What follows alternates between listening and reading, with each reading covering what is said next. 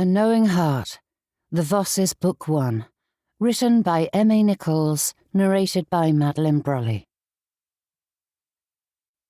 Chapter 1. Spring 1801, Haverford, Lincolnshire. It was entirely inappropriate for a man to look handsome whilst wearing mourning attire. He ought to appear solemn, his countenance subdued, his figure diminished rather than distinguished. That was the proper order of things. And yet, with his shoulders set square and the line of his jaw visible even in the shadow of his lowered head, Frederick Voss was striking. Of course, the gentleman in question wasn't attempting to attract the female gaze, but he was doing a thorough job of it, or at least attracting the gaze of Thea Keats. And no matter how inappropriate, even indecent, it was to ogle a man in mourning, her gaze lingered. Enough so that Thea would have missed the final prayers had Mamma not poked a determined finger into her daughter's arm. Rising to her feet alongside the congregation, Thea attempted a properly penitent expression as an apology, though her attention remained fixed upon Frederick. And though his eyes did not turn to meet hers, the smug curve of his lips betrayed the fact that he was well aware of the perusal. Thea's cheeks flushed pink, something for which the blackguard would tease her mercilessly later, but her embarrassment fled when her eyes finally met his. Her breath caught, a subtle hitch she was quick to hide as she straightened her spine. Yes, there was the ever-present smile upon his lips, but that gaze held a far truer sign of mourning than all the vestments and bands provided. Others might see composure, but Thea felt the fracture beneath it. Following the parishioners as they filed out of the nave and into the spring sunshine, Thea did not fixate on Frederick Voss. She certainly did not watch as he wove through the crowd, giving the passers-by acknowledgments, as was fitting, as he forged ahead, moving from where the crowd had deposited him to her side. And she certainly did not grin like a giddy little girl when he dipped his head in greeting. However, Thea did slip her hand into the crook of his arm at the self-same time the gentleman offered it up to her. How is a fellow supposed to achieve spiritual enlightenment when an excessively fine lady is making eyes at him throughout the service? He whispered. How did that fellow realize the excessively fine lady was making eyes at him if he is paying proper attention to said service? She replied, leaning into him, especially as the gentleman sits in a pew ahead of that so-called distraction. The only way he could know she is looking is if he is turning in his seat to notice. I always feel it when your gaze is upon me, my love, he said with a grin, befitting the rascal he was. How was Frederick able to infuse such meaning in the smallest of things? A few words, a glance, a touch. That power filled her like the blazing sun at the height of summer, sending its light and warmth into every dark nook and cranny until everything was bathed in gold.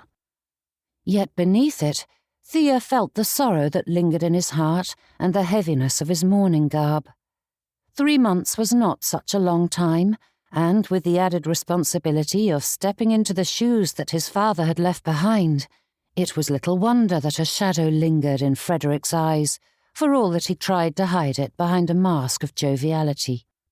Holding tighter to his arm, Thea offered him the only support afforded them whilst in public, and Frederick's smile twisted into the smug expression of one certain that he was the envy of every man in the parish, though others were far more occupied with their own business than paying attention to the affectionate display.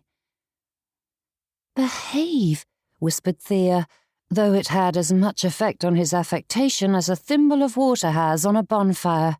If anything, it poured pitch upon the flames, that dear fool.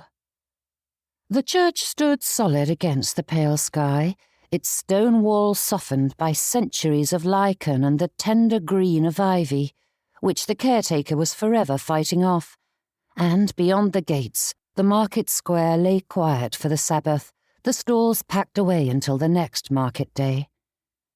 Within the churchyard, parishioners lingered in small circles. The first true warmth of the year loosened their tongues, and their voices mingled with the cries of children who chased one another over gravel and grass.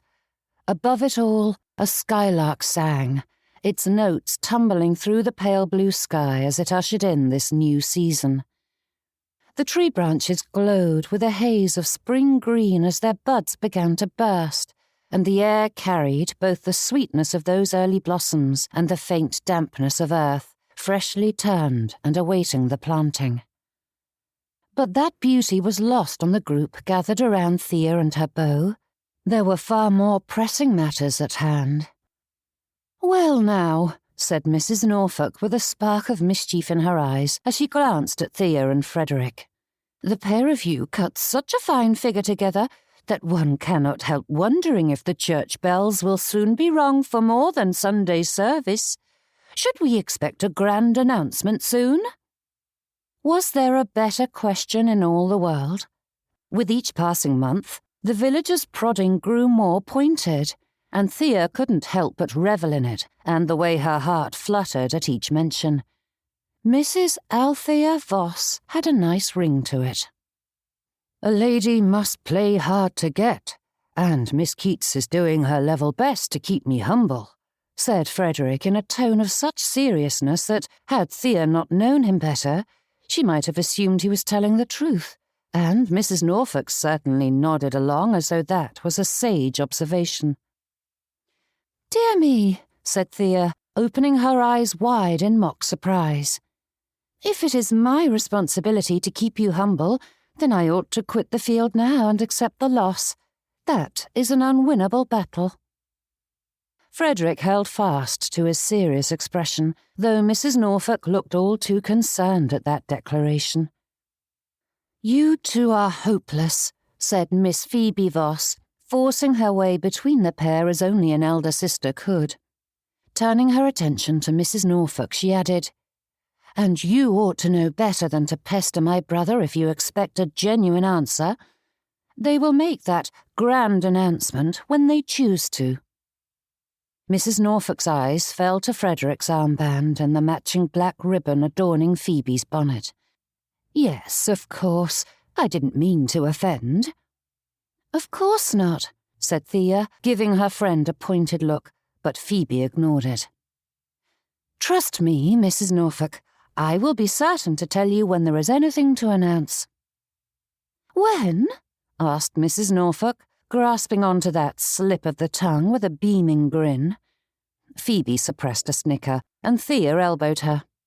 "Behave," she whispered, though the elder Voss was just as unrepentant as her younger brother. Before Thea knew what she was about, Phoebe slid her arm through Thea's and tossed her brother a dismissive wave of the hand. "You cannot monopolize all her time, Frederick."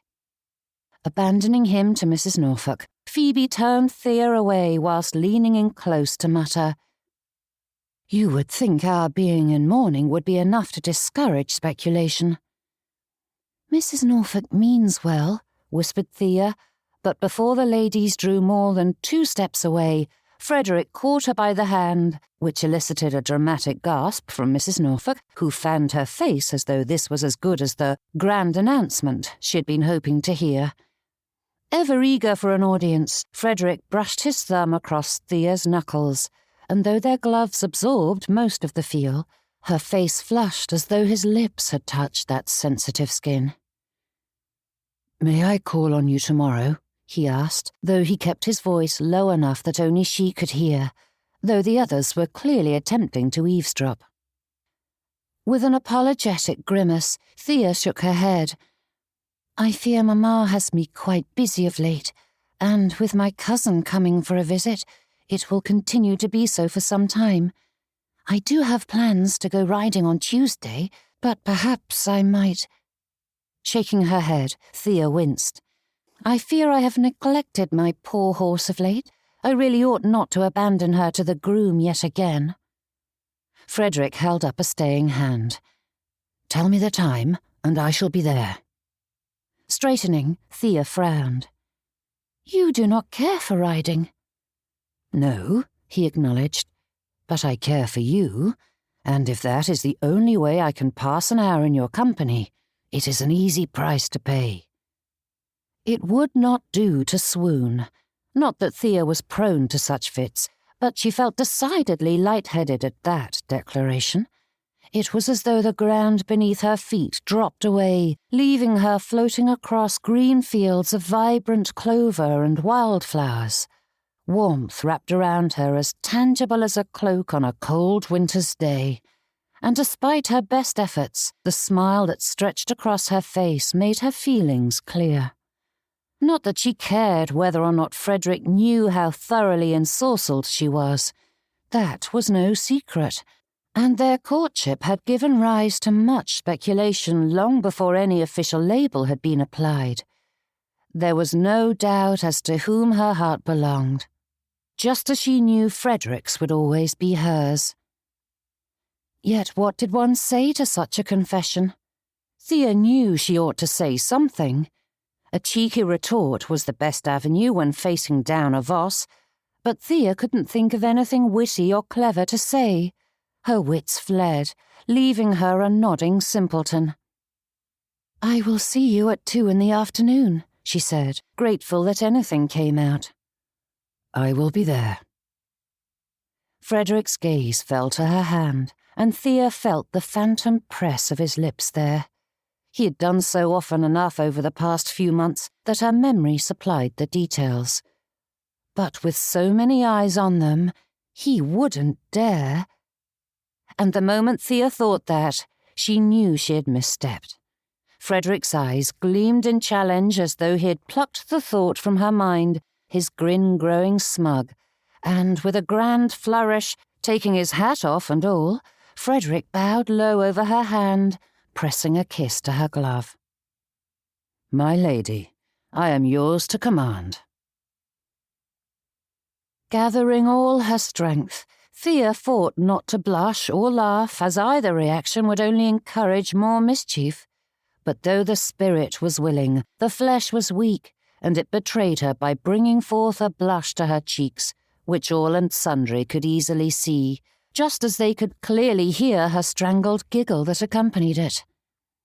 And when Frederick straightened and plopped his hat on his head once more, his eyes were alight with laughter. The bounder. Yet that silent epithet only made her redden and laugh all the harder. Matters weren't helped when he raised his fingers to his lips, blowing her kisses as Phoebe dragged her away with a huff. "He enjoys playing to a crowd," muttered his sister. "And his enjoyment only increases the more uncomfortable his audience becomes. Ignoring him is the best defence, though I have yet to discover how to do so," replied Thea, holding fast to her friend. "But we know what sort of man he is and love him for it, so we cannot chastise him for being precisely what he is." "You are nauseating, both of you," said Phoebe. "I do not know why I put up with either of you." "Because I am your dearest friend, and he is your brother. You cannot escape us. And one day, when you are well and truly hooked by some dashing young gentleman, we will have immense pleasure watching you behave just as nauseatingly." Phoebe scoffed.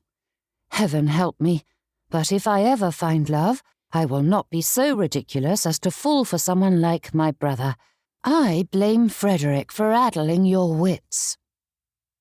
As their feet pulled them farther away from the man in question, Thea couldn't help glancing over her shoulder at him, but Frederick was already absorbed by the crowd as gentlemen surrounded him, drawing them in with an ease that Thea wished she could mimic.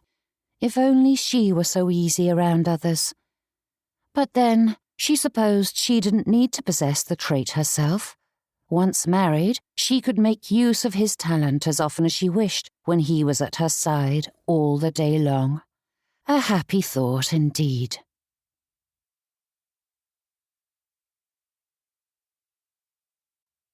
Chapter 2. The press of parishioners slowed the pair's pace, requiring Thea and Phoebe to offer a murmured greeting and a polite nod before they could continue on their way. It was the familiar rhythm of a Sunday in Haverford, with the congregation spilling into the narrow walks as they were reluctant to part company just yet. Thea adjusted her hold on Phoebe's arm, guiding her through the shifting clusters of neighbours until a voice called for them to pause. "Pray, a moment." Mrs. Godwin stood beneath the shadow of a yew, a tall gentleman beside her. She beckoned them nearer with a gloved hand, her expression alight with satisfaction as she pointed to a gentleman with such sombre clothes that he must either be an undertaker or a cleric. "May I introduce my husband's nephew, Mr. Samuel Godwin? He is visiting our lovely corner of the country." The gentleman bowed. "And a very lovely corner it is, aunt. Quite the most delightful I have seen in some time." "Come now, your home in Kingsmere is quite breathtaking," said his aunt. "Breathtaking, yes," Mr. Godwin agreed smoothly. "But the beauty of Haverford is heightened when one takes into account the civility and warmth of its people. Your village, madam, possesses both in abundance. It is heaven on earth, and I shall be loath to leave it."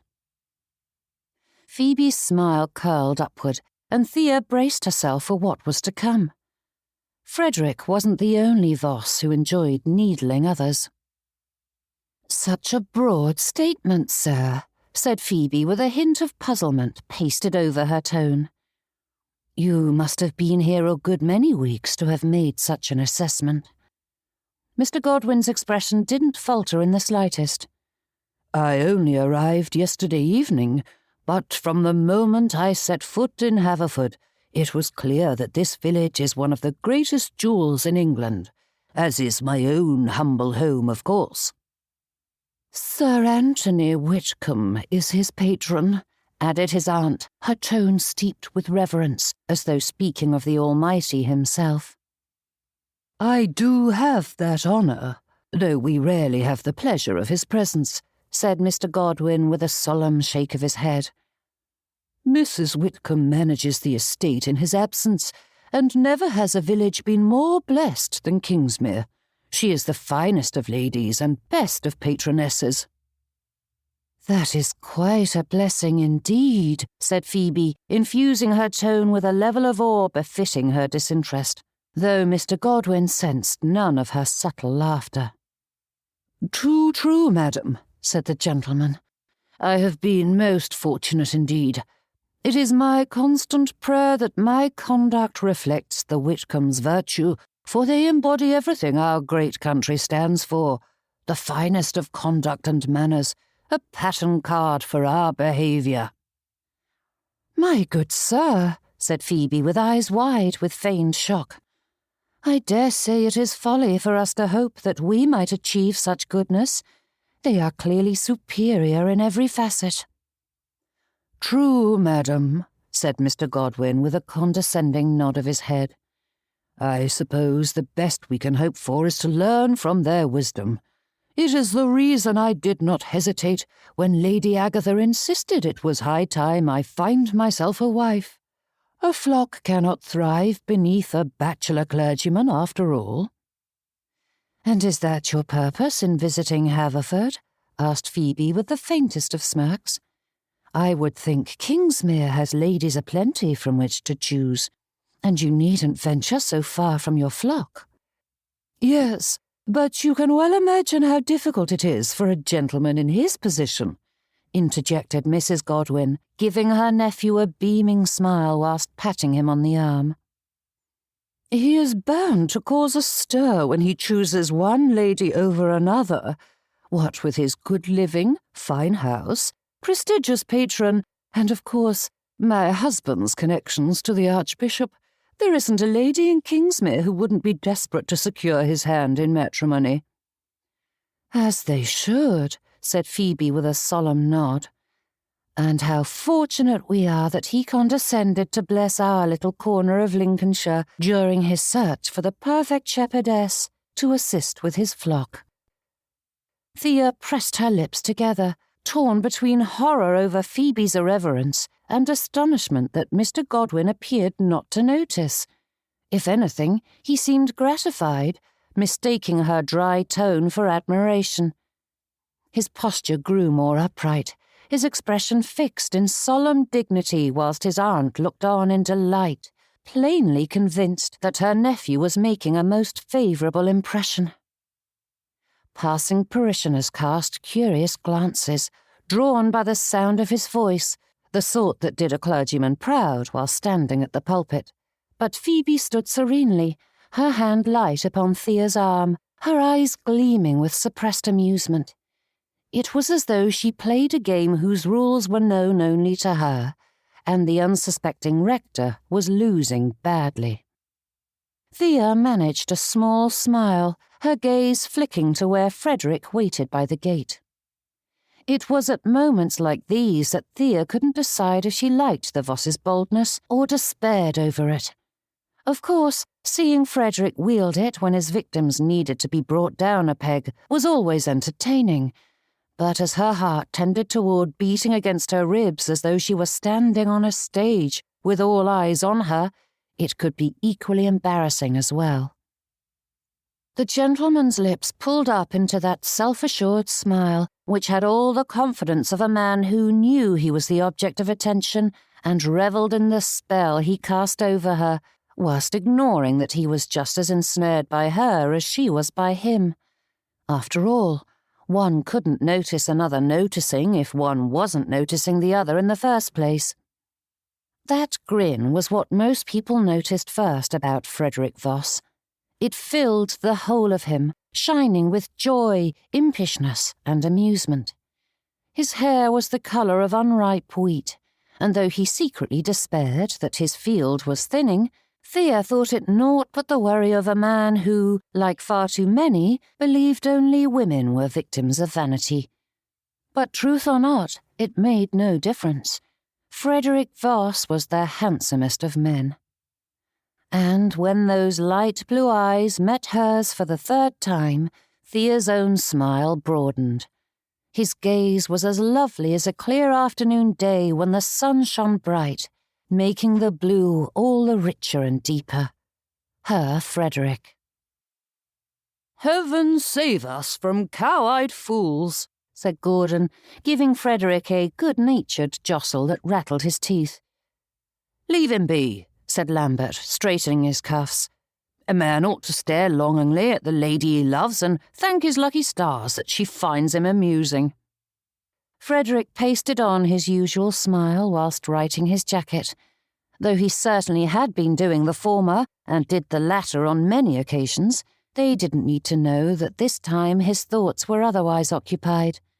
A gentleman didn't admit that he was thinking of his father whilst looking at his sweetheart. Not that Thea reminded him of his father, they were nothing alike, but the gentleman was never far from Frederick's thoughts.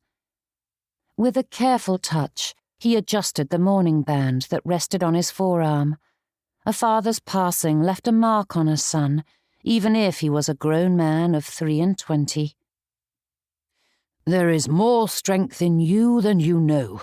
You'll manage in ways I never could. You'll do just fine, Frederick, better than I have."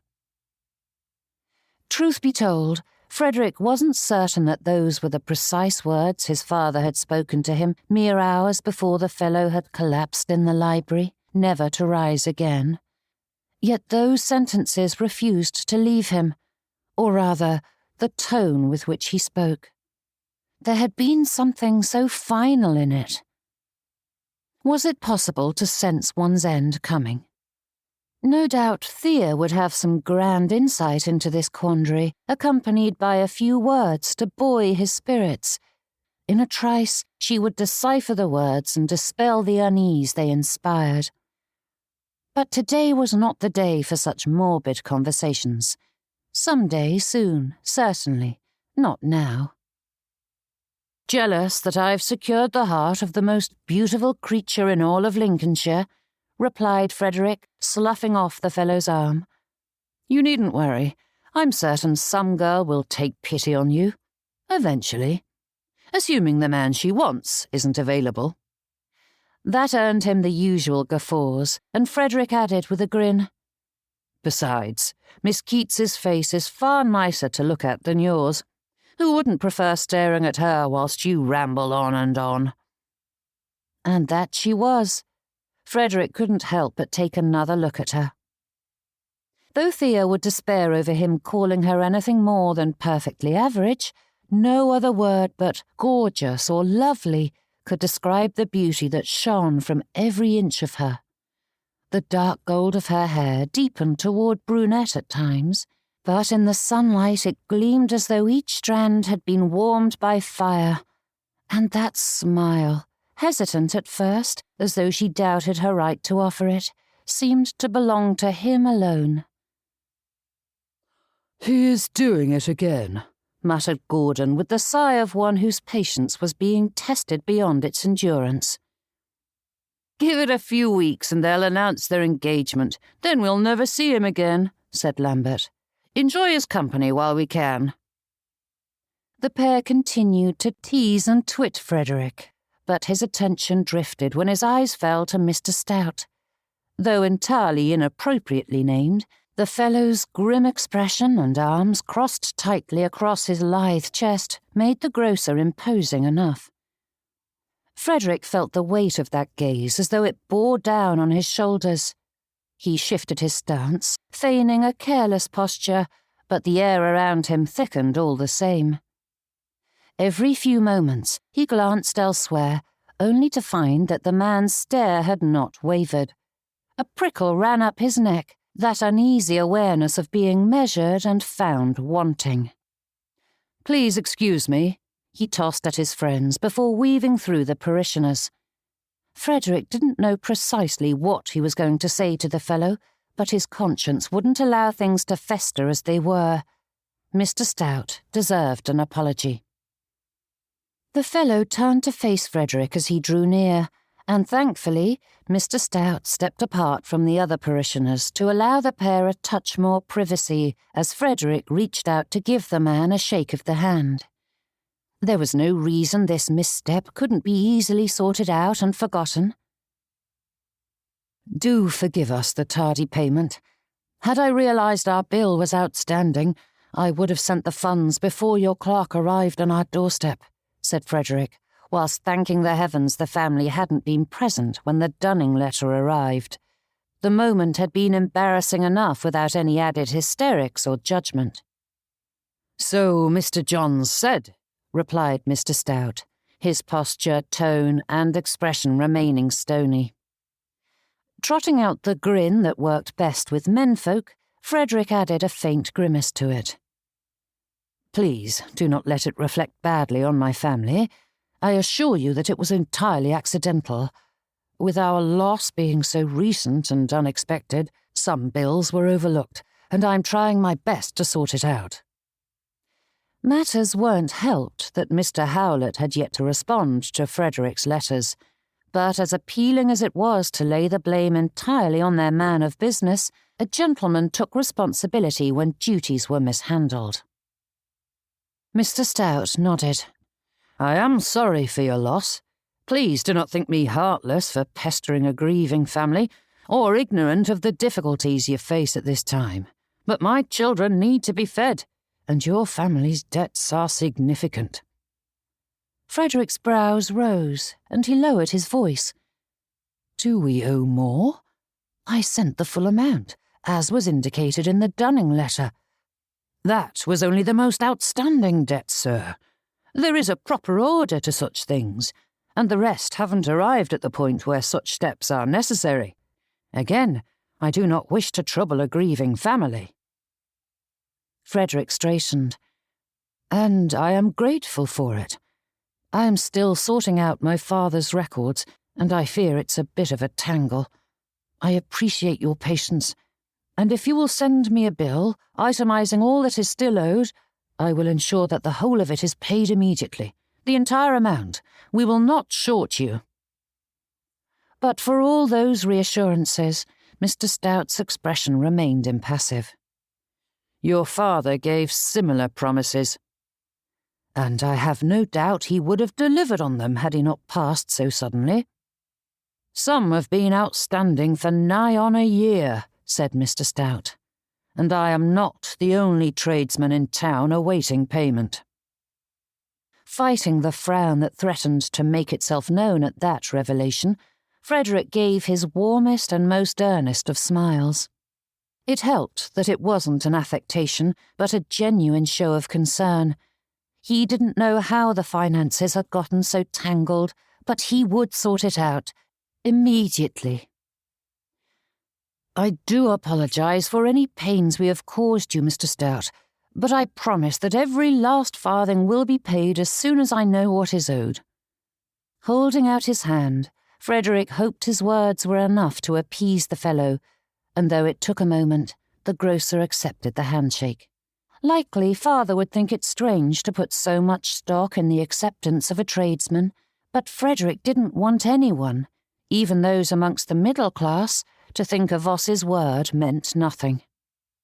"I will sort this out," he promised once more, infusing every word with all the honesty of his heart. One way or another, Frederick would make this right. Chapter 3. Turning back to his friends, Frederick considered returning to the previous conversation, yet watching Gordon and Lambert from afar, their ridiculousness evident even at this distance, he couldn't bring himself to return to his friends. For all that they believed his good humour was overflowing, Mr. Stout's words and the accusations levelled against his family rested heavily on his shoulders. And worse still, the fellows would want to know why a gentleman had sought out a tradesman in conversation. Glancing around the churchyard, one might believe that the likes of the Jenkins, Vosses, Keats and Norfolks mingled with tradesmen and shopkeepers. However, even on this hallowed ground, those pockets of conversation did not bridge the social divide. Proximity was not the same as familiarity. Heaven knew Mother and Phoebe did not count Mrs. Dickey amongst their closest friends, no matter that they spent countless hours in the milliner's shop and sat only a few pews away every Sunday. Brushing it aside, Frederick considered the options before him. Return to his friends or seek out Thea. Such a question didn't warrant a second thought, for there was no one whose company he desired more than his beloved Thea's. No amount of fraternal camaraderie equalled a quiet moment with his sweetheart, and he hoped he was struck deaf and dumb if he ever chose those buffoons over the sweet and lovely Althea Keats. Yet when her gaze turned to him, Frederick felt questions simmering in her thoughts even from across the churchyard. For all that his friends hadn't given his absence a second thought, she had been aware of him, and the curiosity surrounding his actions shone in her eyes. They were such an unusual shade of brown, deep and rich. It was a colour one didn't often find paired with fair hair, but more than that, they exemplified the saying, "The eyes are the window to the soul."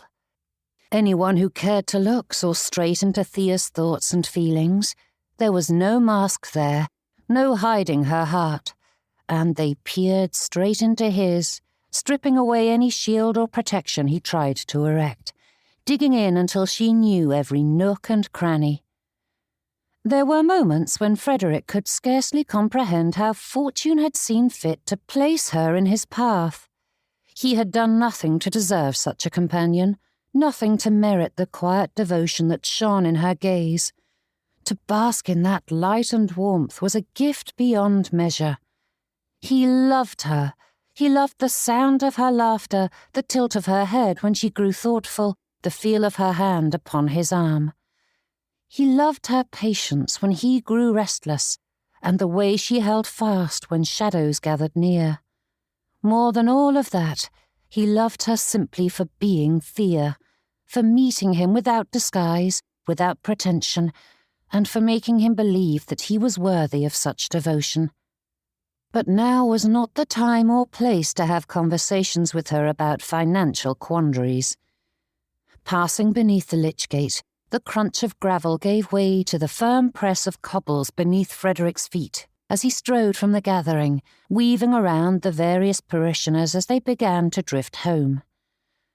The church lay in the heart of Haverford, the rows of cottages and shops, with their sun-warmed brick fronts, pressed in close, hugging the narrow lane.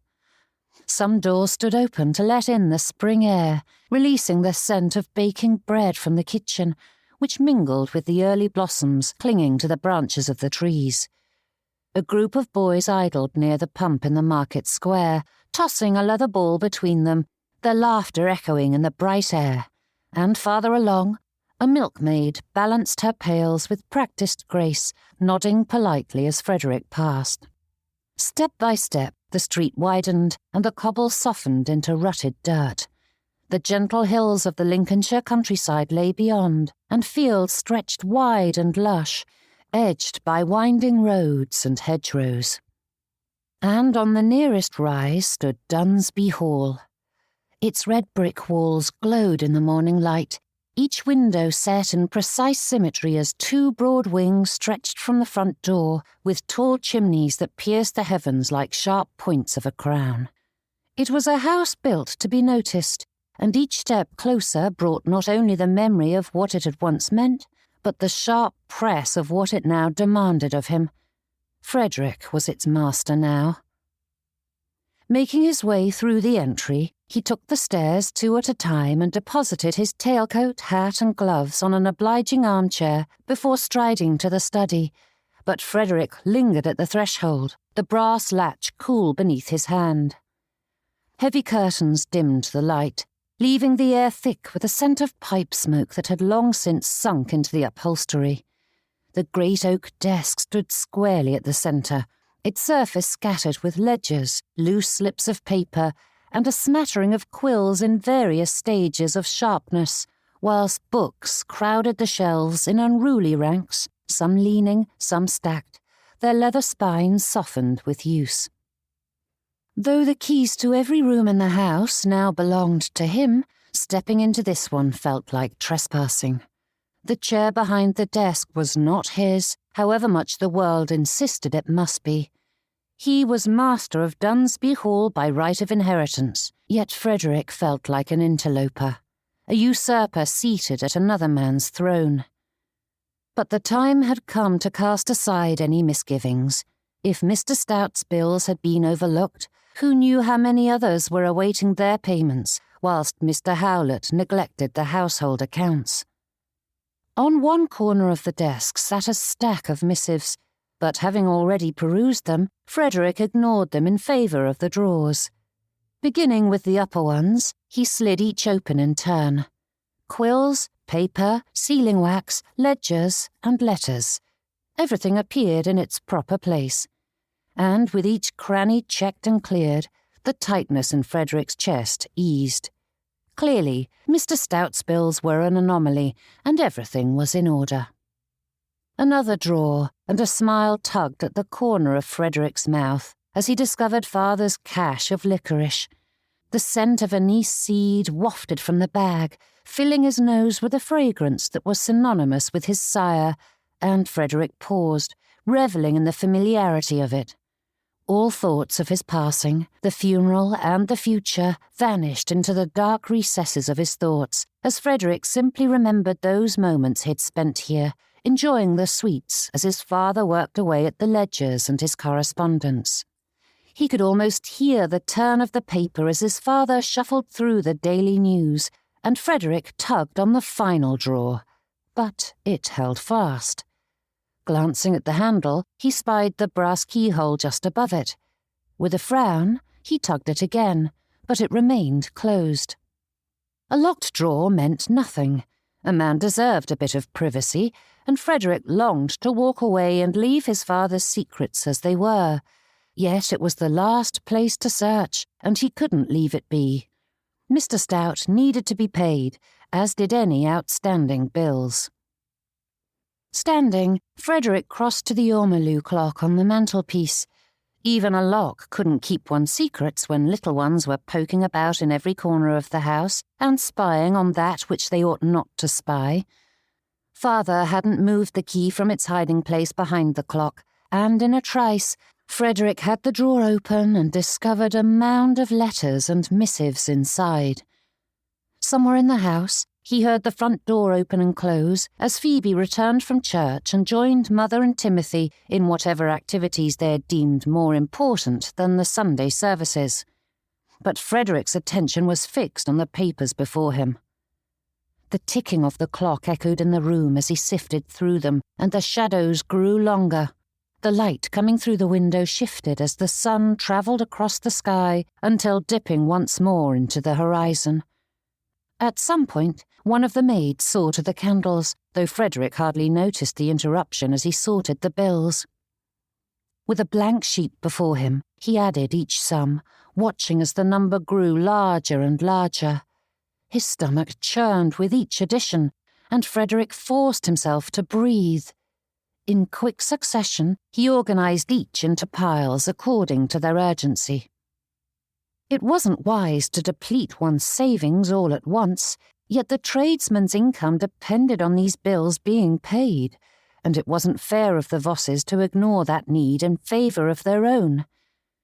They would simply have to economise for a few months until their savings were replenished. That was all. Better to clean the slate than allow this to hang over their heads. Buried beneath it all was a leather pouch. Such a thing wasn't remarkable in and of itself, but a chill swept across Frederick's skin as he stared at it for a long moment. Lifting the flap, he pulled out a series of correspondence detailing his father's investments.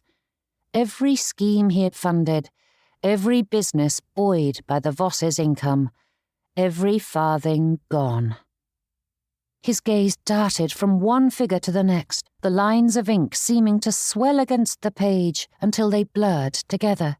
Each letter spoke of another failed venture, another sum vanished into smoke. The amount staggered him. Hundreds at first, then thousands, so large that Frederick wondered if he had misread the columns. He turned to the next sheet, hoping for reassurance, but the numbers only climbed higher. Frederick propped a hand on the desk to steady himself whilst the air thinned and his head spun. The polished wood was cold against his skin, anchoring him as the figures threatened to unmoor him entirely. The more he fixed his eyes upon the ink, the more the numbers twisted and crawled across the page, multiplying until he could scarcely tell where one ended and the next began. Even if a portion of the savings remained untouched, it could never balance these losses. He calculated swiftly, forcing his mind into the steady rhythm of sums. Economise. Yes, they could tighten their belts, dismiss a few servants, perhaps sell off the horses and other assets. A few hard years would see them through, a few years of sacrifice, and the slate might be cleared. Frederick leaned back, the chair groaning beneath him. The pages lay spread before him like a battlefield, each line a wound he had no power to staunch. And then his eyes fell to the last paper in the pouch, stamped and sealed in an official manner that made sweat bead on Frederick's forehead. He unfolded it and read the words he dreaded to see. A mortgage. The words seemed to bleed through the parchment, staining his fingers. Father had gambled away not only their security, he had wagered the very heart of the Vosses on a roll of the dice. Frederick's grip tightened until the page crackled in protest. The neat, legal script blurred, reformed, and blurred again as his gaze swept the figures. Heavens above! The sums before were staggering, but this... it dwarfed the rest like a snarling beast, ready to devour the family. This was no little sum. This was ruination. If even a fraction of these debts were called in, the house itself could be forfeit, the land, the furnishings, everything. Frederick dragged a hand through his hair, fingers clutching at his scalp as though pressure might force sense into the madness. His breath came too quickly, rattling in his chest. He tried to master it, to summon the calm his father had worn like armour. There was one investment left, one last hope. If it paid as well as Mr. Howlett claimed it would, then they could save the house and pay down much of the debt. Economy would be necessary, But it was possible. And that one thought allowed Frederick to grasp all that panic and fear and squeeze it into a little ball easily tossed into the shadows. There was no use borrowing trouble. All would be well in the end, and then he would look the fool for fretting. Everything would be set to rights. It would. Snatching up quill and paper, he scribbled out another missive to Mr. Howlett. One way or another, Frederick was going to get an answer from the man, even if he had to go to London himself and force him to respond at the end of a pistol. Chapter 4. Sympathy was a fine quality to possess. Of course it was. It softened the hard edges of the world, bridged gaping voids between hearts, and lent comfort when no words could suffice. It was rarely overabundant, and one ought to do one's best to nurture such feelings, for it was the gentle balm in sorrow, the quiet rejoicing in gladness, and the unseen thread that bound lives together in shared understanding. But when paired with a fretful nature, sympathy tended to add to one's burdens. To carry one's own fears was difficult enough. To take on another's as well stretched the heart past endurance. Sympathy, so gentle in itself, became a channel through which every tremor of unease flowed unchecked from one to the other, compounding that gentle heart's tribulations. And when one fretful and sympathetic soul was brought into the orbit of another fretful, sympathetic soul, the issue grew tenfold, for as one grew agitated, the other sensed the unease, which caused their own to grow in turn, only for the originator to feel that shift and amplify their own worries, which the other soul then sensed and echoed back. A fact that was on clear display as Thea walked alongside her cousin through the streets of Haverford. For if there ever was a soul more sympathetic and fretful than her, it was Mina Ashbrook. And with Thea desperate for her cousin to have a lovely visit, Mina's fretful nature came to the forefront, which only added to Thea's concerns in turn. The pair were like pitch and fire. Left to her own devices, Thea could master her nerves with a steady breath and a determined smile. Yet beside Mina, who was every bit as quick to feel another's disquiet as her own, her composure faltered. For all that it felt as though they were the oldest and dearest of friends, their last visit was some 3 years prior, and correspondence was a vast deal different than speaking face to face. Thea didn't know her cousin's expressions well enough to fully discern the sentiments beneath them. And matters weren't helped when they ventured into the chaos that was the spring market. Haverford was in fine form. The market square bustled with the energy of spring. Stalls stood in tidy rows, their awnings bright against the pale spring sky, while the air was thick with the mingled scents of fresh-turned earth, baking pies, and the tang of newly shorn wool. Farmers called out the merits of early lambs, their voices competing with the cries of hawkers selling ribbons, food, and polished brass trinkets that winked in the sunlight, whilst servants and labourers eagerly sought out positions for the coming season. Neighbours gathered in cheerful knots, exchanging gossip as easily as the coins passing from customers to vendors, as children darted through the throng, weaving between skirts and boots as mothers tried in vain to keep them near. A fiddler claimed a corner by the green, and his lively tune threaded through the square, drawing a crowd whose feet tapped along to the beat with middling success.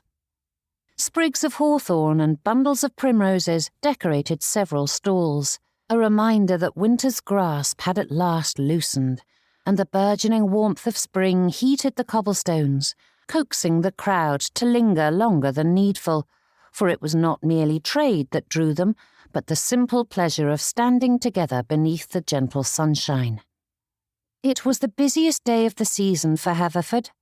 Yet as Thea looked out upon the market square, she couldn't help thinking that it must seem so provincial to a young lady who attended the London season and mingled amongst the highest levels of society. Haverford was naught but a speck in the country compared to Mina's home. "This is delightful," "I am so happy to be here," said Mina, forcing the words out in a breath, and though there was a tight edge to her tone, Thea felt the earnestness beneath the nerves. Brows rising, Thea forced herself not to bite her lip as she studied her cousin. "I am happy you are here, though I am sorry you are missing the season." Mina wrinkled her nose and grimaced. "I am not. Thank the heavens that Aunt Matilda is too busy with Beatrice's wedding to play chaperone for me in London, else I would never have convinced Papa to allow me a visit, and I am desperate to meet your Mr. Voss." Though a flush of pink stole across Thea's cheeks, she couldn't correct the pronoun her cousin attached to the gentleman, and with that she wove her arm through Mina's. "He is occupied with the sale of the spring lambs," said Thea, glancing this way and that for Dunsby Hall's stalls. "I am certain it will go well for him," said Mina, glancing at her, and Thea tried to hold fast to her smile as she nodded. "I know I am fretting for nothing. They have grains aplenty to sell, and the Voss's wool is the best in the village." Pulling her to a stop, Mina's brows furrowed. "He still hasn't said what is bothering him." Waving it aside, Thea pointed them toward a stall selling toffee. "He is struggling with his father's passing, that is all." "So you wrote, but I refuse to believe it, no matter how often you repeat it," she said with a frown. "Trust your instincts, Thea. You've known him your whole life, and if you feel there is something more to his behaviour of late, then there likely is. But I am certain you will sort it out. You and your Mr. Voss are perfect together." Thea raised a brow. "You haven't even met him yet?" But Mina was the one to wave it aside this time.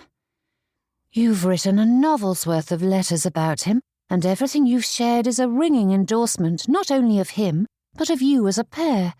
Unless you are an entirely poor judge of character, which I cannot believe, I am certain he is a good man." Gazing out upon the bustling crowds, she added, "The market will go splendidly for him, and all will be well once more.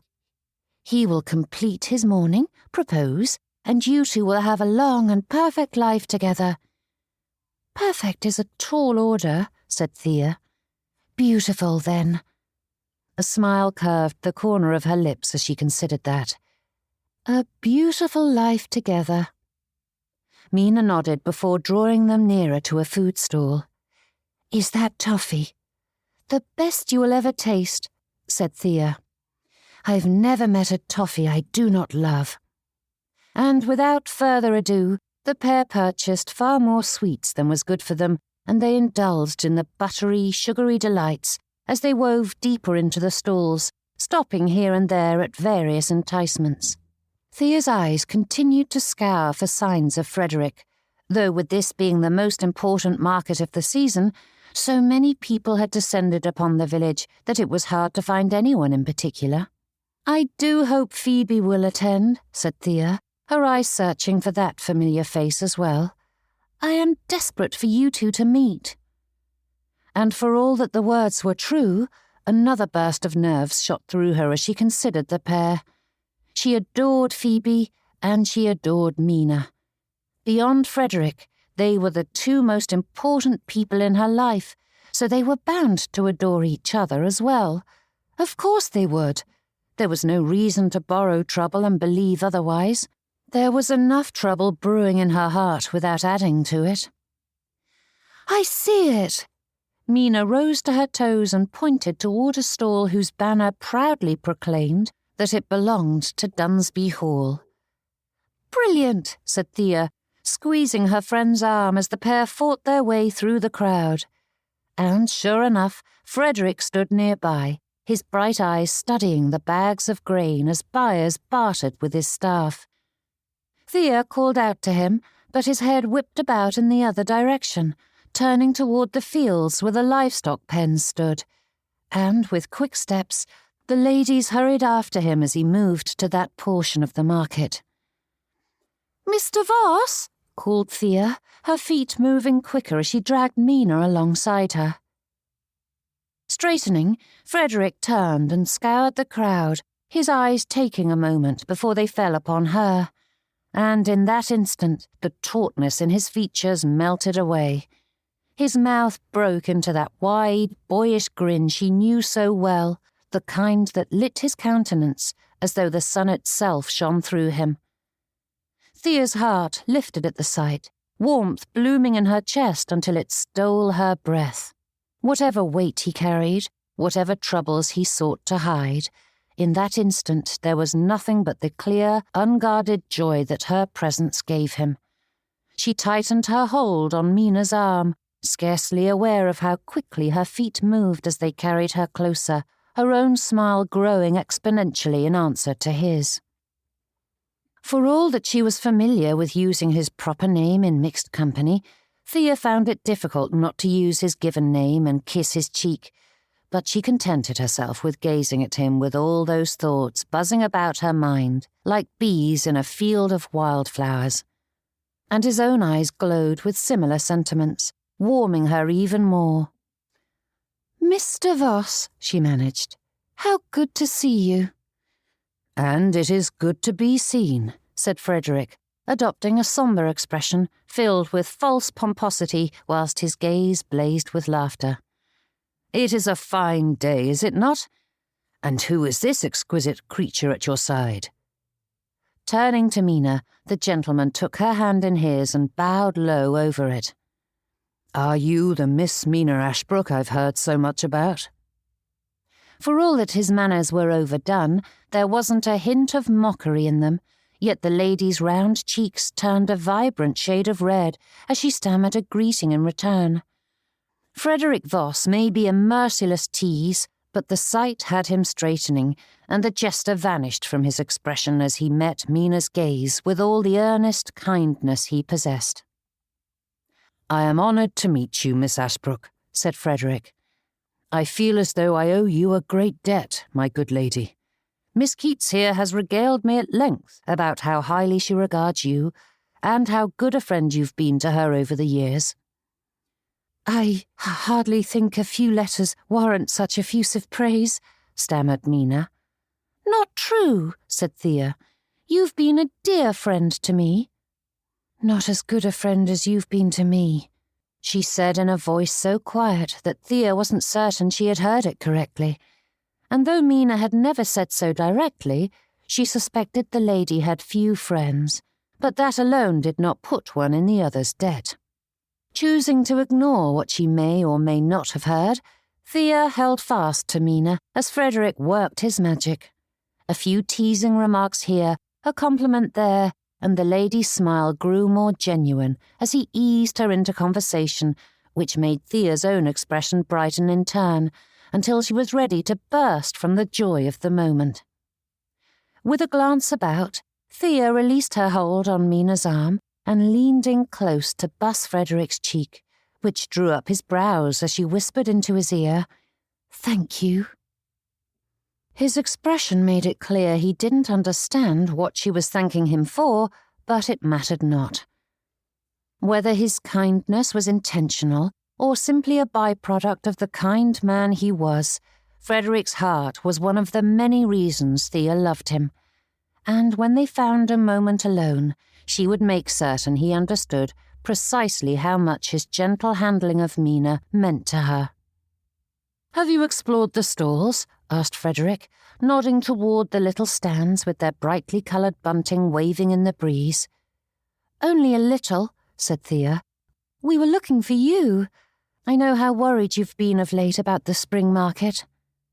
"Worried? Me?" he replied with a laugh. "My family has been selling goods here for generations, and it varies little from year to year. Most masters do not bother overseeing the spring market, but I cannot help myself." Cocking her head to the side, she studied his expression, easily seeing those little signs of strain around his eyes and the corners of his mouth.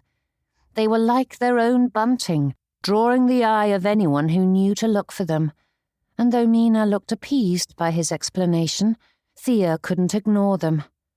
No matter what excuses and dismissals he offered, Frederick was deeply concerned about the market. Chapter 5. Leaning close, Thea lowered her voice, though the noise of the market made it near impossible for others to overhear her. "Papa said you are selling far more lambs than expected." "Thankfully, our flock proved quite fruitful this season, and our steward will keep us from selling too many. There is nothing to fret about," he replied, reaching down to take her hand. Thea's fingers tightened around his, her gaze narrowing even as she offered the polite smile expected in a public setting.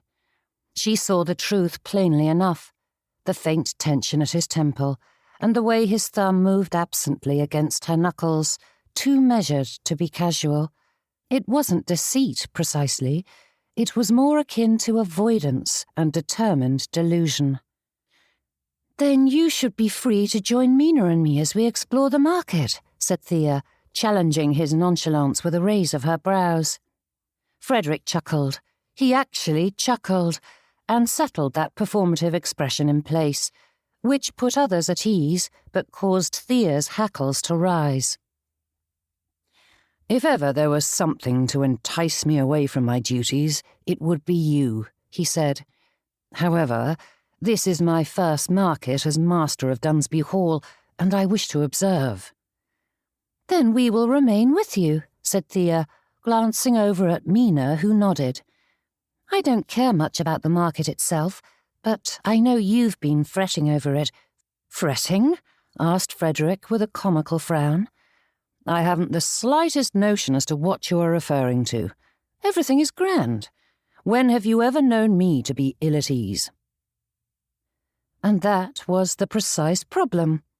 The gentleman wasn't easily ruffled, but having known him for some years now, both as friends and sweethearts, Thea knew his moods as well as her own. She recognized the signs that Frederick himself didn't wish to acknowledge.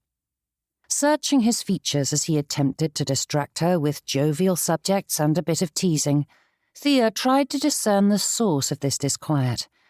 But it was difficult to see past the sharp pang in her heart as it collided with the wall Frederick had placed between them. He was keeping her at arm's length, and Thea didn't know why. "You and Mina should fetch some sugared hazelnuts. I saw a hawker selling them near the cheesemonger," he said, nodding back the way they'd come. Then, giving Thea a wink, he added, "I would have brought you a bag, but I was afraid they would grow cold before you arrived, so I gave her a coin to hold one for you because I knew you would want some." Confound the man. He was right. And despite the sweets she'd already consumed, Thea's stomach gurgled at the thought. Likely, this would be the last hazelnuts until the next harvest. Lowering her voice once more, she said, "If you think you can distract me, Frederick Voss—" "I wouldn't dream of it," he said, laying a hand over his heart. "I simply cannot bear the thought of you going without your sugared hazelnuts. I am honoured you wish to spend your day at my side, but there is no need. Go, show Mina the market. That is far more interesting than sitting here watching farmers appraise my stock." Thea cared not one jot about lambs or livestock, but in that moment there was nowhere else she would rather be. This mattered to Frederick, and the thought of leaving his side soured the promise of sugared hazelnuts. Yet pressing the issue in mixed company would hardly improve the situation. "There you are," called Phoebe, sweeping over and taking Thea into her arms. Giving her friend a buss on the cheek, the lady took the opportunity to whisper, "I just met the most wonderful gentleman." Despite the heaviness of her heart, Thea met that with a smile. With 24 years to her credit, Phoebe Voss seemed no more inclined to marry than she had in her younger years, when lads had seemed an odd and unappealing lot. Yet now there was a giddiness to her tone that conveyed far better than words just how much of an impact this mysterious man had made. Yet when Thea glanced at Frederick, she couldn't help but wish to stay, even if he was already turning away. It wasn't a dismissal. Of course it wasn't.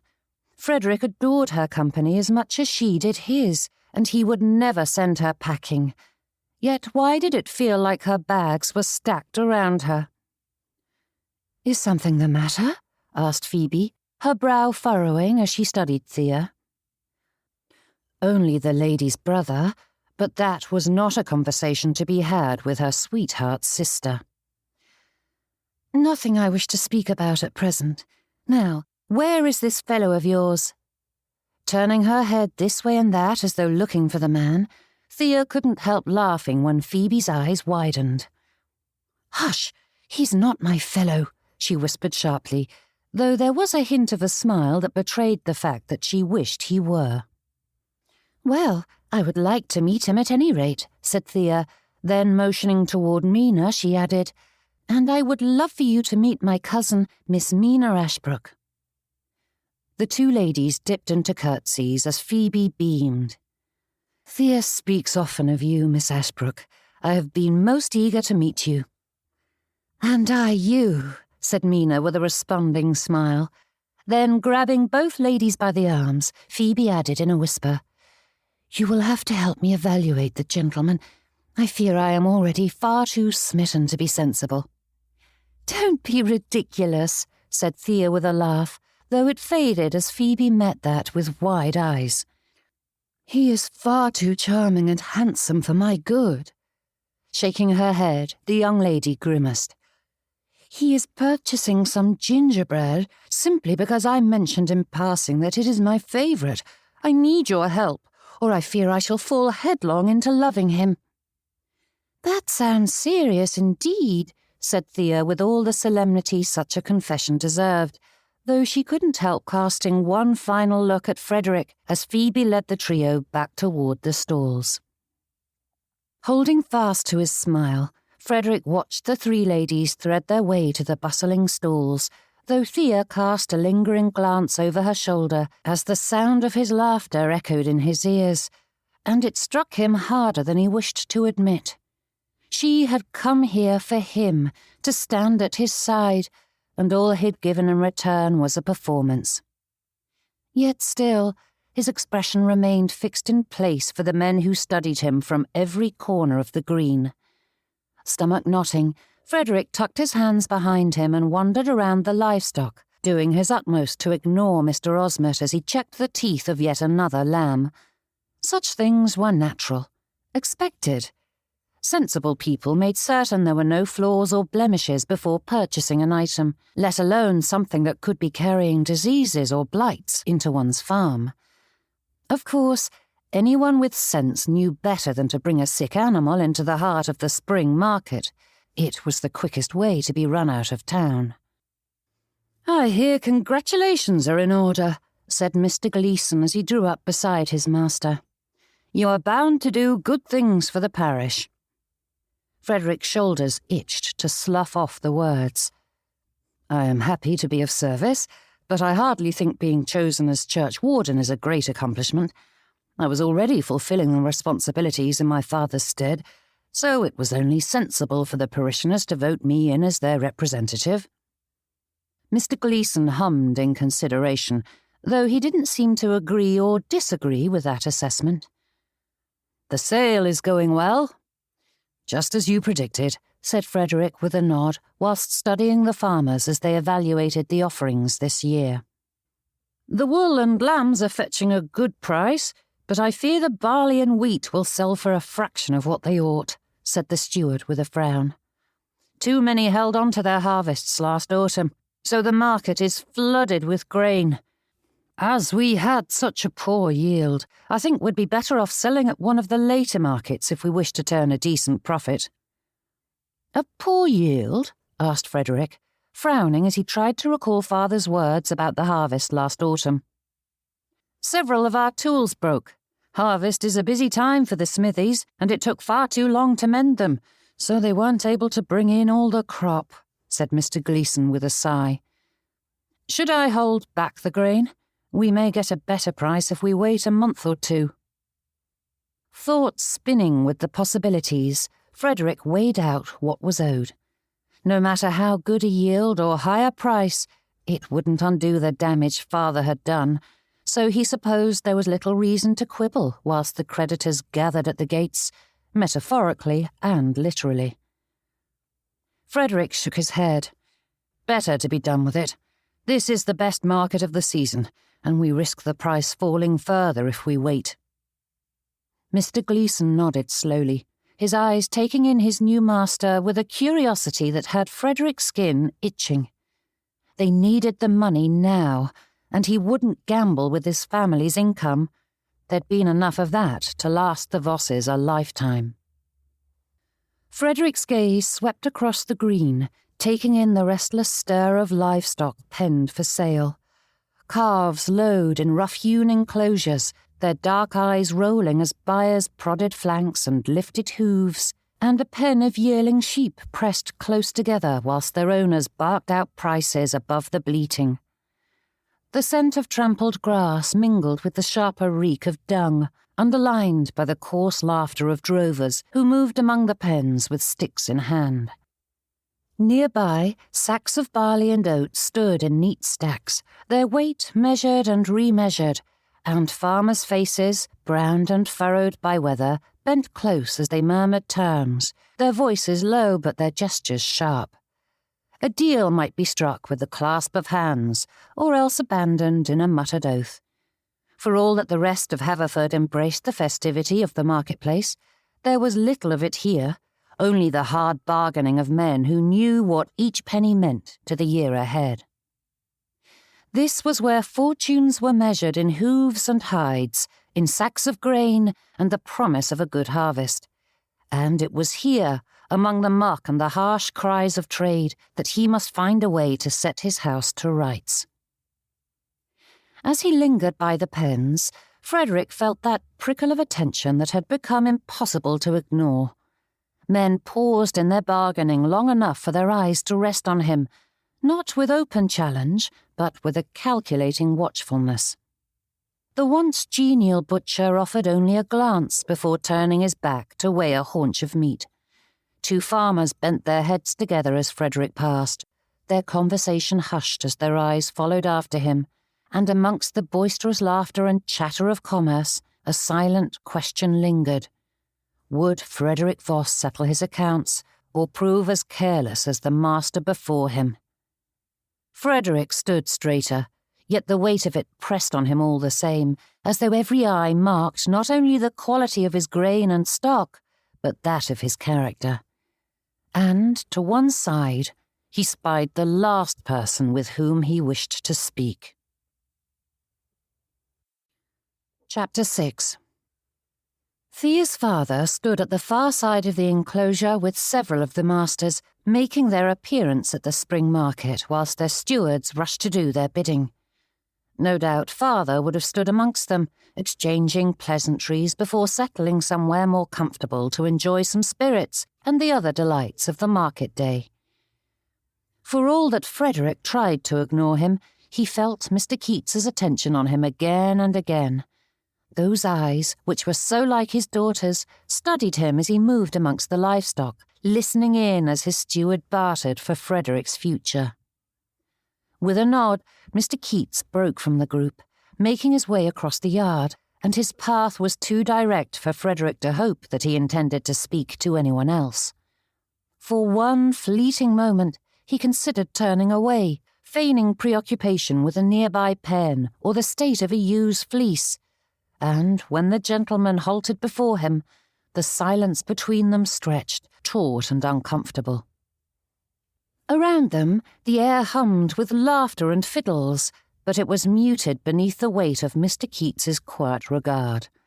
The man's face was fixed with that inscrutable expression of a living statue, his gaze steady and assessing in that way that made Frederick feel 12 years old. Instinct urged him to speak, to fill the space with some light remark, a jest even. He had coaxed smiles from far more forbidding faces before. However, Frederick knew better than to attempt it. Before father's passing, the two had only ever spoken when Frederick asked permission to court Thea, but being the curate's chosen church warden meant they'd spent a fair bit of time together whilst managing the church's affairs, which had cemented Frederick's understanding of the gentleman. Humour glanced off him like stones thrown at a wall. Mr. Keats studied him long and hard, and Frederick forced himself not to fidget. He wasn't one to be easily undone. Heaven knows others attempted to ruffle him, but Frederick had never seen the use in caring what others thought of him. People were odd creatures who put too high a stock in others' opinions. And so Frederick stood still, the back of his neck prickling, forcing himself to remain silent as the weight of that calm, impenetrable stare bore down on him. He felt that gaze to his bones. Call it a premonition, the consequence of a mind too long haunted by thoughts of ruin, or the sheer logic of recognizing that Mr. Keats never sought him out in conversation for any reason other than his daughter, but Frederick knew what the gentleman wished to say. "I have heard some troubling rumours," said Mr. Keats. Having nothing to add to that statement, Frederick remained silent. "Concerning your family's affairs, debts." The gentleman's speech was so expressionless that it was as though he were speaking of some minor inconvenience, something of no importance, a little nothing that required naught but a curt statement out on the village green during a public festival. For a heartbeat, his mind went utterly blank, and his throat tightened as a familiar prickle of heat crept up from under his collar. Then a flurry of thoughts darted through his mind like trapped birds, desperately searching for an escape. To admit the truth was impossible. To lie, unthinkable. "I am aware of those rumours." Though it was difficult to speak the words, Frederick managed it. Grasping on to something that might satisfy both his integrity and Mr. Keats's concerns, he added, "I fear my father left the estate in a bit of a shamble, and it has been difficult to sort out." Mr. Keats inclined his head slightly, though his gaze did not soften. "Rumours have a way of growing teeth, Mr. Voss. Best to see them defanged before they bite. If you require any assistance setting matters to rights, I do hope you will call on me. I should be glad to do what I can." The offer, delivered so evenly, might have sounded kind, but it struck like an accusation all the same. Frederick forced a small smile. "That is generous of you, sir, though unnecessary. Mr. Gleeson and I have matters well in hand." "I am pleased to hear it," said Mr. Keats, though his tone contained no pleasure, or displeasure for that matter. Monotone was as expressive as the gentleman could manage.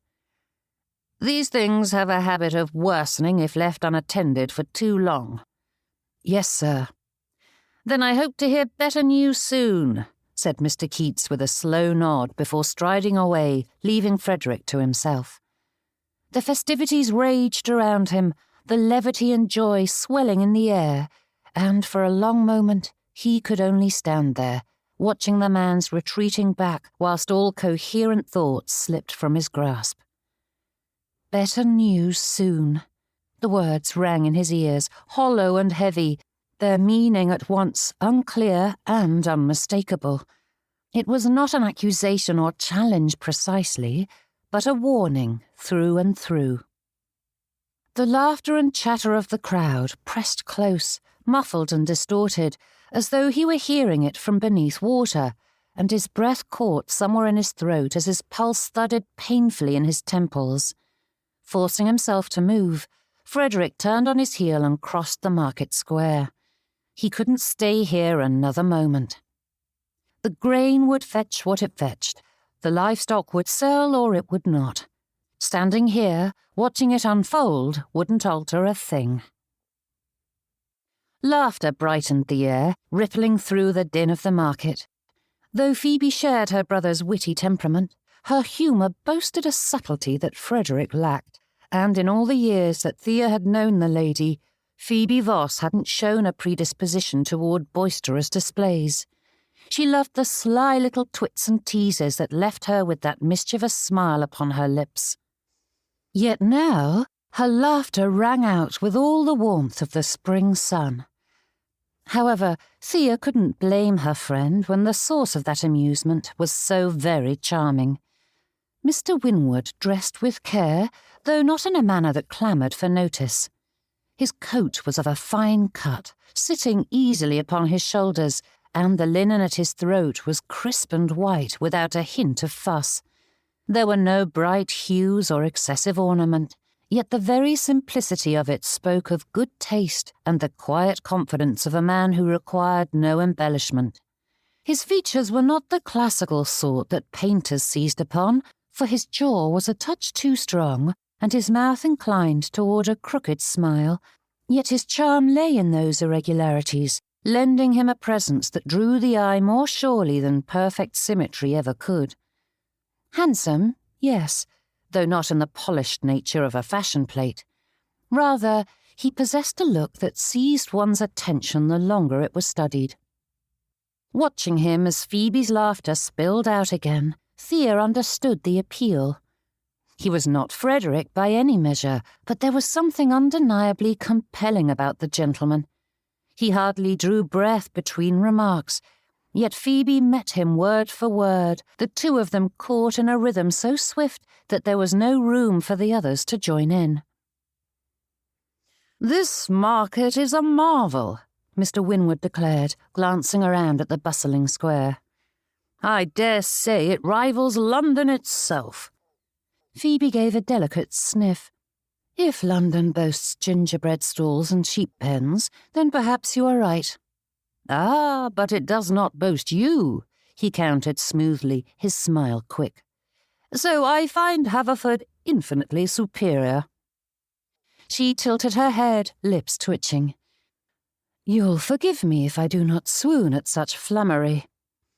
"Doubt me if you must, Miss Voss," he said, lowering his voice just enough to sharpen the moment.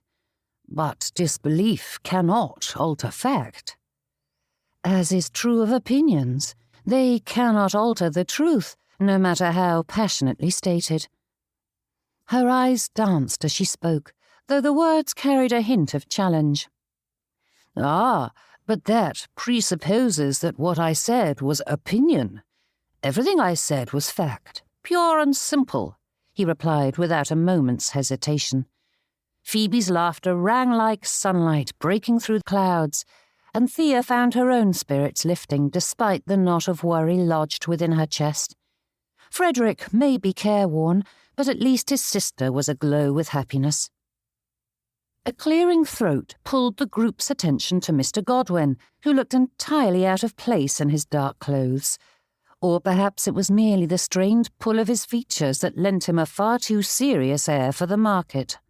Regardless, he bowed to the group. "What a lovely afternoon this is, simply lovely," he said, glancing at each in turn, though his gaze lingered on Phoebe. "Haverford is such a delightful town, full of charm and good order. It is no wonder, what with the influence of Sir Thomas Grenville and his lovely wife, Lady Cecilia, their presence is a blessing upon the whole countryside. One can feel it in the very air, and the people here, so industrious, so content. It warms the heart to walk among such a community." His voice carried that practised gravity of one accustomed to preaching, though he softened it with an amiable smile.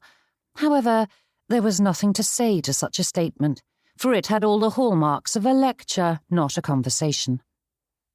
Mr. Godwin's expression tightened the slightest bit, and he added, "I do not know if you are aware, but your dear Mrs. Grenville is the cousin of my magnanimous patroness, Mrs. Agatha Whitcomb.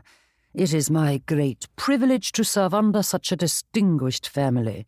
Their generosity knows no equal. Few men are as fortunate as I." Mr. Winwood's lips curved as though suppressing a smile. "Fortunate indeed, sir. Such lofty connections must weigh heavily on you. I do not know how I would manage it. I count myself fortunate that I am merely the youngest son of an inconsequential naval captain, and thus I needn't concern myself with the reverent dignity required of such elevated company." "It is a wonder, Mr. Godwin, that you deign to bless a lowly market with your presence," added Phoebe with feigned concern. "I may be blessed to experience such exalted company as the Whitcombes and the Grenvilles, but I am but a humble man of the cloth. I wouldn't wish you to think that I, myself, aspire to be more than I am," said Mr. Godwin with such seriousness that Thea didn't know what to make of the gentleman, though Phoebe coughed to cover up a laugh. "Of course not, Mr. Godwin. I am certain they and your parish are blessed because of your service," said Mina, glancing at Phoebe and Mr. Winwood with a furrowed brow. Mr. Godwin's expression softened, something in his eyes shifting as he turned them upon Mina. "And you are kind enough to say so. It is difficult for me to take time away from my flock, but I am pleased to have found a place amongst Haverford." Thea's spine straightened ever so slightly, though she couldn't say that she wished to foster a connection between her cousin and this odd gentleman. Seeing any man take notice of Mina was worth encouraging. Heaven knew the rest of mankind seemed blind to her obvious enticements. "I didn't mean to intrude upon your conversation," said Mr. Godwin, turning his attention back to the group as a whole. "I did come with a purpose, beyond singing the praises of your delightful village and baronet. I noticed there is music and dancing on the far end, and I was hoping to secure a partner." Mina's hold on her arm tightened, and Thea's breath caught. Could it be? Mr. Godwin's gaze drifted over the group, landing squarely on Phoebe. "Miss Voss, would you do me the immense honour?" Chapter 7. "Oh!" Phoebe's eyes widened the slightest bit, but she covered it with an easy smile. "I assure you the honour would be all mine, but no doubt a gentleman so richly blessed, such as yourself, is a master of the dance floor. I am certain to look a fool next to you, and I would hate to ruin your sterling reputation, sir." "You needn't fear on that score, madam," said Mr. Godwin, shaking his head with a startled expression. "I am a mediocre dancer at best. You will outshine me in every aspect." "The lady already agreed to stand up with me," said Mr. Winwood, though the ladies all knew that was a lie of the greatest order, though the flash of relief in Phoebe's eyes made it clear that she was willing to overlook it. "It is true, Mr. Godwin," said Phoebe, shaking her head with mock solemnity. "I fear it is Mr. Winwood's destiny to be outshone by me." Mr. Winwood gave a strangled chuckle, covering it with a cough of his own. "I assure you that I am quite the dancer. I offered to stand up with you so as to provide a good example of what dancing ought to look like, for your future reference, of course." "You are skilled at the lady's part?" asked Phoebe, her eyes wide with innocence as her lips pulled into a teasing grin. But then the gentleman turned his eyes on her, and though nothing shifted in his expression, there was a warmth that everyone could see. Even Thea's cheeks felt a little flushed at the sight, though Phoebe met it with a lifted chin, as though refusing to be undone. Forcing her eyes from Mr. Winwood, Phoebe turned to Mr. Godwin. "I do apologize, though I am certain Miss Ashbrook would enjoy standing up with you. She was telling us earlier that she loves to dance." "Yes, of course," said Mr. Godwin, giving no sign of disappointment as he turned to Mina. "Would you do me the honour? I do love a country dance. It is absolutely delightful." Mina couldn't seem to speak, choosing instead to give him a quick nod. Mr. Godwin bowed, and, with a word of promise to return at the appointed time, he slipped away to speak to his aunt about some issue or another, though he went to great lengths to apologize for the delay and explain the reason. Thea struggled to keep her attention on him long enough to grasp his excuses. "My deepest thanks, Mr. Winwood," said Phoebe, pressing a hand to her heart. "You saved me from a fate worse than death." brows furrowing, Mina glanced at the lady, though she said nothing.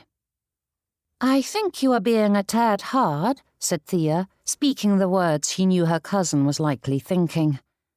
"Not at all," said Phoebe with a scoff. "I am pleased you wish to stand up with him, Miss Ashbrook, but I have spoken to him a few times now, and he is a fool of the highest order. I've never met such an obsequious creature." "Come now, Miss Voss," said Mr. Winwood with a deceptively serious expression. "Would you besmirch such a blessed man? Fortune has smiled upon him, and we ought to be in awe of his virtue and mighty position. He has deigned to grant such a lowly exhibition his company, after all." Phoebe laughed, though she stifled it when Thea frowned. Levelling an apologetic look at Mina, Phoebe said, "I do apologize. If you enjoy his company, I am glad of it." "Glad that you needn't suffer through it," muttered Mr. Winwood with an impish grin. Phoebe poked his arm and turned her attention back to the others. "I mean it most earnestly, Miss Ashbrook. I do. He is not a wicked man. He is simply insufferable. But if you do not find him so, then I wish you much happiness." "You needn't laugh at him," said Mina, her spine straightening. Phoebe's brows rose at that. "Perhaps I was a tad harsh, but I've never met a more puffed-up fool in my life. He speaks as though his patron is the Almighty and his uncle is the Archbishop, forever slathering them with flattery as though his very life depends upon it. The gentleman invites such mockery when he is forever spouting nonsense." "Come now, Miss Voss," said Mr. Winwood, offering his hand and gracing her with a smirk of a smile. "Might you walk with me a touch before we astonish all of Haverford with our superior dancing?" "Do you think the villagers can bear to witness such a display?" asked Phoebe in a dry tone as she placed her hand in his. "The women might swoon at the very sight." "I think we ought to risk it, madam. It isn't fair for us to deny them such a great blessing." "Too right, my good sir," she said with a nod of the head. And the pair wandered off into the crowd, twitting one another all along the way. Mina's hand remained threaded through Thea's arm, and she reached up to pat it. "You mustn't mind Phoebe. Her humour can be biting at times, but she is the truest friend you can wish for," said Thea, though her cousin's expression didn't soften. "She told me while you were examining the linen stool that she thought you were very sweet. I am certain you two will soon be dear friends in a trice." But that did nothing to ease the furrow of Mina's brow, and then Mr. Godwin appeared, leading her away before Thea could lay the first stones that would bridge the gulf between the two ladies. Yes, Phoebe was a tad blunt, and Mina a tad sensitive, but Thea was equally so, and she adored the lady. Phoebe had a way of lightening the strain of the day with her quick wit, and with time, Mina would see it as well. Shaking that thought away, Thea wandered the crowd, and soon her feet found their way to Frederick, as they tended to do when left to their own devices. Perhaps she ought to feel embarrassed that amongst the myriad of cellars, entertainments, and sights to see, her attention fastened upon him as though there was naught but the two of them in the market square. But to her heart, Frederick was a beacon, standing out even in a sea of people. Of course, it wasn't precisely difficult to locate him, as he remained near the section of the market devoted to the sale of livestock and grains. The other masters had long since given their obligatory appearance, choosing to spend their time chasing entertainments, and, more likely, having returned home, grateful that their part in the festivities was complete until the next major market day. But Frederick remained. Arms folded tight across his chest, he watched as sacks of grain were weighed and the steward haggled over prices for the wool, both what would come after the sheep were sheared in summer and the remnant bales unsold from the previous autumn, though even to Thea's uneducated eyes there still seemed to be too many lying about. Frederick didn't notice her arrival, leaving Thea free to study the lines of his face as he watched the steward's dealings. To anyone else, he appeared fixated upon the business at hand, but she had watched him too closely and too often to miss the strain beneath his composure. His jaw was set too firmly, his stillness too deliberate. The expression he wore was meant to reassure, yet it rang hollow. Thea's hands yearned to slip her arms around him and lift that burden alongside him, but she contented herself with allowing her fingers to brush the hand that peeked out from his folded arms. Frederick's attention never wavered from what was happening before him, but he shifted so his hand could take hold of hers, his fingers wrapping around hers with a speed and strength that surprised her. Then his face turned to hers, his eyes meeting her directly. There was no change in his expression. Frederick simply watched her with the same scrutiny that had given the business unfolding before them. It saw straight into her in a manner that made Thea feel both exposed and seen. If anyone else were to give her that look, she would take her leave with all haste. But with Frederick, it felt like an embrace. It was home. Yet even as that feeling swelled in her heart, threatening to bring tears to her eyes, like the silly goose she was, Thea felt a barrier standing between them. She couldn't give it a name or identify its source, but it was there nonetheless. "What is the matter, my love?" she whispered. His grip slackened at once, their joined hands falling apart as though her question had burned him. Some emotion flickered across his face, too swift to name, before his features rearranged themselves into that easy, careless smile he wore so often among others. It was the expression he summoned to charm and to soothe, the one that told everyone what they wished to hear without offering a scrap of truth beneath it. Thea knew it well, too well. She managed a small answering smile, but inside her heart curled tight, aching at how completely he could shut her away even as she stood beside him. Every part of Frederick longed to answer her, to let the words tumble out and tell her the whole of it as he always had before. To keep silent around his family was nothing. They never asked and never wished to hear the truth. His friends were good chaps, but they'd laugh it off. But Thea asked, listened. She knew little about managing an estate, but her intelligence and clear-sightedness gave her an understanding that never failed to aid and uplift. Thea was his confidant, his anchor. Remaining silent was like a sharp, gnawing ache that pressed against his ribs, demanding release. And worst of all, he felt Thea's hurt at his withdrawal. It was plain in the quiet tremor of her hand before he let it go, in the shadow that touched her eyes, even as she tried to smile. And even without those little signs, Frederick knew her well enough to know how deeply his silence cut. Yet his easy smile remained fixed on his face. What choice did he have? Things might yet be set to rights. Ruin was not inevitable.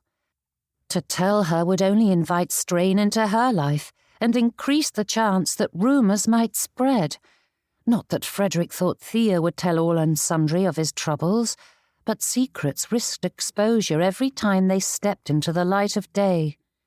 And it was bad enough that tradesmen and creditors were beginning to grumble, and her father suspected some trouble, but that was still containable, solvable, but only if Frederick resolved the situation before the whole of society knew it.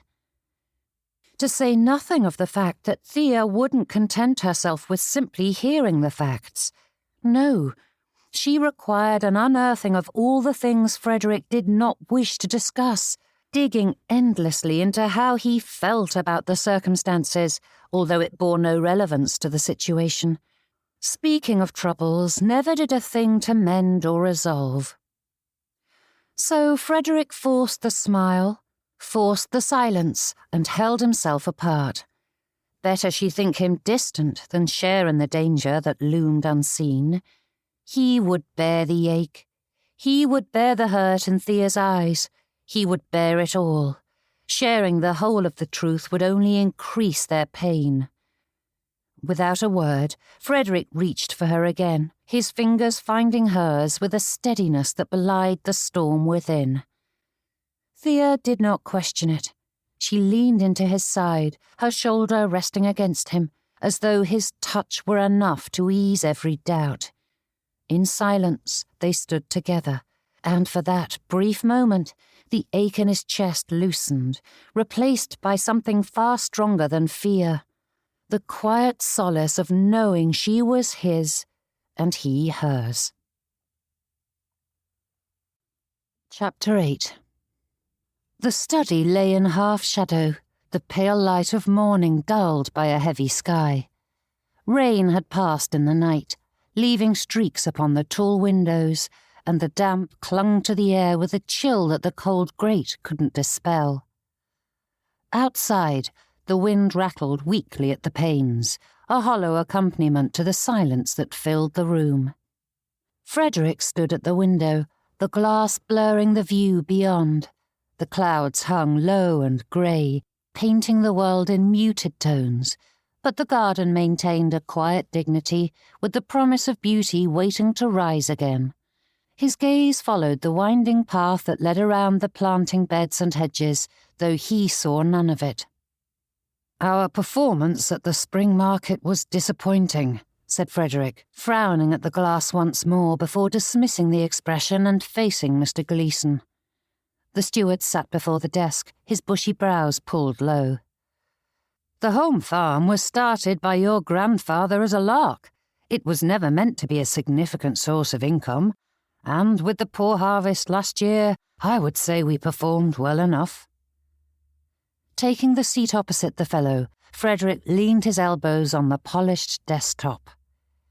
"You mentioned that before, but I am afraid I still do not understand why our harvest was so poor compared to others." "Tools break. It is a fact of farming," said Mr. Gleeson with a considering frown. "Happens a lot at harvest, and the smithy can't mend them all at the same time." Frederick held up a staying hand, and though he was master here, the steward gave that lordly gesture a raise of his brow as an indulgent smile tickled his lips. Dropping his hand, Frederick sighed at himself. One couldn't maintain an air of dignity when the other had seen one in short pants and leading strings. "I understand the issue of the tools needing repairs and the limited access to forges," said Frederick, though it seemed like bad business to have so much depending on the few blacksmiths in town. However, there was nothing to be done about it, as each tool was individually forged, and thus mending them required individual attention. "I am confused as to why we do not have extra tools on hand. It seems like a significant oversight." "It is," said Mr. Gleeson with a nod. "But as I said, the home farm is hardly 10% of the estate's income, so diverting funds into extra tools and modernizations is less important than seeing to the tenants' cottages. There are a great deal of repairs to be made." Silence followed that as Frederick considered the demands of his pocketbook and the income at hand. "What else can we do to increase the profitability of the estate?" Mr. Gleeson leaned back in his seat, resting his interlocked fingers upon his stomach. "After 2 decades of managing Dunsby Hall, I can say with all confidence that it is operating efficiently. At present, my main concern is the issue of the tenants' cottages. They form the bulk of your income, and without them, the estate will fall to pieces, which is far more concerning than the home farm." Frederick drummed his fingers against the wood and considered that. "Could we increase their rent?" Brows leaping upward, the steward shook his head. "Their leases will not allow it, not at this time at any rate, and even if it were possible, I would beg you not to. Your father has already increased the at-will tenancies beyond what is wise." Straightening, Frederick stared at the man who had worked alongside his father for so many years. The steward was by no means grizzled. He was dressed as a gentleman, looking the part as much as any.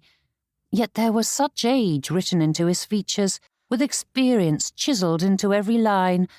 Mr. Gleeson would not speak ill of his previous employer, but there was judgment burning in his gaze, and Frederick wondered just how much the fellow knew. "I will not raise the rents," said Frederick, for the words needed to be spoken, even if he hadn't the means to alter those amounts. "But, as you mentioned, there are issues to address that require ready money on hand." "If there is none to be had, the trouble does not lie on my end," said Mr. Gleeson with a knowing tone, and Frederick stared at the man, whose livelihood and family relied upon the success of Dunsby Hall as much as the Vosses. Was it possible that Mr. Gleeson didn't know about the issues surrounding the finances? Unlikely, and Frederick supposed that if the steward were entirely ignorant, then it was time to relieve him of his duties. With that fatherly face staring back at him, Frederick knew what needed to be done, or at least his next step. "The family is bankrupt." 4 words, so very small. Yet speaking them felt like someone had driven a nail straight into his heart. Facts were easier to ignore when they remained hidden. Denial thrived in silence. Mr. Gleeson straightened, his hands falling to his knees as he stared at Frederick. "I am well aware of the financial issues that plagued your father, but surely it isn't so bad as all that." "I am still waiting to hear about a final investment." Frederick sighed, and he refused to let his mind question whether or not it would pay out. "If its returns are even half what Mr. Howlett promised, then we can pay off the bulk of our debts, though we will still have the mortgage to manage." "Mortgage?" asked Mr. Gleeson, pinching the bridge of his nose. And with that, Frederick unravelled the whole of the trouble. The failed investments, Mr. Howlett's silence, the bills and dunning letters flooding his study. As hopeless as so much of it seemed, the more he spoke of that lingering hope, the more he felt certain it would set things to rights. "I understand the canal speculation failing. So many of those ventures ended in bitter disappointment, but a Fenland drainage scheme is far less risky," said Frederick. "Though I think Mr. Howlett's predictions were generous, it seems genuine and is led by men who are known to succeed more often than they fail." "That is true enough," said Mr. Gleeson with a considering hum as he reviewed the documents Frederick handed over. "What is the latest news from Mr. Howlett?" Frederick's throat tightened. "He is not answering my letters." "That is concerning. But we needn't borrow trouble yet," said the steward, glancing at the other papers spread across the desk. "You have enough to manage without adding that to your plate. Succeed or fail, the canal scheme shan't erase the mortgage." Frederick nodded. "Retrenchment is the only option. If we cut expenditures to the necessities, we can limp along until our fortunes turn." Mr. Gleeson huffed, a sound that might have been support or warning, and Frederick chose to believe it was the former. "Do you know what to trim, Master Frederick?" "I examined the ledgers," he began, projecting far more confidence than he felt. The costs of coal, food, servants and the rest swam together until his head began to spin, and Frederick forced himself to meet the steward's eye. Mother was of no help with such matters, for she knew even less than him about reasonable costs, but here was a fellow who knew far more than either of them. "But I haven't the slightest notion of what is reasonable," said Frederick, his shoulders slumping. "Father taught me about the estate, but he was never one for economizing." There wasn't a hint of mockery or condemnation in Mr. Gleeson's eyes as he gave a firm nod and set about explaining each expenditure, leading Frederick along as though he were an equal rather than the ignorant fool he felt himself to be. But with each turn of the ledger, Mr. Gleeson's bushy brows furrowed deeper, the lines on his face growing more pronounced, which did nothing to soothe Frederick's fraying nerves. "What is this?" mumbled Mr. Gleeson, frowning at a line in the ledger.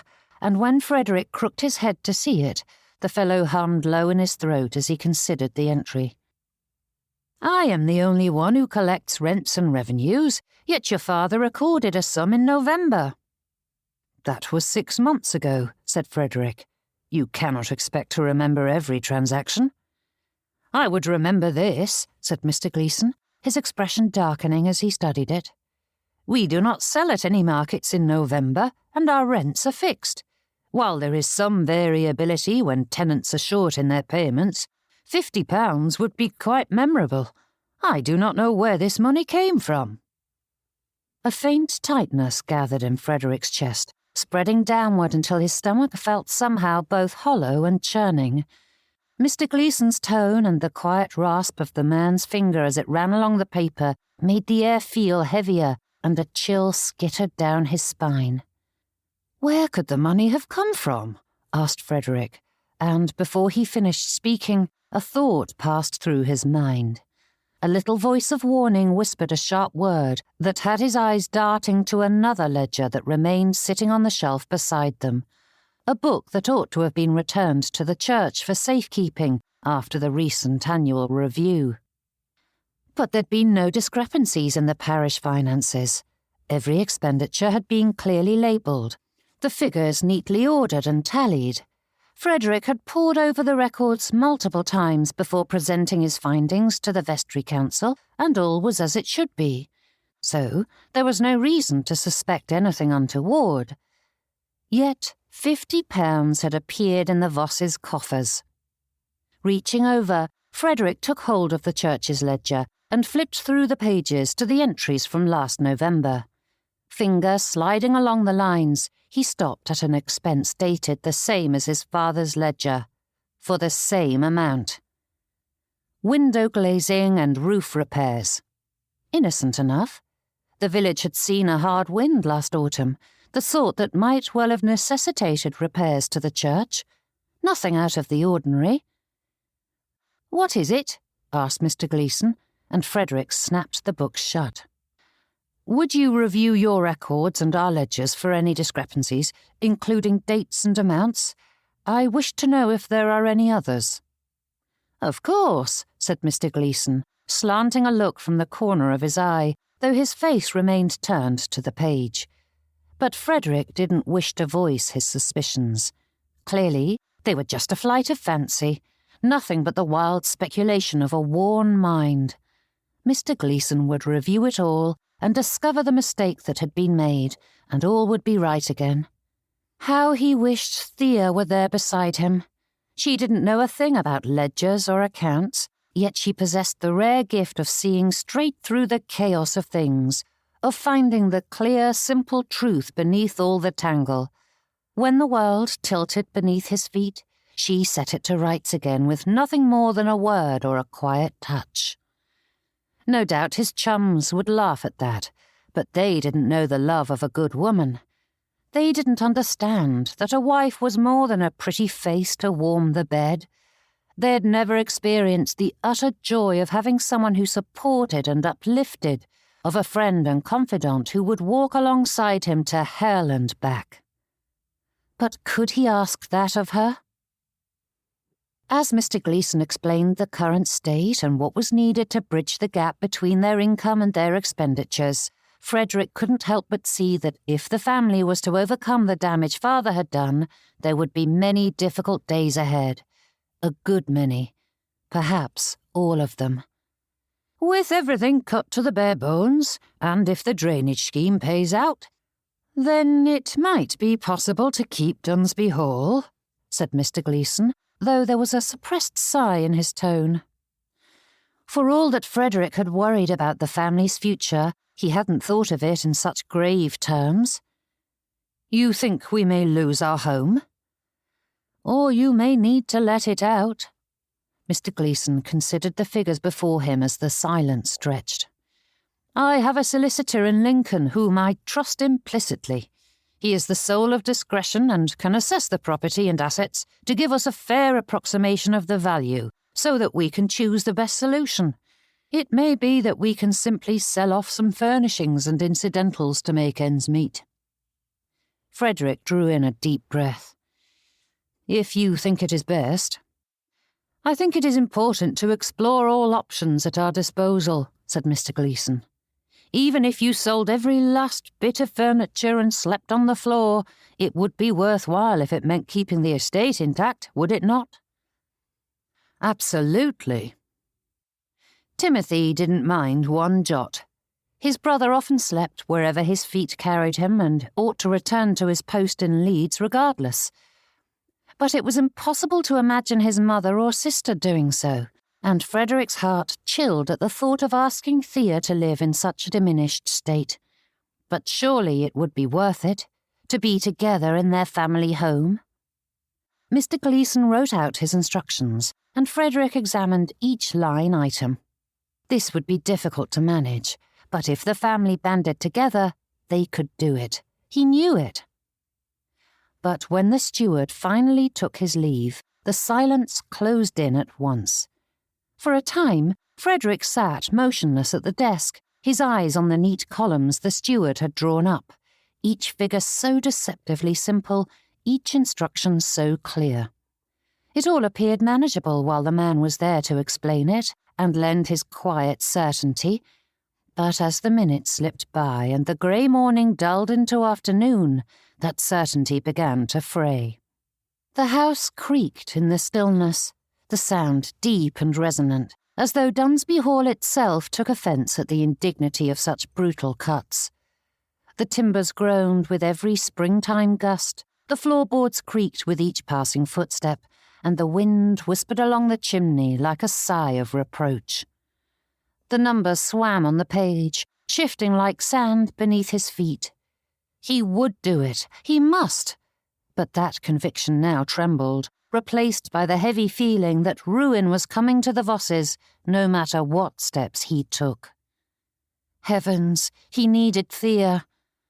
Leaning his head back against the chair, Frederick stared at the ceiling as he wondered when he had become so dependent on her.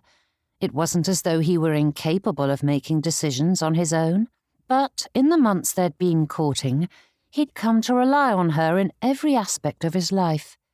Thea couldn't alter what was to come, but her mere presence soothed and strengthened. Yet Frederick knew he could do this. He would. Chapter 9. Rising to his feet, Frederick moved through the corridors, winding his way from the study into the heart of the home. In the parlour, he found Phoebe, Timothy, and Mother all seated, awaiting him, and the scene was a stark reminder of how much life had changed since Father's passing. Frederick was now head of the household, and when he summoned the family, they listened, though Timothy folded his arms tight across his chest, eyes narrowing as his elder brother stopped before the fireplace. "I thank you all for coming," said Frederick, though it felt far too stilted and formal for a meeting with his family. Yet he supposed the die had already been cast when he sent the summons. "I feel as though I ought to stand at attention," chuckled Phoebe. "This is a tad overdone, don't you think, Frederick?" "Not at all," he replied, shuffling the papers he and Mr. Gleeson had prepared. "I must speak with you about a serious situation. Matters are quite dire."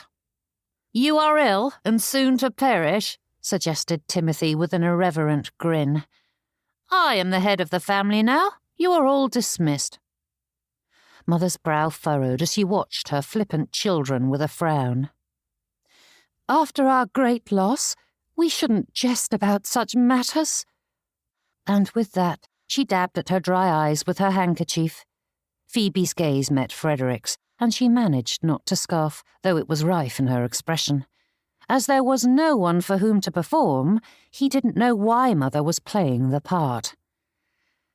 "Do not fret, Mamma. We laugh so we shan't cry," said Phoebe, coming over to the lady's side and settling in beside her. "Just like your father," whispered Mother, and with another strain of her brow, she nearly managed to wring out a tear. "This is quite serious," said Frederick, drawing their attention back to him. "Before his passing, Father made a number of poor investments and left us in a difficult position. If we have any hope of saving Dunsby Hall, drastic changes need to be made to the household accounts." Mother swiped a dismissive hand, her handkerchief fluttering. "Do not speak of finances, dear heart. It is ill-mannered." "I fear we must risk a bit of impropriety," said Frederick, holding up the papers. "Our bills far outweigh our savings and income, and we must seize control of our spending if we hope to weather this. I consulted with Mr. Gleeson." "You told someone of our troubles?" asked Timothy, straightening as his arms fell limp at his side. Frederick sighed. "The steward is hardly someone, and he already knew much of it." "But not all of it. You are making us fodder for the gossips," he argued. "Hush, Timothy," said Phoebe with a frown. "Frederick requires Mr. Gleeson's guidance, and the fellow shan't broadcast it about that the estate he manages is struggling." "Bankrupt," corrected Frederick. That word rang through the room like a gong, and his family froze in place, their eyes fixed upon him. "There is nothing left in our accounts, and our debts are mounting higher each day. Since our income cannot be increased, we must cut our expenditures." No one said a word. Their gazes conveyed their shock and horror as clearly as any words, and Frederick supposed he ought to have delivered the news with more tact. But if it allowed him to speak without being interrupted every other word, then thank the heavens. It took long enough to explain the plan he and Mr. Gleeson had concocted without their commentary. "We still have a roof over our heads and food in our bellies, so we will be comfortable enough, but we must stop entertaining and keep our expenses to a minimum. We cannot waste a farthing on anything but the necessities," said Frederick.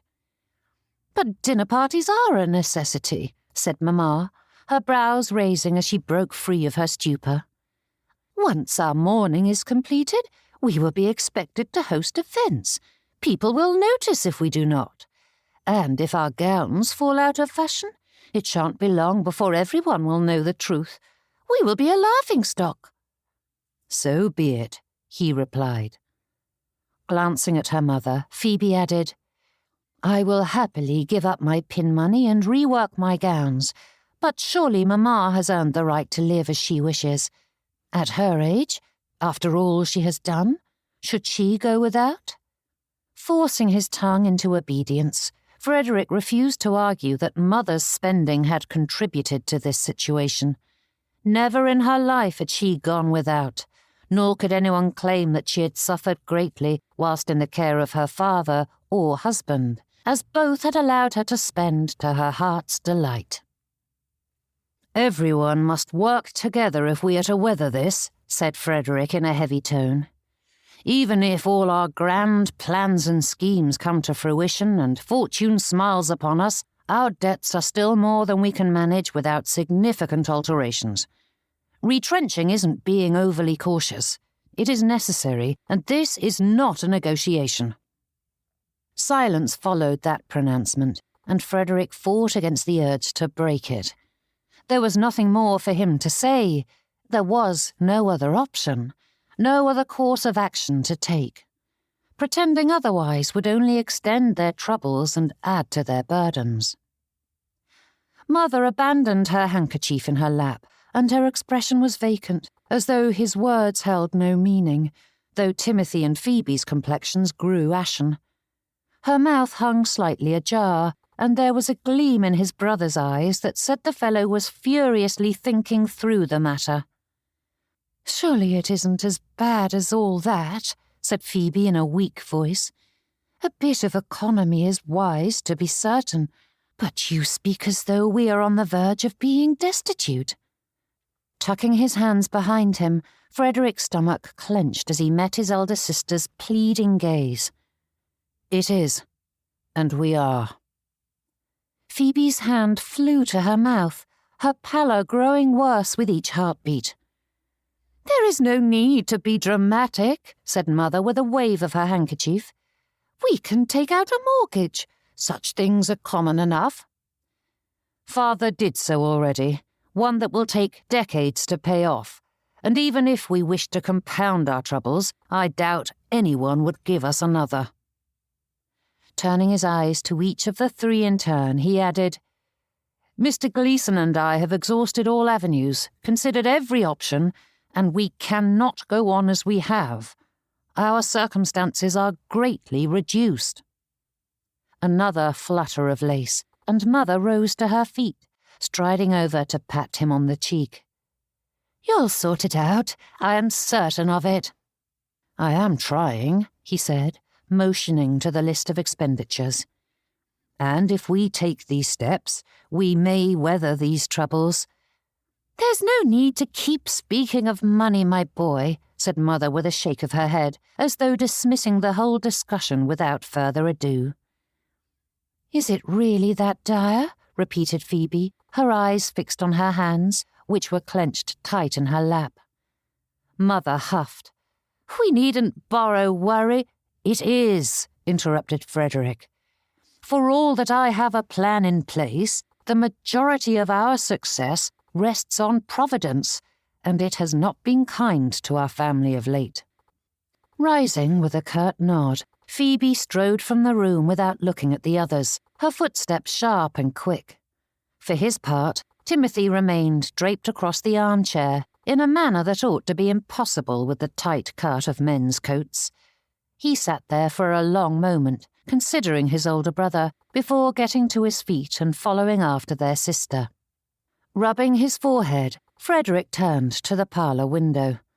This view was finer than the study, or at least it was to his eye, for it opened to the pastures and rolling hills that surrounded Dunsby Hall. His family's legacy. Generations of Vosses had lived on this land. Surely Frederick wouldn't be the last of the line to inhabit it. That thought brought forth a spike of worry that shot through him like a bolt of lightning, sizzling beneath his skin and piercing his very bones.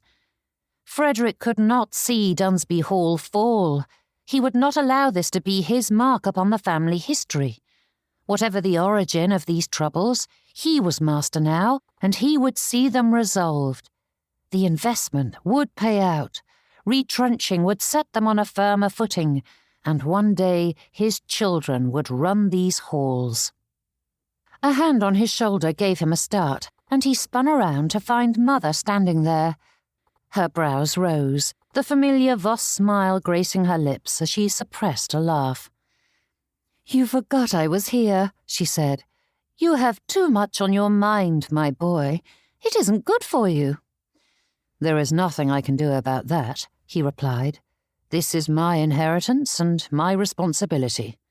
"Nonsense," said Mother, her handkerchief fluttering about as she gestured with her hands. "This is our home, and we shan't lose it. There's no good to be had in dwelling in such unpleasantness, so you needn't fret so much." Though something inside him warned against it, he dragged in a breath, forcing it past the tightness in his chest as he pressed the worries down where they could not pester him. They were thoughts for later, not now. "Besides, I think you are making a fuss over nothing," said Mother. Brows rising, Frederick levelled his gaze on her. "I assure you, this is a serious situation." Another flap of the handkerchief, and Mother waved it away. Again. "Not that. You look so deathly serious that it must be troublesome.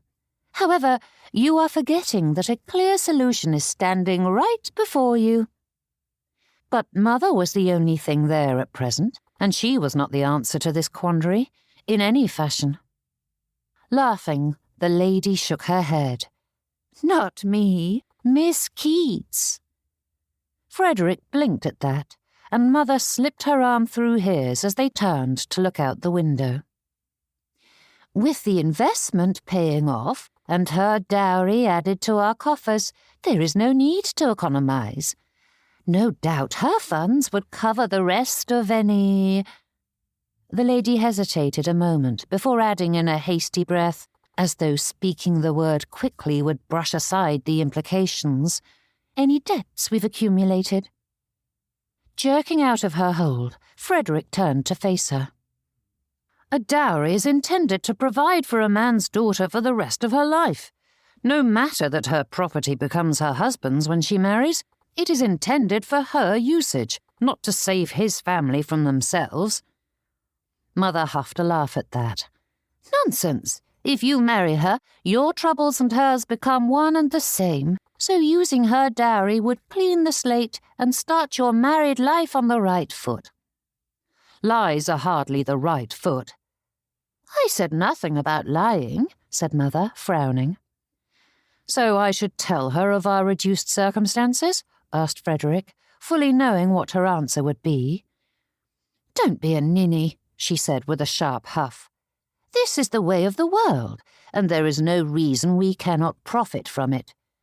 You both yearn for this match, so you wouldn't be tricking her. You simply wouldn't be broaching a conversation that is entirely inappropriate to have. Who speaks of finances and income to a sweetheart? The notion!" Slipping her arm through his once more, she turned him to the window, and they gazed out on the vibrant fields. The new spring growth and fresh rain made the green different than any other one could find in nature. There was life and light within it, as if it were making amends for all the gloomy winter and spring months when the sun refused to peek from behind the thick clouds. "There is nothing wrong with you taking advantage of the situation," said Mother in a low voice. "Miss Keats's dowry didn't factor into your decision to pursue her in the first place, and it shan't be the reason you move forward with this union, so why should you feel ill at ease? Husband and wife are meant to be a boon to one another, and this is just another blessing she can grant you, just as our long family legacy will allow the Keats to further distance themselves from her grandfather's lowly beginnings." He said nothing at first, letting his mother's words hang between them as his gaze drifted over the bright, rain-fed fields. There was a certain logic to the argument, cold, practical, and not without merit.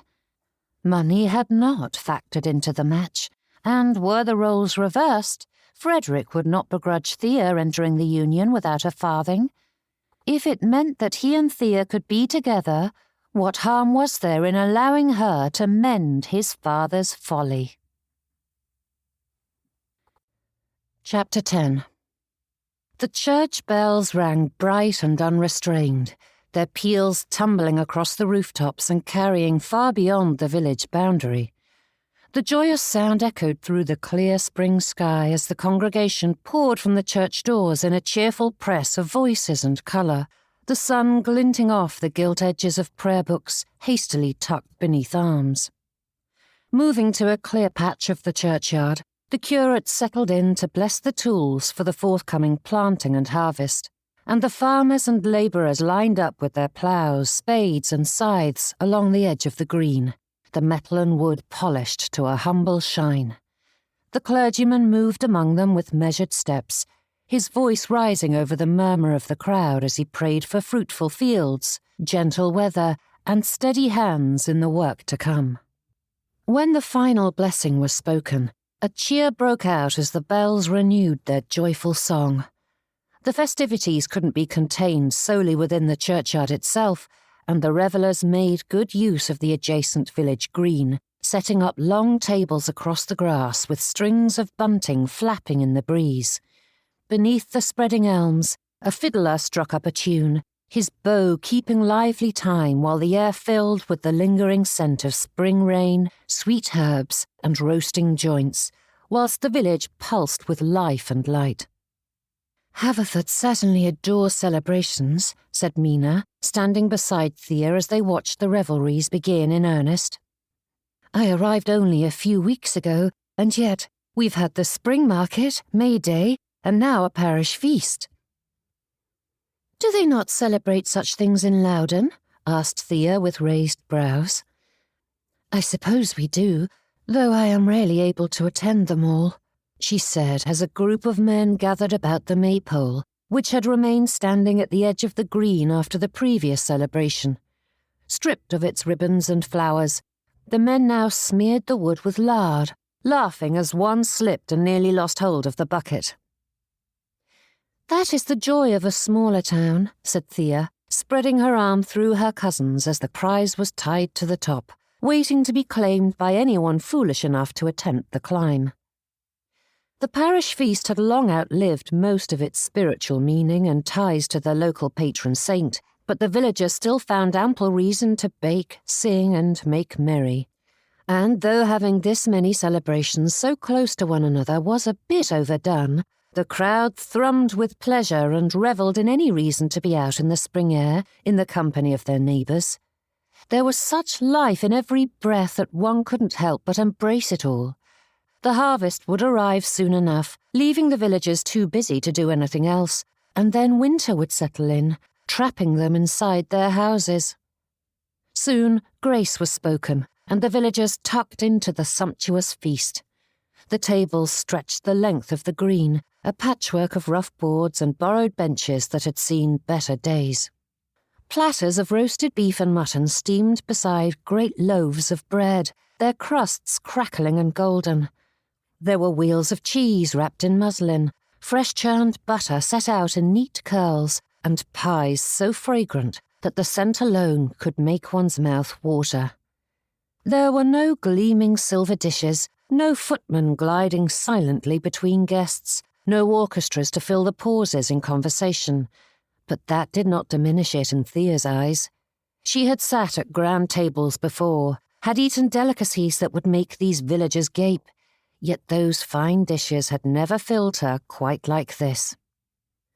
The laughter here was louder, the cheer freer. No one worried about posture or precedence.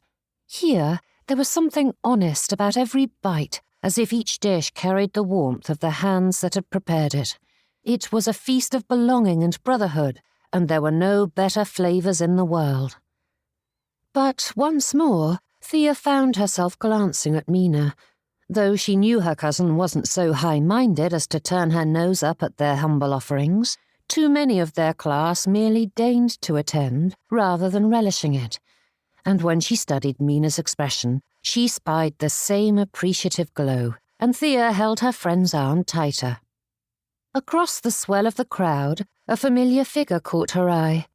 Frederick stood a little apart, speaking with a group of farmers near the edge of the green, the sunlight catching in his fair hair, and her heart lifted at the sight of him, until she noticed the bright red bloom pinned neatly to his lapel, the vivid colour standing out against the dark colour of his coat. Her breath caught. No ribbon, just the single rose. Mina followed her gaze, brow furrowing. "What is the matter?" Thea shook her head as her throat tightened.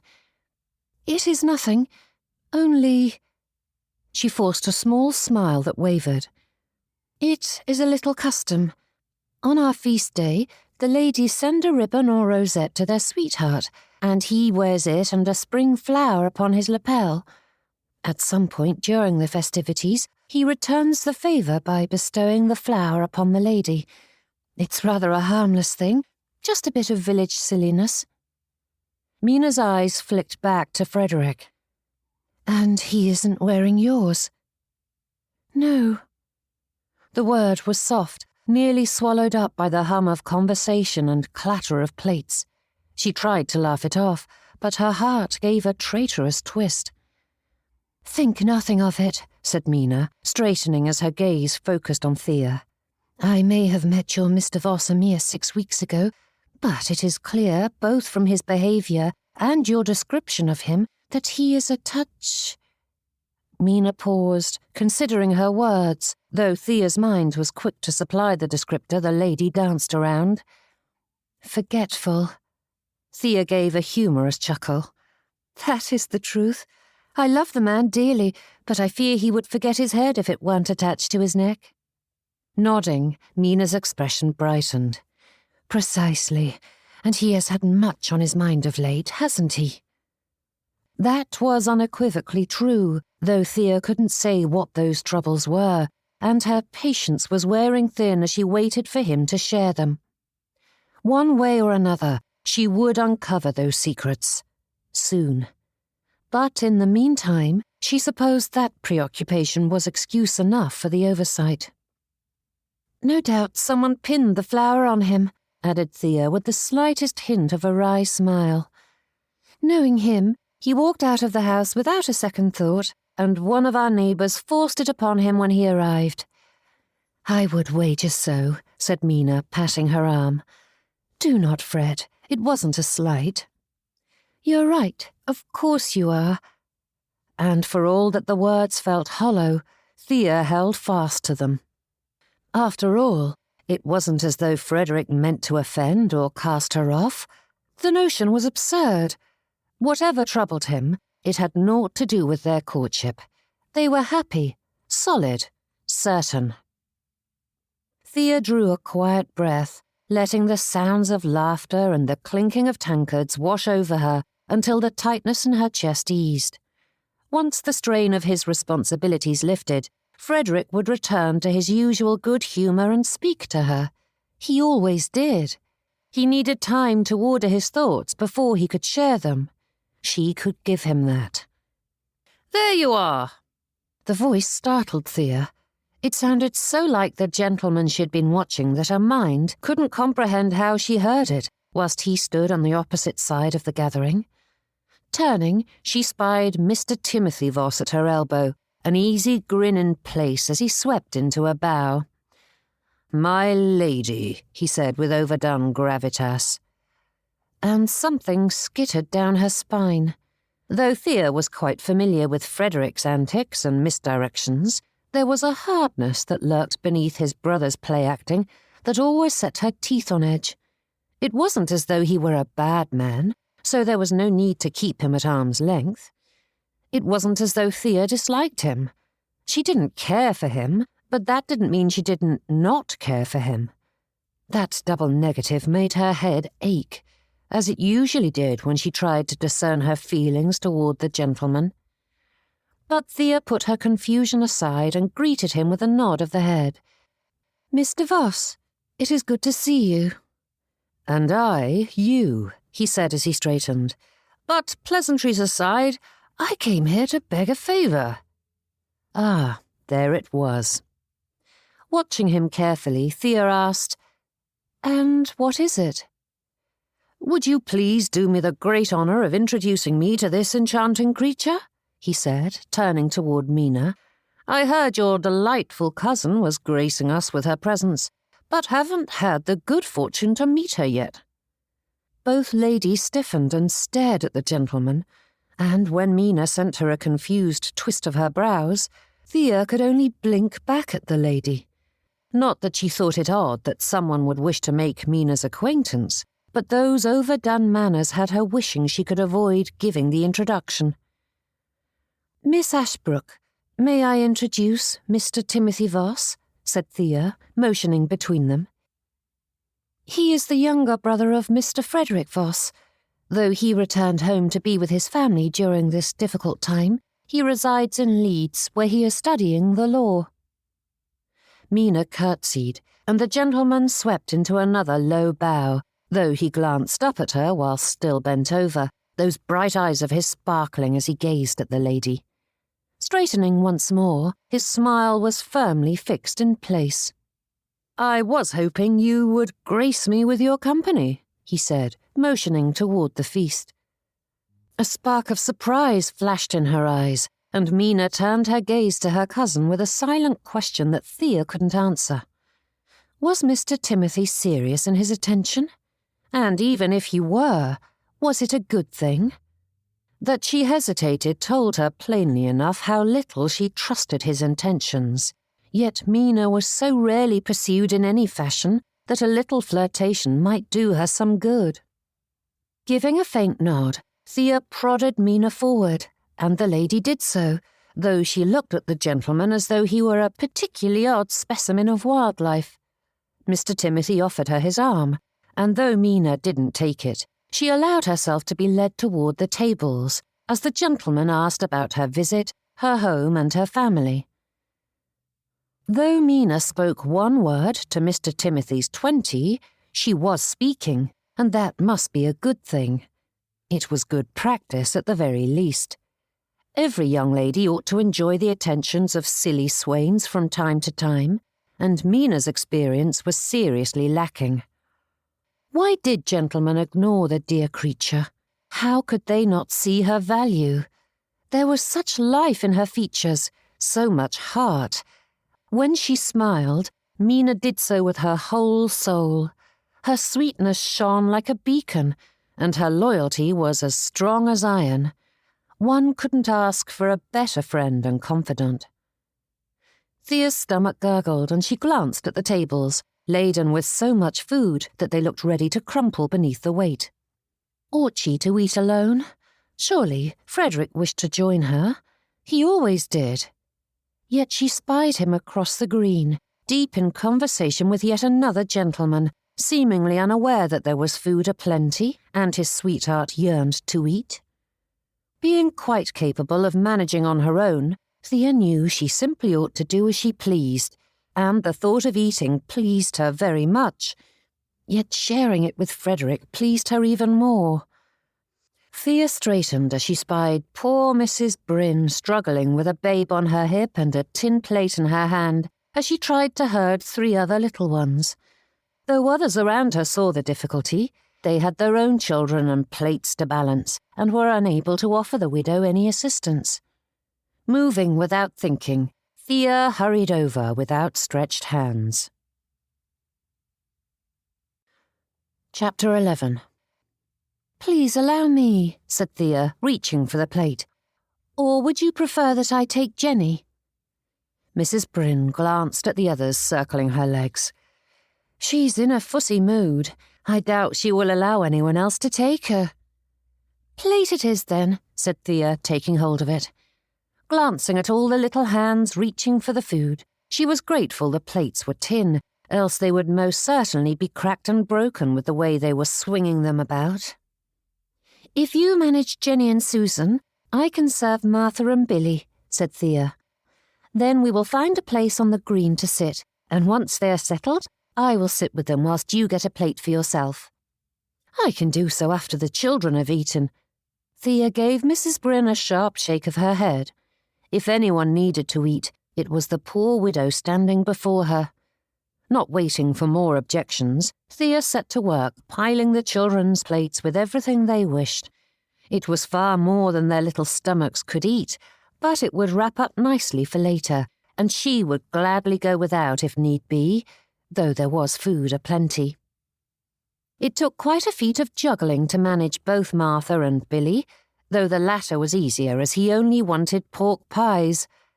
Being older, the former was a touch pickier, but Thea had the girls sorted out in a trice and made note of which foods they preferred. Though the charity basket she brought them were limited by what her kitchen staff had on hand, she would make certain that more sweet buns and pork pies made their way into the hamper in the future.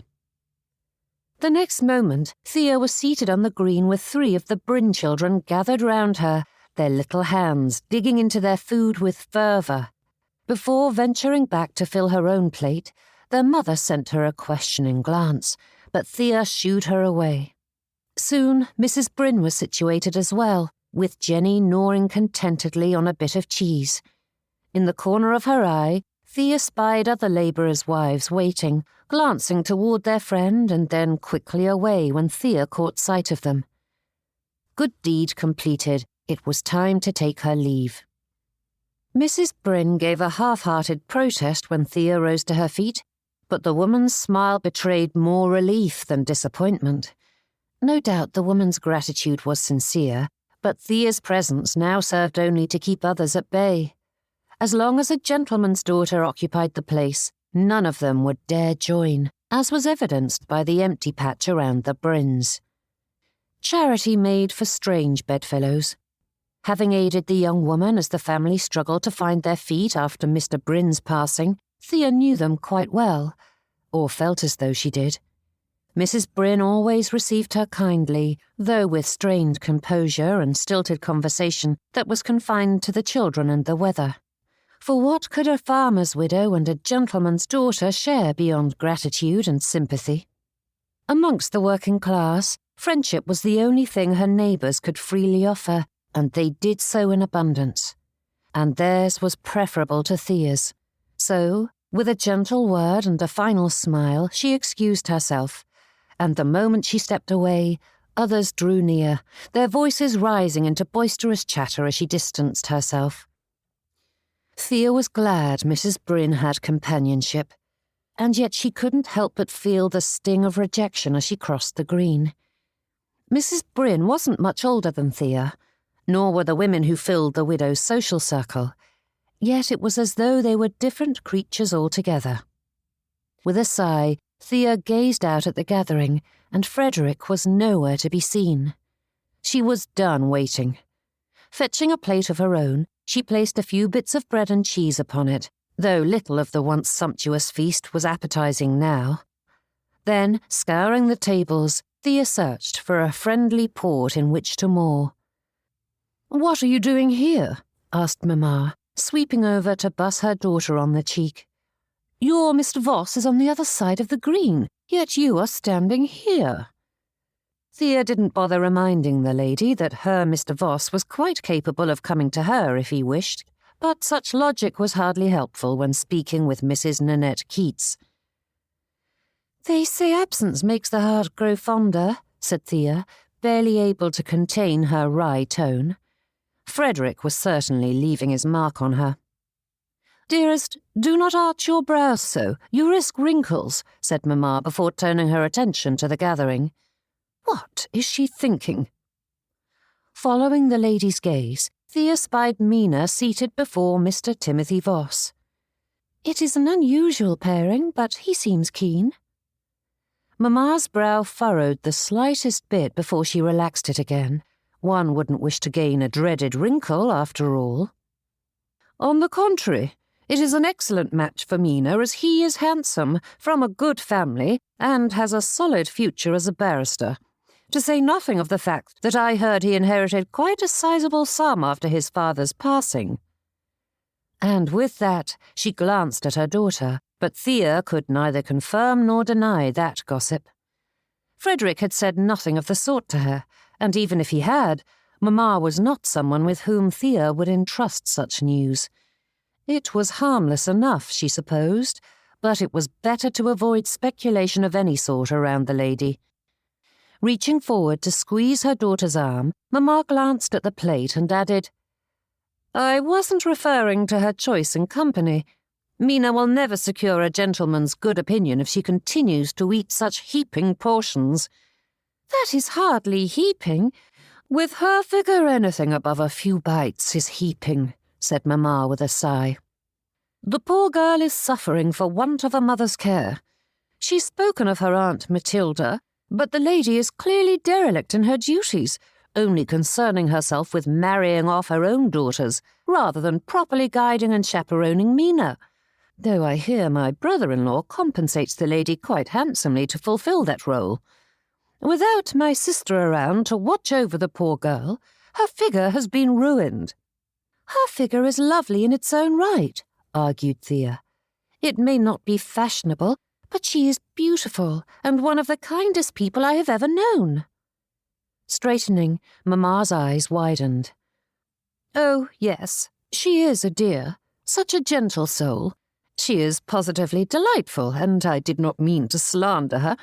I simply worry that such an obvious defect can make it impossible to find a husband. Thankfully, she has such a handsome dowry that gentlemen like Mr. Timothy Voss are willing to consider her—" "Mamma!" said Thea, allowing every bit of exasperation to show in her tone, but before she could say another word, Phoebe swept in, bussing her friend on the cheek. "There you are. I have been looking for you everywhere," she said before greeting Mamma with a curtsy. "Mrs. Keats, a pleasure." "It is good to see you, my dear," said the lady. Taking Phoebe by the hand, Mamma examined her.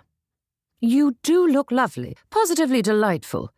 Mourning did not suit you one bit, and it's monstrous to expect young ladies to wear such dour, unbecoming colours."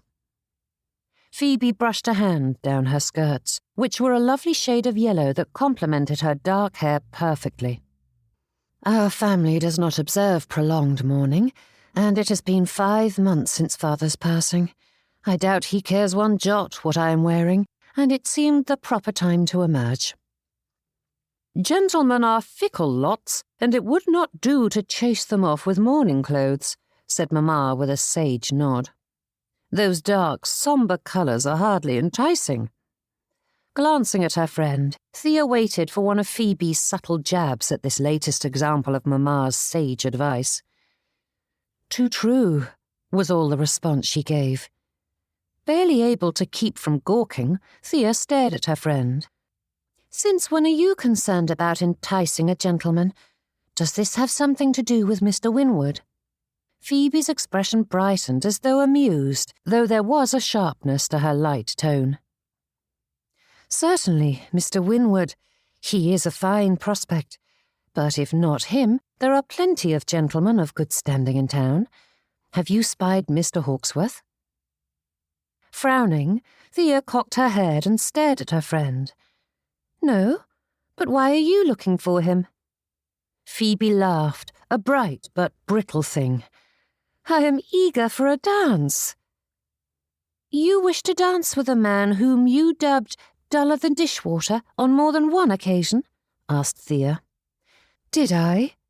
A flash of pink stole across Phoebe's cheeks as she glanced about the gathering. "There is nothing more amusing than fishing for men's hearts," said Mamma with a sigh. "It is about time that you enjoyed yourself a bit, Miss Voss." In a great show of self-restraint, Thea did not point out how often Mamma had criticised Phoebe in private for not doing her duty as, being the venerable age of 24, the lady was getting on in years and needed to secure a husband before she lost her bloom. "If only Mr. Godwin wouldn't pester me so," murmured Phoebe. "He is making it quite difficult to converse with any gentleman." "We simply need to find him another young lady to occupy his attention," said Mamma, glancing out at the gathering. "Your niece seems to like him well enough," offered Phoebe with a chuckle. Mamma grimaced and shook her head. "Mina is wealthy enough that she needn't stoop to a simple rector." "He is a good man," said Thea with a sigh. "A tad irritating at times, but he has a handsome living." "And he will tell you so countless times," said Phoebe, levelling a narrowed look at her. "Are you defending him?" "Only reminding you that he is still a good man and doesn't deserve your teasing." "Does that mean you wish to sit with him during the play?" asked Phoebe with a knowing raise of her brows. "Your brother wouldn't like it," said Thea, quickly sidestepping that question before taking a bite of cheese from her plate to forestall further inquiries.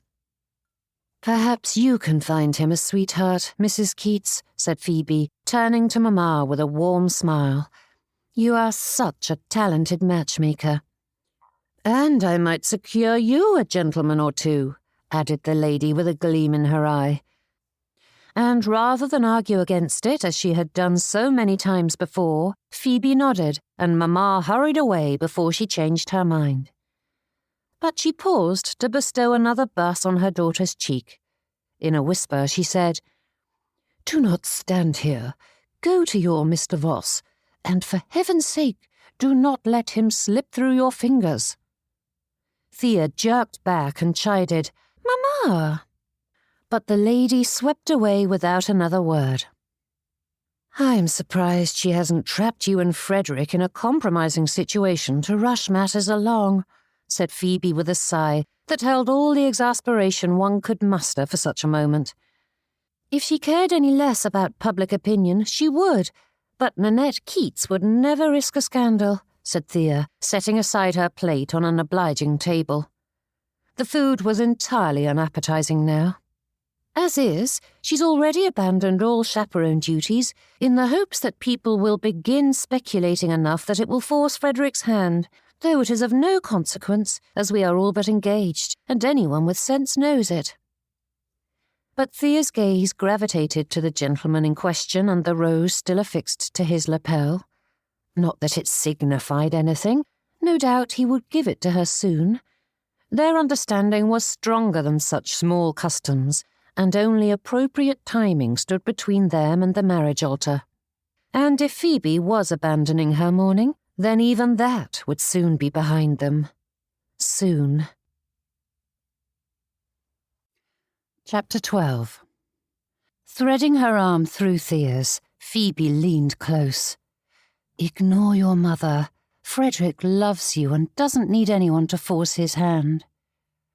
But there was a pause in her tone, as though there was something more she wished to say, and when Thea looked at her, the young lady's complexion had grown ashen. "What is the matter?" asked Thea. "Do not fret," said Phoebe in a deceptively light tone. "The family is in turmoil at present, but that is to be expected with Papa's passing. I am certain everything will turn out right in the end." Pulling her friend to a stop, Thea faced her. "You always laugh when people say that sort of thing. I believe you once called it the useless empty platitude that people employ when they have nothing better to say. And right now, I am clinging to that platitude with all my heart," said Phoebe with a grimace. "But I beg you, please do not press the issue. I cannot tell you anything about it. There is still hope, so please distract me until everything settles back into place." A flutter in her stomach had Thea's breath catching. Surely it wasn't so ominous as Phoebe's tone implied. Even without that partial confession, Thea had known something was amiss, yet she also knew that if matters were truly dire, Frederick would have spoken with her. He may avoid conflict and discomforting conversations like the plague, but not when it truly mattered. "Phoebe Voss wishes me to lighten her mood. Matters must be grim indeed," she said, adopting a gravity that echoed Frederick's teasing solemnity. "I cannot always be the light in the darkness, can I?" said Phoebe in an equally serious tone. "I know it is my responsibility to bring the levity to our conversation, but I do hope that you can assist with that great weight, for once." Thea stifled a snort. It must be a burden to have such a sour-faced friend. "Yes, but I bear it up well," said Phoebe with a put-upon sigh. "God has given me this trial, and I have done my best to live up to it. With all I have done, I am certain to be nominated for sainthood upon my death." "We are blessed to have you." Nodding magnanimously, the lady added, "I am jealous of you. I have never experienced the joy of having a friend like me." Thea's smile finally fought past her self-restraint as she gave Phoebe the laugh she deserved. "You are ridiculous." "Yes, but you wouldn't adore me so very much if I were any less ridiculous." "True. It is the only reason I keep you and Frederick around," said Thea, attempting a grave tone, though a grin betrayed her. The green was a cheerful sort of chaos. The remnants of the feast still littered the tables, half-eaten pies, empty jugs tipped on their sides, and scattered crumbs that the children gleefully scooped up with sticky fingers. The air was thick with laughter and the hum of overlapping voices, punctuated now and again by the sharp clack of tin plates or the delighted shrieks of a game gone awry. At the heart of it stood the greasy pole, gleaming in the afternoon sun. The leg of mutton swung from the top, taunting those who scrambled up the length of the wood, only to be dragged down by gravity's pull and the heaping portion of lard slathered along the surface. The crowd cheered at each attempt and groaned at each failure, and more than a few wives and mothers were beside themselves as they looked on in dismay, as those freshly laundered clothes were ruined with every effort. Beyond them, lawn games were in full swing, with bulls flying and races of every sort springing up, and above it all, the fiddlers fought to be heard. The whole scene teetered on the edge of bedlam. And yet, for all the disorder, harmony wove its way into every facet. Faces shone with shared contentment, and every sound echoed the joy lingering in the air. It was pandemonium, to be sure, but the best kind.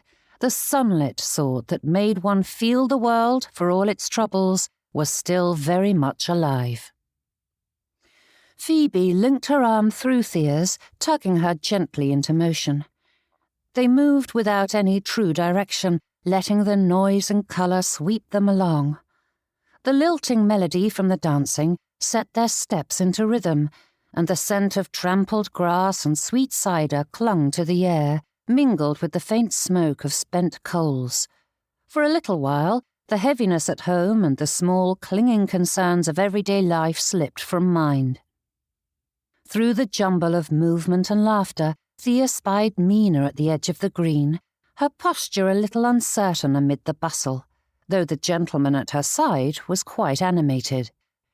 Without hesitation, Thea angled their path in that direction, and though Phoebe gave a faint groan of protest and made a half-hearted attempt to steer them elsewhere, Thea ignored it, tightening her hold on her friend's arm. "Come, we mustn't let my cousin believe we abandoned her," she said, and before Phoebe could object again, Thea drew her straight toward the pair. It was just as well, for though Mina appeared at ease from a distance, the tension in her expression was clear up close.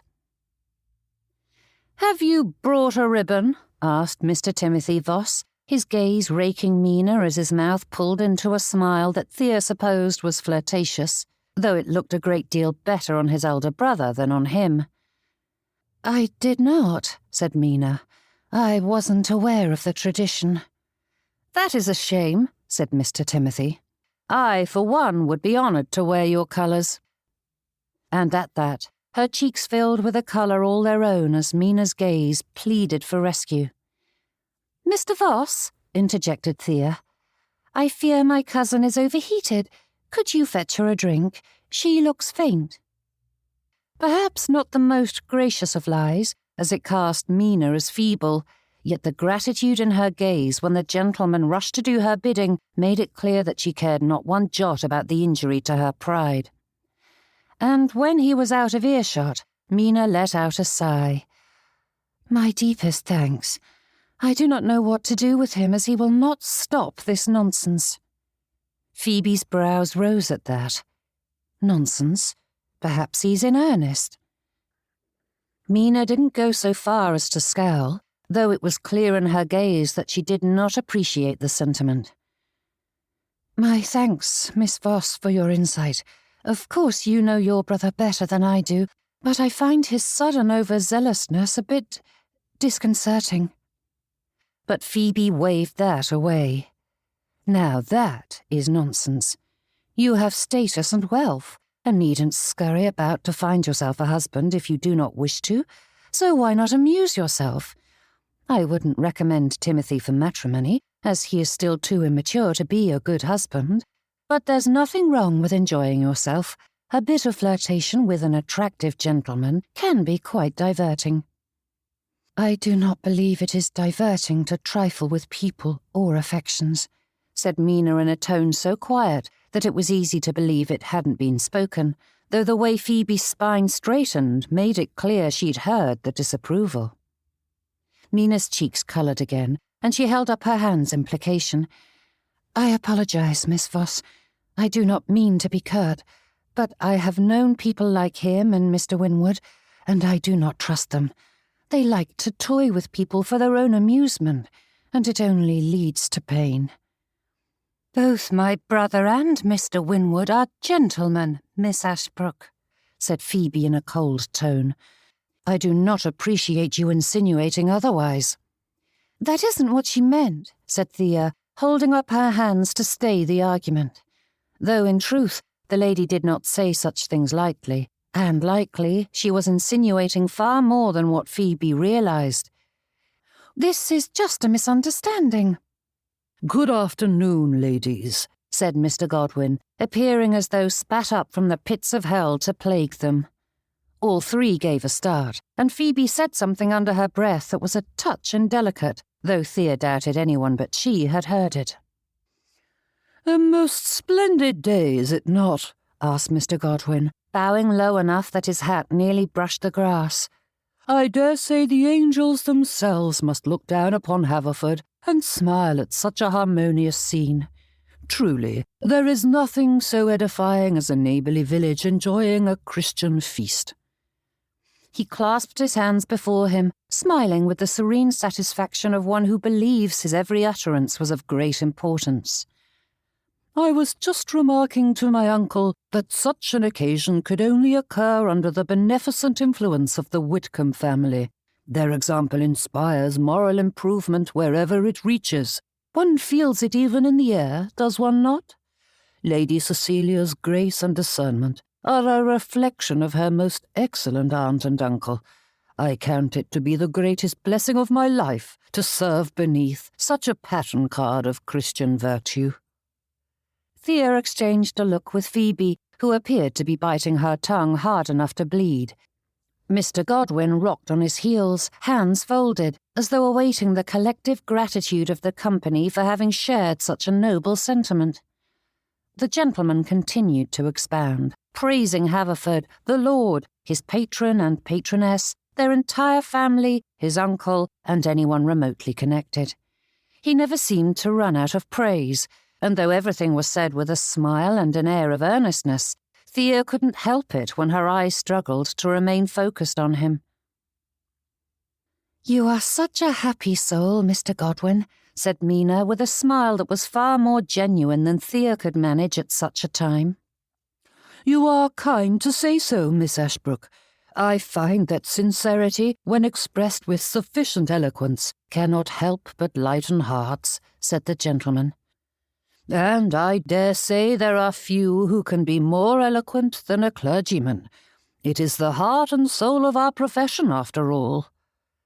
Phoebe didn't say a word, but she gave the slightest of sighs at that. Slanting a look at Thea, it was clear that she wished to tell him it was not true on either count. The conversation lulled, and Mina glanced at her and Phoebe, though she would find no assistance from the latter, and the former hadn't the slightest notion what to say. She didn't wish to lengthen the conversation with Mr. Godwin. "Have you read Bathurst's sermons?" blurted Mina. "I recently studied several and found his observations about prayer quite intriguing. I am not certain I agree with all his assertions, but they left me with much to ponder." "He is a good man," said Mr. Godwin with a smile, tucking his hands behind him. "I knew the fellow at university, and he possesses a keen intellect. Definitely one who challenges another's understanding." And with little prodding, the gentleman rambled on about Mr. Bathurst's ideas and their time at university, all sprinkled with never-ending praise of the tutors and headmasters, his family and his patron, and anyone who had ever spoken to the Whitcombs. Thea offered the occasional word, though Phoebe remained silent. Glancing between her cousin and Mr. Godwin, she couldn't say whether Mina's attention was due to her kind spirit or if there was genuine interest growing on her part. Hopefully, it was the former. Though Thea tried to embrace the virtue of patience, the gentleman was excessively irritating. With wickedness or villainy, such behaviours had clear indicators and could be more easily identified, which was the first step in shoring up a weakness, assuming one was self-aware enough to do so.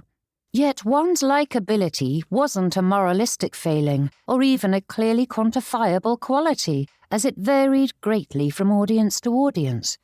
After all, what was irritating to one person may not be to another, as was evident from the fact that Mina wasn't the slightest bit put off by Mr. Godwin's behaviour. Thankfully, a saviour in a tailcoat appeared to rescue the others.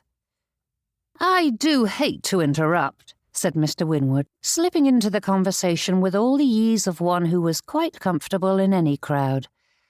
Bestowing them with a smile that couldn't help but add to their own, the gentleman looked at Phoebe. "I was hoping I might have a word with Miss Voss." Chapter 13.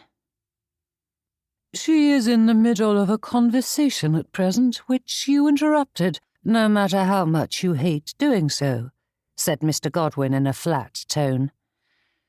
Mr. Winwood winced and clapped the gentleman on the shoulder, causing the clergyman to stumble a step.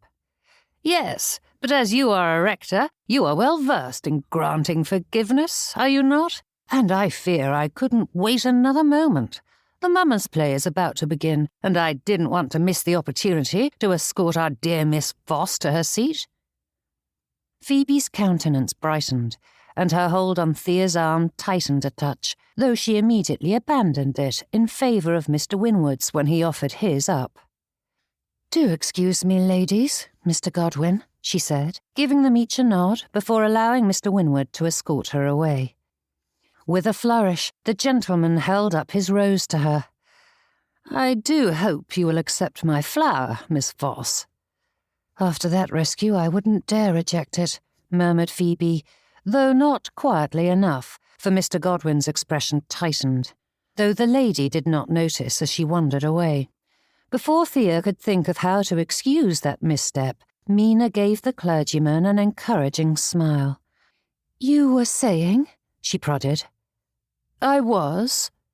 The gentleman's brow furrowed, though it cleared in a trice. "Ah, yes, Miss Ashbrook."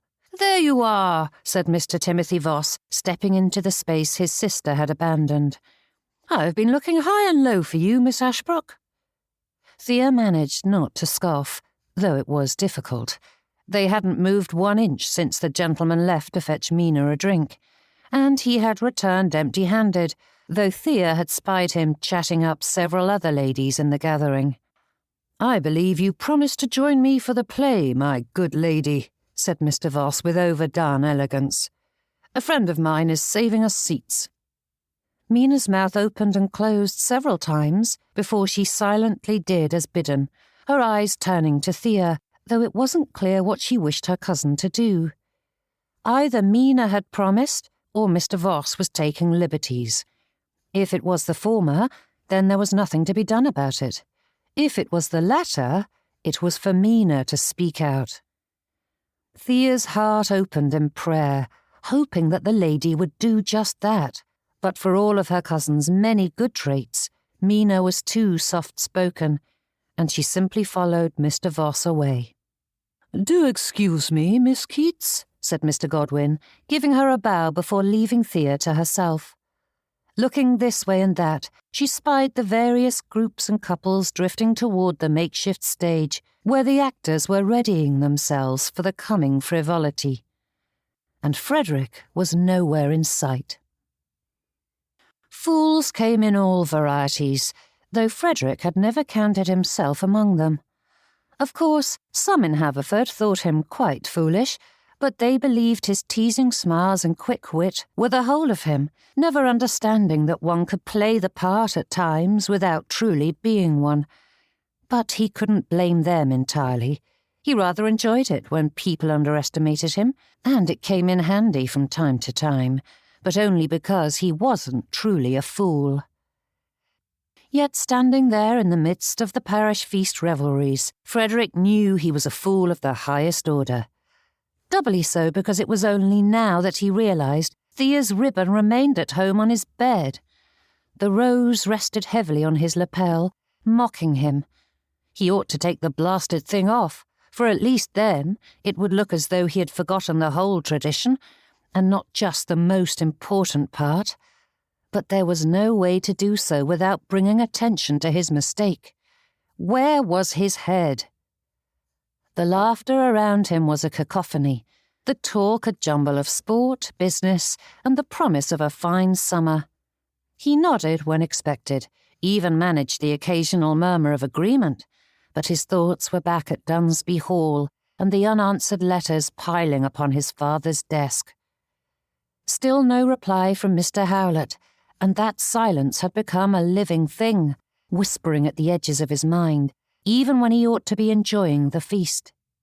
Mr. Canfield clapped him on the shoulder, making some jest about an upcoming horse race, and Frederick smiled automatically, even managing a bland response, whilst his attention lingered on the letters and the gnawing suspicion that grew with each passing day. Every household expense was now measured and weighed, and yet Dunsby Hall bled money faster than Frederick could stem the flow. Of course, 3 weeks was hardly a blink.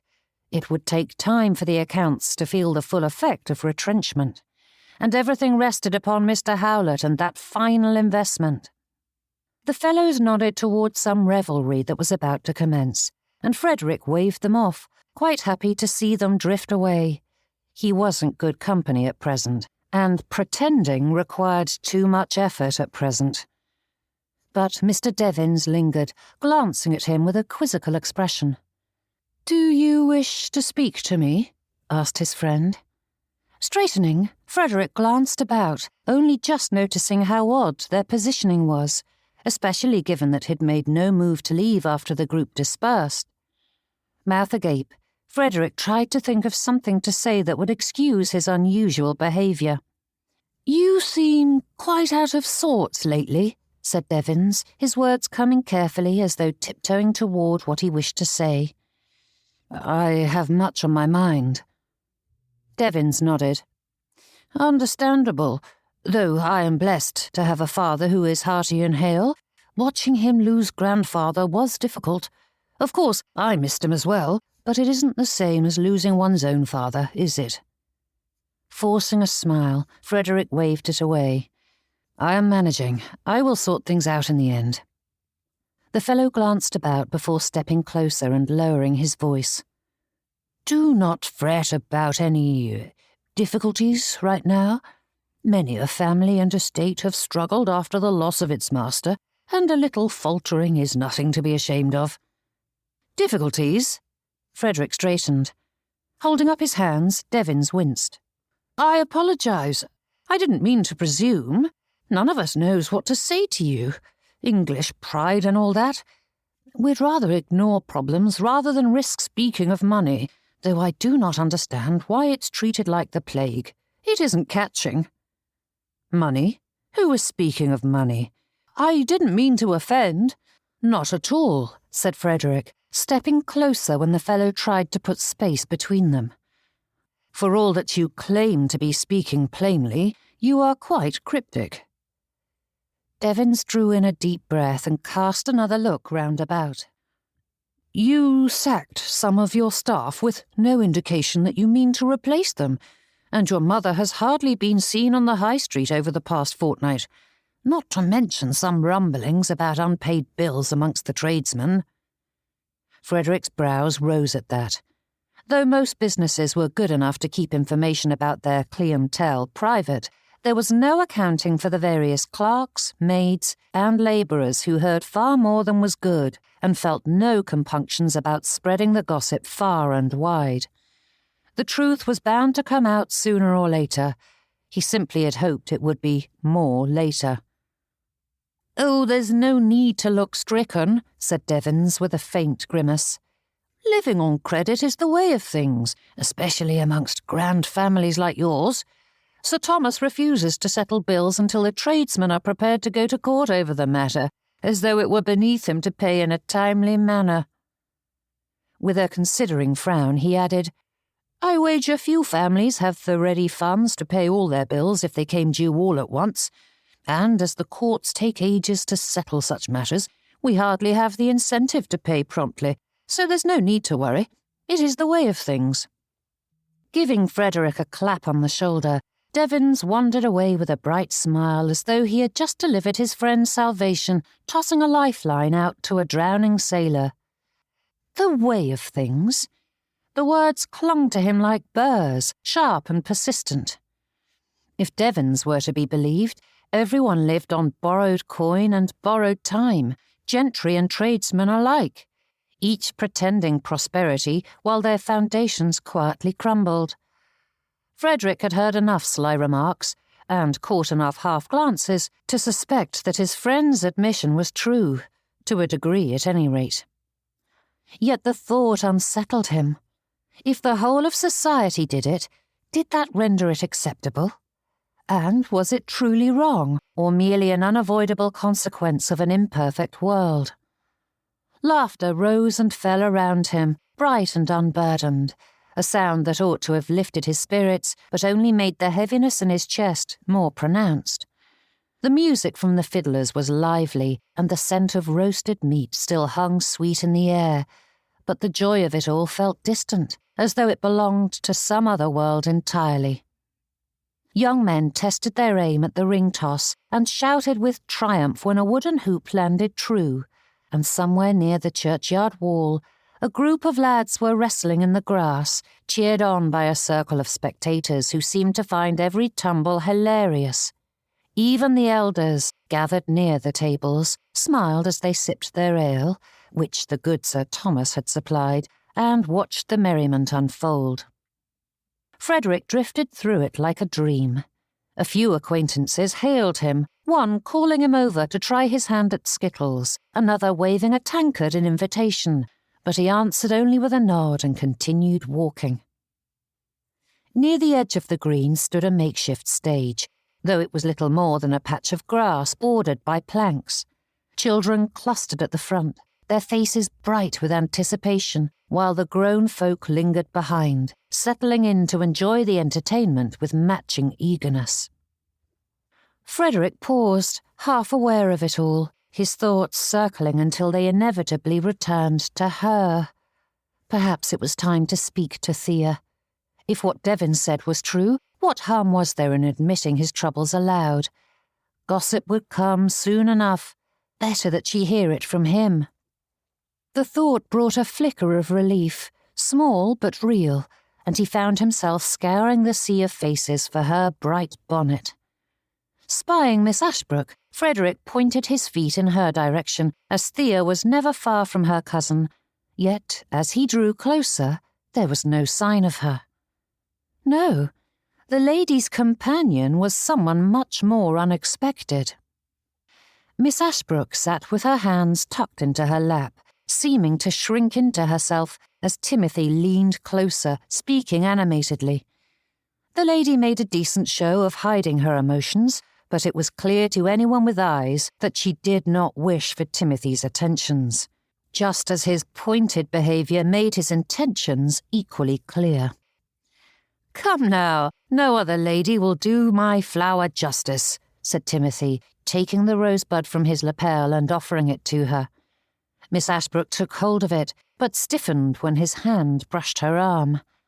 Leaning close, his brother whispered something in her ear that brought a blush to her cheek, though the tightness of her lips betrayed the discomfort beneath that colouring. When she spied Frederick standing just behind them, Miss Ashbrook's gaze pleaded for rescue, and despite all the tempest of late, his thoughts calmed and focused. He knew what needed to be done. Chapter 14. "May I speak with you, dear brother of mine?" said Frederick, coming up beside the seated pair and settling a firm hand on the fellow's shoulder. Timothy babbled some excuse and tried to shrug his brother off, but Frederick flashed Miss Ashbrook a smile before hauling him from the chair. Wrapping that arm about Timothy's shoulders, he led him away with an expression full of fraternal kindness, though Frederick's teeth clenched as he gripped his brother tighter. "What are you doing?" asked Frederick in a deceptively cheerful tone, once they were out of Miss Ashbrook's hearing. "I think it is obvious," replied his brother, shaking off the arm. "For some reason, Miss Ashbrook is unattached, and I shan't let her slip through my fingers." "You've developed a tendre for the lady?" asked Frederick in a flat voice. Timothy scoffed. "Ha! I require funds, and the family will no longer provide them." "That is what a profession is for. Mr. Teague was kind enough to send you home during our bereavement, but perhaps it is time to return to Leeds." "I make a pittance," said Timothy with a scowl. "Success requires an income, and without the family's assistance, I will need something more substantial until I establish myself. And Miss Ashbrook certainly is substantial." There was a hint of a laugh in that final word, and Frederick's hand clenched at his side. "Do not mock her." Holding up his hands to ward off the fury that burned in his brother's tone, Timothy shrugged it off. "I meant no disrespect. Miss Ashbrook is pleasant enough when she manages to string two words together, mousy creature that she is. But as the only daughter of a wealthy family, she's bound to have a hefty dowry, perhaps even enough for me to be a gentleman of leisure if managed properly. At the very least, it will provide a comfortable life whilst I establish myself in the law." The whole thing was described in such a matter-of-fact tone, as though marrying for money was of no consequence. But then that was the way of things, wasn't it? Though philosophies were changing, most marriages were arrangements surrounding income, status, and bloodlines. Yet hearing Timothy describe his plans in such a mercenary manner set Frederick's teeth on edge, especially when involving a kind-hearted lady like Miss Ashbrook. "I need to secure a marriage before everyone discovers our situation," Timothy added. "And Miss Ashbrook doesn't appear to have much experience with gentlemen, so it should be easy enough to turn her head, even if she is reluctant at first." "With good reason," said Frederick. "Pardon?" "She has good reason to be reluctant. Your motives are mercenary." Huffing, Timothy waved that off. "Better to marry a fortune hunter than end a spinster." "You speak as though you are her only opportunity," said Frederick. "And if you truly believed that flummery, you would be honest about your loveless offer and allow her to choose, rather than deceiving her with every flirtation." "You are growing maudlin in your dotage," said Timothy with an exasperated look. "You speak as though I will mistreat her, but I promise I will be a good husband, regardless of the motivations behind our marriage. And you are being very high and mighty when you haven't spoken to Miss Keats about our reduced circumstances." Tensing, Frederick's muscles strained as he glared at his brother. "We do not know for certain that things are that dire. Not yet." With a smirk and a chuckle, Timothy shook his head and turned back to Miss Ashbrook, but Frederick caught him by the arm. "Not her." "It isn't your right." Frederick's hold tightened on Timothy's arm, not enough to cause true harm, but to emphasize the importance of this moment. "Not Miss Ashbrook. If you want to rush headlong into an ill-gotten marriage, I cannot stop you, but I will not allow you to pester a lady who does not welcome your overtures." Brow furrowing, Timothy's lip curled as he stared at his brother. "You cannot be serious. Firstly, she is simply unused to male attention. That is all. Secondly—" "No firstly, no secondly." Frederick drew closer, his voice lowering in clear warning. "I cannot protect every lady in Haverford from your attentions, but I can protect her." "That is monstrously unfair. You already have Miss Keats secured, and now you would bar me from another lady?" Timothy's shoulders fell, his tone growing exasperated. "But I suppose it is rude of me to risk your standing with your sweetheart if things sour with Miss Ashbrook. You were there first and all that." Instinct urged Frederick to correct the misunderstanding, but as it served his purpose, it mattered not one jot if his brother believed his motives were mercenary. Besides, it was true in its way. He would not allow another to hurt Thea, not even indirectly. Miss Ashbrook held a piece of her heart, sharing her pains as if they were her own, and for that alone Frederick would protect the lady, even if she had not been worthy of his care and respect in her own right. Timothy shuffled in place, glancing out at the gathering, though his gaze did not return to Miss Ashbrook, and a moment later he wandered off. Frederick hoped and prayed that the ladies of Haverford had protectors, even if transactional marriages were the way of things. That blasted phrase. The more he thought on it, the more it itched and pinched like a poorly constructed garment. It smacked of childhood, excusing one's own conduct by pointing to the failings of others and laying responsibility anywhere but at one's own door. But common consent did not validate cruelty and selfishness, and others' poor behaviour did not absolve one's own. And what difference was there between Timothy tricking a woman into marrying him or robbing the tradesman to bolster the Voss's lifestyle? For all that Devin's words were enticing, both options ended with others being made to suffer for another's poor financial decision, to pay for Mr. Ephraim Voss's wild speculation. Those thoughts followed Frederick as his gaze drifted across the village green. There was still no sign of Thea, though he knew her to be here, somewhere. And then there was the issue of Miss Ashbrook. Timothy likely wouldn't return to her side, but could he risk it? Frederick slipped into the seat beside the lady, and she gave a start, though her expression softened when she spied which of the Voss brothers sat beside her. She glanced over his shoulder, but Frederick waved her concern away. Drawing in a breath, the lady let it out, her shoulder seeming to sag with relief. "My apologies, Mr. Voss. I am a bit anxious this afternoon." "I apologise on my brother's behalf, Miss Ashbrook. He shan't pester you again." I didn't mean to imply.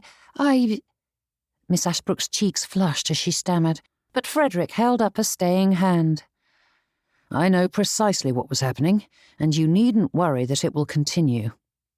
That drew forth a deeper blush, but gratitude shone in her warm eyes, and for the first time in some days, a genuine smile crossed Frederick's lips. Though small, a good deed was a good deed, and after weeks of receiving complaints and condemnations, he was pleased to have brought someone joy. A hush rippled through the crowd, spreading outward like a breeze through tall grass, and all eyes turned toward the makeshift stage near the edge of the green, where a cluster of men in costumes stumbled into view as the villagers cheered. Clothed in a mountain of furs bound about him with a thick leather belt, Winter emerged with a face powdered white and a grizzled-looking beard affixed to his face. Lumbering across the stage, the figure bemoaned the coming warmth, shaking his cudgel at the sky while the children shrieked with delight and jeered at him in turn. A ruckus erupted as spring emerged from the wings, tendrils of ivy coating every inch of him and trailing along the ground behind. The bringer of life and light challenged the old tyrant, and their mock battle began in earnest. The blows were exaggerated and clumsy, the dialogue shouted over the crowd's laughter, yet the rhythm was familiar and comforting. Even the most respectable of Haverford's citizens leaned forward in anticipation, eyes bright and lips twitching with amusement. This rough little play, with its jumbled verses and patched costumes, was ridiculous, and yet it was theirs. The laughter was shared, the delight infectious, until even Frederick forgot himself for a moment and joined in the applause as spring claimed victory at last. As the final cheer faded, the makeshift stage dissolved into cheerful chaos, and someone called for the next round of races to begin, whilst musicians struck up a jaunty tune that had couples forming lines for a country dance. Around them, the clamour of the crowd swelled again, the music spilling bright and careless over the green. The noise, the warmth, and the living pulse of the village filled him, bringing Frederick to his feet with renewed vigour.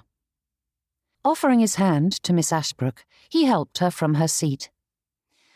"Thank you for keeping me company, Mr. Voss, but I think I ought to find my cousin," said the lady. "You are welcome to join me. She would be quite grateful for your company this afternoon."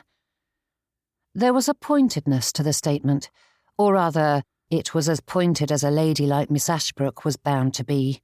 Even as she spoke that innocuous statement, her cheeks coloured. "That was the very thing I was attempting to do before I noticed a fair damsel in need of rescue from a certain irritating brother of mine," said Frederick with a saucy grin, but Miss Ashbrook's eyes widened. "I apologise. I didn't mean to importune you." Frederick held up a staying hand. "No, I apologise. That was an attempt to make you laugh, not laugh at you." Nodding, Miss Ashbrook's expression softened, though her cheeks burned bright. "And if I weren't such a ninny, I wouldn't have taken it thusly." "Not another word, madam," said Frederick, offering up his arm. "Your tender heart is your greatest asset. Do not apologise for it." Miss Ashbrook slipped her hand through his arm, looking somehow both pleased and discomforted by that pronouncement, and Frederick set to work making ridiculous comments about the various sights and people around them until he drew forth her smile. And there's Mrs. Pritchard again, guarding the pie table as though it contains the crown jewels. Heaven help the man who approaches without proper deference." He nodded at the woman in question, who was at that very moment interrogating someone who desired a slice of her minced meat pie. No doubt she will insist on character references before she allows him near her precious pastry. A smile tickled Miss Ashbrook's lips, and though she didn't add to the ridiculousness or chastise him with mock solemnity as Thea did, those little signs of humour were reward enough as they wandered the village green, searching the crowds for his sweetheart. "Mr. Voss, a word, if you please." A few simple words, yet the light-hearted moment fled at the stern tone, and Frederick's pulse quickened as he turned to face Thea's father. Chapter 15. Mr. Keats stood a short distance away, hat firmly upon his head, hands clasped behind his back as though he'd been waiting in this exact spot for this opportunity. The man's bearing was as precise as his words, straight-backed, composed, and carrying that unspoken authority which discouraged any hint of familiarity. "Of course, sir." Frederick managed a polite inclination of his head before turning to Miss Ashbrook. "Please, excuse me."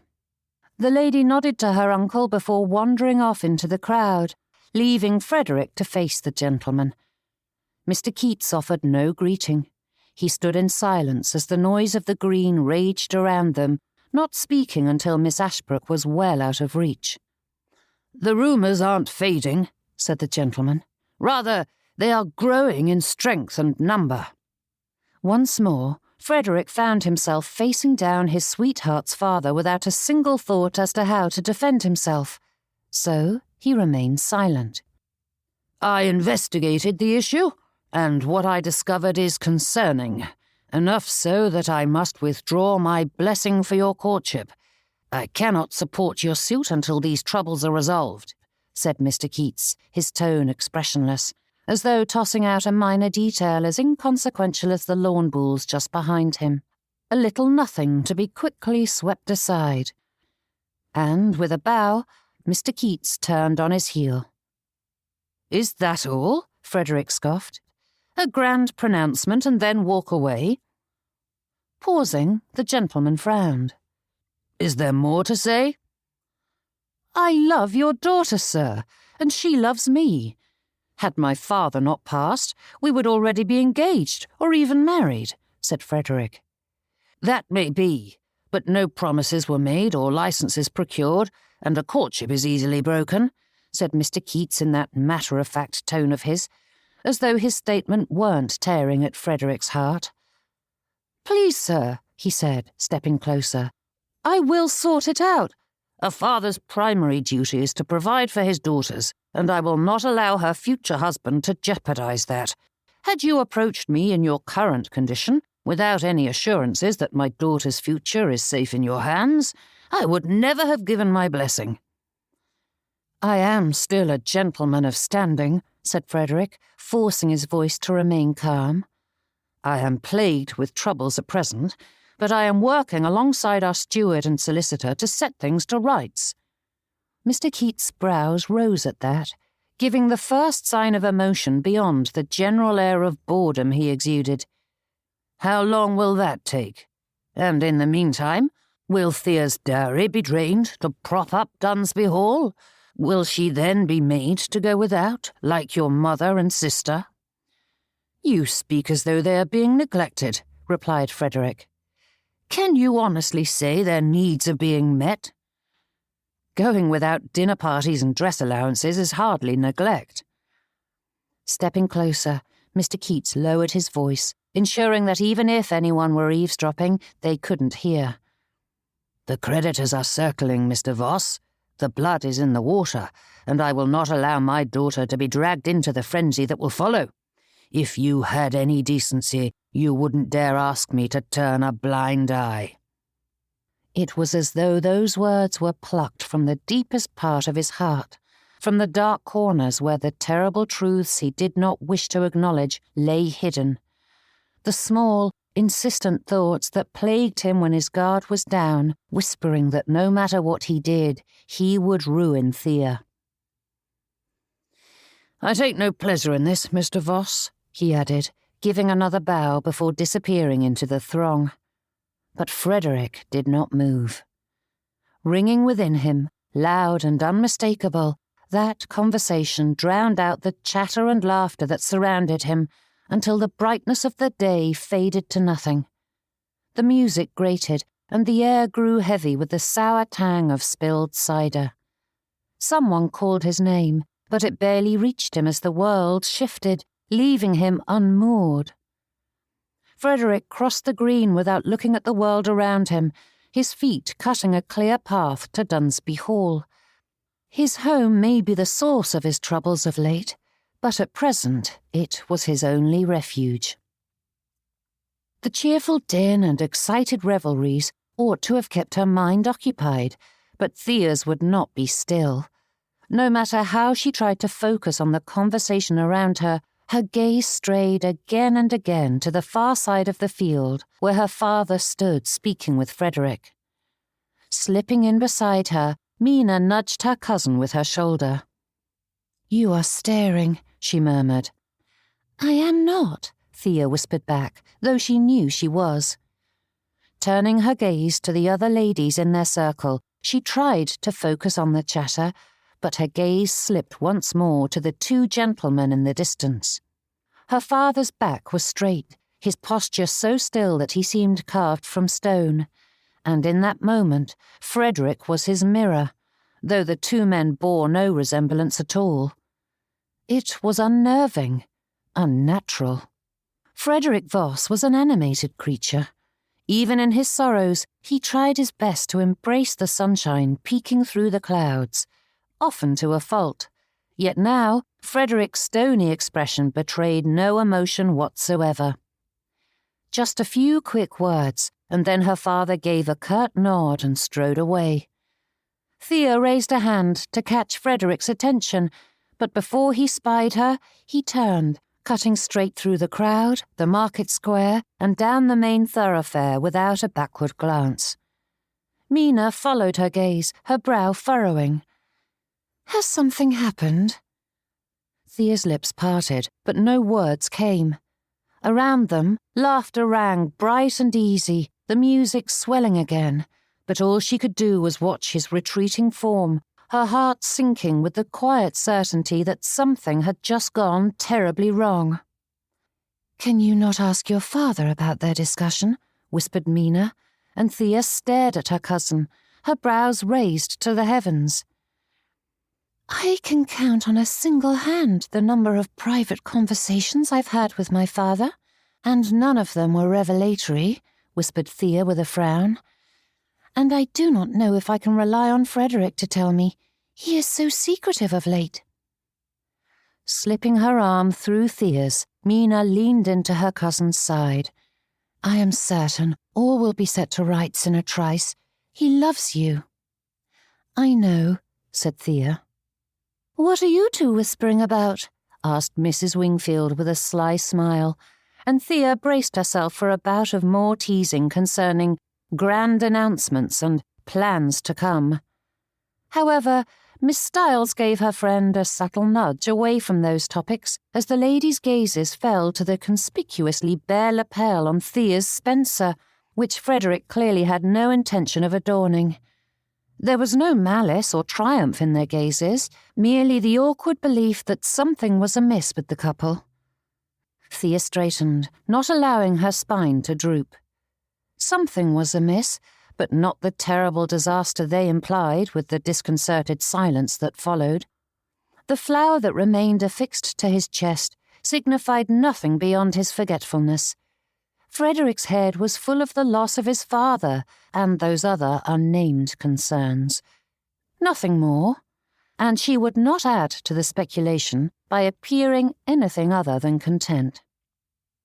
With most of Haverford availing themselves of the feast and festivities, the streets were unusually quiet for a bright spring afternoon, though some couldn't set aside their labour even for this grand event, and there was the odd cart trundling down the lane.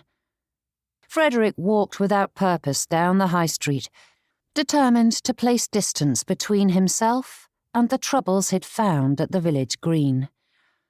Everywhere he looked, life went on as it always had, unaware and unperturbed by the crumbling of his quiet corner of the world. That constancy ought to have been reassuring, yet it only deepened the hollow within him. Mr. Keats's words nipped at his heels, and Frederick forced them from his mind. The path ahead was not easy, but it was traversable. Things were not so dire that he needed to break Thea's heart. He would find a way. The familiar sweep of the drive opened before him, the lane curving gently between tall elms until the house came into view. Nestled primly amongst trimmed hedges, neat gravel paths, and carefully cultivated gardens, Dunsby Hall carried itself with quiet dignity, even now. That red brick facade rose high into the crystalline sky, contrasting perfectly with the blue expanse and the golden limestone of the quoins. The building exuded endurance and long-lasting lineage, and as Frederick paused at the gate, letting his gaze travel its familiar lines, he felt the first fragile flicker of hope. Here was his father's legacy, his family's home. Its foundation sank deep into Lincolnshire soil, and its walls held countless memories of Voss's long dead. If the house could stand firm after centuries, then surely he could do the same. Arriving at the front door, Frederick swept in, depositing his things so the maid could see to them when she arrived home from the feast. But before he took 2 steps in, the housekeeper appeared with a bob. Mr. Voss, she said, still stumbling over his new title. He was no longer Master Frederick, though it would take far more than a few months for Mrs. Skinner, who had served the family his whole life, to grow accustomed to it. Mr. Gleeson and that solicitor friend of his are in the study. I informed them that you were at the feast, but they insisted on waiting. Frederick hid a frown and quickly turned his thoughts to his diary, though he was certain no appointment was written there. I served them some refreshments, she added, as though that were the greatest of his concerns. My thanks, Mrs. Skinner. Nodding, Frederick turned toward the stairs, but paused. You are going to enjoy the feast as well, aren't you? Certainly, sir, she said. I have a few things to see to first. With another sharp nod, he crossed the entryway, his footsteps echoing against the marble floor. Taking the stairs 2 at a time, he made his way through the house and swept into the study. The pair rose from the armchairs before the fireplace, where a feast of pastries, pies, bread and cheese was laid out. Brushing off their hands, they extended them in turn, and Frederick moved through the pleasantries before taking his seat behind the desk. Good afternoon, he said. Why are you 2 sitting here rather than enjoying the parish feast? Mr. Gleeson brushed it aside with a shake of the head. I only just arrived from London, and my news could not wait. Straightening, Frederick's brows rose. London? As he hasn't seen fit to answer our letters, I thought it was time to speak with Mr. Howlett, said the steward, a dark tone in his voice. That is good of you, but I had intended to do so myself, began Frederick, but Mr. Gleeson held up a staying hand. I had other business nearby, so I thought it best to add it to my trip, though it took some effort to locate the fellow. Mr. Gleeson ground out that word, his expression hardening as though wishing for something more colourful to say, yet knowing it would provide no relief. Mr. Moulton glanced at the other and added with a sigh, We are sorry to say that the money is gone. All of it. Chapter 16.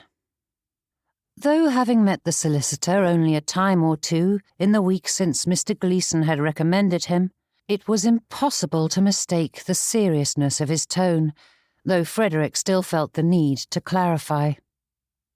The money is gone? Mr. Gleeson nodded. There is some evidence that the whole venture was a farce, but we cannot say with any certainty that Mr. Howlett's behaviour was dishonest. But whether the drainage scheme was legitimate or not, there isn't a single penny left, so it is time to discuss your next course of action. If it was fraud, then surely we can seek compensation or retribution, something to recover a portion of the funds at the very least, said Frederick, glancing between the pair. Mr. Moulton's shoulders drooped. The courts move slowly, and even if we could prove ill intent and deceit, it would be squeezing blood from a stone. The best we can hope for is that they end up in prison, but it will cost you dearly in time and money. Leaning forward, Frederick pinched his nose and considered what to do. The fire burning in his heart insisted that punishment was better than naught, yet he trusted the pair seated before him, and if they believed it was a lost cause, there was nothing to be done about it.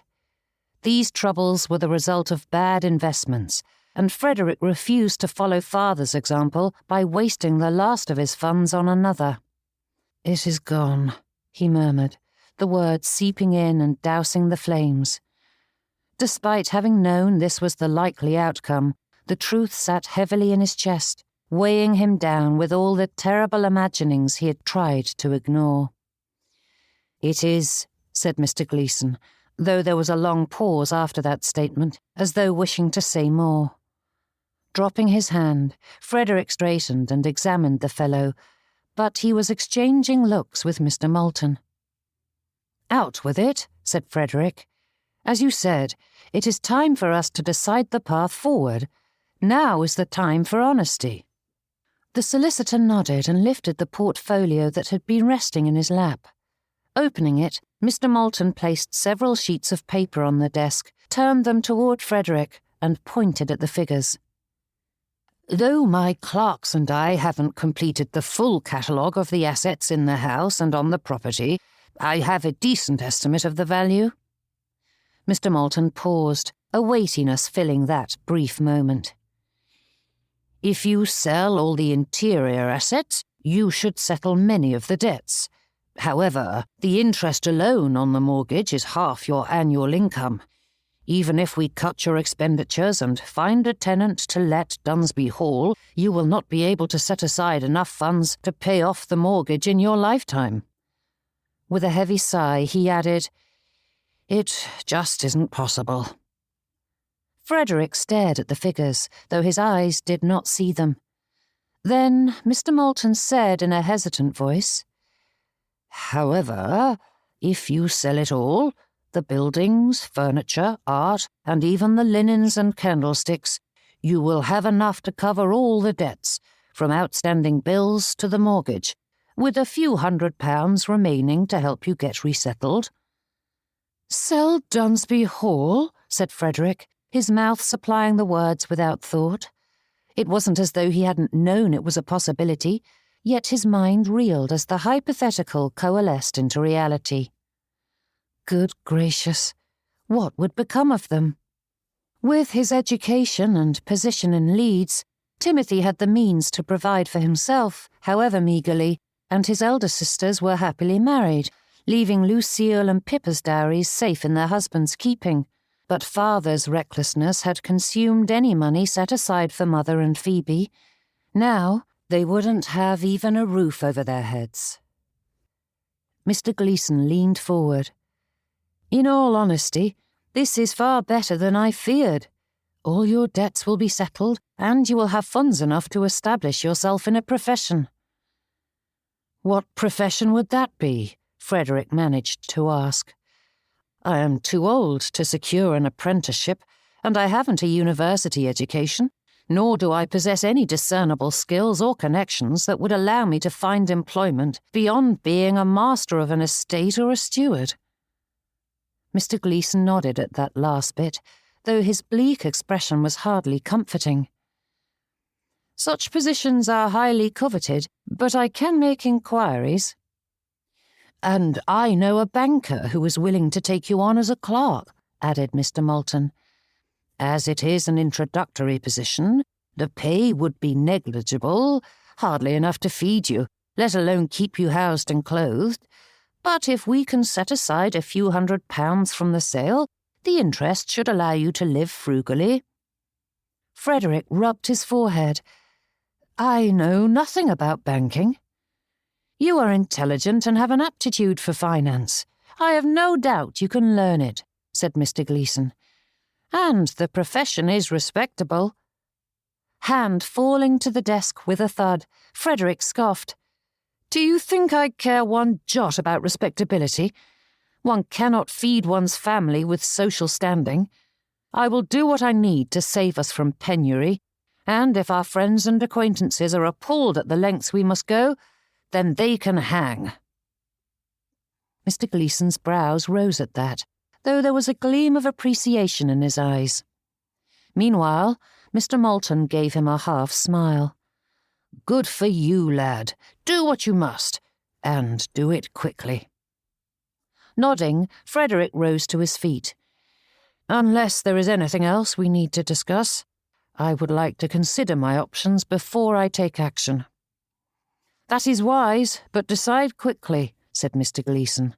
"Midsummer is nearly upon us, so we cannot avoid the quarter interest payment, but we can save you from the next, and Michaelmas will be upon us in the blink of an eye." Selling Dunsby Hall was the logical conclusion. He knew it already, yet the steward spoke as though it was a foregone conclusion, and the words struck Frederick hard in his chest. By September, his home would be gone, everything they owned sold off.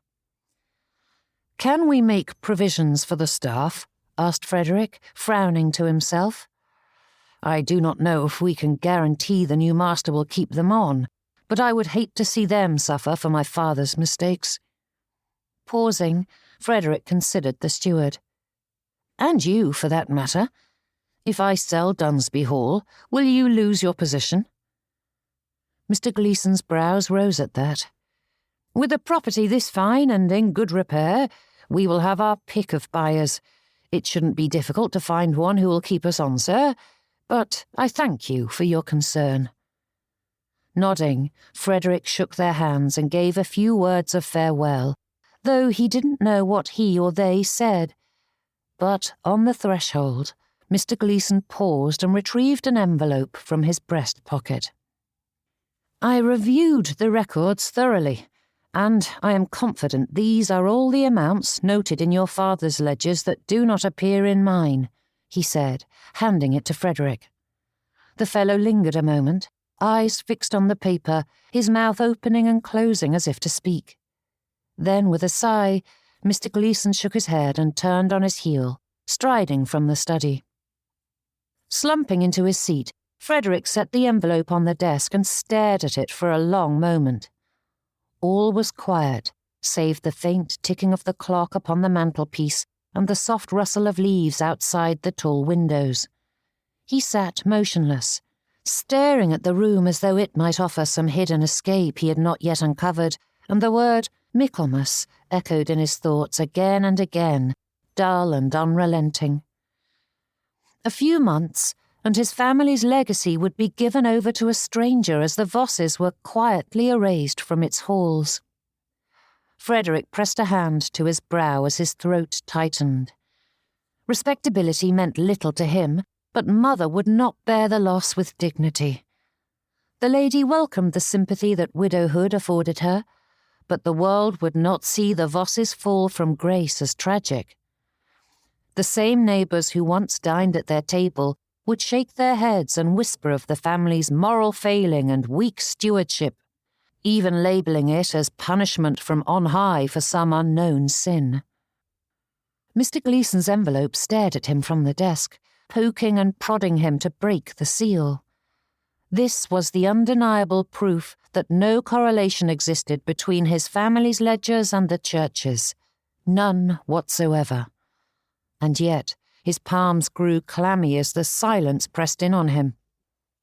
Forcing himself to move, Frederick broke the seal and unfolded the page to see 7 neat entries. Retrieving the church's ledger, he opened it to the first date on Mr. Gleeson's list, and Frederick stared at an entry for pew repairs. His heart sank, but rose again when the sums did not match. A coincidence, that was all, just as it was a coincidence that none of the entries predated Father's time as church warden, and if the price felt bloated, what did Frederick Voss know of the cost of repairs? The figures blurred and reformed, and as his finger slid down the columns, the reassurances grew thinner and thinner as the church's expenses matched, shilling for shilling, the entries on Mr. Gleason's list. Leaning back in his chair, Frederick stared at the far wall, his eyes unfocusing as a question bobbed in his mind, demanding an answer, an honest one. How many coincidences must one see before one accepts the truth? Yet how did one accept such a strong shift in one's world? Father had made terrible financial decisions, but that was a far cry from thieving, and there were no bills to prove the entries in the church's ledger were anything other than what Father had claimed them to be. Perhaps Mr. Gleason had misread the ledgers. And yet the number stared back with such calm precision that his stomach churned. The ink seemed darker now, the weight of it holding his gaze fast as Frederick rubbed a hand over his mouth. There had to be an explanation. Reaching into the drawers, Frederick tore apart the desk, digging into every nook and cranny. There had to be an answer, something here he'd overlooked, some solution that would prove his salvation, though heaven knew what that might be. There is more strength in you than you know. You'll manage in ways I never could. You'll do just fine, Frederick. Better than I have. Father's final words flitted through his thoughts, spurring him on as he tore through every inch of the desk.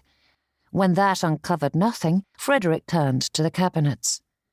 Then the books along the shelves. As he fanned through the pages of his father's last journal, a letter tumbled free and landed at his feet, with Frederick's name scrawled across the front in his father's tidy script.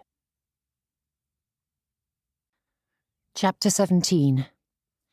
Snatching up the letter, Frederick unfolded the paper, and cold swept through him, starting at his chest and spilling outward until his hands and feet were numb. The words blurred, then steadied again as he forced his eyes to move, line by line, even as every instinct urged him to stop. Forgive me. I did what I thought best, but I made a mess of things. No matter what I do, I cannot set them to rights again, and I haven't the strength to watch it all come undone. My burdens are too heavy to bear. I am not a coward. This is simply the proper course. You are stronger than I, and I know you will see this through. Frederick stared at the paper, reading the jagged strokes of ink again and again, as though that might erase the words before him and the thoughts they inspired. Father had died from a sudden illness. That was all. Yet even as Frederick grasped at that assurance, a voice of reason hurried to point out that a great many poisons mimic such deaths. This is simply the proper course. That line tolled like a bell in his head, each repetition louder than the last. Frederick couldn't blink as he stared at the letter. Father could not have done this. Yet the confession before him told another story, or hinted at it, rather. Vague yet specific, the letter conveyed everything and nothing at the same time, as though he were determined that his son know the truth without fully admitting his sin. The paper quivered in his grasp, the faint scent of dust and tobacco clinging to it like a ghost, and Frederick could almost see him sitting at this very desk, pen poised, the weight of ruin pressing down until he could no longer breathe. The letter proved nothing. Yet Father's own words rose to his thoughts again and again, condemning the man. There had been no illness, no cruel trick of fate. The man had chosen his end, neatly and deliberately, and left this pitiful scrap behind to explain what he could not bring himself to say aloud. The letter slipped from his fingers and fell to the desk as the strength drained from his legs. Frederick sank into the chair, and it groaned beneath his weight, the sound unnervingly loud in the stillness of the room. A hollow numbness spread through him, too vast to be called grief, too consuming to be anything else. It pressed against his ribs, heavy and airless, until even breathing felt like an effort. For a long while, he could only stare at the familiar hand as he tried to reconcile the past with this present. It was as though his father had died a second time, and this death was the crueler of the two. The first had been sudden, senseless. This one was deliberate, chosen. A hollow opened in his chest, deep and wide. The chair creaked as he leaned forward, elbows braced on the desk, where his father must have sat when he wrote those words, knowing full well what he meant to do. The quiet pressed in around him, thick and absolute, and Frederick forced air into his lungs, but it was heavy and sour, tainted with disbelief and the sick, twisting knowledge that he had been abandoned to bear this ruin. The thought struck like a blow, sharp and sudden enough to steal his breath. Father had known.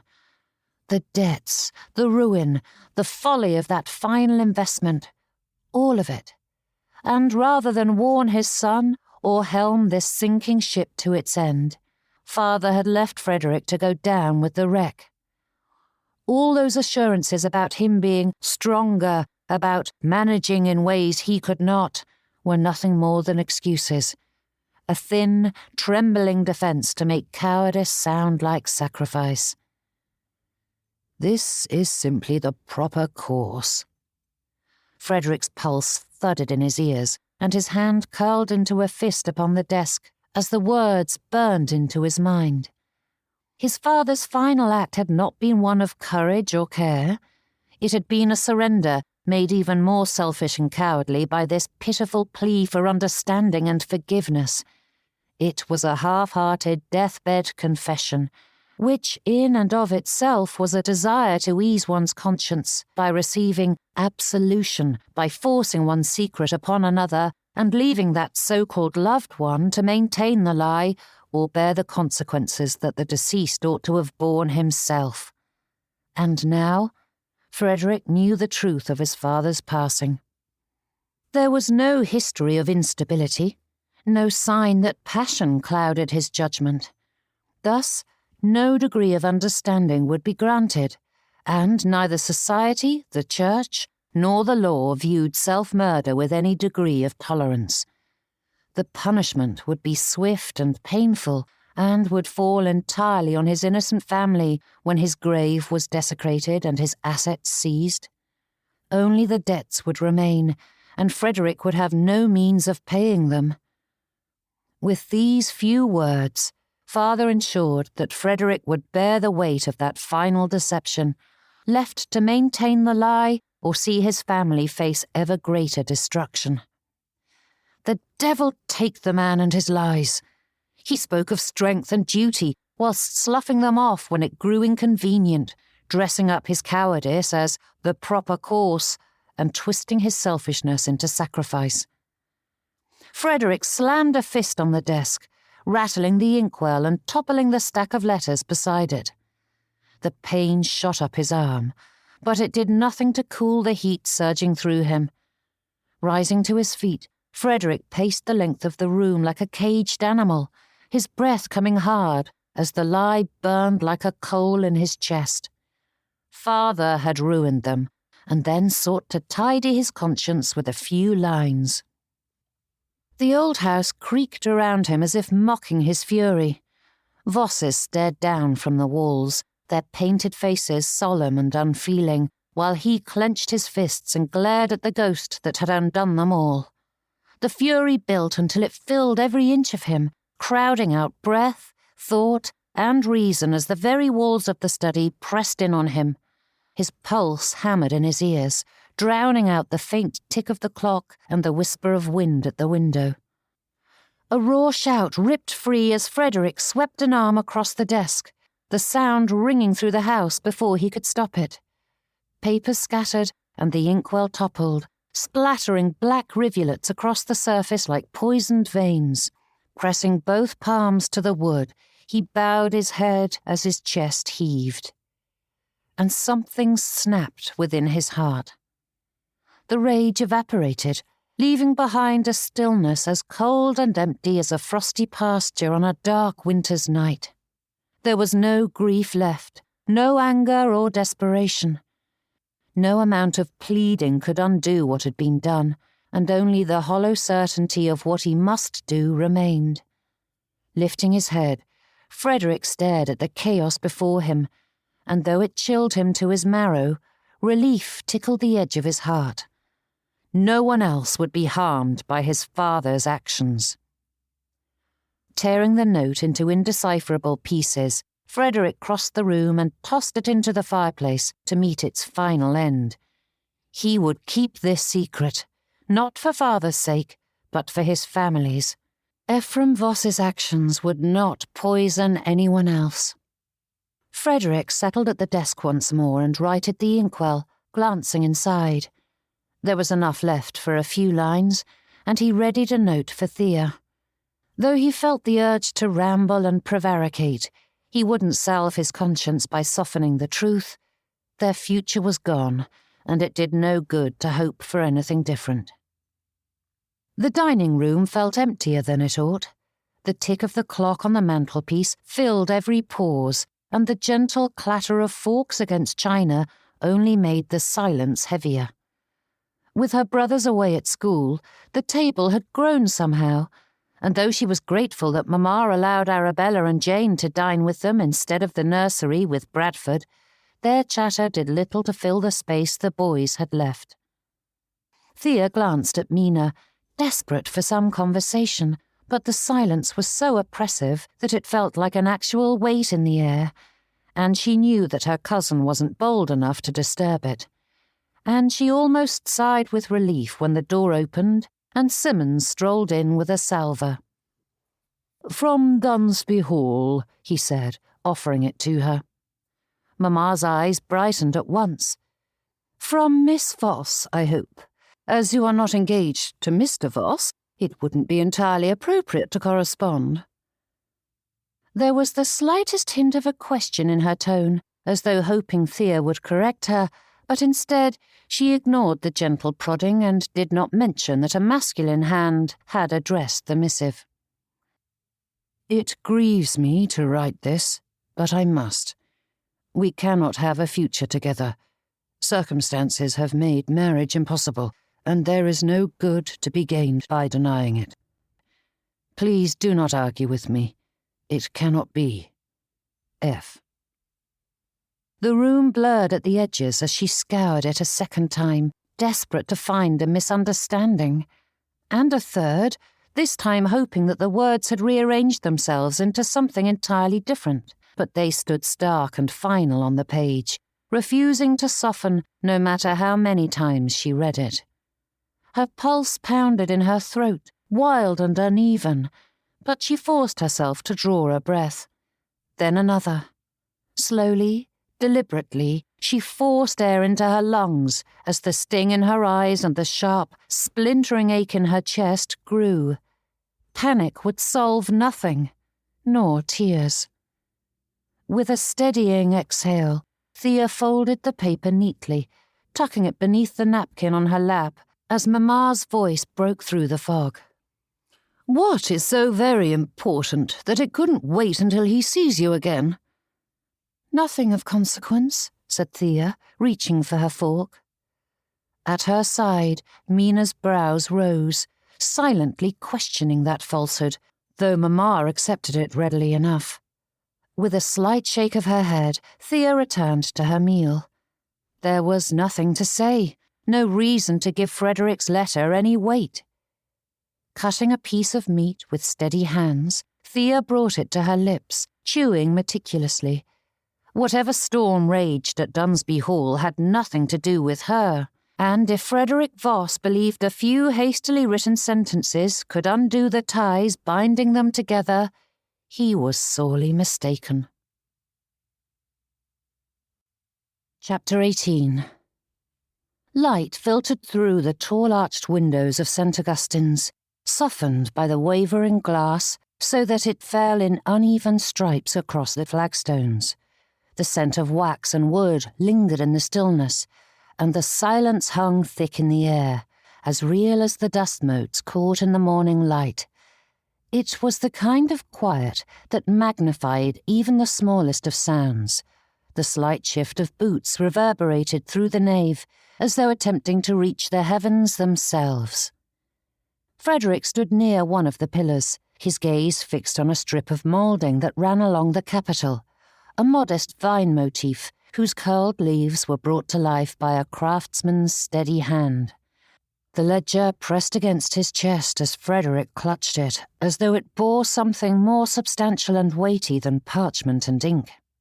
"Are you certain about this?" asked Mr. Moulton. Casting a look over his shoulder, Frederick turned to face the fellow. "Of all the decisions I have made of late, this is the only one I know is right." The solicitor gave a slow nod, his gaze turning contemplatively to the stones at his feet, which bore the names of people long past, including Frederick's ancestors. "Thank you for coming," said Frederick, though the words were woefully insufficient. "I know it is a great distance for you to travel, and you have made the journey so many times since taking on this business, and I doubt your presence is necessary tonight." But Mr. Moulton held up a staying hand, silencing Frederick's apologies and excuses. The vestry door opened, and Frederick jumped at the sound as it echoed through the nave. The time had come. Frederick followed Mr. Moulton down the narrow aisle, their footfalls sounding loud against the stone. Though modest, the vestry bore the weight of centuries, with parish records lining the shelves along the far wall and a hulking table, scarred by generations of use, standing in the centre. A narrow window on one side let in a pale sliver of light, illuminating it enough that they didn't require candles. Mr. Tudor and his churchwarden stood beside that table, his hands clasped behind his back, expression drawn with polite confusion. The curate's gaze flicked between Mr. Moulton and the ledger in Frederick's arms, curiosity tightening the lines about his mouth. Mr. Keats's expression showed nothing, though that was to be expected. "Mr. Voss," said Mr. Tudor, inclining his head, "I believe I speak for both myself and Mr. Keats by expressing our confusion as to the purpose of this meeting. What matter is so urgent that it cannot wait until the next vestry council?" "And in the company of your solicitor," added Mr. Keats. "I did not wish to involve the entire council in this discussion, as it is a delicate matter," said Frederick, forcing the words out, though he didn't know how to explain Mr. Moulton's presence without admitting he was worried that this might devolve into a legal battle. Mr. Tudor motioned for the newcomers to sit, and Frederick laid the ledger atop the table. Opening the cover, he removed a few of his notes and placed them beside the book. "I wished to speak with you privately because, as the curate and his chosen churchwarden, what I am about to tell you will impact you the most." Tapping his fingers against the wood, he added, "I must resign as the people's chosen churchwarden." And with that, Frederick told them what he had discovered in the ledgers. Speaking evenly and ignoring the horror etched into Mr. Tudor's expression, he detailed the whole of his father's activities during his tenure as churchwarden. Mr. Keats did not move. His expression did not alter. His eyes remained fixed on Frederick, yet he gave no sign that the confession made any impression. There were moments when the words threatened to choke him, but Frederick forced them out. He told them of the irregularities and the reasons behind father's thievery, and the air in the small vestry thickened as he spoke, the pauses between his words growing all the sharper. Not once did his speech draw near to the subject of his father's passing, or rather the manner, yet it hung there in his mind, a shadow reaching throughout his thoughts, and Frederick could not shake the sense that each word he uttered caused that shadow to grow in his heart. Reaching into his breast pocket, Frederick removed several banknotes and set them on the table before the pair, along with a tallied list of each theft. This is the whole of the funds he stole, everything accounted for. No one spoke. The money lay on the dark wood, and the curate and the churchwarden stared at it. From somewhere beyond the window came the bright song of a bird, but the stagnant air in the vestry swallowed it, muting the cheerful melody beneath a heavy blanket. At last, Frederick drew a steady breath. "I beg your pardon for my father's actions, and I give you my word that I knew nothing of them until the discrepancies in our ledgers brought it to light." His hands pressed flat against the tabletop, steady though his pulse thudded in his throat as he added, "Given what has occurred, and the changes in my circumstances, which will make it difficult for me to continue my duties, I cannot stand as the people's representative in the parish." Pausing, Frederick swallowed past the thickness in his throat and added, "I know I must stand before the entire council and offer my resignation, but I am hoping that we might keep my father's actions private. My family is as ignorant of the truth as I was, and I cannot bear the thought of their names being blackened for a sin that was not their own. They have borne enough hardships of late." "I add my own pleas to Mr. Voss's," said Mr. Moulton. "This young man has conducted himself with great honour and done his utmost to right wrongs that were not his doing. Stealing from the church is a capital offence, and though the man responsible is beyond the court's reach, his estate and heirs could easily be made to bear a punishment they do not deserve. I ask that you show him mercy." Frederick's pulse raced, though he tried to hold on to Mr. Moulton's assurances. The likelihood that the law would make the Vosses bear the brunt of father's crimes was small, but history was full of examples where overzealous judges and magistrates meted out justice regardless of what the law or conscience dictated. For several long moments, Mr. Keats and Mr. Tudor watched him before the former spoke. "Then why are you telling us any of this?" he asked, his fingers drumming against the table. "If you felt as though you must atone for your father's crime, an anonymous donation would have done the job admirably." The shadows in his mind churned, reaching their dark fingers further into his heart, and though Frederick knew his motives, he struggled to explain them. "There are too many secrets plaguing my family, and I am glad to be done with one of them." Mr. Tudor nodded and then looked to Mr. Keats, who remained as silent and stone-faced as before.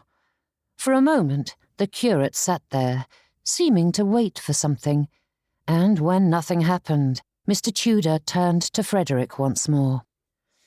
"I see nothing wrong with keeping your motives private. They need only know that you are resigning, and they may infer what they wish," said the curate.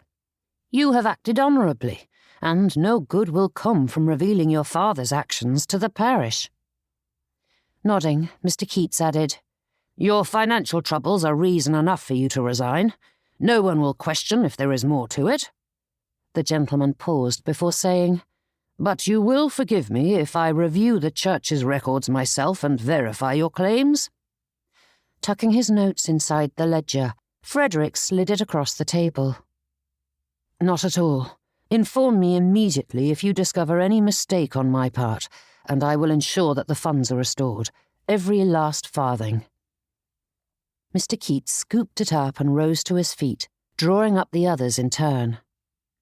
Holding out his hand to Frederick, Mr. Tudor gave him a solemn nod. "I am sorry for what has happened, Mr. Voss, but I feel certain that God will bless you for your integrity this day." Frederick let out a sharp breath. Is it wrong of me that I cling to that hope rather than doing good for good's sake?" With a wry smile, Mr. Tudor shook his head. "I have a feeling you would have chosen this path regardless." Not knowing what to say to that, Frederick followed Mr. Keats and Mr. Moulton out of the vestry. Stepping out onto the church porch, the sunlight struck hard after the dim stillness of the vestry, and Frederick blinked against it as the cool hush of the church gave way to the hum of summer. And, despite everything, the air swelled in his lungs, sending a wave of peace through him, until he spied Mr. Keats, who stood a few paces away, motioning for Frederick to join him.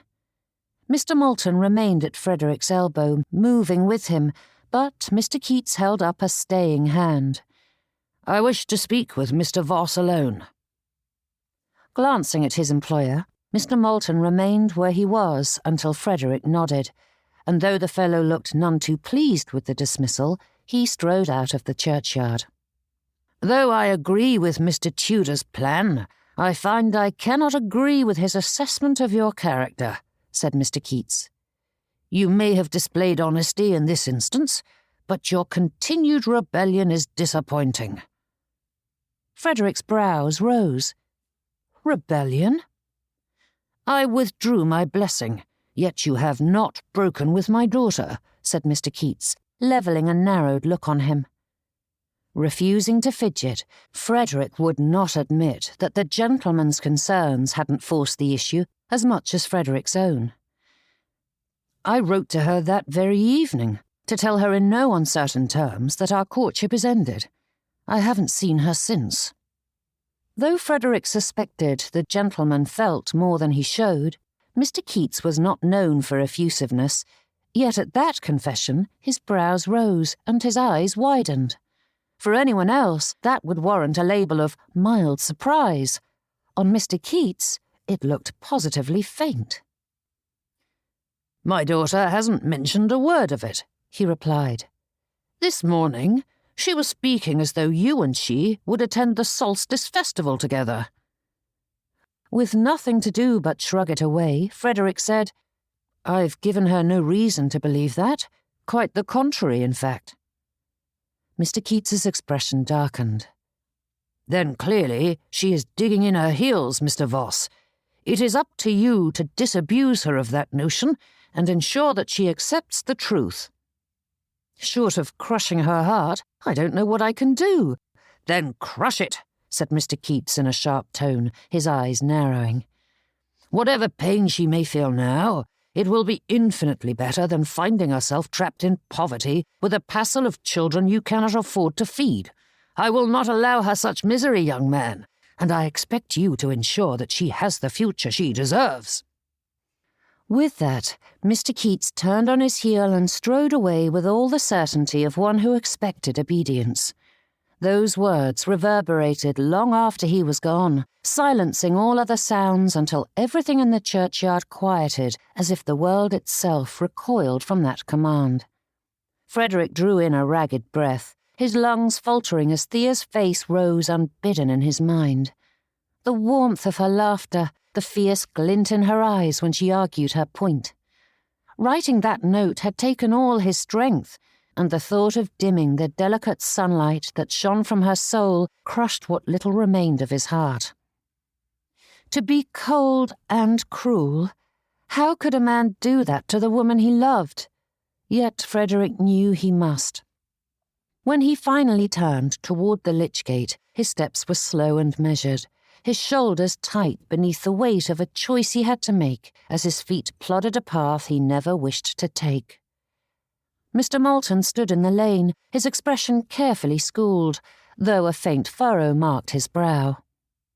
When Frederick approached, the solicitor straightened but did not speak as the two men fell into step, their soft treads filling the space where words might have been.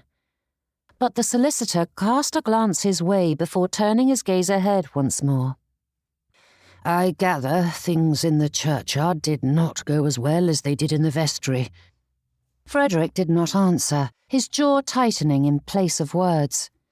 Mr. Moulton hesitated, his hands clasped loosely behind his back as they walked. "Forgive me if I overstep, but I advise you not to surrender all hope of a future with Miss Keats. The path ahead will certainly be difficult, but I have every confidence you will sort it out and build a comfortable life." "You were eavesdropping?" asked Frederick in a flat tone, as his gaze fixed on the ground at his feet. "It isn't difficult to discern what a father would say and do in this situation." Pausing, Frederick faced the fellow with a gimlet eye. "And you would advise me to ignore his wishes and drag his daughter into poverty?" "Firstly, your options may be limited, but I have every confidence you will make the best of them.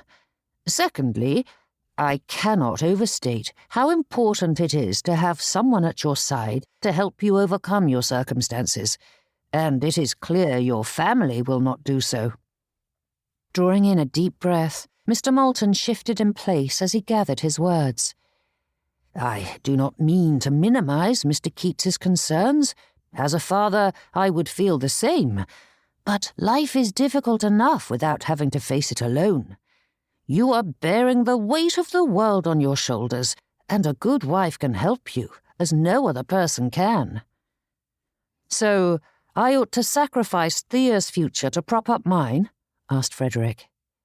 "If you think you can spare her heartache and pain, then you are a fool, and you haven't struck me as one, Mr. Voss," said Mr. Moulton with a hard look. "Trying to shield her will only hurt you both." And with that parting advice, Mr. Moulton strode down the lane, eager to start his journey home, and Frederick watched the man's retreating figure until it disappeared around the bend, though the fellow's words lingered, stubborn and bright, like sparks from a fire floating on the breeze.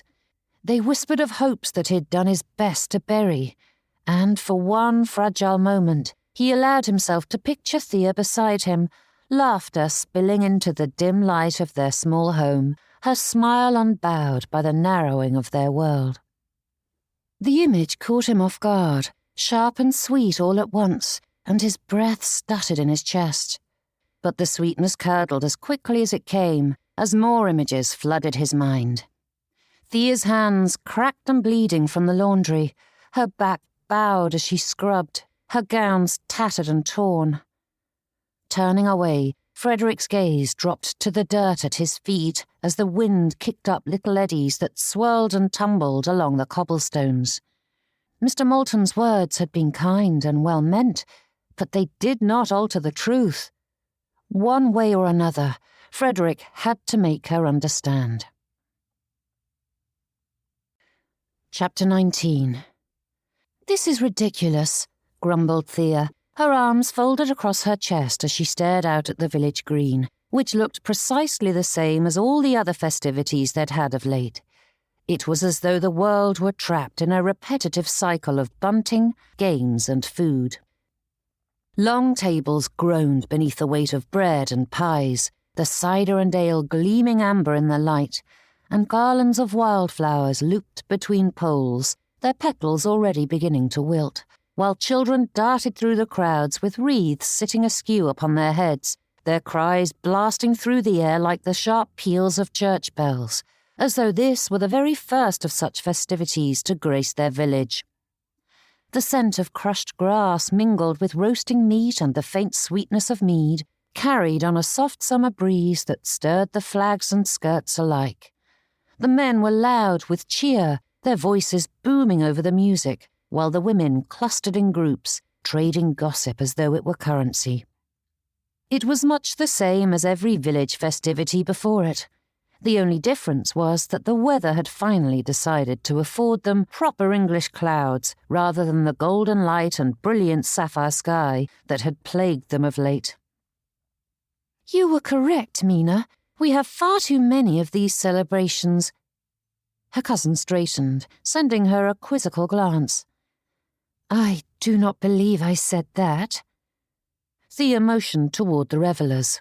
"The spring market, May Day, the feast day, and then the solstice." Lips curling at that final word, she added, and only our silly village and pretentious baronet insist on calling it such. It is midsummer throughout the country, but dear Sir Thomas insists that using the Latin name is far more elegant, and everyone is so eager to please the fellow. What nonsense! Forcing her hand into the crook of her cousin's arm, though Thea made it difficult to do so, Mina gave her a sympathetic smile, and without a word of objection, she allowed Thea to rant and rave, pouring all that vitriol upon this undeserving head. "I apologize," said Thea with a sigh. "No need. A friend's primary duty is to be a listening ear, and after the past few weeks, you have every reason to vent your spleen, as my brothers are so fond of saying." Thea squeezed her arm. "My troubles are no excuse to sharpen my tongue on you, but I am so very tired of waiting. I have tried to be patient, I have, but I do not know how much longer I can allow him to wallow in his misery before I force the issue. Frederick cannot ignore me like this." With a gentle hush, Mina reminded her that they weren't in private, and Thea drew in a deep breath, forcing herself to calm. This wasn't the first time they had discussed this issue, and there was no good to be had in retreading old steps, yet Thea was reaching the limits of her forbearance. "This is so vexing," said Thea through gritted teeth. "How are we to sort this out if I am not allowed to call on him and he refuses to venture out into public? And Phoebe is being so mum about the business. It isn't like her to give me the cold shoulder." Mina gave a reassuring squeeze of the arm, which prodded Thea to take another breath. "We know men are foolish and that they avoid sharing their troubles," said her friend, speaking the words that had been repeated more often than Thea's prayers. "You love your Mr. Voss, and he loves you. There is no doubt on that score." "Not one. We will see this through," said Thea, forcing herself to straighten. "Yes, you will," said Mina with a decisive nod. Glancing out at the gathering, Thea allowed herself a huffy chuckle. "This truly looks like all the rest of our festivals, doesn't it? How many other ways are there to mark these occasions? Besides, after such a long winter, it is lovely to be out of doors among the merriment," said Mina, a bright smile gracing her lips. "It is," said Thea. "I wonder if Phoebe will attend." "Your Mr. Voss may have vanished, but she seems to attend every public event," said Mina, glancing out at the gathering with a slight frown. "I must say, she isn't what I imagined when you described her in your letters." There was a tightness to her tone that echoed through Thea. "Things have been a bit strained with the Vosses of late, that is all. Phoebe is a bit out of sorts." Mina nodded, though there was a brittleness to the expression that bespoke of one giving the expected response. "Believe you me, Phoebe and you are bound to be the best of friends," said Thea, the word slipping free before she thought the better of it. "You two are both such dears that it is inevitable.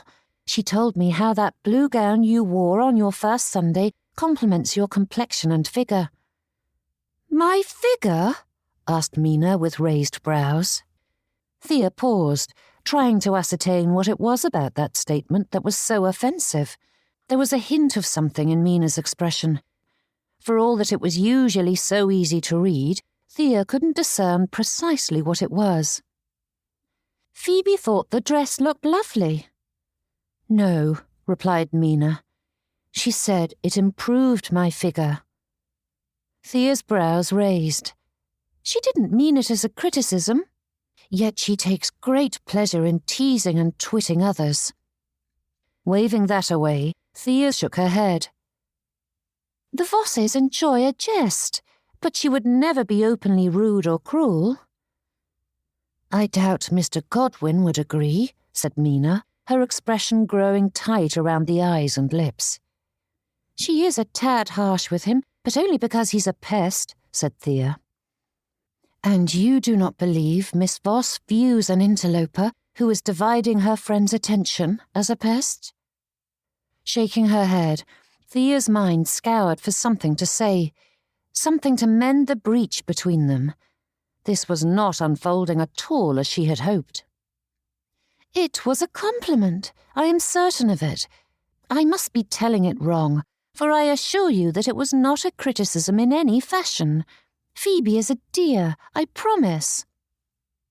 Mina smiled, as though accepting that assessment, but it held more polite disbelief than genuine acceptance, and Thea couldn't help but pray that matters would settle with time. Yet Mina's visit was already half over. Shaking aside that thought, Thea forced herself to remain calm. They would become friends in time. Rushing matters wasn't helping. "Phoebe!" Rising to her toes, Thea lifted a hand to draw the lady's attention. She was moving before she thought the better of it, ignoring how Mina stiffened as they crossed the green. "Good afternoon," said Phoebe, greeting Thea with a buss on the cheek. And, turning to Mina, the lady gave a curtsy and greeted her as well. "It is good to see you, Miss Ashbrook." "And you, Miss Voss." Thea glanced between the pair. For her part, her cousin's strain had eased, and she met Phoebe's gaze without any hint of discomfort or disapproval. Perhaps this could be a new start. "Phoebe, I feel as though I haven't seen you in ages," said Thea. "I spied you here and there, but you are so very busy of late." Smile straining, the lady nodded. "Yes, I am. Have you seen Mr. Winwood?" A grin tickled Thea's lips. "And why are you asking after the gentleman?" Phoebe scoffed and levelled a narrow look at her friend. "Do not tease me." "As you are so very keen to tease, you must forgive me when I seize an opportunity to respond in kind," said Thea with a wicked grin. Phoebe gave an indignant huff in return, and Mina stiffened, which made Thea do so as well, before flashing her cousin a comforting smile, for the lady hadn't meant anything by it. "I have nothing to be ashamed of," said Phoebe, in a tone that Thea knew was more serious than intended. "Why shouldn't I keep company with a gentleman who is handsome, intelligent, and witty?" "Perhaps because you know so little of him?" asked Mina, frowning. "Something about the man feels amiss, and you ought to be cautious about throwing your heart after him." Phoebe stiffened. "I am hardly throwing my heart after him, and I would caution against casting aspersions based solely on feelings." "She meant nothing by it," said Thea, glancing between the pair. But Mina was not looking at them, and Phoebe was determinedly scouring the green. "Of course not. Miss Ashbrook is so very sweet," said her friend with a bright tone. "What is the matter, Phoebe? You've been so out of sorts lately." No doubt what ailed Frederick also tainted his sister's peace of mind, yet Thea sensed an edge of desperation in Phoebe's expression and tone that was entirely out of character. "Is it Mr. Godwin?"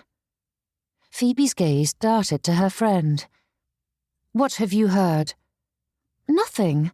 I know he's been pestering you, and I thought it might be one of the sources of your unease."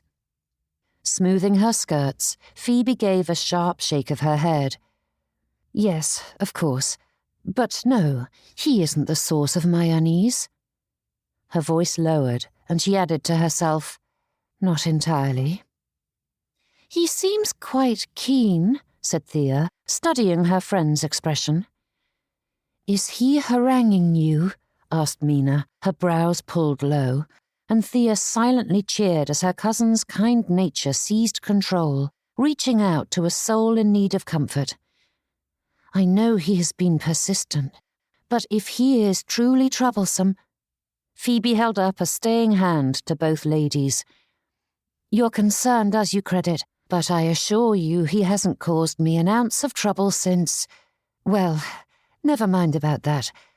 I am certain that a bit more time with Mr. Winwood is certain to do the trick." "Since?" prodded Thea, ignoring both the attempted evasion and Mina's tension at the mention of Mr. Winwood. But Phoebe's attention moved past Thea, a smile blossoming on her face. Raising her voice, she added in a teasing tone, "Speak of the devil." With a dramatic gape, Mr. Winwood paused in his approach, his brows rising until they were liable to lift clear off his forehead. "The devil?" "The very one," said Phoebe, her lips curving as she folded her hands primly before her. "I was only warning my friends of your alarming tendency to appear precisely when your name is mentioned. It is most uncanny." "Uncanny?" Mr. Winwood placed a hand over his heart in mock offence. "You wound me, Miss Voss. I always consider my appearance to be fortuitous." "Oh, I dare say it is," she replied, eyes glinting. "Though one wonders if you keep yourself hidden behind every hedge in Haverford, waiting for someone to speak of you." Leaning closer, he gave her a rascally smile. "My ears are always eager to hear you speak of me, Miss Voss." Phoebe's laugh rang out again, light and quick. It was the sound of a woman entirely aware she was being charmed, and allowing it nonetheless. "I do hope you haven't appeared at my side merely to flirt a little." Mr. Winwood placed a hand on his heart. "Never underestimate the value of a good flirtation, madam.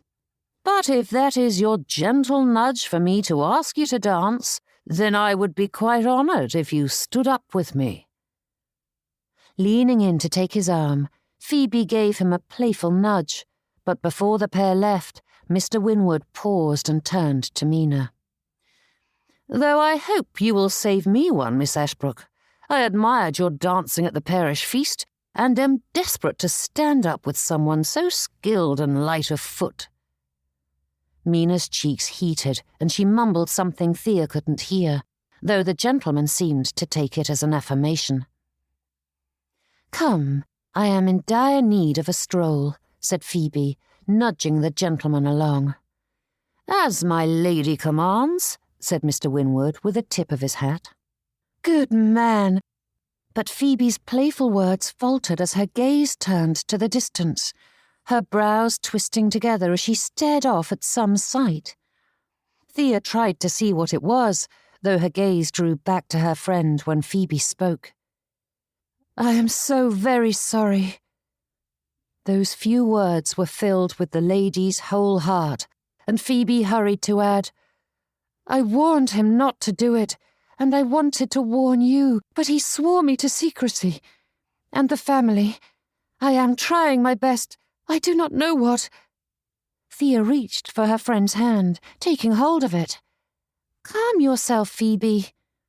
But Mina's gasp drew her attention, and Thea turned to see what had surprised her. It took some searching, but then she saw it. Saw him. Frederick Voss had arrived at the Solstice Festival, and he hadn't come alone. Chapter 20. The hum of laughter and music receded into a distant, indistinct murmur, and every movement slowed, the children weaving ribbons, the flutter of skirts, even the flicker of sunlight across the tables, and blurred at the edges, leaving only him. Thea's breath caught, shallow and uncertain, as though her body resisted believing it. Somewhere beneath the shock, her heart began to pound, an unsteady rhythm that made the ground feel less sure beneath her feet. "It doesn't mean anything," whispered Mina. "He loves you." Yet for all those hurried assurances, Thea couldn't deny the evidence before her eyes. Frederick strolled across the green with Sally Jenkins' arm threaded through his. Of course, one could dismiss it as a bit of gentlemanly gallantry, but the close manner in which they stood spoke volumes. As did Sally's triumphant grin when her eyes fell to Thea's. The world liked to dress virtue in soft colours and gentle smiles, as though goodness were a garment easily slipped on and off. But more often than not, it was a hard, unyielding road, cold beneath the feet and steep enough to leave one gasping for breath, It required strength of purpose and an unwavering resolve, else everyone would choose that path, and Frederick wouldn't allow himself to turn back now. It would help if Miss Sally Jenkins weren't so blasted silly. Every word that came from her mouth proved her to be witless. Not a moral failing, to be certain, and it could be easily overlooked if she possessed even a speck of kindness, but then that self-serving quality had drawn Frederick to her in the first place. No other young lady would have accepted his overtures, for they had sense and feeling enough not to play a part in Thea's heartbreak. Yet Miss Jenkins had readily accepted his invitation without hesitation. The young lady's head swung this way and that, dispensing nods of gracious acknowledgement as though she were a queen amongst the peasants. And with every turn, the ridiculous plume jutting from the bonnet's nether regions like a sickly peacock struck Frederick square in the face. He did not care for the taste of feathers. This was for the best. Clinging to that assurance, Frederick led Miss Jenkins through the gathering, ignoring the eyes pointed at them, both the narrowed and wide varieties, as they threw themselves into the festivities. Frederick felt Thea's attention on him, and he couldn't bear to meet her gaze. Yet he couldn't ignore the feeling either. This was his last connection to her. After today, she would never speak or look at him again, never think of him, if there was any mercy in the universe. Though he knew that was a vain hope. This wound would linger far too long, but it was necessary. It was for the best. Forcing himself to engage with the few villagers willing to join them in conversation, Frederick tried to keep his thoughts on his companions, but he hadn't a spare thought for pleasantries when each necessary and unbearable plan circled endlessly in his head. Mr. Moulton had already identified 2 serious buyers, both new money yearning to establish themselves amongst the landed gentry and eager to agree to Frederick's terms, and the ever-pragmatic Mr. Gleeson had begun drafting the terms of the auction for the furnishings and remaining stock. By the end of August, the sale would be complete, the house emptied, and Dunsby Hall would belong to someone else. The family's dignity would be first to go, long before the silver or the house itself. Once his resignation as churchwarden was made public and the notices for the auction posted, there would be no containing the gossip. The Voss name would be on every tongue, passed about over shop counters and across pews, as their ruin was picked apart and every morsel relished, whilst his family railed against each of his decisions. All of which he could have borne, if Thea were by his side. Yet her absence was also his single comfort as the world crumbled. Whatever befell him, Thea would be spared, and that thought steadied him, even as the noise of the festival swelled like the tide. He had protected her. Whatever else might be said of him, Frederick could take pride in that. Thea may despise him now, but one day she would marry a man worthy of her, and in time she would forget Frederick Voss entirely. Clinging to that, Frederick threw himself into the pantomime he was providing for the afternoon's entertainment. It was a fine line to walk, both making it clear that he was no longer courting Thea whilst not raising Miss Jenkins' expectations. But compared to all the other troubles of late, fending off her advances as she draped herself over him was simple. And he counted down the minutes until he was free to leave. Frederick dodged another smack of the feather and spied Timothy by the cider-stand, leaning far too close to Miss Hawkesworth. Her hands waved as she spoke animatedly to him, and his eyes gleamed as he watched her, like a thirsty man finding an oasis in the desert. Miss Hawkesworth laughed, the sound light and eager, her lashes fluttering as though caught by a breeze, and a cold unease crept through Frederick's chest. Ought he to intervene, warn her? It wasn't as though he could threaten Timothy away from every lady in the village, yet watching his brother's hand brush Miss Hawkesworth's sleeve made his stomach twist. The question gnawed at him. its teeth sinking deeper with every laugh that passed between the pair.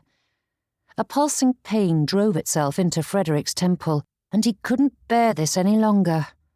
Turning to his companion, he gave her that smile that so easily graced his lips. "I do beg your pardon, Miss Jenkins, but I must depart." Giving him an affected pout, the lady frowned. "It cannot be. Not so soon.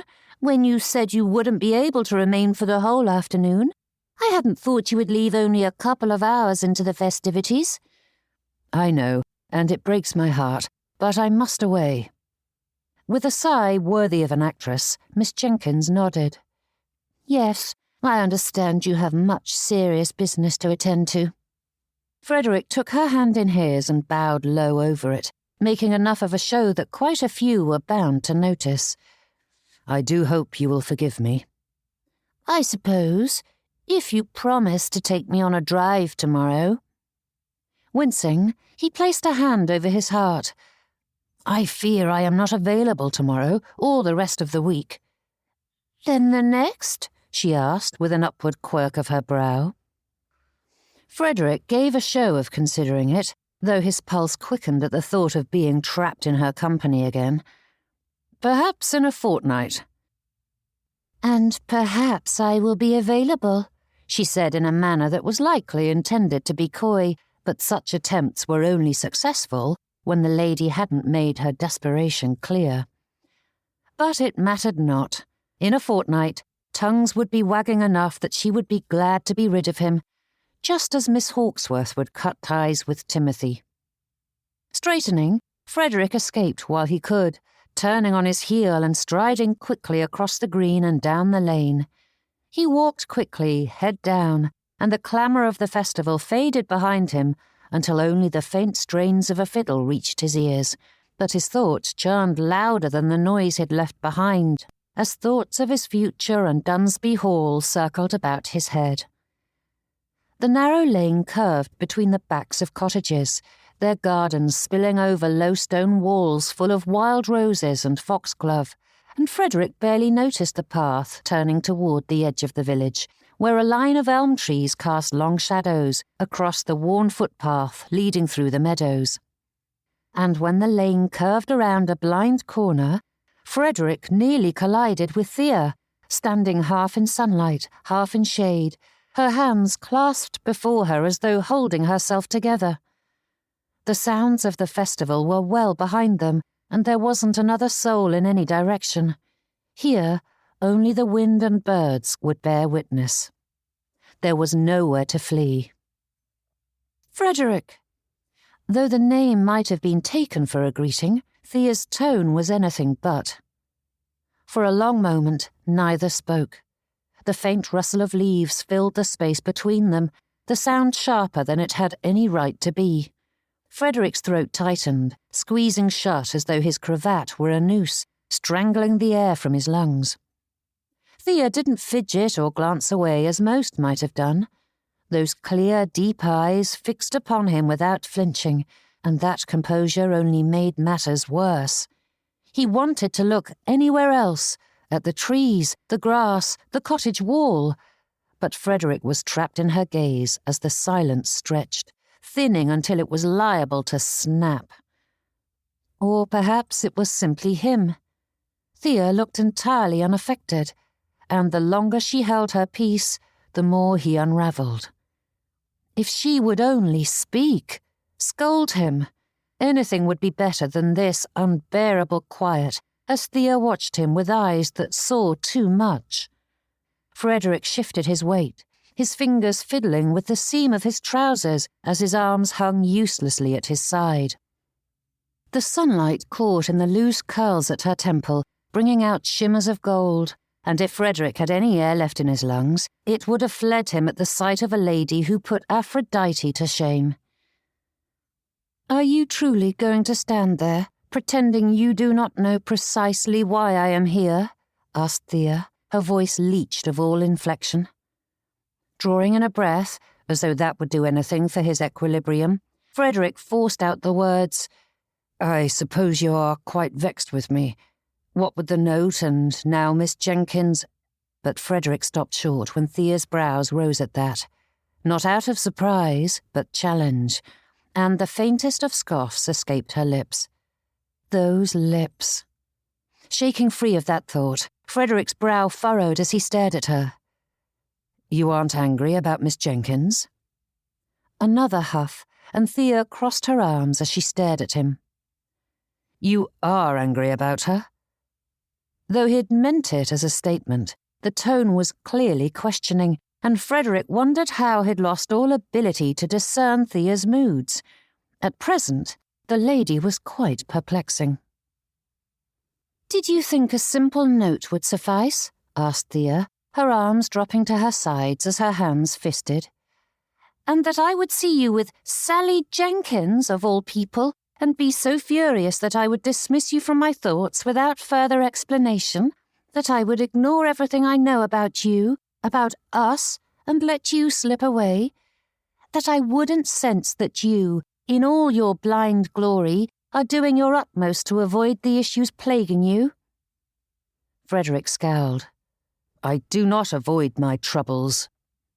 "Which is why you've never spoken about your father's passing, at least not in any meaningful manner," said Thea, pointing a sharp, accusatory finger in his direction. "And any time I broach the subject, you make a jest and laugh my concern away." "And because I do not wish to dwell on unhappy subjects, you think I am avoiding them altogether?" he challenged, a thread of steel weaving its way into his tone. "Yes, because they continue to pain you, and you refuse to acknowledge it," said Thea, lifting her chin. "I do not know if all this is related to your father or not, but I am done waiting patiently for you to speak, Frederick Voss. I demand answers, and I will not leave until you explain yourself. In detail." Chapter 21. For a long moment, Frederick could only stare at her. The rise and fall of her breath, the brightness in her eyes, the flush that deepened her cheeks. Thea was magnificent when roused, all warmth and fire and stubborn grace. Every line of her stood against him, fierce and unyielding, and heaven help him, he adored her for it. He wanted to reach for her, to silence her with a kiss, to promise that all would be well. That ache buried itself deep in his chest like an arrow piercing a target. The pain was sharp and tangible, made all the more acute as it only reinforced the truth. Thea was everything he needed, the perfect partner in every sense. So much more than a mere wife or sweetheart. She was his motivation, his conscience, the person who loved him enough to harangue him over the hurdles he placed in his own path. And Thea deserved better than him. That truth stood between them like a chasm. He could not have her and still be the man she believed him to be. So he let his gaze linger, tracing the curve of her mouth, still set in that determined line, and the faint quiver at the corner that betrayed how fiercely she fought to hold her ground. The strands of deep gold woven into her hair that caught the sunlight, the small freckle near her temple. Frederick wanted to remember it all. This single moment suspended in the sunlight and shadow of a warm summer's day would have to be enough. "That!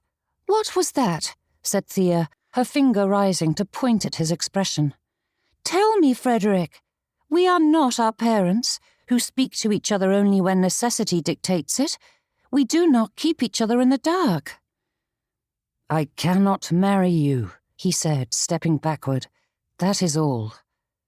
But Thea closed the distance. "That is not all. Tell me what is the matter. If this is impacting our future, I have the right to know. And do not try to lie to me. Do not pretend that you're parading Sally Jenkins about with anything but a shallow attempt to convince me you do not care for me."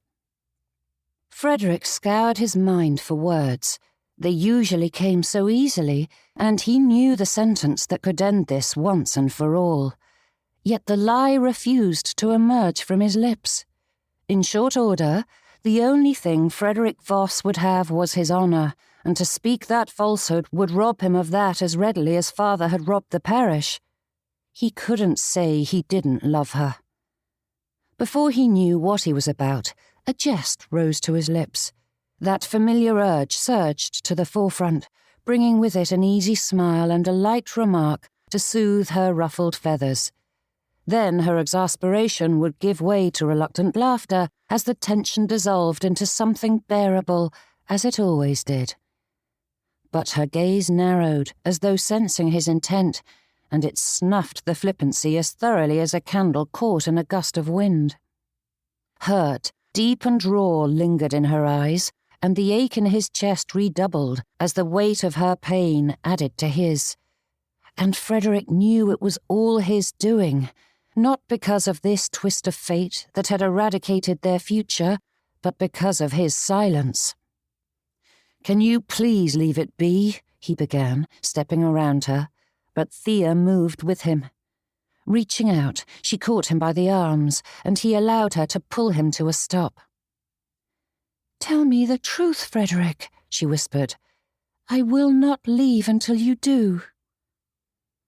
They stood so close that the scent of roses filled his nose, and his unhelpful thoughts drew forth the memory of more pleasant times. The feel of her in his arms, her lips against his. There weren't words to describe how Thea's embrace made him feel. It was softness and strength, blended into an incomprehensible mix, making him as wobbly as a newborn foal, yet as powerful as the great lions of the Serengeti. Lifting her hand to rest against his cheek, Thea turned his face to hers and whispered, "Frederick." Despite having done so many times over the past months, hearing Thea speak his given name still sent a thrill through him, and Frederick felt the truth in that moment. There was no need for secrecy any longer. The die had been cast. The path forward had been chosen. To tell her would not alter either, and silence would not protect her from the pain. "My family is bankrupt," he whispered. "We have lost everything." For a heartbeat, the words didn't make sense. They hung there between them, weightless and impossible, as though Thea had misheard him. Surely she must have.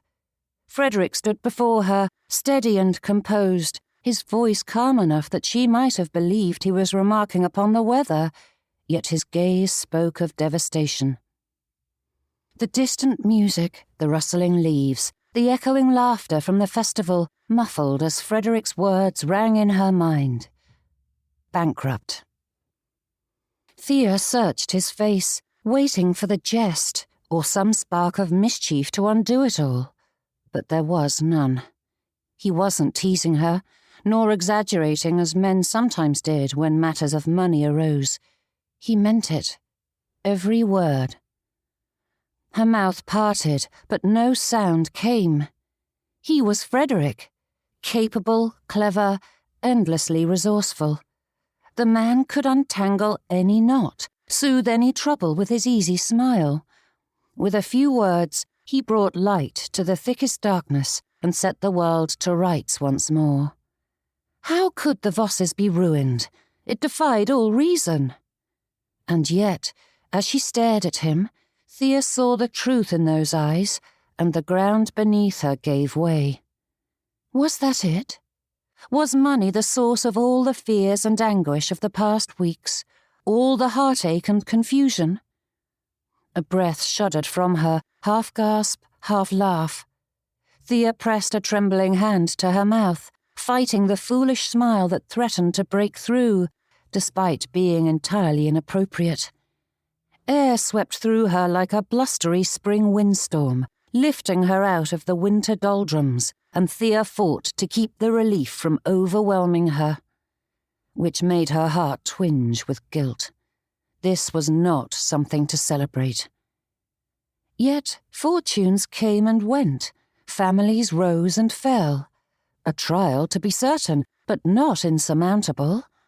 Her heart still hammered against her chest, but the tightly woven cords coiling around it loosened their grip. This they could bear. Heaven knew it would be difficult, but it was not the end, not of him, and not of them. Only then did she realize that they stood in the lane, and though this was a quieter stretch of road, it was a miracle no one had interrupted them yet. Glancing about, Thea motioned him to the side, to the copse of trees that shivered overhead.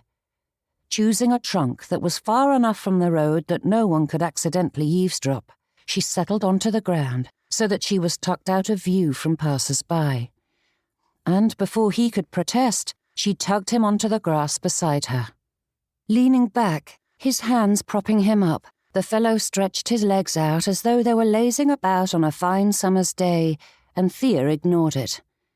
That he was talking at all was something of a miracle, and she wasn't about to do anything that might encourage him to retreat once more. "Tell me all, Frederick," she said, tucking her hands in her lap as she turned her full attention to him. "There is little more to tell," he murmured as he combed his fingers through tufts of grass. "I doubt that," she said, her lips pinching together. Frederick grunted. "There is no money. The family is bankrupt. That is all there is to say." "I am trying to be patient and approach this situation with delicacy, but you are making that quite difficult, Frederick Voss," she said with a frown. "Must I resort to scolding again?" Holding up his hands in surrender, he drew in a deep breath, and once the first words left him, something within gave way. Like a breached dam, the story poured out, sputtering and disjointed at first, then steady and unstoppable. Every detail, every miserable sum, every desperate effort to set things to rights spilled into the quiet between them, and thoughts of courtships and Sally Jenkins vanished from Thea's thoughts as Frederick unburdened himself. His tone was matter-of-fact, as though relaying facts and issues wholly unrelated to him, yet she heard the exhaustion, bitterness and shame layered beneath it. He spoke of ledgers and debts, of the household cutbacks that had yielded too little too late, and his family's stubborn pride that compounded his strain. Every word struck her like a blow, and Thea's thoughts raced ahead, searching desperately for something, anything, that might mend his broken heart. Surely, if the right words were spoken, the right plan formed, these troubles would be undone. Frederick carried himself with the sort of easy strength that made others believe the world could never best him, and to see that certainty falter and his careless charm strip away was more than she could bear. Thea's heart twisted under the weight of it, and a deep, helpless ache pressed against her ribs until she could scarcely breathe. She would have given anything, her comfort, her pride, her very future, to ease that pain from his eyes. Frederick tugged at the grass, tearing at the blades and scattering them on the breeze as his gaze fixed on some far, unreachable point.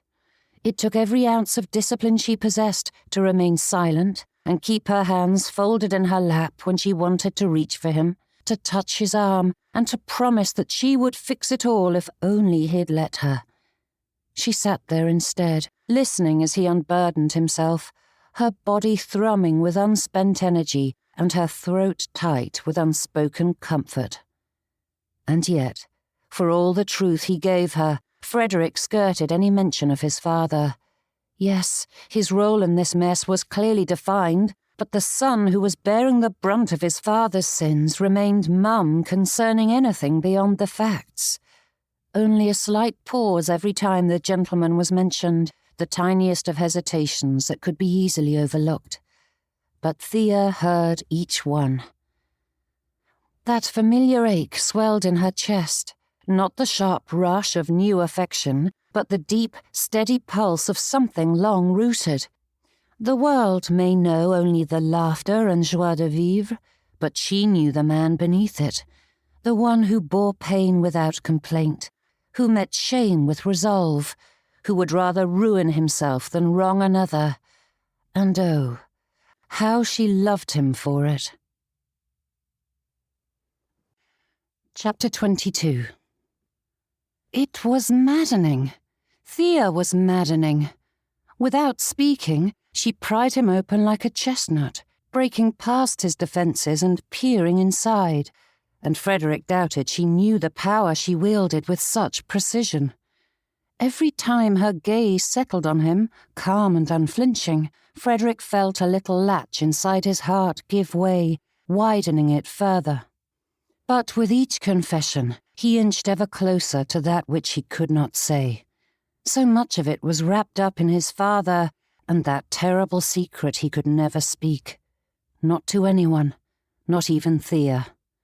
Frederick circled the truth, scraping against its edges, but some things were too terrible to voice, too cruel to share, and speaking it would only make it more real. Father's confession sat in his heart like a rot he could never cut away. He could only keep it from infecting others.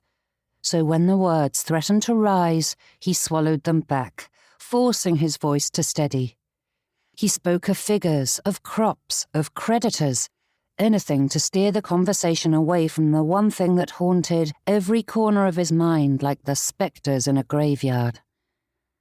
"Oh, Frederick," she whispered, her feelings woven into those words, as though her grief was too great for her heart to bear.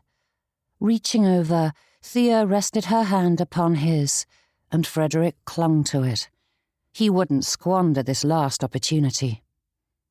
"I am so very sorry," she added, though her expression crumpled. "I suppose that is far too little a thing, and I wish I knew what to say." "Sorry suits well enough," he said with the faintest of smiles.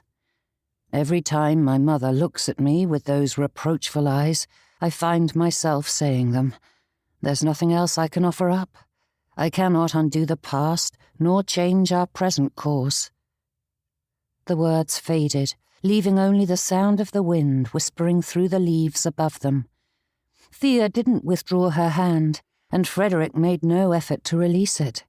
Her fingers were warm against his, steady and sure, and he clung to that touch as though it were a lifeline. For a long while, neither spoke. There was nothing left to say that wouldn't cheapen what had already been laid bare between them.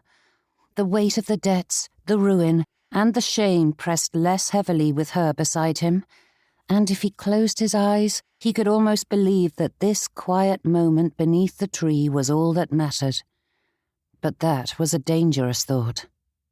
Every instinct in him ached to close the space between them and let the world fall away, to bury himself in her arms and forget, if only for a heartbeat, that everything was coming undone. Thea made him believe that peace was possible, that comfort could be found even here at the edge of disaster, and the allure was almost too strong to resist. Clearing his throat, Frederick considered his plans. Mr. Gleeson and Mr. Moulton thought them sensible, yet he couldn't help wondering what Thea would make of them. "I have been considering what I should do with myself once all this business is concluded and our debts are settled in full," said Frederick, his thumb brushing against the back of her hand. "I cannot be master of Dunsby Hall, but it is the only training and knowledge I have." "Rubbish," said Thea with a scoff. "You have many skills and abilities, which could easily translate into other ventures. Your way with people, for one. You already have a sterling reputation for being a good landlord and treating your tenants with kindness and dignity, which I am certain would be beneficial in any profession, to say nothing of what you've learned about finances and investments." "I hardly think learning about finances and investments from my father is of any use," said Frederick with a self-deprecating smile that pushed back the bitterness that surged forward at the mention of that man. And Thea met that with a gimlet eye. "Do not diminish your accomplishments, Frederick. Didn't Mr. Moulton and Mr. Gleeson praise you for your handling of the situation? Clearly, you are capable—" "Peace, Thea," he said as a hint of genuine amusement and warmth softened his expression. "I ought to know better than to berate myself in your presence." Tugging on his hand, she gave him another warning expression, and before Frederick knew what he was about, he lifted her hand to his lips. Clearing his throat, he dropped it and shifted in place. I meant—" Frederick gave another cough as his gaze drifted to the tree, his eyes tracing the ridges etched into the bark. "I simply meant that I have been considering my options. I am too old for an apprenticeship." "Old? You are 23, said Thea with a huffing chuckle. "And most begin their training when they are still lads. I am so far behind that I am unlikely to ever catch up." Frederick sighed, adding, "To say nothing of providing for my mother and Phoebe." Straightening, he forced himself back to the subject at hand. "But I have been considering whether or not it might be a fine idea to open—" Staring down at the grass between them, his free hand worried a bent blade until it tore loose from the earth. His tongue felt thick, his mouth dry. Why were the words so blasted difficult to say? Simple though they were, they tangled in his throat. Which was ridiculous. Hadn't he just spent the last hour speaking of ruin and debts, giving her every last bit of his shame and laying it all bare for her to see? His family's name meant nothing. His father was a liar and a thief, and yet he couldn't admit this. Frederick Voss put little stock in pride. In most cases, it was a useless thing that allowed the opinions of others to sway one from the path. But what did ridicule matter? What weight did their judgment hold? Only that which was granted to them, and Frederick had no interest in handing any of the villagers that power over him. But Thea mattered, more than he could ever say. To see disappointment dim her eyes or shame steal across her cheek would break him. Piece by piece, his home, his future, his security had been stripped away from him until he was left with little more than his own 2 hands and his honour, and even those were dented and bruised of late. Her good opinion was the last thing that felt unspoiled, the one treasure left untainted by the wreck of Dunsby Hall. To lose that would be to lose the very last piece of himself that still felt whole. Frederick could weather ruin, could endure whispers and sneers, but not that. Not the quiet collapse of her faith in him. Swallowing hard, he forced the ache down. He drew in a slow, unsteady breath, steeling himself as though bracing for a blow. "It is only an idea at this juncture," he managed at last, his voice barely above a murmur. "A silly one, perhaps, but Mr. Malton estimates that I should have some funds remaining once everything is settled. Not enough to live on, but I might be able to set up shop. The ironmongers and smithies are always busy come planting and harvest time with repairing broken tools, leaving many unable to do their work as they wait. There's always hope that a neighbour might be able to lend one." "But it isn't always possible," said Thea with a nod. "I've heard the men bemoan that very thing." "And though the forges often keep ready-made tools on hand, who would wish to replace a good working piece of equipment when their current one only needs a bit of mending?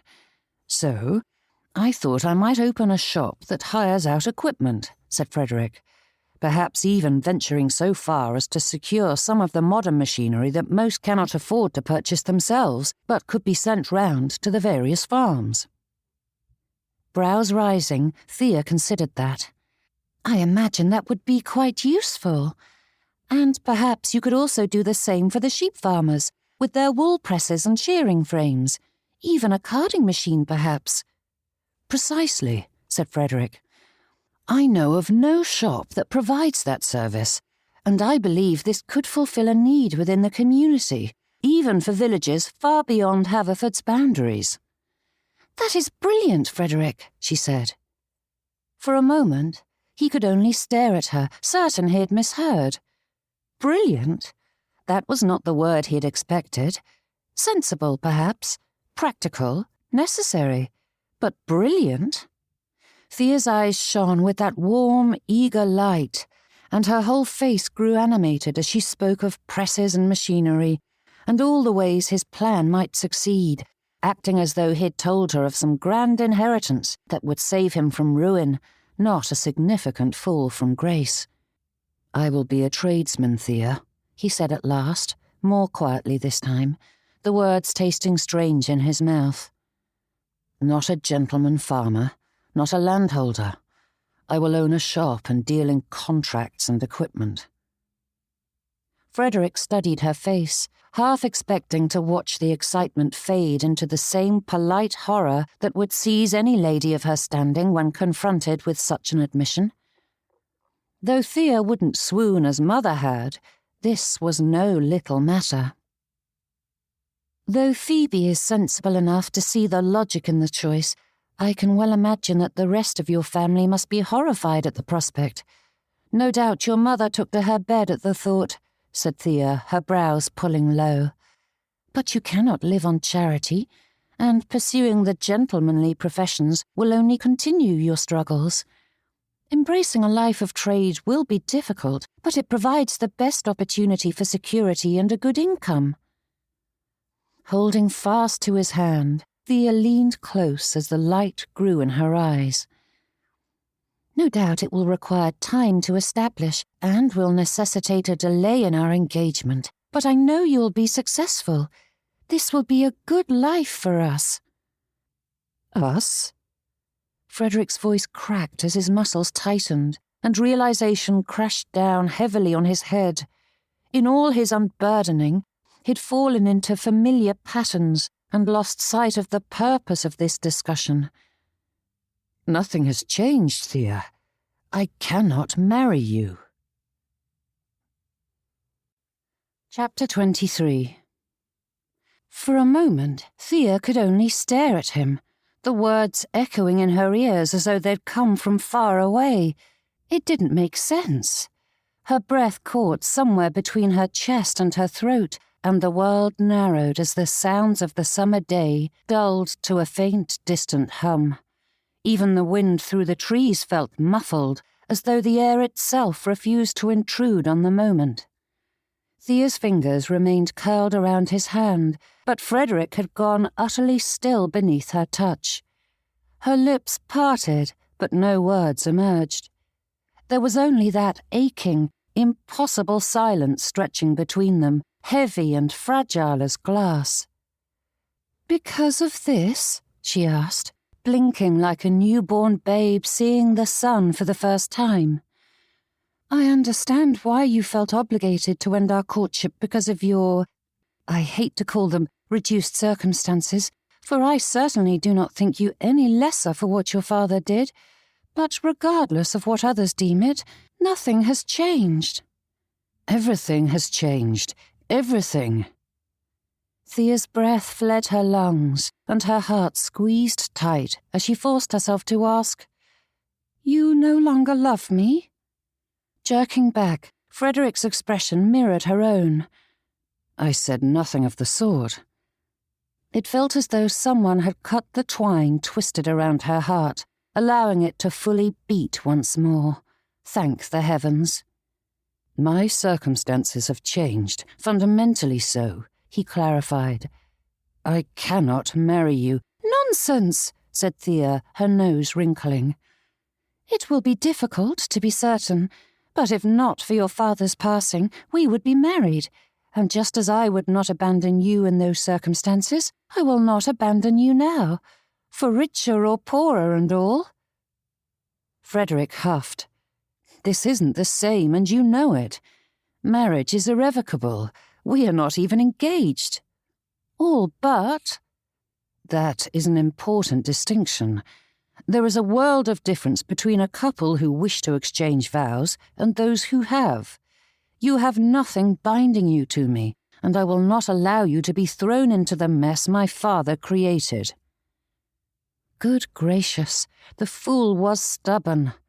Frederick wasn't the sort to get in a temper, but even the sunniest of temperaments stormed about at times, and it was clear from the set of his jaw and the hardness in his eyes that he was determined. Yet he had not released her hand, and Thea clung to that reassurance.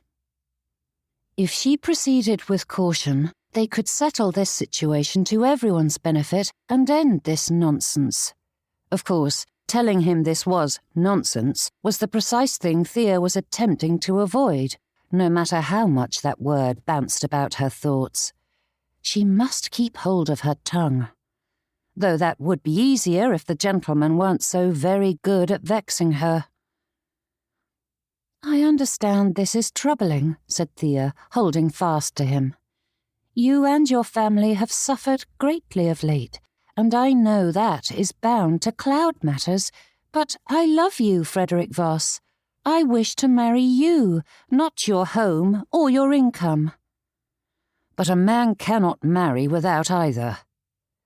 Drawing in a breath, Thea allowed herself a moment to consider her words. "True, but you forget that I am a lady of means." Frederick stiffened, jerking his hand free and rising to his feet. "Do not be ridiculous, Thea." "Do not be pig-headed, Frederick," she said, shifting to stand. And before she could move, Frederick's hand was there, helping her, which was both heartwarming and infuriating at the same time. Standing before him, Thea faced him down. "You may be stubborn at times and vexing at others, but I know you, Frederick. You are not one of those fools who begrudge financial assistance from his wife." "I've seen enough fortune hunters of late to know many men do not care one jot about using their wife's money," grumbled Frederick. "But it will do no good, Thea. Even with your dowry, we cannot save Dunsby Hall." "Then we become tradesmen, and my dowry will set us up until the business is solvent." "We," such a little word. 2 tiny letters, a meaningless thing that people tossed about with hardly a thought. Yet that single syllable hit him harder than any declaration of love. For months now, his world had been nothing but I or you. It was on Frederick to settle the accounts, to sell the house, to find a way to feed his family. Every burden, every failure, every desperate plan had rested squarely on his shoulders. Yet Thea said "we" as though it were the most natural thing in the world, claiming his struggles as her own without hesitation. And that quiet certainty she exuded cracked open something in him. It was like the first rays of sunlight filtering into a room that had been shut up for far too long, and for the first time in what felt like years, Frederick didn't feel utterly alone. For one dangerous instant, he let himself imagine them together, facing whatever storms came, side by side instead of apart. It would be hard, yes, but together it would be bearable. But the vision shattered like glass against stone. Thea spoke as though entering trade were a simple thing, ignoring the price it would exact upon her and her family. How quickly the people she claimed as friends would turn their backs on her. How slow the others in their new society would accept them. The Vosses would belong to neither class, alone and isolated. And that dowry she believed would be their saving grace would never materialize. If his previous conversations with Mr. Keats were any indication, the gentleman would not give his blessing, verbal or monetary, if she married against his wishes. Thea may have attained her majority, but that did not mean a child was free to choose, and her father would do everything in his power to see the match ended. But Frederick couldn't tell her that. To do so would set Thea against her father and plant seeds of bitterness in her heart.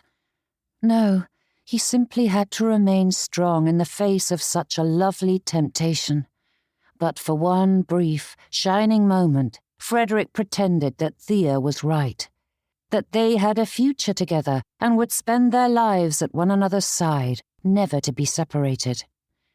Then the fantasy crumbled before his eyes. For all that Frederick had gone silent, Thea saw the way his mind churned. Though she didn't understand his hesitation, she took it as a good sign that he wasn't dismissing her or resorting to a jest or two as he was wont to do. Thea couldn't look away from him. Oh, how she loved him! The way he stood, so proud and steady even in the face of ruin, the strength written in every line of him. The weight he bore would have broken another man, yet he carried it all alone, not out of vanity, but love. And the longer he stood there, lost in thought, the more Thea was certain he saw it too. They were meant to face this together. Hope swelled until she could hardly breathe. If he would only lift his eyes, only say her name, she could feel it, know it. Everything would be right again. "You do not know what you are suggesting," murmured Frederick. "You do not think I understand what a change it would be? I am not simple." Frederick huffed. "I did not mean that." "No, you simply think I cannot comprehend that being a tradesman's wife is different from being a gentleman's daughter." "You are allowing your feelings to cloud your judgment," said Frederick, frowning. "It isn't just that things would be more difficult. It will mean giving up everything you know for something better," said Thea, reaching for his hand. But he pulled out of reach as he babbled reasons that were as ridiculous and unimportant as all the rest. What did she care about society's opinions? And if her friends turned on her, they would only prove that they weren't friends at all.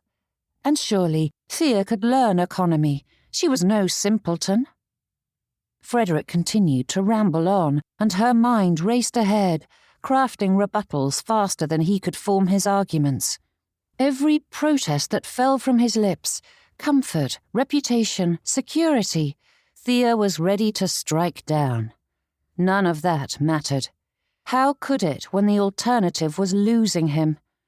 Frederick had called her blind, but it was he who refused to see, and she would make him. She simply needed to find the right words to force a bit of logic into his stubborn brain. Thea's pulse beat hard in her throat as her temper rose, her cheeks warming with each new protest he gave. She barely noticed when her voice began to sharpen, the quiet, pleading tone slipping away in favor of something fiercer, steadier. She would convince him. She had to. "I am not speaking of little changes, Thea." But before he placed the punctuation on his statement, she swept in, "I am not a fool, Frederick. I know it will be difficult, but this isn't impossible. Others have made do on less. I am not going to allow you to make do." "That is not your decision." "Unless you are going to tie me up and drag me to the altar, it is," said Frederick, a thread of mockery weaving into his tone. Round and round they went, treading on paths already trod, repeating her arguments again and again as though this time, yes, this time, Frederick would see sense and surrender. But his words grew sharper and stronger with each repetition. Frederick's voice rose, not in a shout, but with that terrible firmness that left no room for compromise, no chink through which she might slip her reasoning. The argument spun faster and faster, its rhythm turning from words to weapons, both of them striking and parrying in equal measure. Thea tried to sound calm and lace her tone with that sweet steadiness that might soften his temper, but her voice ran away with her as time marched on with no ground gained. Frederick wasn't listening. She saw it in the set of his jaw and the hard line of his mouth as every argument she mounted was batted aside. But the last little voice of reason that warned her to maintain control was drowned beneath the chorus of worries that rang in her mind, and Thea felt herself unravelling. Her hands trembled, her breaths came too quick, too shallow. Logic gave way to desperation, and still she pressed on. To walk away would be to lose him. To remain silent would be to accept his decision, and either meant a future without him. Thea's words spilled out faster, her gestures sharper, her voice rising and falling with the frantic rhythm of her thoughts. Frederick's face grew darker, his stance more rigid, the calm self-control she once admired turning into something impenetrable. The distance between them, barely a step, felt like an impossible gulf. Tears gathered, but she held them at bay, refusing to give way to the darkness swelling inside her. Snatching his hand in hers, Thea pulled him closer. "Please, Frederick, please do not do this. We love each other. We can sort this out, I promise." "There is nothing to sort out." "Please." Reaching forward, she rested her hand on his cheek, forcing his eyes to meet hers. "I do not care if I have to beg and plead, to prostrate myself before you or anyone else. I love you, and nothing is as important as our future." His gaze flickered, the steel in it softening by degrees, and Thea's breath caught. There it was, that faint mist rising in his blue-grey eyes, a crack in his resolve. For one suspended heartbeat, the world stilled as though even the birds in the air and the insects in the grass waited to hear his answer. The push and pull of love and duty was written across his face, and Thea prayed he would see sense. The muscle in his jaw jumped, his lips parted, but no words came, and in that silence she knew she was reaching him. The ache in her chest eased, replaced by a fragile, desperate hope, and her thumb caressed his cheek as she had done so many times before. His breath hitched, and Thea's heart leapt. Frederick felt it too. Their love, this rightness between them, the impossible pull that bound them together, no matter the obstacles that lay before them. "Please." The word was little more than a breath as her lips brushed his. A shiver ran down his spine, settling into his heart as his pulse quickened. Frederick felt her breath on his skin, felt her warmth seeping into him, and though the few remnant bits of sense left in his head knew he ought to step away, Frederick couldn't when she closed the distance. Thea's arms wrapped around his neck, pulling him flush, and it was as though his body was possessed, moving of its own accord as his arms followed suit, securing her to him. This embrace wasn't a moment of passion or haste, though he felt both in equal measure. It was a homecoming. Thea fit against him, as though she'd been made to steady him when the world tilted, and her touch shone light into his life when everything was shrouded in darkness. Frederick's heart swelled with all the love he felt for this woman, not some flickering affection of youth, but the scorching embers of a genuine love and connection.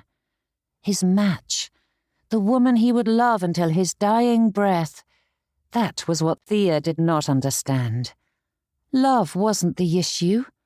It was the reason he needed to be strong. Chapter 24. Time stretched as thin as a spider's silk, and the air between them felt alive, as though spring had arrived once more, shaking off the gloomy remnants of winter. Thea's eyes fluttered open, wide and luminous, and the faintest, most radiant smile touched her lips. She was a light unto herself, one that outshone even the sun above. Frederick drank in the sight, his heart thundering in his chest, but love could not save them from what waited beyond this small, bright moment. "I love you, Thea. I always will," he said, the words rough, pulled from somewhere deep within, and then, quieter, the next word scraped from his throat like shards of glass. "But we cannot be together." The light in her eyes flickered and faded, and his heart twisted as she grasped his words. But this, too, was love, the kind that sacrificed. Frederick's pain amplified with each sign of Thea's distress, but he drew it deep within him. He had to be strong enough for the both of them. "I am sorry for it." Frederick's voice cracked, and he drew in a sharp breath, forcing out the words. "But our feelings do not change what has happened, and what must come next. Please, let it be."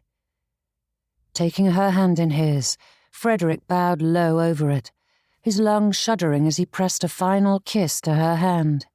Then, straightening, he forced his feet away from her, and the clouds settled lower in the sky, darkening the world around him. Frederick was walking away.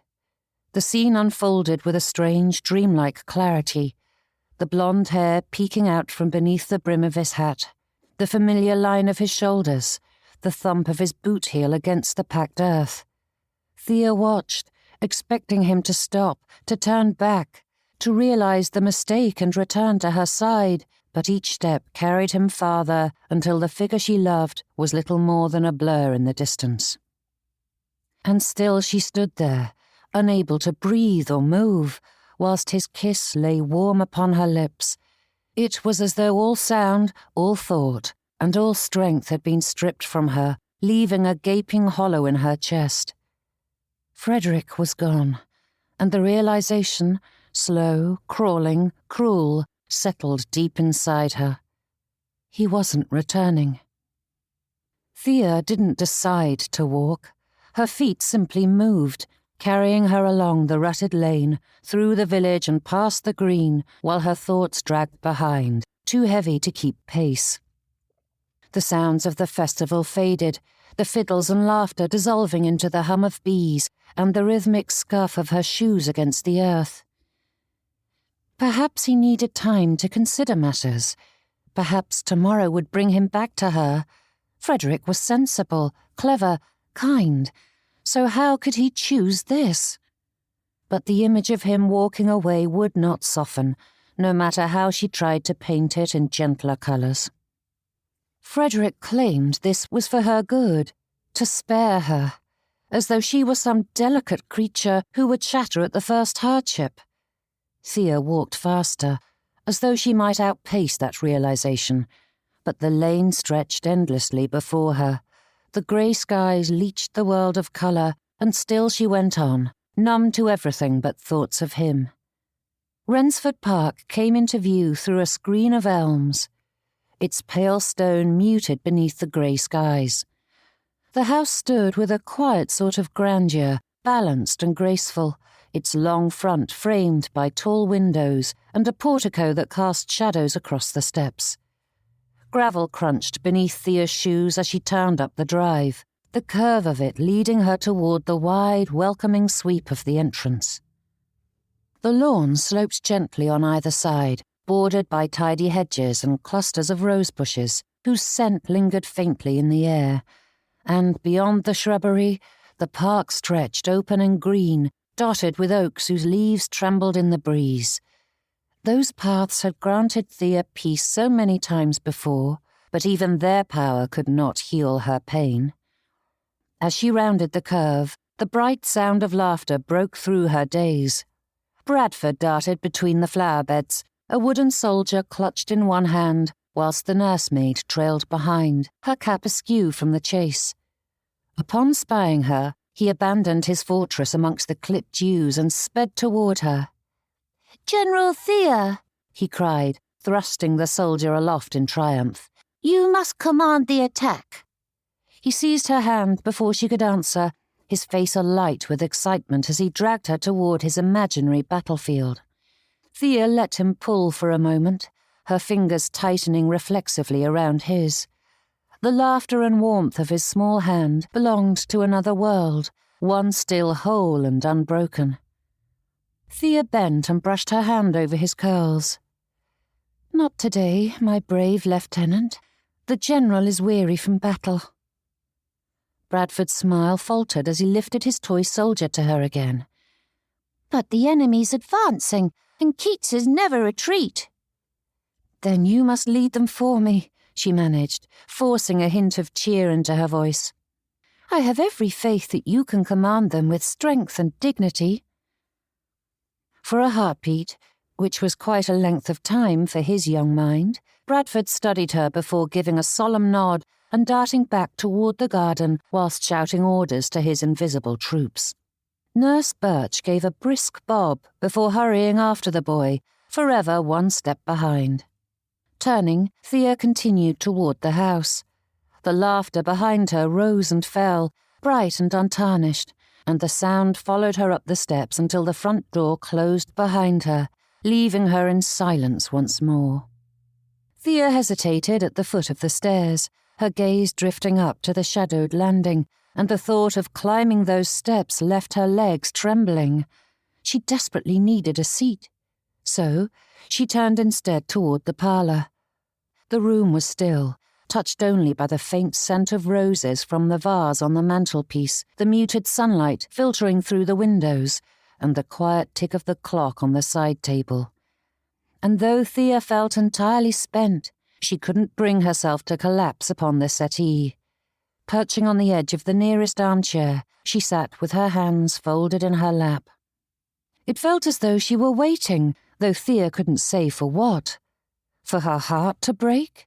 For someone to shake her from this stupor? For the world to cease its spinning? The house magnified every small sound as her ears adjusted to the silence, and the sunlight inched across the rugs as the same thought returned again and again. Frederick had ended their courtship. Not in anger, not in haste, but with a frigid calm, as though reason itself had decided their fate. He had said it was for her good, that he must spare her. It wasn't a matter of cannot, it was a matter of will not. Heartbreak ought to be a storm of tears and shouting, something loud, earth-shattering. Yet instead, it was silence. Heavy and absolute, it wrapped around her heart, squeezing it until it ceased beating. The front door burst open, letting in a flood of voices, laughter, and the scuffle of feet on the marble floor as though Bradford's war was unfolding in the entryway. "Come along, girls, do not dawdle," said Miss Styles as she ushered Arabella and Jane through the door. The girls were chattering over one another, holding up bits of ribbon and sweetmeats from the festival, their excitement filling every corner of the hall. "What a racket!" Mamma cried, hands fluttering to her temples as Papa handed his hat and gloves to the footman. "Not so loud, my dears. You'll give me palpitations. Miss Styles, please." "Yes, madam," answered the governess, though her words were drowned beneath the babble. The door opened and slammed shut once more, and Bradford's voice entered the fray. "You said you'd fetch me." "Do stop crying," came Jane's exasperated plea, followed by Arabella's softer attempts at consolation. "You'll see the jugglers next year, truly you will." "It isn't fair," Bradford wailed, his words breaking on a hiccup. Nurse Birch's firm but patient tones tried to soothe him as she wrestled with his coat and hat. "Oh, mercy, what a noise!" Mamma exclaimed, fluttering into the hall like a brightly plumed bird, her bonnet ribbons trailing. "Must we always descend upon the house in such a state of bedlam? Miss Styles and Nurse Birch, for pity's sake, quiet them before my head splits in two. I am not raising my children to behave like savages." "Yes, ma'am," came the governess's weary reply, though her voice was lost amid the tangle of chatter and complaints. The din swelled and ebbed around Thea, but no one looked toward the parlour door. She sat perfectly still, the noise strangely distant, as though she were listening from the far end of a tunnel. Through the doorway, Thea watched the scene unfold. Her family filled the entry with life and colour, their laughter and fuss and movement almost unrecognisable after the stillness that had cocooned her. "Thea," called Mina. Crossing into the parlour, she watched her cousin with wary eyes, and no doubt Mina could see the bleakness in Thea's expression, for her own grew troubled. That drew the others' attention, and Mamma's brows rose at the sight of her daughter. "You snuck away without telling us where you were going. That is a bad habit of yours, Thea. I do not want people thinking that we allow you to run helter-skelter about the village," she said, brushing at her skirts before removing her bonnet and handing it to the servants. "Your father and I need to speak with you." Mina reached for her hand as Thea rose, a silent offer of comfort, and the touch was as warm and steady as the lady herself, but it scarcely registered through the haze that enveloped Thea. Mina's hand lingered a moment longer as she looked at her cousin, worry etched across her face, but there was nothing to be said, nothing to be done. Thea's body obeyed out of habit, her movements mechanical as she followed her parents up the stairs and to her father's study.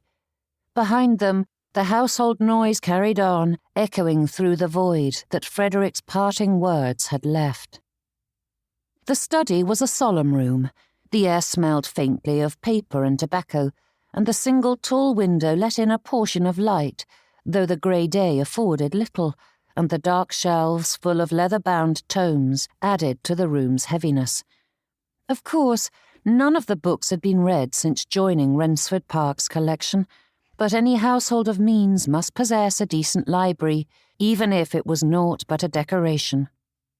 A great hulking mahogany desk stood foremost in the space, and Papa approached it, taking his seat with all the authority of the head of their household, and Thea sat in the inferior seat, positioned before it. Stationing herself at her husband's side, Mamma stood with her hands clasped before her, and before either said a word, Thea knew what this discussion would entail. Nothing good ever followed when her parents presented a united front. Yet that knowledge stirred nothing inside Thea. She sat before them as if carved from the same stillness that had followed her home, her gaze unfocused, her mind a dull hum. Whatever lecture or reprimand to come was of no consequence. What did it matter? The pair watched her closely, but Thea's gaze drifted to the sheen of the polished desk, or rather, a slight smudge that marred the otherwise perfect gleam of the wood. "You were spied chasing after Mr. Voss," said Papa in that solemn manner of his. "And as it is clear that you refuse to accept his word on the matter, I must inform you that I have rescinded my blessing. I no longer support this courtship, and I will not tolerate you attempting to revive it." Thea's eyes darted to Papa's. Was that the reason behind this nonsense? Did Frederick act because of him? Though he'd made no mention of it, she could well imagine her father had spoken directly to her beau without any consideration for her feelings on the matter, just as she could imagine Frederick keeping that knowledge to himself to spare her feelings. "His circumstances have changed," added Mamma. "We would never have supported the match had we known his family was destitute." "I have already pledged my heart to him," whispered Thea, her spine straightening. "There is no undoing the match now." "Engagements can be easily undone," said Mamma with a dismissive wave. "Once the extent of his ruination is known, no one will expect you to go through with the marriage."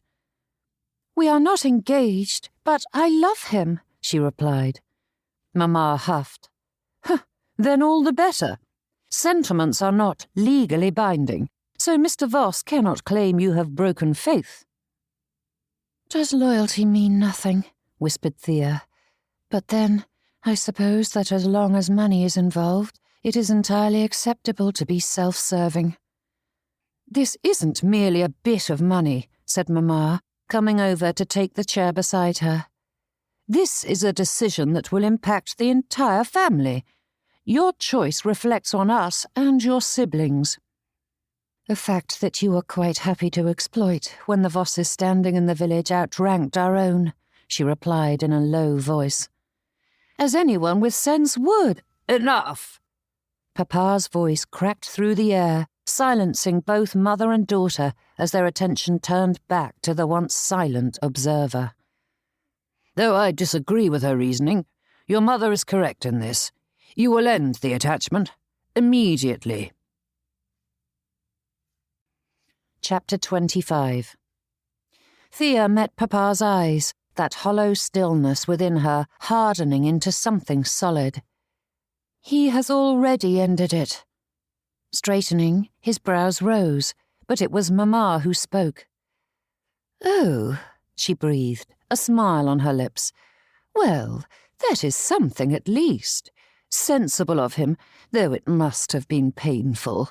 You see, dear, this is the better course, and you will thank him when you are comfortably settled in a proper home of your own, your children amply clothed and fed." Thea shook her head slowly. "I said he ended it. I did not say I accept it." "Thea," Papa warned, his tone flat, final. "You will not pursue him. The matter is finished." "No," she said, the word breaking from her before she could stop it. "It isn't. I shan't give him up." Mamma let out a strangled sound, somewhere between a laugh and a gasp. "You are being ridiculous."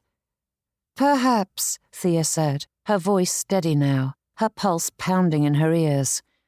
"But I love him, and I would rather be ridiculous than faithless." "This is your livelihood, Thea. Just as I would not allow my sons to choose useless professions, I will not allow my daughters to throw themselves after men who are unable to provide for them." Papa exhaled, long and weary, and leaned forward, resting his weight on his forearms. "Be sensible. Affection is well and good, but it cannot keep a roof over your head or food on the table. Mr. Voss is bankrupt, penniless, without a home or income. How can he possibly provide for you?" "He will find a way," Thea said, lifting her chin. "Frederick is capable and industrious. Rather than avoiding his responsibilities, he is doing his utmost to find a new path in the world, and I know he will succeed." "By being a clerk?" said Papa, his frown deepening. "There are few of those positions nearby, and even if he can secure a reputable one, it will be years, decades even, before he can provide for a wife, if ever."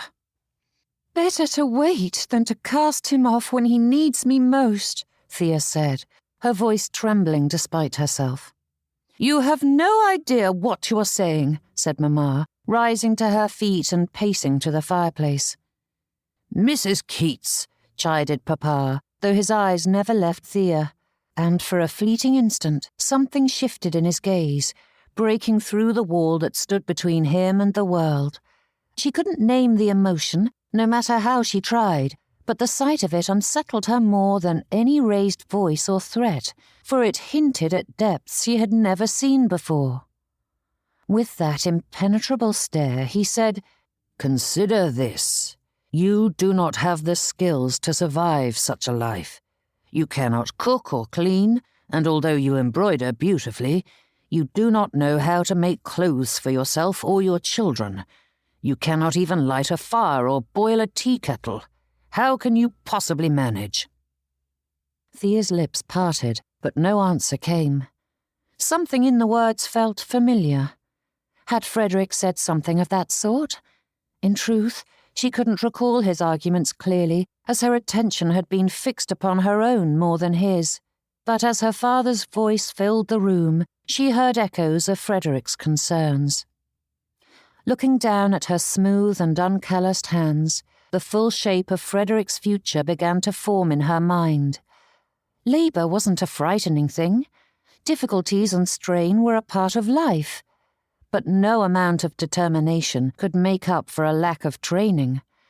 How could a pampered young lady manage in that world?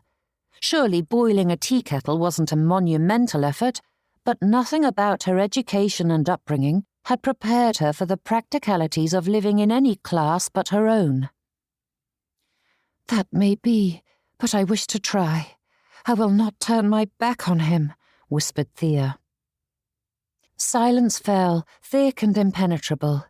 Papa's mouth tightened, and Mamma's eyes glistened with hot tears, but Thea straightened as the decision settled like a cloak about her shoulders.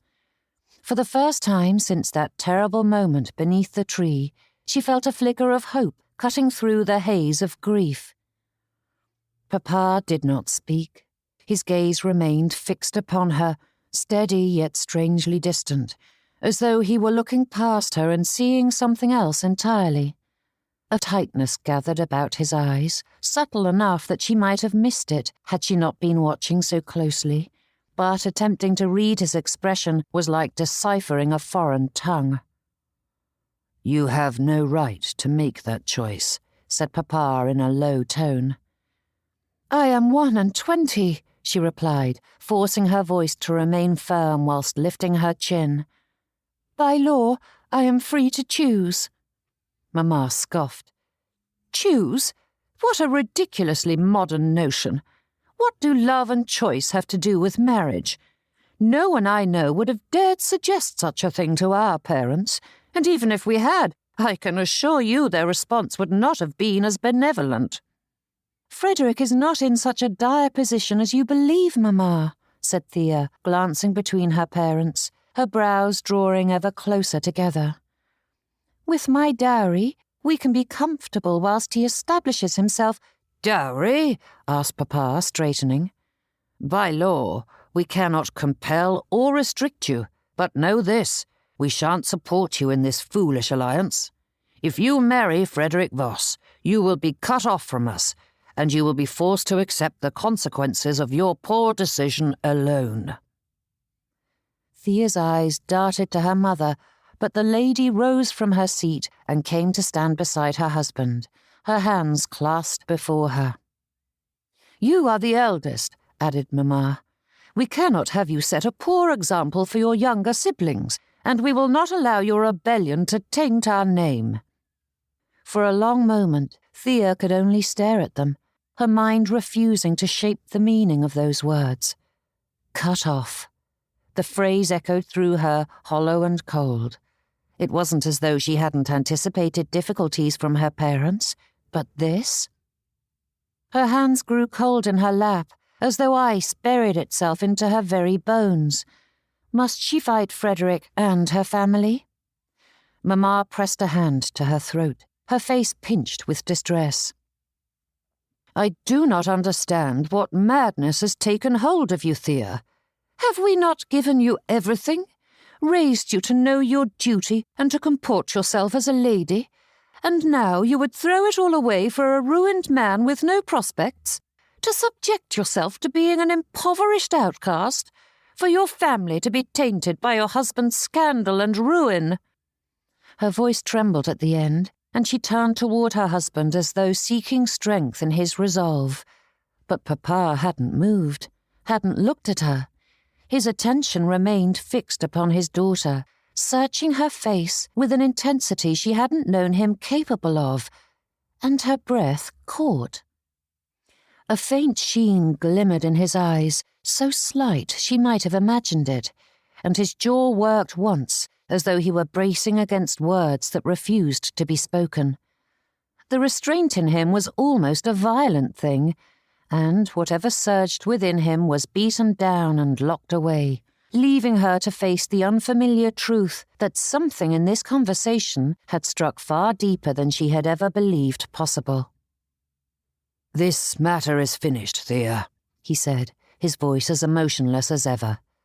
"Clearly, you do not care about your future, but I will not allow you to throw it away. Think me a villain if you wish, but I will protect you from yourself." Heat prickled behind her eyes, yet she could not draw breath enough to dispel it whilst the air sat thick and heavy in the room. A wild, desperate rhythm thumped in her chest, drowning out all reason, and as much as she yearned to cry out and make them see sense, her voice betrayed her, leaving her mute and aching with the knowledge that she was utterly alone in this battle. Papa rose, his chair scraping against the carpet. "Go to your room. We will not speak of this again." Mamma gave a watery sigh, dabbing at the corners of her eyes with a lace handkerchief. "It is for the best, my dear. You will see that in time." Thea stood slowly, her limbs stiff, but she curtsied out of habit, scarcely aware of the door closing behind her when she left. The corridor distended before her like something from a dream, stretching impossibly long, and the paintings along the wall were little more than smudges of colour as she passed. Her steps made no sound on the carpet runner, and she could not have said whether she moved quickly or slowly, only that she was moving because instinct commanded it. The afternoon light slanted through the windows, dull and grey, but filling the house with that peculiar hush that came between the bustle of day and the quiet of night. Dust motes drifted lazily in the beams, their unhurried dance a strange contrast to the storm that churned within her. Every breath felt too shallow, every heartbeat too loud. Opening her bedchamber door, Thea paused on the threshold, her hand upon the latch as she spied Mina seated in a small chair by the window. Her cousin's expression betrayed all the curiosity and concern swelling within her heart, but Thea's words abandoned her as she crossed the room. Reaching for the coverlet, she mechanically brushed the edge, straightening it before sinking onto the bed as though her body had finally given up the effort of holding itself upright. The faint creak of a floorboard warned that Mina was moving around behind her, but the hush between them stretched long and heavy, the kind that words could not reach.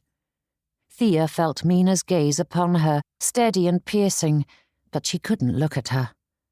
The world felt distant now, its colours dimmed, its sounds muffled, as though she were watching life through a dirty pane of glass, unable to touch it or bask in its beauty.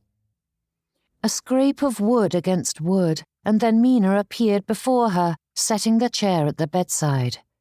For a long while, they simply sat facing one another. Then the tight, aching pressure in Thea's chest gave way. A single broken sound escaped her, half sob, half gasp, and once loosed, the rest spilled forth in a flood. Burying her head into the pillow, Thea pressed her hands to her face, but the tears spilled through her fingers, hot and relentless, racking her body with trembling sobs. "Oh, Thea," whispered Mina, her hand hesitating before coming to rest lightly on Thea's arm. When the tears grew stronger, Mina shifted closer and ran her hand down Thea's arm in slow, soothing strokes. The motion was simple, rhythmic, the kind one used to calm a frightened child. At last, Thea's hand slipped from her face, falling limp onto the coverlet, and Mina caught it gently, holding it between both of hers. The two sat that way for a long while as tears stole her breath. Thea could not look at Mina, but she felt the small, anchoring warmth of the lady's fingers around hers, the quiet proof that someone still held fast while everything else was falling away. Once the tears were spent, or as much as they could be, for they replenished at an alarming rate, Thea quietly recounted the goings-on of the day, terrible though they were. "I am certain it will all work out in the end," said Mina, though her lips pulled into a grimace as she spoke it. "That is silly to say, I know, but I have seen you and Mr. Voss together. There is no doubt that you two are meant for each other." "What does that even mean?" asked Thea with a shuddering breath, and she felt all the poorer for the question as Mina's expression fell ever more. "I do not mean to be flippant," she said, "simply that I cannot imagine anyone better for you than Mr. Voss. I feel certain that all will turn out right in the end. It must." For all that Thea had held fast to that belief in the face of Frederick's rejection and her parents' disapproval, she couldn't help but feel just how hopeless it all was. "And how can it turn out right if even he turns his back on me?" she whispered. "He is doing what he feels is right. He said he cannot marry you, not that he doesn't wish it, and in time he will soften, just as your parents will," said Mina, her hand holding fast to Thea's. "They are angry now because they are afraid for you and your family. That is all. I cannot imagine they would truly prefer you to marry another when it would make you so unhappy." Mina squeezed her hand, her thumb tracing a slow, reassuring line across Thea's knuckles. "Even if it takes time, these things have a way of mending themselves. Perhaps not in the manner we wish, nor as quickly as we'd like, but hearts are stubborn things. They do not surrender easily." Thea stared at their joined hands, a faint tremor running through her fingers. A part of her wanted to scoff and tell Mina she was being naive. The world was far less forgiving than she believed. Yet the earnestness in her cousin's voice kindled a fragile warmth inside her chest. "Do you truly think so?" she asked at last, her voice barely more than a whisper. Mina smiled faintly, though her eyes glistened. "I do not know what will come, But I know you, Althea Keats. You are not one to surrender without a fight." The words settled deep within her, quiet but firm, and something within Thea stirred. Not hope. This sentiment was far too determined a thing to be something so delicate and fragile. No, this was the familiar spark of resistance that had carried her through every argument today. Her throat still ached from weeping, her eyes burned, but beneath the exhaustion lay a stubborn pulse that refused to dim. Thea's fingers tightened around Mina's hand, the gesture small but certain. Perhaps Mina was wrong. Perhaps the world would not right itself. But even if it didn't, Thea could not abandon her feelings and let them die.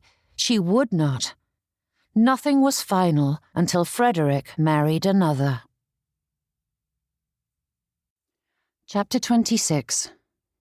Afternoon sunlight filtered through the climbing roses that framed the stone terrace, scattering pale petals across the flagstones. Their rich scent mingled in the air, which hummed with bees and birdsong. Beyond the balustrade, the garden stretched outward, encasing them in a world of greens, purples, pinks, and yellows. It was a day meant for leisure and laughter, and Thea had arranged everything accordingly.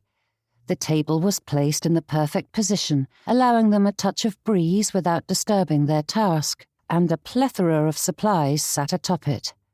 Slender sable brushes were arranged neatly in a row, their polished handles gleaming in the light, alongside cakes of watercolour paint in shades of vermilion, ochre, and ultramarine. For drawing, a leather roll of pencils lay unfurled beside a scattering of pastels in every hue imaginable, and a few sheets of paper were weighed down at the corners with smooth stones to keep them from lifting in the breeze. Though none of the artistes preferred easels, there were 3 standing at the ready should they wish to abandon their seats. But then it would take them farther from the selection of biscuits, cakes, and tea. In short, it was an artist's paradise, and by every outward measure, it was a perfect afternoon. Yet Thea had never felt less at ease. Mina leaned back, her brush hovering above the board upon which her painting was affixed, and looked at it with narrowed eyes, her head canting this way and that as she examined the subject before setting another streak of blue across the horizon. On Thea's other side, Phoebe's pencil moved briskly, each stroke travelling across the page with determination, as though afraid that the rose she sketched would sprout legs and scurry off the table if she didn't act quickly, and the rest of the tools she'd brought were arrayed with precision, like soldiers awaiting their mistress's command. Glancing at her paper with a frown, Thea stared at the half-formed shape. Her mind was so occupied with her guests and everything else of late that she had neglected her subject, as was evident from her inept rendering. Not bothering to begin again, Thea picked at the painting. Mina worked with delicate precision and hummed contentedly to herself, oblivious to Phoebe's tight-lipped focus, who, in turn, radiated an air of patient endurance that made Thea's stomach knot. It was like trying to make 2 magnets meet at the wrong ends, and no matter how she turned them, they simply repelled. This was meant to be a pleasant afternoon, and having faced so many battles of late, Thea needed a clear victory. What miracle of social engineering would it take to make the afternoon bearable? If her 2 dearest friends could not bond over their shared love of art, then truly, what hope was there? Despite being surrounded by sunlight and birdsong, she felt a wall standing between the 2 as solid as stone. "How lovely the light is today," Thea said at last. "It makes everything seem so alive." Mina murmured agreement without looking up. Phoebe nodded once, the faintest curve of her mouth acknowledging the remark before she returned to her work.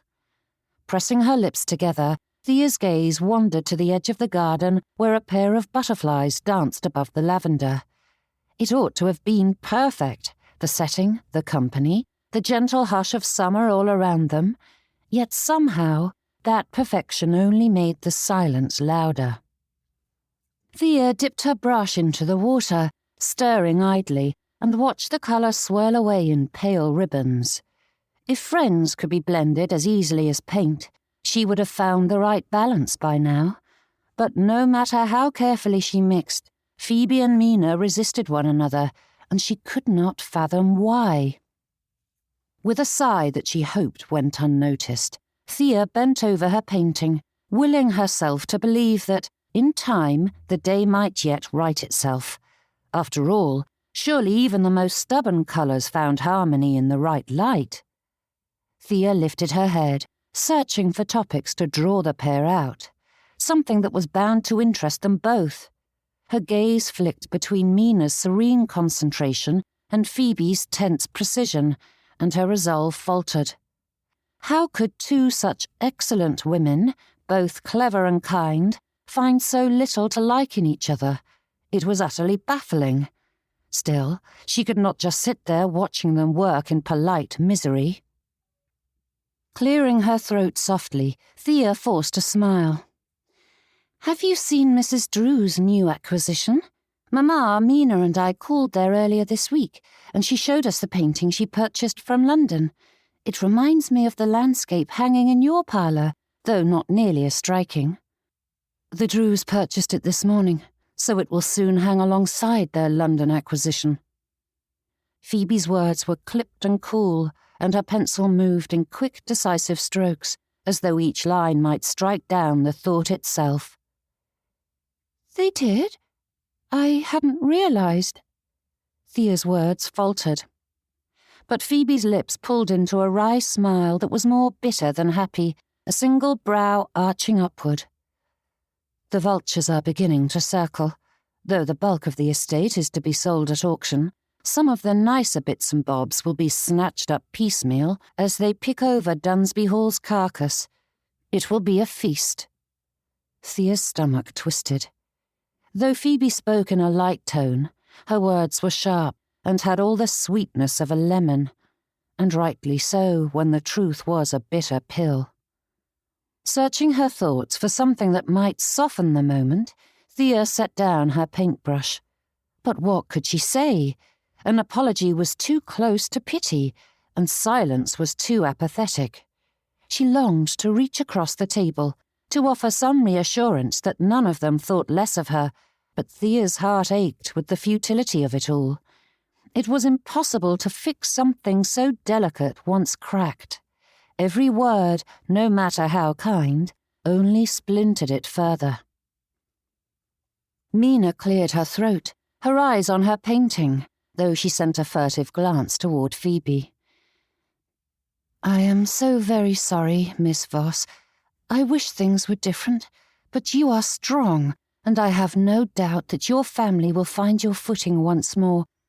And all will be right in the world. Our status will be restored, our coffers filled, our home returned to us." Phoebe's pencil stilled. Slowly, she lifted her head, her eyes cool and sharp as a blade. "You make it sound as though it is naught but a dropped glove or misplaced book." Mina's cheeks flushed. "No, I did not mean that. Ought we to sit about, waiting for good fortune to turn in our favour?" Phoebe asked flatly, the words soft but heavy with restrained anger. Thea's heart sank. "Phoebe, you are twisting her words." But the lady turned back to her work, the stiff lines of her shoulders making it clear that no apology, however well-intentioned, would be welcomed. Mina looked down at her brush, her cheeks turning a deep shade of crimson, and Thea sat between them as her fragile hopes for the afternoon shattered. There was no fixing this, not with any amount of charm or gentle mediation. The only thing she could do was sit quietly and pray that the time would pass quickly. "I did not mean to offend, Miss Voss," whispered Mina, her eyes fixed upon her painting. "I was speaking of my own experience. We lost my mother and my infant sister in one fell swoop, and, though it altered my family forever, the pain faded in time, Life will not always be a misery."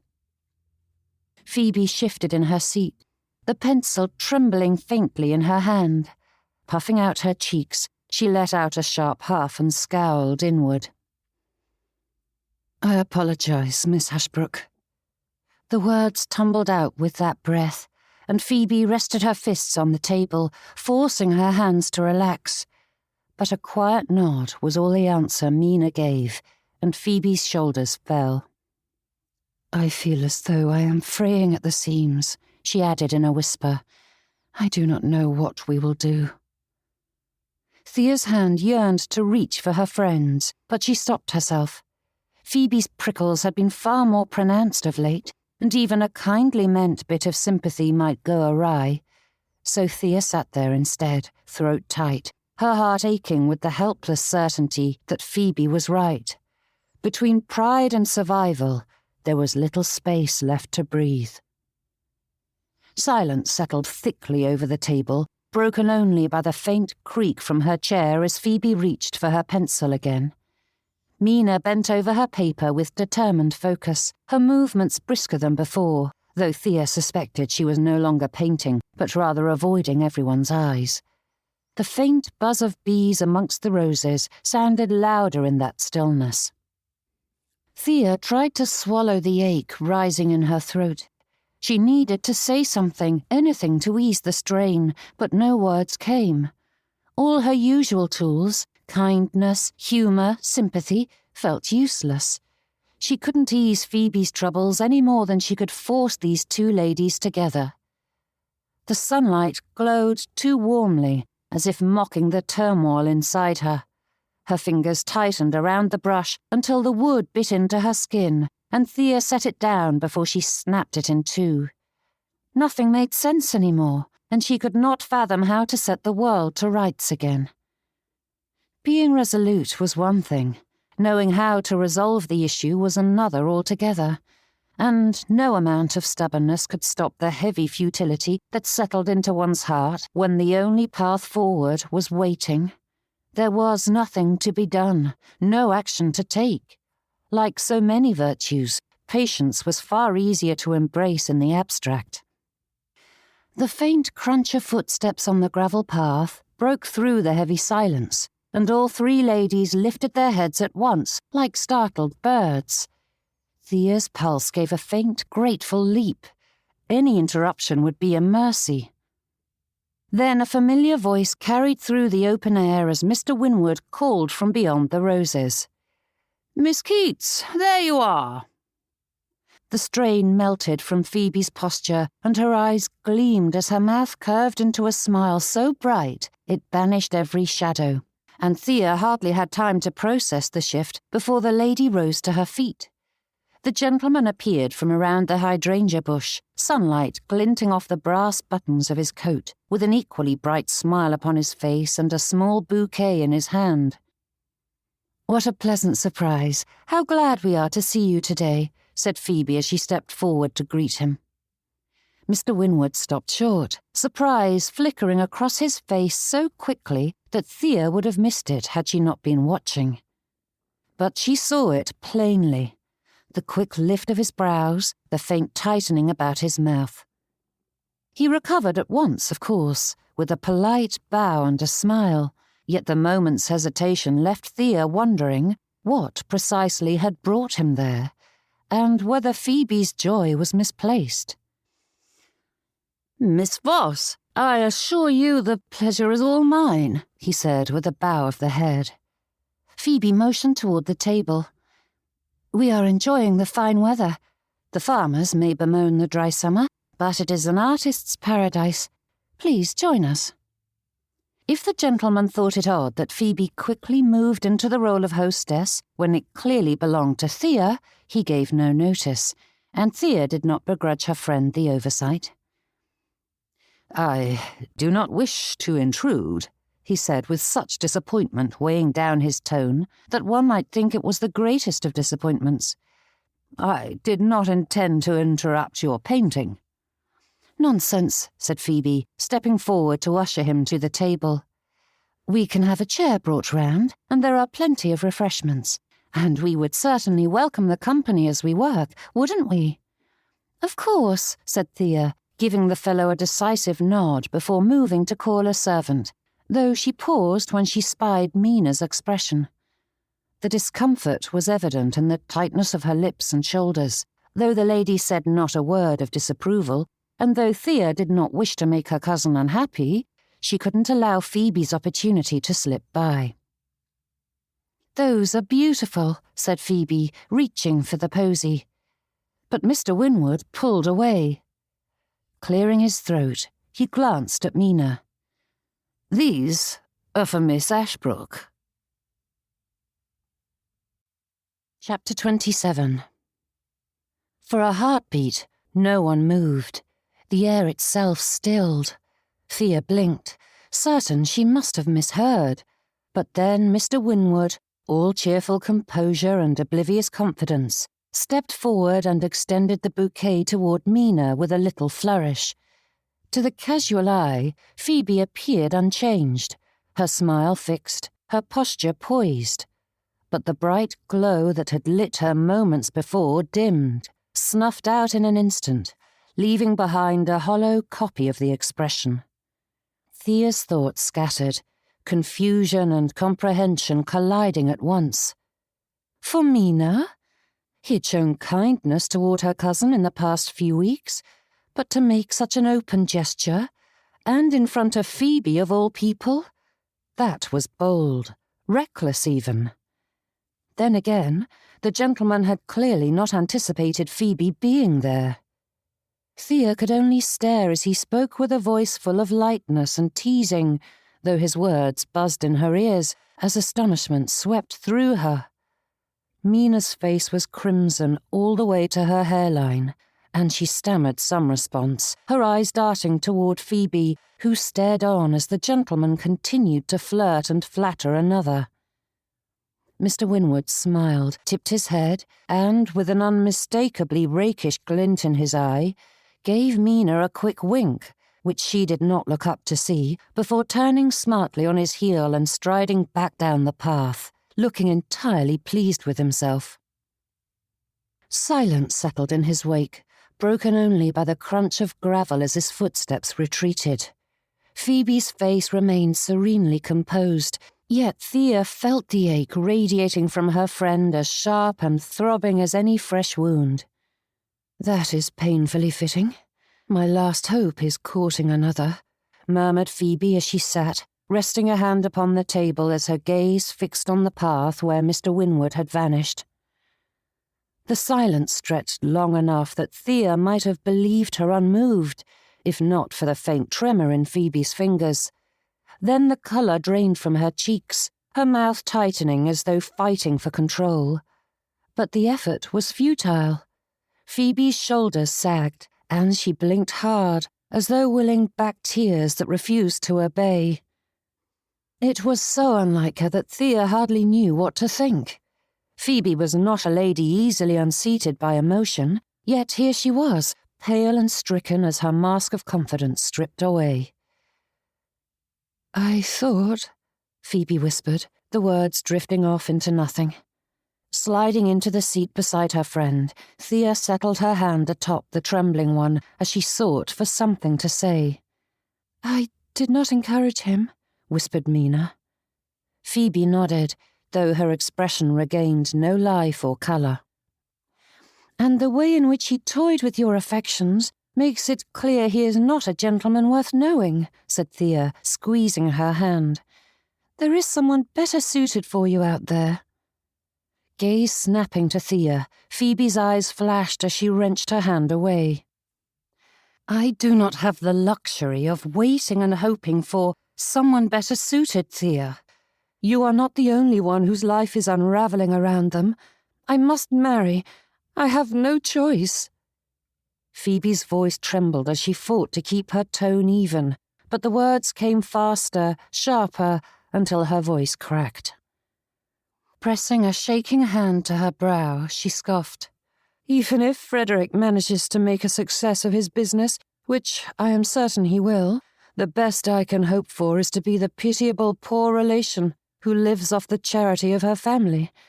Even if I had the skills to earn my bread, the best a woman can hope for is to be a servant." Thea's chest tightened as Phoebe spoke, every word striking with the painful ring of truth. Her proud, quick-witted friend would be forced to live in a half-life, tucked into a corner of another's household. Every parish was littered with those genteel ladies who hardly had a penny to their name, the spinster aunts and widowed sisters who quietly went about their lives, depending on the kindness of others and bowing to their family's dictates. They were never quite family, never quite servant, always careful not to impose, always eager to be useful. The unpaid governesses, nursemaids, housekeepers and companions who served their families' needs whilst being the object of pity in the neighbourhood. And the thought of the bright, fierce, capable Phoebe Voss being trapped in that role twisted Thea's stomach into knots. "My sisters are not unkind," said Phoebe in a hollow tone. "I am certain they will welcome me gladly into their homes. Heaven knows Frederick shan't have the space or income to provide for me, but I would rather be mistress of my own home than a servant in another's, even if it means marrying a near stranger." Phoebe's voice wavered, a ragged sound escaping before she mastered it again.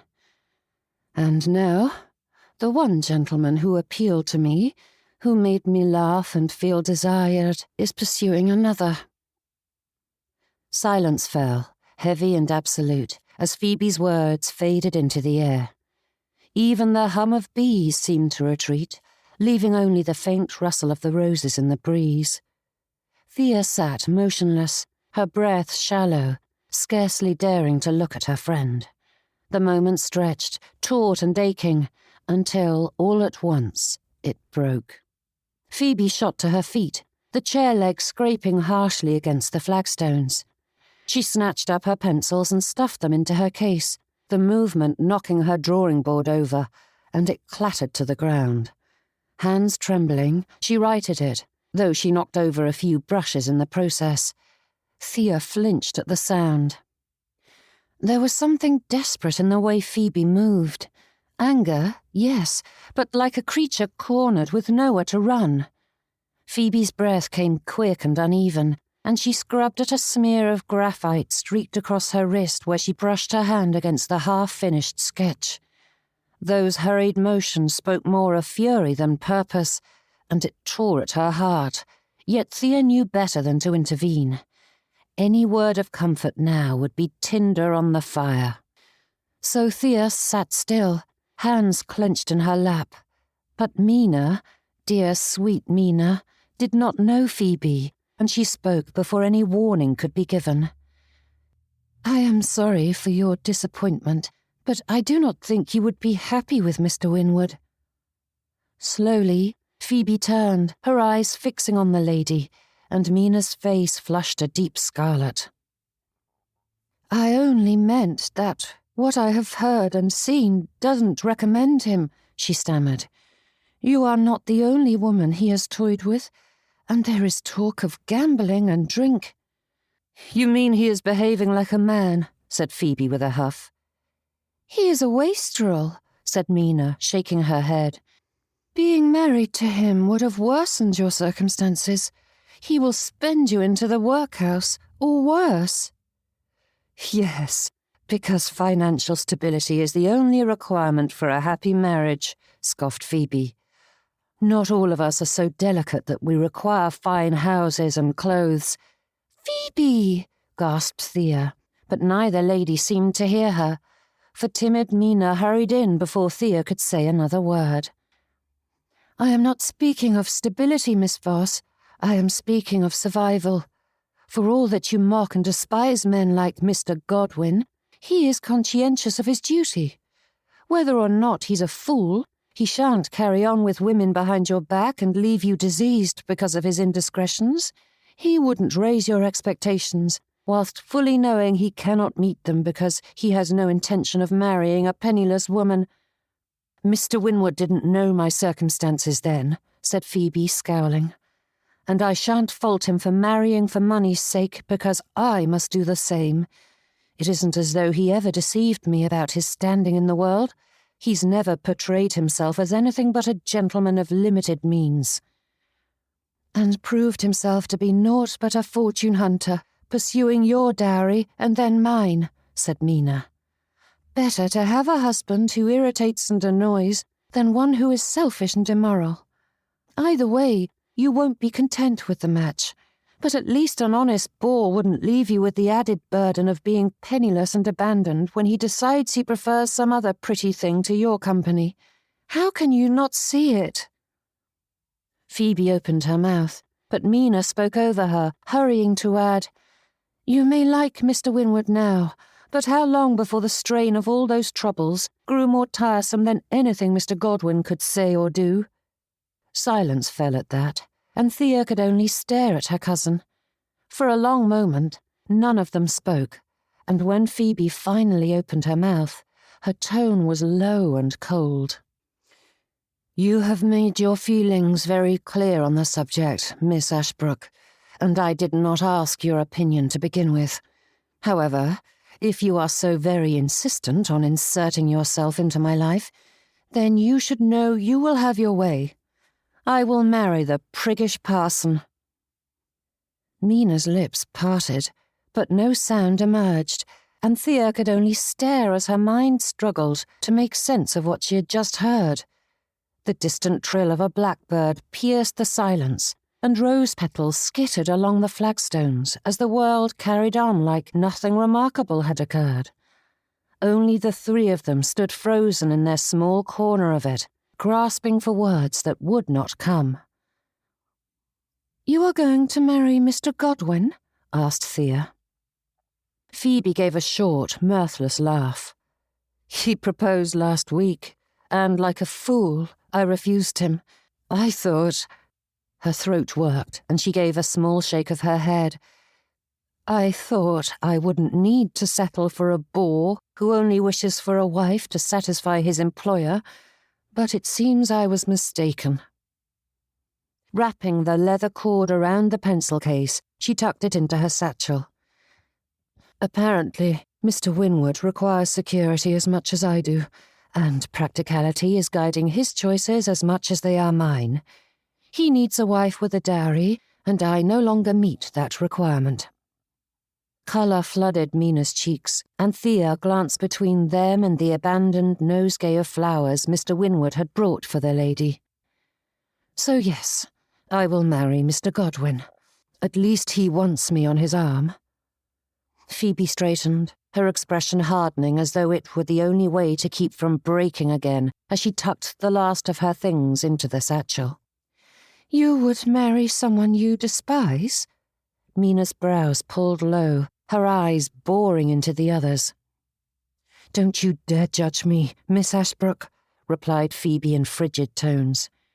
Your future is secure, mine is not, and no matter what path I choose, I will be little more than a servant or drudge, but at least I will have some semblance of freedom if I marry. Beyond my wifely duties, I will be my own mistress with a household to command, and a husband cannot turn me out, like an employer or sibling. Drawing in a deep breath, Phoebe's posture straightened, and she clasped her hands before her.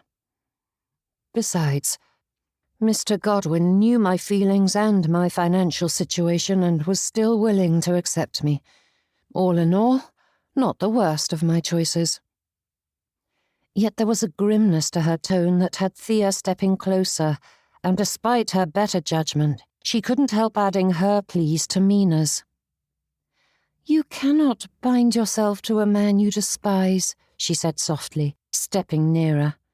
Phoebe's jaw tightened, but Thea pressed on, her voice trembling. At least give yourself time. You needn't rush into a decision. You may stay here if you like, for Papa would not object, and you know how Mamma adores you. It would give you space to think, to decide what you truly want. That was met by a brittle laugh, though no amusement touched Phoebe's eyes. And instead of leeching off my sisters, I would leech off you? What would that accomplish beyond letting Mr. Godwin slip from my fingers? A few weeks of borrowed comfort before I must face the same fate again. I have spent weeks waiting for my brother to fix matters, and I am done allowing others to decide my fate. This may be a wretched decision, but at least it is mine to make." Her words struck Thea like a blow. She wanted to argue, to insist there must be another path, but the defeated set of Phoebe's shoulders stopped her. Beneath the defiance, she saw exhaustion, bone deep and unrelenting, and it terrified her to see how broken her indomitable friend was. Then, leaning close, Phoebe added in a low voice, "And if you were wise, you would surrender this foolish hope for Frederick. Do not waste years pining. That future is gone. Life never resolves the way we wish it to, and there is peace in accepting that." For a long moment, Thea could not move. Phoebe's words hung between them, cold and heavy, sinking deep into the space where hope had already begun to fray. Then, with a stiff lift of her chin, Phoebe slung the satchel onto her shoulder, tucked her drawing board under her arm, and turned toward the path. The sharp sound of her steps cut through the hush of the garden, scattering the fallen petals along the stones, and Thea simply watched as Phoebe walked away, her figure straight and unyielding, even as the trembling in her hands betrayed her. At the edge of the terrace, Phoebe paused only long enough to steady her breath before continuing on, vanishing behind the curve of the hedgerow without a backward glance. Thea remained rooted in place, her pulse thrumming painfully in her throat. Those parting words echoed through her until the very sun above seemed to dim.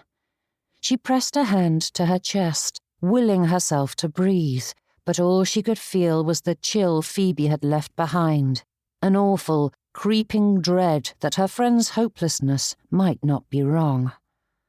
For a long while, neither spoke. Mina sat very still, her hands folded tightly in her lap, eyes fixed on the place where Phoebe had been, as the distant lowing of sheep from the meadow and the hum of bees threading through the lavender filled the silence. "Do you think she'll truly do it?" Mina asked at last. "Yes," Thea whispered. A breeze stirred the papers on the table, lifting the edges so that they fluttered like startled birds. Thea reached out to still them, her fingers brushing against a smear of colour. Violet, once bright, now dulled to greyish-blue beneath the sun. The paints were drying fast, and the scent of them mingled with the sweetness of the garden air. It all felt strangely fragile, the afternoon light, their friendship, even hope itself. "She didn't mean it," Mina said softly. "About Frederick." Thea nodded, though the words still stung. "She's frightened. It makes people cruel," Mina added. "Yes." Thea's voice was small. "It does." Around them, the garden murmured with the rustle of leaves, the soft thrum of summer, but that vibrant feel of life and vitality seemed distant now, unreachable. A cloud drifted across the sun, dimming the light on the table, and Thea stared down at her painting, the colours dull and lifeless beneath the sudden shade. Chapter 28. The church bells fell silent, that bright sound dampened by the fine mist that hung in the air. That teasing haze cut through cloaks and coats, digging its fingers into the very bones of the onlookers and filling the air with the pungent scent of wet wool. Yet still the parishioners remained, watching the church door. After weeks of dry earth and wilting gardens, as the rivers ran low and the mill wheels struggled to turn, the damp morning ought to be a blessed thing, but it wasn't heavy enough to be of any good to anyone. It was entirely useless and disappointing, and appropriately melancholy given the circumstances. The parishioners stood scattered across the churchyard, cloaks drawn close and hats pulled low against the chill, though their discomfort did little to dampen their spirits. A restless energy pulsed through the crowd, bright and humming, as though the grey sky itself could not smother their excitement. Every few moments, someone turned toward the church porch, convinced they'd heard the creak of the great oak door. Then the murmur would falter with their breath held in collective anticipation. Tucked in the entry shelter, Phoebe and Mr. Godwin stood with her arm threaded neatly through his, as expectation demanded, whilst the parish brimmed with curiosity and gossip, and the couple's stoicism was a jarring counterpoint to the eager hum that filled the churchyard. Frederick's stomach twisted as he watched them. The air felt thick, as though something more than the fog filled his lungs with every breath. This engagement wasn't his doing, yet he couldn't rid himself of the weight that pressed against his ribs as he watched the couple. Father's poor choices had set the course, but Phoebe had taken the next step, steady and certain, and now she stood with her future fastened neatly to Mr. Godwin. The noise of the crowd seemed distant, muffled by the hollow in his chest, as Frederick watched the small, polite turn of Phoebe's head when Mr. Godwin murmured something to her, and the faint tightening of her jaw as her gloved hand rested lightly on the man's sleeve. Phoebe could have done so much better than a rector, no matter how esteemed his patron, murmured Mother, her tone as grim as the grey skies. It is her choice, murmured Frederick, though the lady wasn't listening. Lifting her head higher, she fastened on a smile that was a touch strained and murmured, "Where is that wretched clerk?" As though summoned by her frustration, the church door opened, and Mr. Loftus emerged with the curate on his heels, both men approaching the notice board. The crowd immediately quieted, pressing closer to see the grand posting, despite having heard the banns read aloud during church services, as was required. For all that this parish tradition held no sway in the eyes of the law, it was required in the eyes of Haverford. With a few quick swings of a hammer, Mr. Loftus tacked the paper with the simple script, which proclaimed to all and sundry that which they had already known. Miss Phoebe Voss was to marry Mr. Samuel Godwin.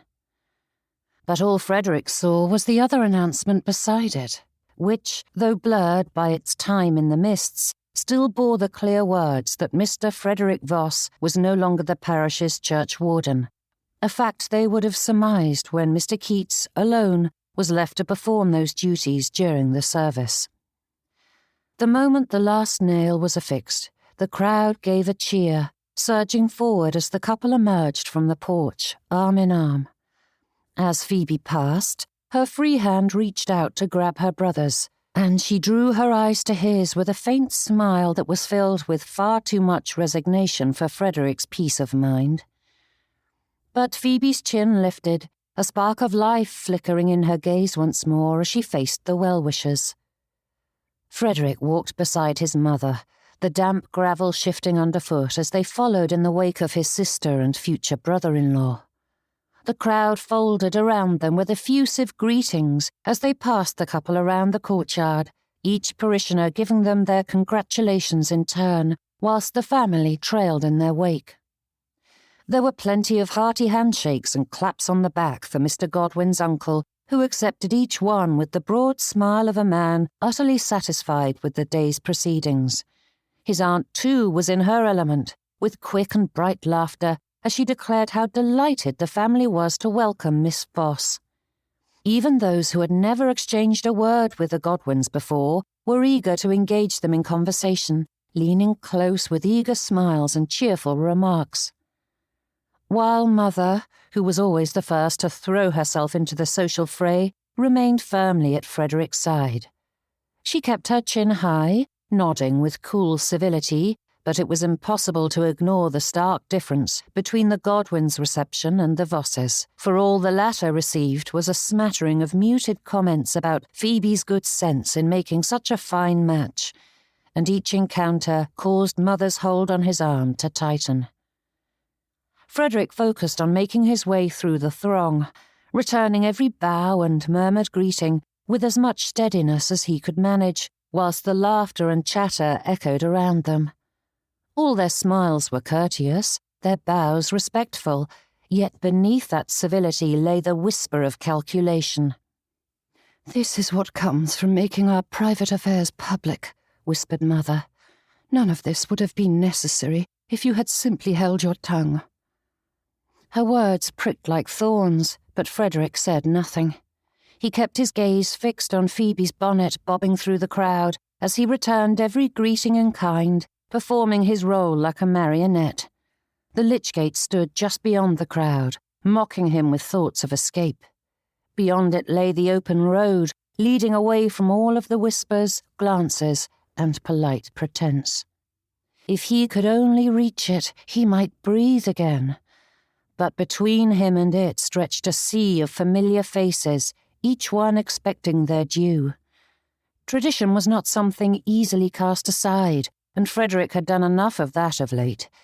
He wouldn't compound his family's infamy by leaving before every parishioner was granted their opportunity to greet the happy couple and their families. And then he saw her. At first, it was only a flicker of colour, those familiar blue ribbons affixed to her bonnet. But then the crowd shifted, and there she was, standing a little apart from the rest and half-shadowed beneath the branches of the yew, the sight bringing him back to the last time they had spoken, beneath the shade of another tree. Thea watched him without shame, meeting his gaze without blush or wilting. No feigning a distraction to hide her perusal or glance away. She simply stood there, holding him in her gaze and seeing through the polite mask he had donned the moment his father's lies were discovered. The noise dulled to nothing. The ache in his chest eased, and the world righted itself.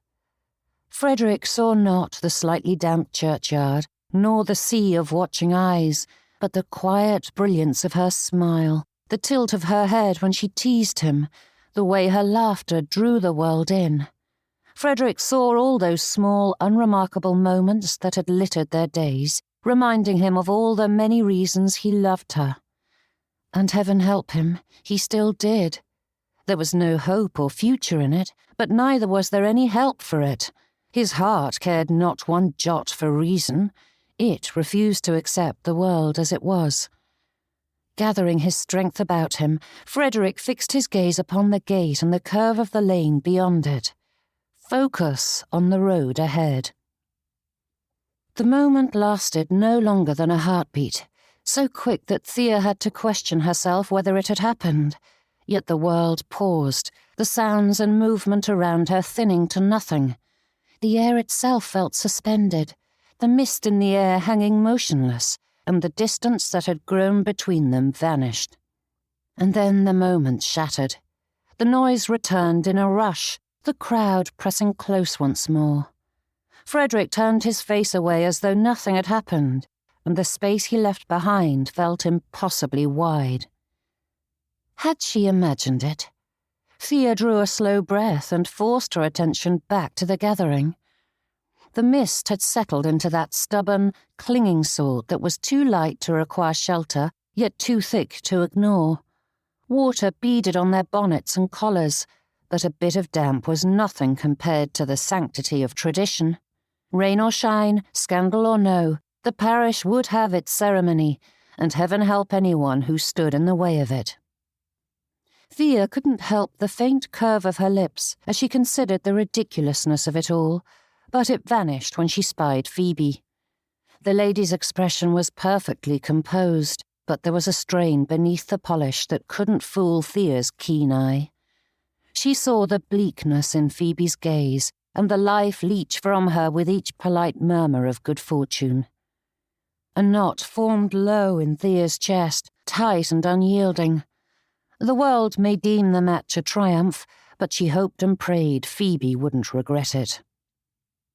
"I must say," chimed a voice cutting through Thea's thoughts, "I never would have anticipated that Miss Voss's banns would be posted first." Glancing to her right, Thea found Mrs. Hammerstone watching the couple with bright-eyed amusement. "Everyone has been anticipating a Voss wedding for months, of course, But I dare say no one imagined it would be hers." The lady gave a low laugh, soft but knowing. "I always thought Miss Voss was far too particular to settle, yet here she is, marrying a man after a courtship so brief that no one was aware of it." Mrs. Hammerstone's tone carried the lightness of gossip disguised as surprise, and she lowered her voice as a considering frown pulled at her lips. "But I suppose it is sensible, what with the trouble they face. The poor dear hardly has another option, does she? Thank heavens you discovered the truth before you were trapped in that quagmire." For a heartbeat, Thea could scarcely breathe. The words hung in the damp air, as thick and heavy as the mist.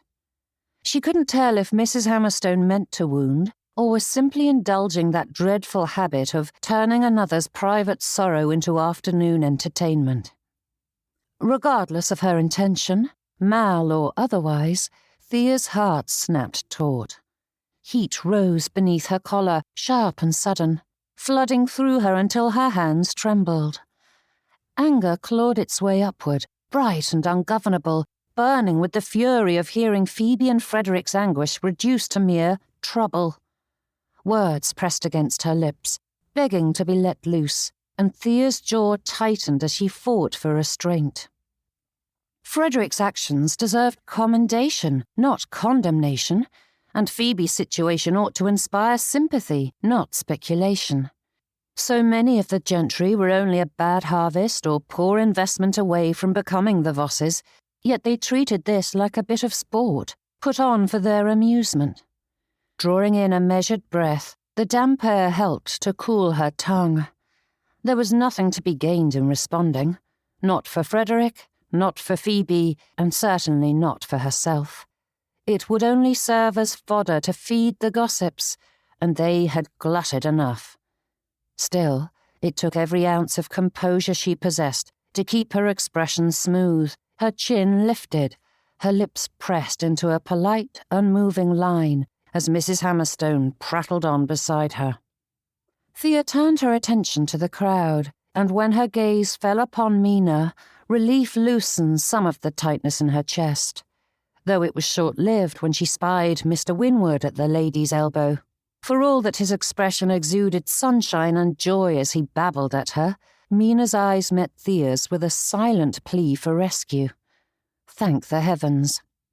"I fear my cousin requires me," said Thea, giving the lady at her side a nod before sweeping into the thick of things.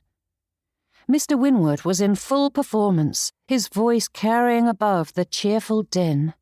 He stood far too close to Mina, his head tipped toward her in what he no doubt believed was a charming manner, one gloved hand gesturing animatedly as he recounted some story that required no contribution from his listener.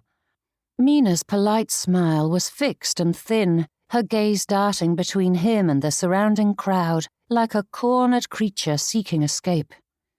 Thea slipped in beside her cousin, and with a warmth that did not reach her eyes, she said brightly, "Mr. Winwood, I see you are availing yourself of my cousin's company. Again." Chapter 29. Mr. Winwood turned to Thea, his grin brightening. "Ah, Miss Keats. Yes, I count myself quite lucky. When I arrived in Haverford, I hadn't thought to find such a gem, and I am blessed whenever I can steal a moment or two with her." "How fortunate for you to have found a village with so many appealing people," Thea replied pleasantly, looping her arm through Mina's. "But you must excuse us. Miss Ashbrook and I have yet to offer our congratulations." Before he could reply or invite himself along, Thea steered Mina away, leaving Mr. Winwood bent in a bow as his smile faltered. They slipped back into the throng, weaving between clusters of well-wishers, the hum of voices rising and falling around them like the tide. "You are a godsend," sighed Mina. "I fear I owe my aunt a very large apology." "How so?" Offering up a humourless chuckle, she shook her head. "Papa believes Aunt Matilda is an excellent chaperone, But I have reason to believe that she spread rumours to prevent my dowry from eclipsing my cousin's, leaving me with only my charms to entice a gentleman. However, I would rather be a spinster than be plagued by the likes of Mr. Winwood and Mr. Timothy Voss. I haven't the disposition to manage mercenary men, and Aunt Matilda spared me their attentions. You do not need a large dowry to attract a good man. Your charms are more than sufficient, said Thea with a sharp nod. You deserve better than— Thea, Mrs. Keats said, stepping neatly into their path with a gleam of purpose in her eyes. I've been looking high and low for you. Come, there is someone you must speak to. You will never guess who has come for a visit. With far more eagerness than the dreary day deserved, Mamma inserted herself between the pair and dragged them to the far side of the churchyard, chattering on about the mysterious person they must greet that very moment. Thea's stomach sank, for that particular brightness in her mother's voice boded ill. It meant schemes were afoot, and whatever awaited her at the end of their determined march, Thea doubted it would be pleasant. Mr. Downey, called Mamma as she stopped them before the gentleman in question. The gentleman turned at the sound of his name, his expression brightening into the sort of polite, startled smile of a man suddenly thrust into the centre of attention. Though he hadn't altered much in his time away from Haverford, maturity had hardened the angles of his cheeks and jaw, and lent a confidence to his gaze that the lad had lacked. Miss Keats, he said, his tone earnest if slightly bewildered. What an unexpected pleasure. How good to see you, replied Mamma with far more effusion than was warranted. Your mother told me that you had returned for a visit, and Thea and I simply could not wait another moment to welcome you back to the neighbourhood. Thea managed a strained smile, her mortification blooming as her mother beamed up at him. Patting her daughter's arm in a manner that implied far more than it ought, Mamma added, Indeed, Thea was just saying how long it has been since we've had the pleasure. We do hope you will be staying for some time. I do not believe you are acquainted with our cousin, interjected Thea, motioning toward Mina, but the interruption did nothing to divert Mamma from her task. For once the introductions were made, the lady delved back into the previous conversation with all the dogged determination of a terrier scenting a rat. Dear me, there is Mrs. Haggerty, said Mamma, stretching as though to peer over the crowd, though Thea knew full well she couldn't see the lady. I am desperate to introduce Mina to her. Do excuse us. And before either Mina or Thea knew what the lady was about, Mamma steered her niece away, leaving her daughter to face Mr. Downey alone. Heat crept up Thea's neck, and for a long moment she could only stand there, her hands clasped before her, wishing herself anywhere else on earth. Mr. Downey cleared his throat, shifting in place. Your mother is very kind, he ventured, the corner of his mouth twitching as though uncertain whether to smile. Yes, Thea managed, her voice thin. In her own way. The hum of conversation filled the silence that followed, and Mr. Downey glanced toward the departing figure of Mrs. Keats, as though half tempted to escape himself, then glanced back at Thea, his mouth opening for a long, silent moment before he closed it again. Thea tried to summon some polite remark, but her mind remained stubbornly blank. Deciding a direct approach was better than gaping at one another, she said, I do apologize, Mr. Downey, if my mother made you uncomfortable. That is her way, replied the gentleman with a wry smile and a halting chuckle, his eyes gleaming as they met Thea's. She is as determined as I remember her, though the last I heard, you and Mr. Frederick Voss were nigh on engaged. Could one expire from a blush? Thea knew that fevers were a dangerous thing, and her cheeks felt as hot as anything the mumps, measles, or pox could produce. I fear your gossip is out of date, sir. Thea hadn't the slightest notion how to navigate such an uncomfortable discussion, but she attempted to put him at ease with a smile. Unfortunately, it felt more like a wince. And her cheeks were still blazing red. "I didn't realize. Truly? You and he have parted ways?" Brows shooting upward, Mr. Downey held up his hands in apology. "Not that I am happy to hear. I didn't mean to imply. I only wished—" "Mr. Downey, this is growing more agonizing by the moment. May we not simply ignore what has happened since my mother rushed us over here?" she asked, those words coming forth without thought, and it wasn't until she spoke that she heard Frederick's influence in them. It was just the sort of thing he would have said to set everyone at ease. And the gentleman before her obliged, the strain in his expression easing as he tucked his hands behind him. "May I ask what you have been doing since I was here last?" Thea gave a strangled chuckle and let out a heavy sigh. "That is a complicated question, and I am quite flustered at present. I fear I need some time to compose myself before I attempt an answer." "From what I recall, you've never needed much time to compose yourself, Miss Keats," he said, his smile growing a touch bolder. "You have a talent for appearing perfectly at ease, no matter how flustered everyone else might be. I've always admired that about you." Thea's brows rose, and the flush that had only just begun to abate returned in force. "Then my true talent is play acting, for I fear I am often discomposed." Then, adding in a hurry, lest he decide to offer up another complimentary disagreement, she added, "But you must tell me about your work in Sheffield. I believe you've invested in steelworks." At once his face brightened, the awkwardness forgotten as he launched into a lively account of his ventures. "We've made remarkable progress with it, securing contracts with several London merchants. If the next quarter proves as profitable as the last—" He trailed on, speaking with an ease that had been absent a moment before.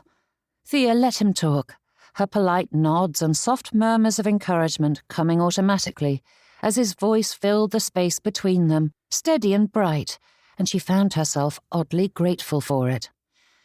It was easier this way, listening, smiling when appropriate, and letting the conversation settle into something harmless. "I'm surprised your brother chose not to attend," said Mr. Curtis, glancing about the gathering as though he might spy the gentleman in question. His tone mirrored so many others who came up to ask innocent questions about the family and estate, affecting neighbourly care whilst scrutinising every aspect of Frederick's response, searching for crumbs that exposed more of the Voss's business. "Yes, he returned to Leeds. He was allowed a respite during our bereavement, but the time came for him to take up his duties once more. Or rather, Timothy preferred fishing for a dowry in more varied waters." Mr. Curtis nodded, as though that were entirely expected, though the gentleman had asked the question in the first place. "Ah, yes. I suppose the engagement was so sudden that he couldn't alter his travel plans." Mother gave a chilly smile. "With Mr. Godwin needing to return to his flock and my leaving Haverford, the speed cannot be helped." Frederick's breath caught, and it took all his composure to keep from gaping. "Leaving?"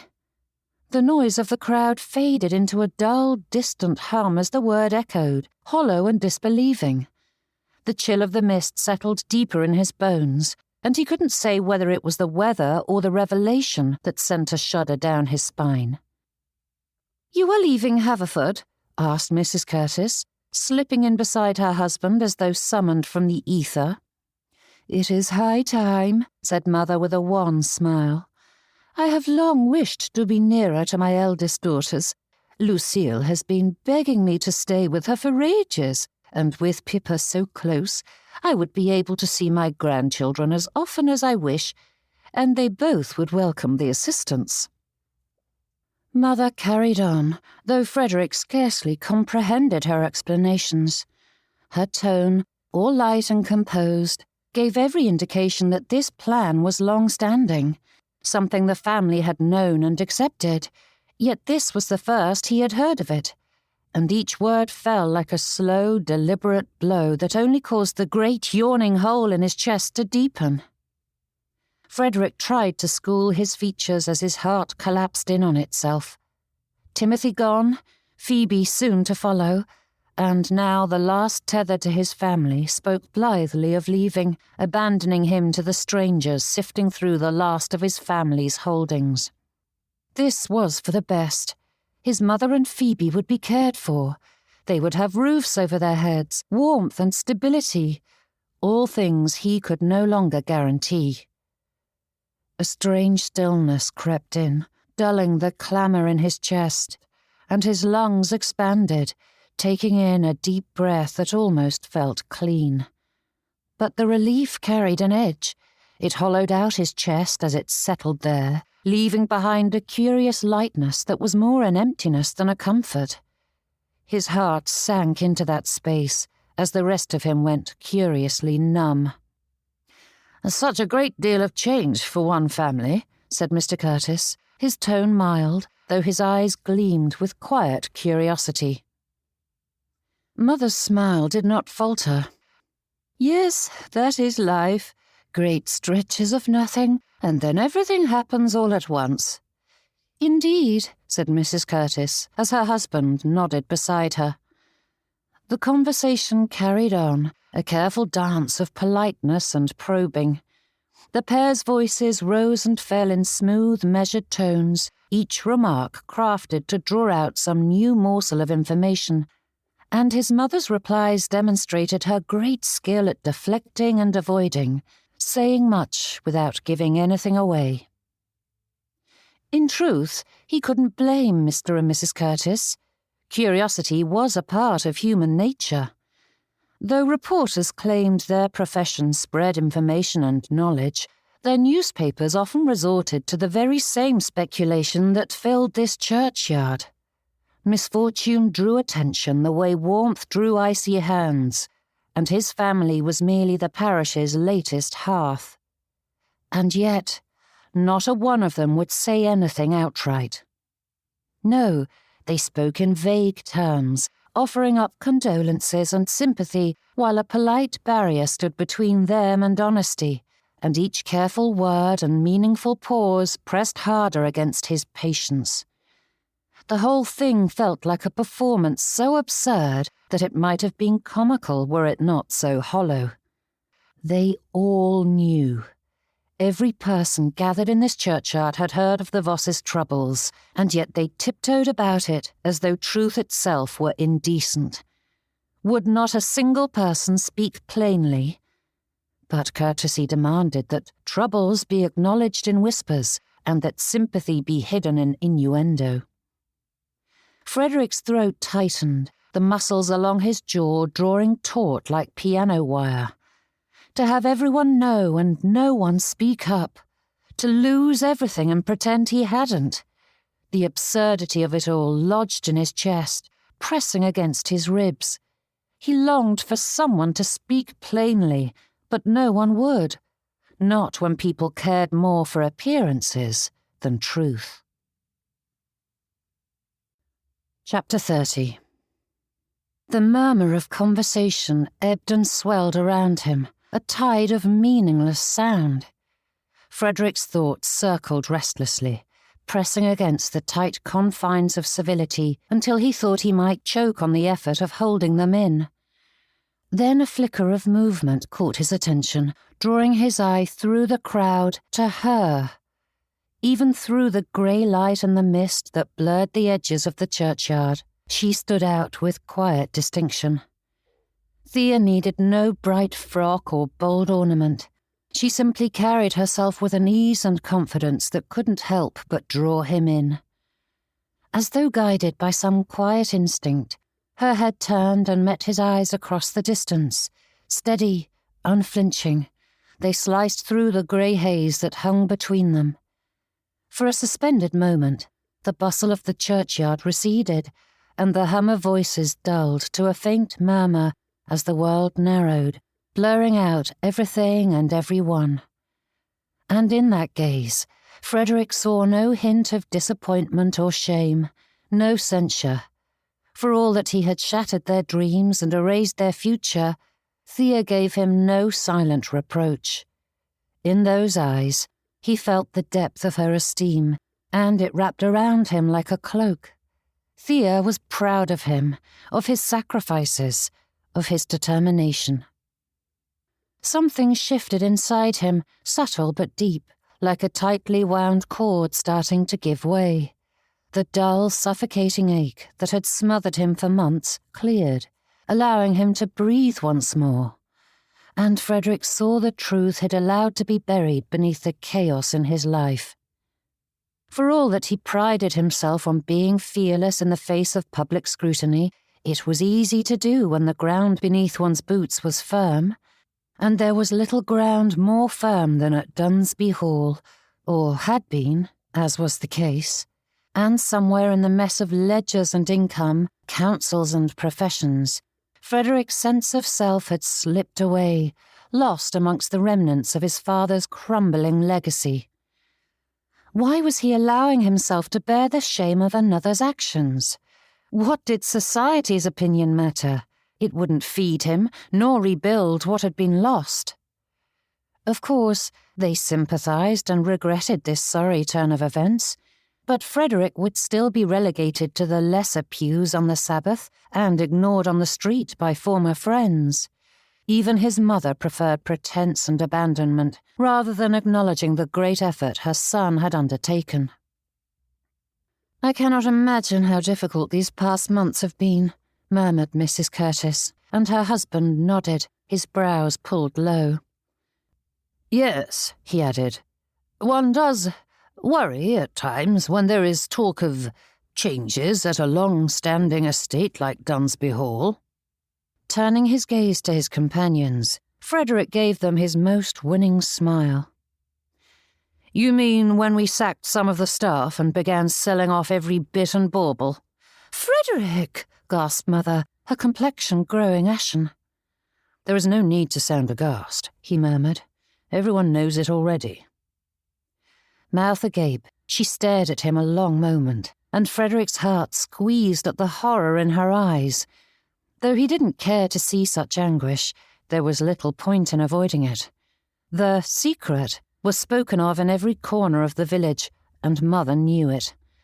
That mortification had been a constant companion since the first time the word retrenchment struck her ears, so there was no saving her from it. Stepping away from her son, the lady gave him her back and strode to where Phoebe stood, inserting herself at her daughter's side, where there would be no talk of finances. Mr. and Mrs. Curtis stood as still as statues as they stared at him, and at some point during the discussion, Mr. Barnsley had come to stand beside them. But it mattered not. The more the merrier, as they say, and whatever was said here would be spread throughout the village by nightfall. "Yes, I fear many changes are coming to Dunsby Hall," added Frederick, "including a new master."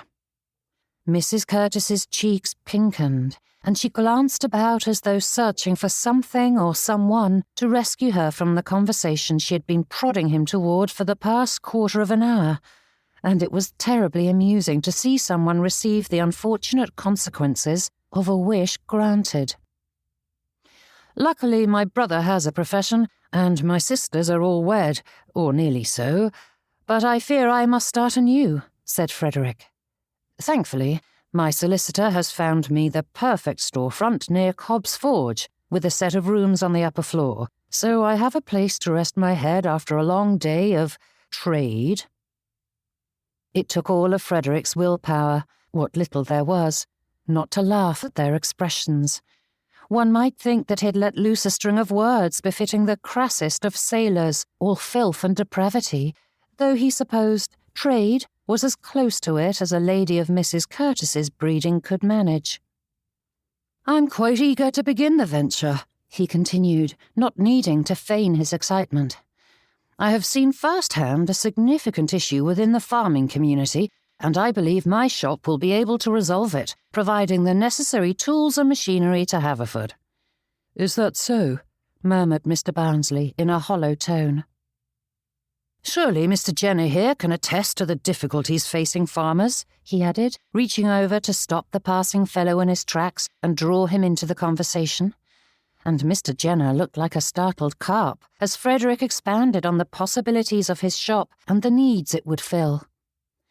The more he thought about it, the more surprised he was that no one had opened such a shop. But he supposed that was the nature of tradition. People rarely questioned the way things were done. However, in this world that was growing ever more efficient with its new machines and inventions, mills and mechanization, it was time to evaluate it all.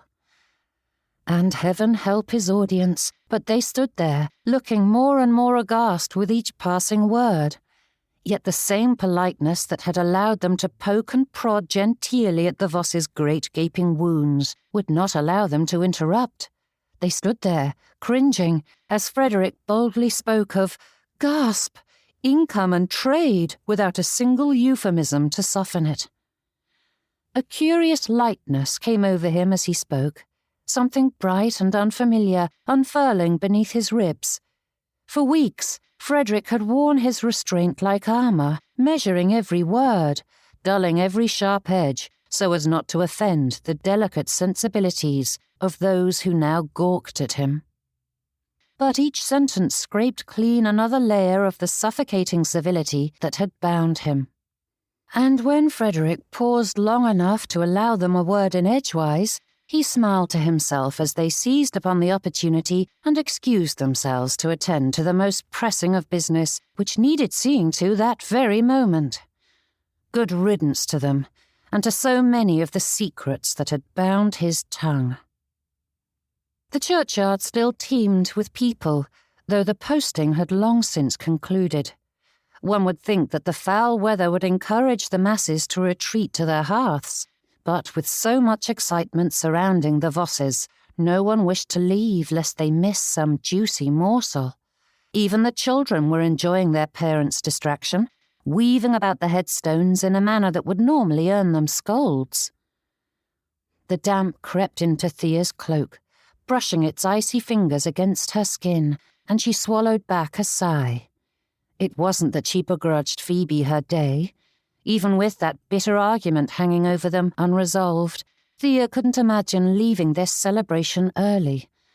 Glancing at the lich gate, its timbers darkened by the mist, she considered whether or not she could take her leave without offending or raising speculation. A warm fire and dry stockings would be divine. Jerking her wandering thoughts back to her companion, Thea forced herself to focus on Mr. Downey.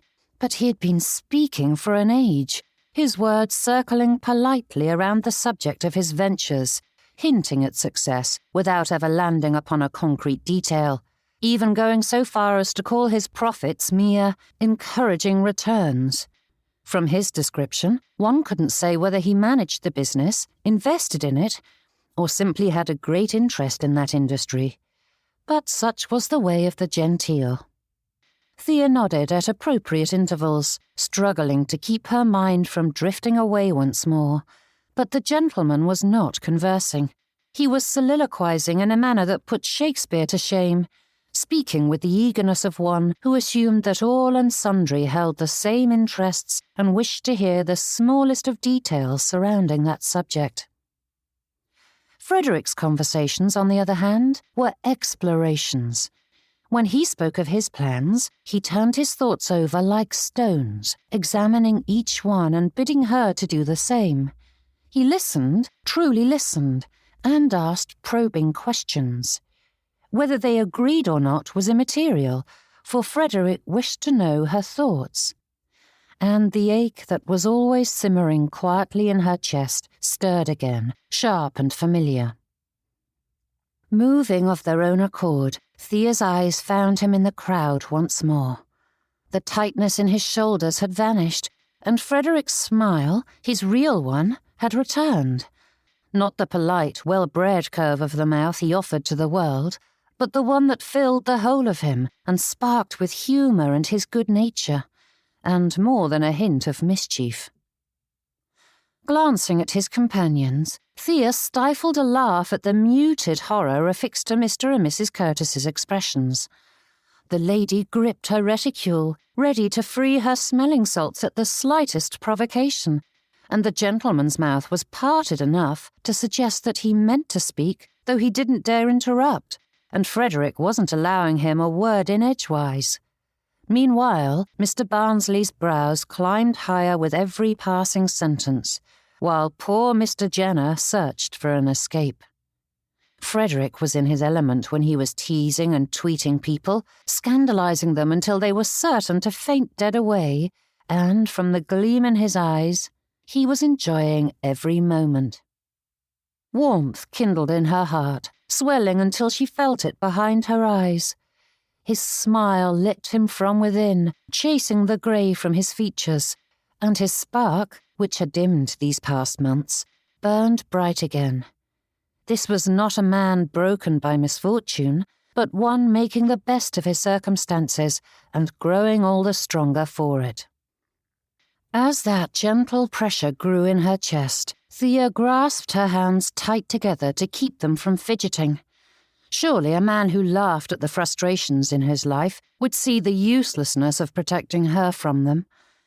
Yet here she stood, that great distance set between them, which he refused to bridge, whilst Mamma tossed every bachelor in the parish at her, no matter how ill-suited they were. As long as they had a healthy income, they were prime targets for her matchmaking.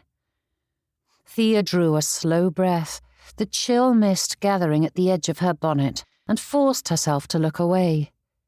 Her congratulations had been given, her duty fulfilled.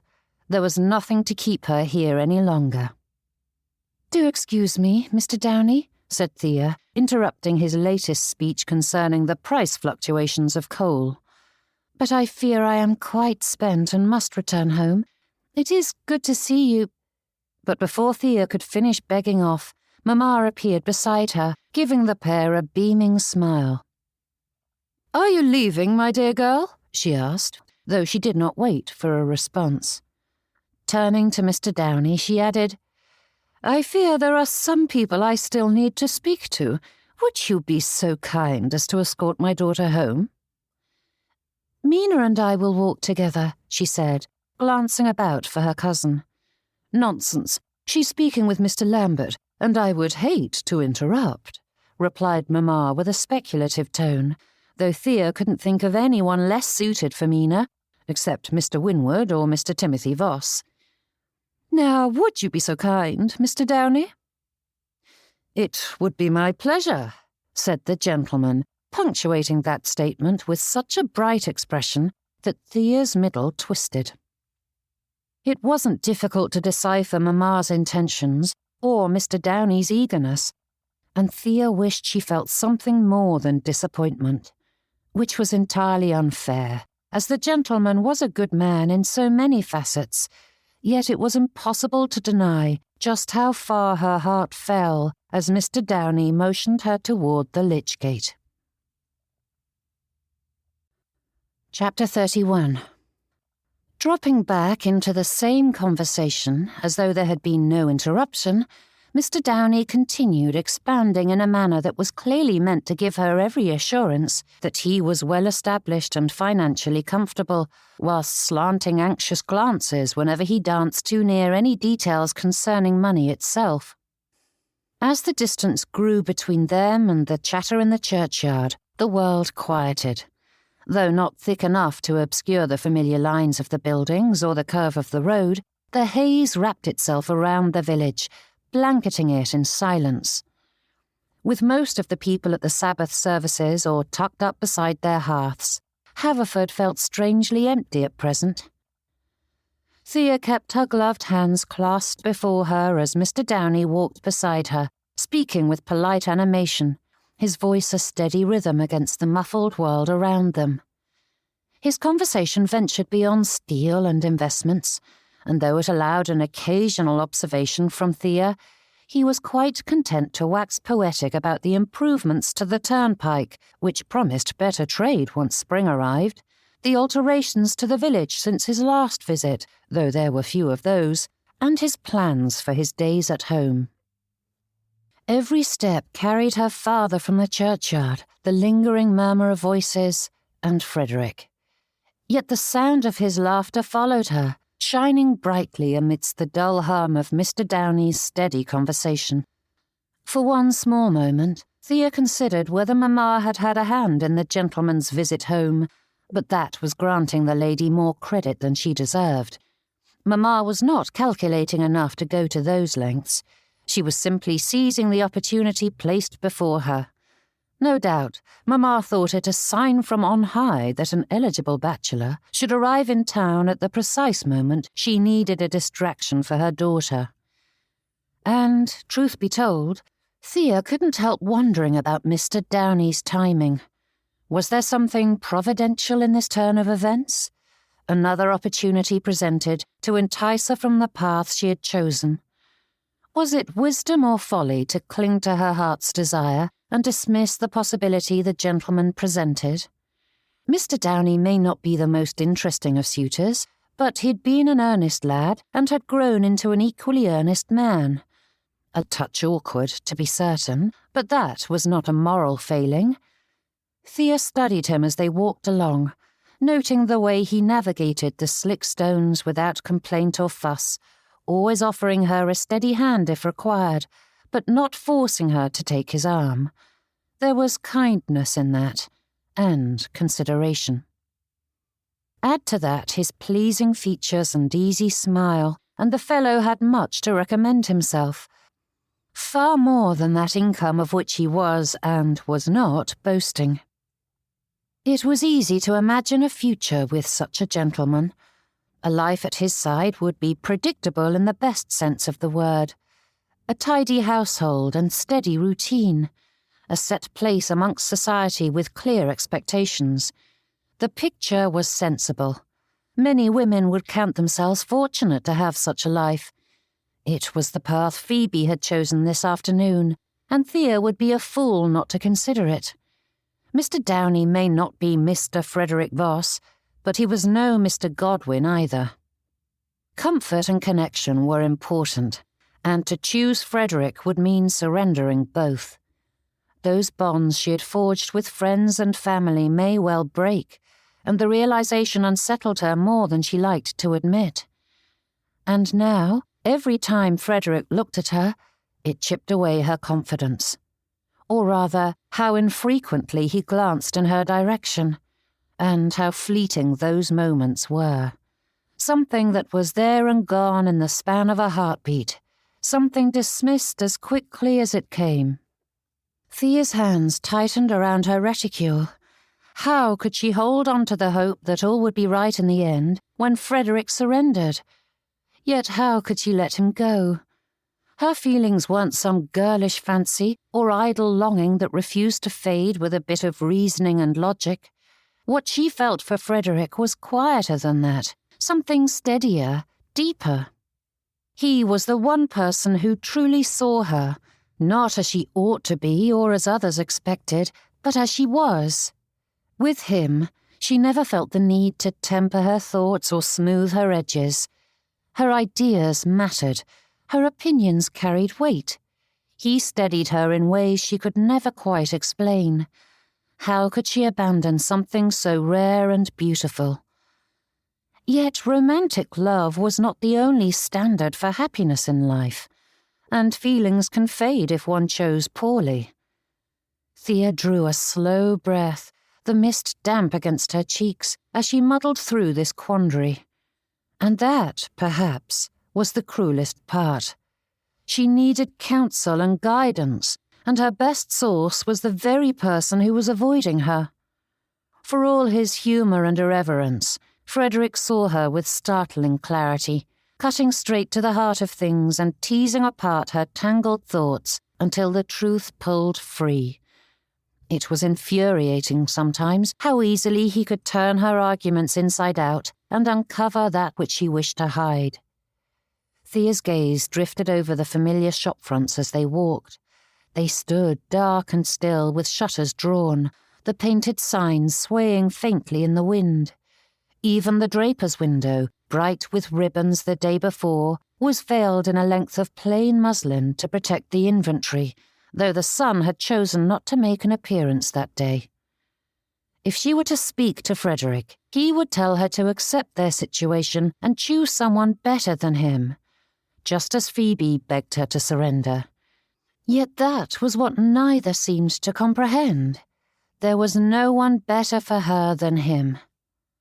Logic or love? What a question. The truth was that no one could live solely on one or the other.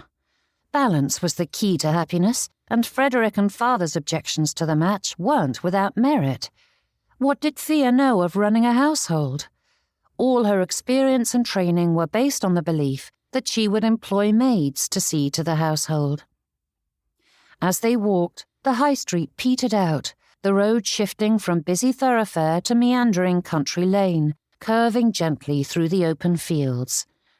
The familiar outline of Wrensford Park's gates was barely visible through the grey haze, and beside them, half hidden behind a hedge of wild roses and ivy, stood the end house, which marked the boundary between the village and Thea's home. The mists gathered low over the hedgerows, and she felt the faintest stirring of relief. Conversation, no matter how polite, felt easier when there was space enough to breathe. Thea drew in a lungful, the first in some time. The air here was cooler, cleaner, and it carried the scent of damp earth and the faint sweetness of the hedgerows. And with that breath came clarity. The epiphany struck so suddenly that her step faltered as the thought bloomed, whole and vivid in her mind. How had she not seen it before? All this time brooding and fretting, and the answer had been tucked neatly between the village and Wrensford Park, waiting for her to see it. A spark of astonishment flared in her chest, chased quickly by disbelief at her own blindness. "I do beg your pardon, Mr. Downey," said Thea, tossing out the words before her courage failed her. "I entirely forgot that I promised to pay a call on Mrs. Bryn." Mr. Downey glanced toward the cottage. "I said I would escort you home." "And you have," she said, stepping away from him with a comforting grin. "Our front gate is just there, and I can certainly manage the distance without any trouble. I may be at the end house for some time, and I would hate to force you to sit there simply to walk me a few feet." Opening his mouth as though to insist, Thea held up a staying hand. "Please, she will not be at ease with a stranger at my side. She's hardly comfortable with me underfoot, and I have known her for some time." Mr. Downey gave that a considering nod, glancing at the cottage and then the gates that led to Wrensford Park, as though that great and mighty distance was akin to crossing the county. "I make the journey quite often to bring her charity baskets," added Thea. "My mother will think nothing of it." Of course." But Mr. Downey did not move from his spot. Shifting in place, he drummed his fingers along his thigh. "I do hope, perhaps I might be so bold, if you wouldn't mind, that is, would you join me on a drive tomorrow?" A refusal came quickly to her lips, as it would spare them both from an outing that was bound to go nowhere. Yet the words held fast to her tongue, cautioning her against a hasty response. If her plan was to work, she could not do it halfway. Thea's fingers tightened around her reticule as her thoughts churned, but she forced out the word, "Yes." Delight broke over his features so quickly, so unguarded, that guilt wrapped its sharp fingers around Thea's heart. She did not wish to raise his expectations, but then, that was the nature of courting, wasn't it? Whether or not she believed her feelings would alter, one could not know if one did not give it the opportunity. It was time to let reason guide her steps. With a few quick words, the plans were set, and he tipped his hat, his expression alight with satisfaction as he started down the lane. The mist caught at the edge of his coat as he went, swallowing him little by little, until only the echo of his cheerful footsteps remained. Thea's heart gave a muted protest, but she forced it down and turned toward the end house, arriving at the door and knocking before she knew what to say. Yet when Mrs. Bryn appeared in the doorway with baby Jenny on her hip, Thea didn't bother mincing words. "Would you teach me to lay a fire?" Chapter 32. Mrs. Bryn's brows rose until they reached her hairline, and the pair stood there, staring at one another for a long moment before she stepped aside and ushered Thea in. "I'll pour us a cup of tea," said Mrs. Bryn, and before Thea could protest, the woman bustled to the hearth, setting baby Jenny in a cradle beside it. "You sit yourself down by the fire, Miss Keats. You're chilled through." Thea hesitated, desperate to explain what had driven her here in such a state, but Mrs. Bryn waved off her attempt. "Sit," she ordered, with a tone that left no room for argument, and Thea obeyed, perching on the small chair closest to the fire as the other woman fetched the kettle from where it hung over the coals. The cottage was small and close, the kind of space where the hearth truly was the centre of the home. Smoke-stained beams crossed low overhead, and the scent of wood and earth lingered in the air, softened by the herbal scent of the plants drying from hooks in the ceiling. A single window let in the dim grey light, and beneath it stood a sturdy table scarred by years of chopping and kneading, surrounded by a few scuffed and well-worn chairs that were well-loved, oft repaired, and had seen many Bryns before this set. Shelves lined the walls, holding a few bits of crockery and jars along with the odd keepsake. Everything bore the mark of a careful hand. Neatly folded linens, kindling stacked in even piles, brightly coloured wildflowers displayed on the rough-hewn mantelpiece. There was little enough to the room, yet it felt lived in, solid, the warmth of the fire reaching even the corners where the mist had crept in through the door. Near the hearth, one of the Bryn children lay curled beneath a worn blanket on a small pallet, whilst two others sat close by, their heads bent together over a pair of rough wooden figures that bore the unmistakable marks of having been carved by their father's hand. Reaching into the cupboard, Mrs. Bryn fetched a set of teacups, setting one before Thea. The porcelain was as thin as eggshell, the rims painted with a faded band of gold, and tiny roses wound their way around the bowl. Thea leaned closer to admire them as Mrs. Bryn returned with the kettle. "This is lovely," said Thea. Mrs. Bryn sat down, carefully positioning her own cup before her seat. "My Gerald scrimped and saved for 6 months to buy the pair of them. I told him we couldn't afford proper tea, so I didn't need a proper set to serve it, but he insisted." Rubbing a thumb across the delicate cup, Mrs. Bryn's lips pulled into a wistful smile as she studied it, though the expression faded as she turned her attention to Thea once more. "I only have a tisane," she said, lifting the kettle to pour her a cup. "Chamomile, a bit of nettle, some dandelion root. Nothing fancy, but it'll do you good. The babes are down for a rest. The others are quietly playing for once, and I was just about to sit and have a cup myself, so your timing is quite lucky." Thea took a sip. The taste was sharp and earthy, with far more bitter than sweet, as there was neither honey nor milk to soften the edges, yet the plainness suited her mood. She swallowed, the warmth spreading through her chest, and for the first time that day, the clamour in her thoughts began to quiet. Or perhaps it was the familiarity of this ritual. The end house was a far cry from the plush parlours of her peers, but sitting with a cup of something warm whilst settling in for a good cose was a tradition dating back ages. No doubt the different peoples drank different beverages, but Thea imagined that even the women of ancient Rome or Egypt found comfort in sitting beside a fire, partaking of female comfort. The drink was merely a detail. Despite the oddity of her request and what was to come next, Thea's pulse slowed as she took another sip, not caring that it scalded her tongue, and Mrs. Bryn allowed the silence to linger a moment as she collected herself. Only then did the woman ask, "Laying a fire?" There was no point in beating about the bush, so Thea accepted the prompt and unravelled the whole tale, or at least the whole that Mrs. Bryn needed to know. There were plenty of details that could remain carefully tucked in Thea's heart, but if the woman was to understand precisely what she was asking, Thea had to tell her most of it, starting with Frederick's downfall and ending with Papa's edicts. "I am sorry to hear that," said Mrs. Bryn, a frown marring her brow.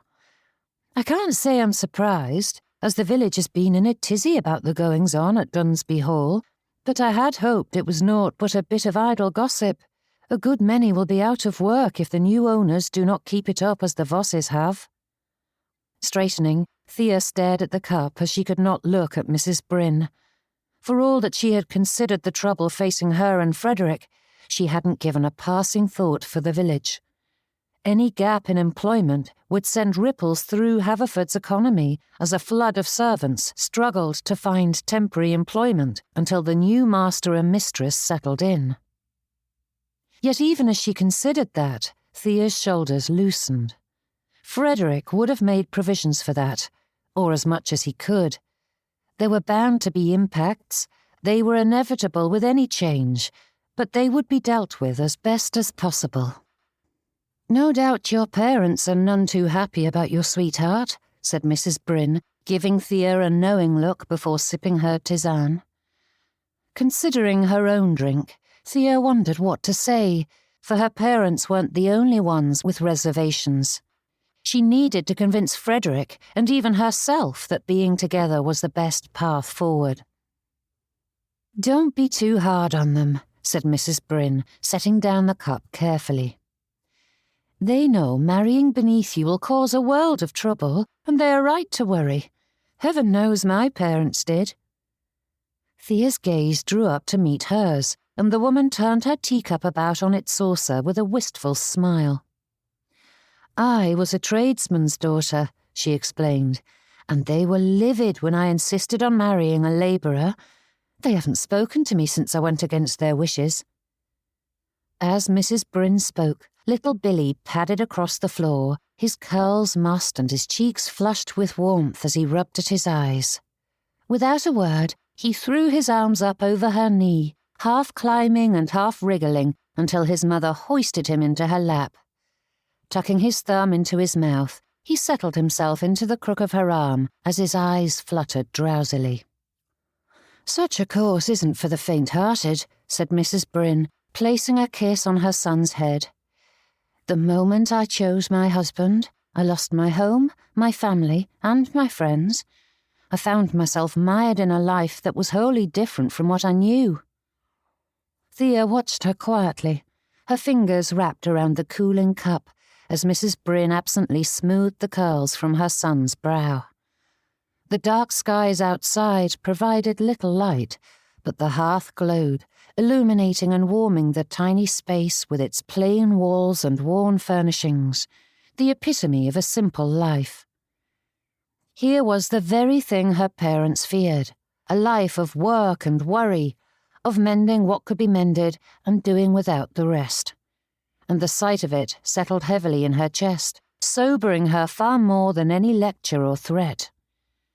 Did Mrs. Bryn regret her decision? She had chosen a lifetime of love, only to find herself widowed young and trapped in a position even more precarious than that of a labourer's wife. Was the sacrifice worth it? The questions rose to Thea's lips, but faltered when she considered the small ears listening in. The woman's eyes met hers, and seemed to comprehend the unspoken words, for her brows furrowed in contemplation, though she pressed another kiss to her son's head. "All choices bring joys and hardships, and every path is a gamble." Mrs. Bryn rocked the child and smiled wistfully. "Humans have a gift for making themselves miserable, regardless of their circumstances. They ask, 'What if?' and invent fairy tales of the perfect life the other path would have provided, making the present one look grim and terrible. An apples and oranges comparison, if ever I heard one. No good comes of it." The weight of those words settled deep in Thea's mind, threading through her like a slow current. The quiet thickened around her, and the small sounds of the cottage sharpened. The faint creak of the chair, the soft breath of the sleeping child, the low crackle of the coals, as if the very air were listening, waiting for her to speak. "I fear I have been quite foolish of late," said Thea, letting out a heavy sigh. "Rather than accepting the choice before me, I dismissed every concern and forged ahead. However, I must explore the possibilities as best I can, for I will live with the consequences for the rest of my life." Mrs. Bryn nodded. "Hearts are silly things, apt to make choices willy-nilly. Whatever you decide, you'd best do so with your eyes wide open, because regrets will rear their ugly little heads at times, and a heart that chooses knowingly is the heart that remains strong in the face of such troubles. Which is why I wish for you to teach me how to lay a fire and cook and clean and whatever else a woman might need to know," said Thea, straightening. "I arrived on your doorstep wishing to silence the voices that say I am unprepared and ill-suited for this life, but now I wish to know for myself if I am equal to the task." "A tradesman's wife shan't need to scrub and clean," said Mrs. Bryn with a frown. "Most have a maid-of-all-work at the very least." "We are starting with nothing, so it may be some years before we are established enough to afford it, and there are skills I shall need even when life is comfortable, such as sewing a gown." Mrs. Bryn's brows shot upward. "You do not know how to sew?" "My training is wholly in fancy work. I can embroider anything you set before me, but I have never once attempted to make clothes," said Thea, sighing to herself. "And as you said, every choice is a gamble, so I would rather learn more than necessary than find myself unprepared." Leaning back in her seat, Mrs. Bryn's expression softened as her gaze grew thoughtful as she studied the lady before her. "Well then," she said in a contemplative voice, "we'll begin with the fire. After that, mending and cooking. Washing is a beast, so we'd best give it some time before we attempt it." As Mrs. Bryn spoke of kindling and ash, dough and hearths, Thea found herself leaning forward. Here was something tangible for her to do, a task to complete. Learning a few chores was a small thing, insignificant perhaps, yet the heaviness that had settled over her in recent weeks thinned as Thea's resolve coalesced and strengthened, and a quiet energy unfurled in her chest, something bright and restless that ushered in a tingling anticipation that made her wish to roll up her sleeves that very instant. Thea's fingers itched to be useful, to do something more than sit idly by while others decide her fate. The uncertainty of the future remained, but it no longer pressed so sharply upon her. For the first time in too long, the path ahead did not feel like a burden to be endured, but a challenge to be met. Frederick, her parents, they all believed this was their decision to make, but it was Thea's future at stake, and she wouldn't allow others to choose for her. Chapter 33. It was the sort of golden morning where the air hummed with the promise of warmth and sunshine, whilst the dew lay thick upon the grass and trees, and the bright call of the skylark and lowing of the sheep rang across the hills. A faint breeze cleared the mists from the fields of wheat, and their heavy heads bobbed, flashing hints of green that still clung to the base of the ripening stalk. The sun crept over the rise, gilding the brick face of Dunsby Hall, yet the light did little to chase the heaviness that clung to the mortar. The house stood solemn and still amid the bright fields, the quiet enveloping it like a funeral shroud as the tall chimneys reached into the morning sky like gravestones. The death of a dynasty, the end of a legacy. Thea stood at the edge of the drive, her gaze tracing the familiar lines of the house. She had known this place her whole life, had walked its terraces and corridors as freely as her own, and yet in the stillness of this morning it felt altered. Not diminished, but rather subdued, as though the house felt the weight of memory pressing into every beam and brick, mourning the lost future it was meant to have. Drawing in a slow breath that was thick with the scent of dew and growing things, Thea made her way down the gravel drive and up the front steps. The great oak doors loomed ahead, and before she could lift her hand to the knocker, a servant greeted her. "Good morning, William," she said. "I'm here to see Miss Voss." The footman bobbed ahead in acknowledgement and stepped back to allow her in, which Thea took as a good sign, despite the fact that the Vosses had avoided her presence of late. As she crossed the threshold, the cool air of the entry met her with all its too familiar scent, and she felt for one strange moment as though she were walking into a memory rather than a home. To one side sat several trunks, neatly stacked and awaiting their mistress's carriage, and despite knowing what was to come, the sight struck Thea to the core. Each piece was carefully arranged and perfectly ordered, ready for their grand farewell. Though the servants likely did the majority of the work, she could well imagine Phoebe standing there, directing the packing, with her emotions safely tucked out of sight as she oversaw what needed to be done. Thea's throat tightened, her hand resting atop the nearest piece for a quiet moment before embracing the strength Phoebe would wish her to have. The choice had been made, and it was time to get on with it. Regrets cast a pall over even the loveliest of days, and this was anything but. Taking the familiar route, Thea climbed the stairs, both disappointed and grateful that Frederick was nowhere to be seen. Today was not about them. A quiet rap on the door, and Thea slipped inside to see the bride at her dressing table, her back straight and her face turned to the mirror, though her gaze was fixed on something far beyond it, her fingers absently fiddling with a hairpin. The morning light pulled across the polished wood surface, scattering across the array of accoutrements required to make her look her finest on that most important of days. Phoebe did not glance up when the door opened, and for a long breath, Thea simply watched her friend, uncertain what to say or do. "I was afraid you wouldn't come," whispered Phoebe, her eyes finally focusing on Thea's reflection. "I was so beastly to you the last time we spoke." "And I was afraid you would turn me away again," she replied, punctuating it with a sad smile. "I didn't know if you would wish for me to attend, but I knew I had to try. You are one of my dearest friends." "I haven't been much of one of late." Phoebe's lips trembled as she gave a pitiful smile. "I can say the same of myself." Thea's throat tightened. It felt as though there were a great many things of which she needed to apologize, including her efforts to force her friends together and ignoring their own preferences. "I have been so focused on my own desires and future that I have neglected you when you needed me most."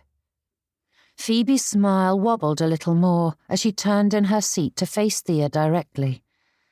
"Life has been wretched for us both of late, hasn't it?"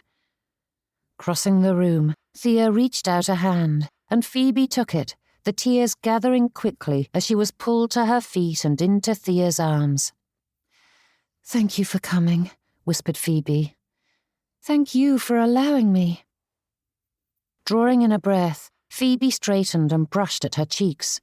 Then, glancing past Thea, she added, "Where is Mina? I wanted to apologize to her as well." "She is at home. This is our time together." Turning her about, Thea nudged Phoebe into the chair and faced her toward the mirror before setting to work. "Since when have you become a master at dressing hair?" asked Phoebe, a little life returning to her voice. "I have been learning to manage my own toilette of late, and I find that I rather enjoy it," she replied as she gathered the pins from the table, their cool weight resting lightly in her palm. With silent movements, Thea braided and twisted as the air between them thickened, filled with all the words they could not speak. Outside, a skylark trilled in the bright morning, its song faint despite the open window, but the joyful noise could not pierce the heaviness that blanketed the room as Phoebe's eyes grew unfocused, no longer seeing the reflection before her. "I am going to make you the most beautiful bride Haverford has ever seen," said Thea, drawing her friend's attention once more. Phoebe's eyes lifted to meet hers in the mirror, and for a heartbeat they glimmered as her lips pulled into a tremulous smile. Then it crumbled away. A sound escaped her, half gasp, half sob, and she covered her mouth as if to hold it in. With the ribbon clutched in her fingers, Thea stared at her friend as Phoebe collapsed beneath the tears that spilled forth. The lady shook her head and tried to speak, but sobs made it impossible. Her shoulders trembled, the rigid line of her spine bending until she was folded over the table, hands pressed to her face as though she might hide. The sound was raw and startling in its force, breaking against the stillness of the room like a storm tearing through calm water. Thea's chest constricted until she could scarcely draw breath. Every sound dug into her skin, burrowing through her strength until she felt as weak as a newborn kitten. Mind racing, she scoured for some idea, some word, some comfort to offer. Something to set this to rights once more. Something to alleviate the pain tearing through her friend. No matter how futile or silly a thought, Thea hoped and prayed to save her friend from this torment. But there was nothing to be done. No word or act could make right what had been lost. All she could do was stand there with a ribbon hanging limp in her hand and bear witness as Phoebe's world came undone, her grief echoing against the walls until Thea thought she might drown in the sound. Dropping the ribbon on the table, Thea wrapped Phoebe in her arms. It was a silly, useless gesture, but it was all she had to offer, and Phoebe's arms locked around her tightly, clinging to her as if her very life depended upon it. Despite being half-crouched and awkwardly positioned, Thea held fast, refusing to move as Phoebe's body shook, the sound of her tears sharp in her ear. Thea said nothing, offered no hollow comforts. Words would only cheapen the grief, and there were none large enough to bind up these wounds. So she remained quiet and let her arms do that which words could not.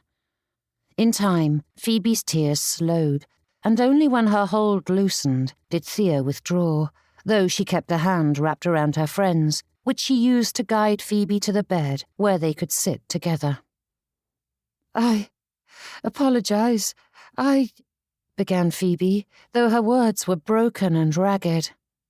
"Absolutely not. Do not apologize." Phoebe huffed, her lip trembling even as she scowled at herself. "I am being silly."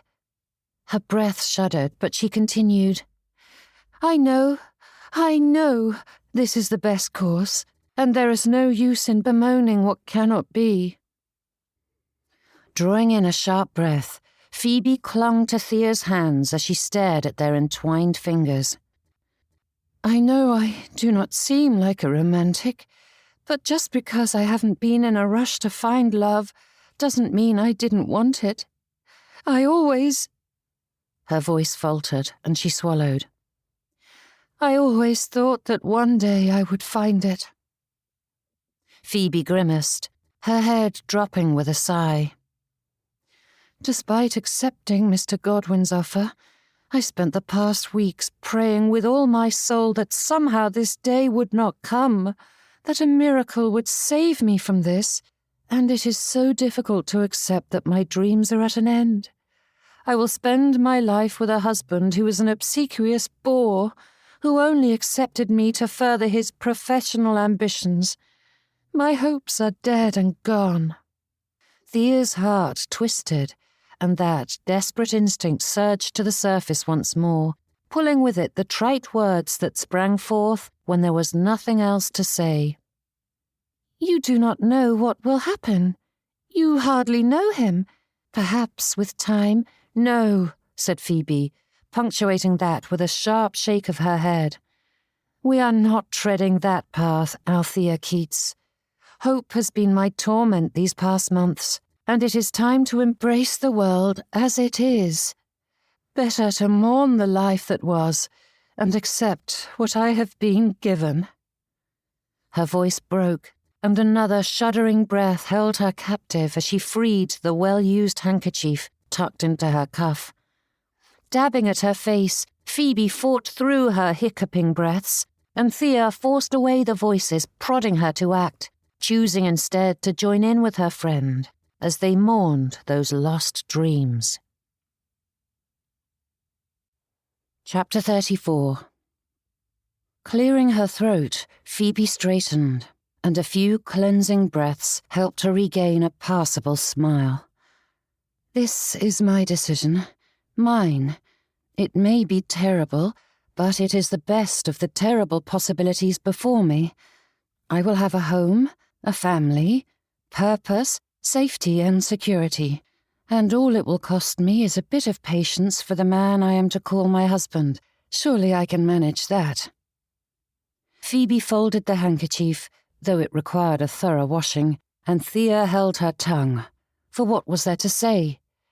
Patience wasn't one of Phoebe's virtues, and it felt as though a great deal more than that would be required to spend the rest of one's life with such a man. "But you," continued Phoebe, turning her watery eyes to her friend, "you still have a choice, Thea. Please do not listen to what I said before. I was angry and frightened and desperate to make sense of things. It was easier to believe that hope is foolish than to admit how much I envy you for still having it." Drawing in a shaky breath, Phoebe's glistening eyes met Thea's. "Do not let my bitterness make a coward of you. Frederick has lost everything because of our father, and he deserves to have something good in his life. You both do." Phoebe managed a small, trembling smile. "So please, Thea, do not surrender just because I must." A knock at the door had Phoebe brushing at her cheeks, though there was nothing to do about the blotches on her face, her red eyes, or the dark circles that hung beneath them. But the action seemed to wipe away the last of her weakness, and when she rose to her feet in greeting, Thea saw her resolve snap back into place. "It's time," said Frederick, peeking through the door, though his voice faltered when his eyes fell to Thea. But he didn't pause as he stepped in, crossing to his sister as he took in the signs of distress. Taking hold of his hand, Phoebe forced a smile that was full of all the might and conviction of her stalwart heart. "You look lovely," he added, leaning in to press a kiss to her cheek. A hint of life returned to Phoebe's eyes as she huffed at that. "Nonsense. I look as well as I can. But come, we mustn't drag our feet. It wouldn't do to be late on my wedding day." Rising to her feet, Thea quickly put the final touches to Phoebe's hair as the lady put on her gloves. Then Frederick helped her into her cloak, the grey wool looking out of place next to the pale blue silk, though it would do Phoebe the world of good during the journey to her new home. And in a trice, they had her bundled up and settled into the last vestige of the Voss's stables, with the trunk strapped to the boot. Seated opposite her friend, Thea watched as Dunsby Hall faded from view, but Phoebe did not look back. Hands in her lap, she kept her gaze fixed ahead as her mother babbled about Mr. Godwin's plans for their journey, bemoaning that the bride and groom had chosen a private service rather than one on Sunday when the entire parish could partake in the joy, and without even the blessing of a wedding breakfast to celebrate. Thea glanced at Frederick, but his gaze was fixed just as determinedly to the window as the carriage rolled through the streets of Haverford, and for all that they sat side by side, it felt as though they were on opposite sides of the village. The carriage arrived at St. Augustine's in a flash, and the passengers made their way into the churchyard. The morning was fair, the sky a soft, endless blue, and the church stood serene amidst its small yard, its ancient stones glowing pale in the sun. There was no gathering of villagers to greet them, no festive air, only the rustle of wind through the yews and the low murmur of the wedding party. The ceremony unfolded with brisk solemnity, each word of the service measured and familiar, as the marriage took place with hardly a soul to mark the occasion. With so few in attendance, they eschewed the pews and gathered around the couple at the altar, and Thea watched as Phoebe gave her responses clearly, her posture graceful and her voice unwavering, that armour-like composure never slipping. Yet there was no hiding those lingering signs of the sleepless night and the tear-filled morning written upon the lady's face. Then the final benediction was offered, and the church fell silent once more as husband and wife faced one another for a long, silent moment before being ushered away to see to the business of registries and recording. Despite the solemnity of the moment, Mrs. Keats's voice rang through the nave as she gabbed with Mr. and Mrs. Godwin, that small knot of noise being the only celebration to mark the occasion. None of them noticed as Frederick wandered away, stepping behind one of the pillars that reached up to the ceiling, marking the area between the nave and the aisles. It did not block him entirely from view, but with the others more concerned with each other, it was private enough, and Thea couldn't stop herself from following after him. Frederick stood with his head bowed, one shoulder braced against the cold stone of the pillar, the other hand fisted tightly at his side. From a distance, he might have looked merely quiet and contemplative, but Thea saw the set of his jaw, which warned that he was holding himself too tightly, and the shallow pull of breath, which meant he was fighting to stay still when everything inside him was coming apart. Gaze fixed on the window, Frederick peered out at the world beyond without seeing any of it, his expression hollow and the skin beneath his eyes darkened after too many sleepless nights. The weight bearing down on him was palpable, the guilt he had no reason to feel, and the unhappiness that was not his doing. Coming up beside him, Thea brushed her hand against his, yearning to take hold, yet not wishing to cause him more pain. And despite everything that had passed between them, Frederick snatched it up, his fingers wrapping tightly around hers. His expression showed nothing, but the warmth of his hand in hers and the sudden pressure of his fingers said more than any word could, and it echoed through her like a pulse. "Phoebe made her own choice," whispered Thea, hardly daring to speak lest the sound carry throughout the cavernous nave. Curse her wayward tongue. Despite knowing the Vosses so well, Thea couldn't help the instinct that demanded she do more, and the moment the words left her lips, Frederick released her hand.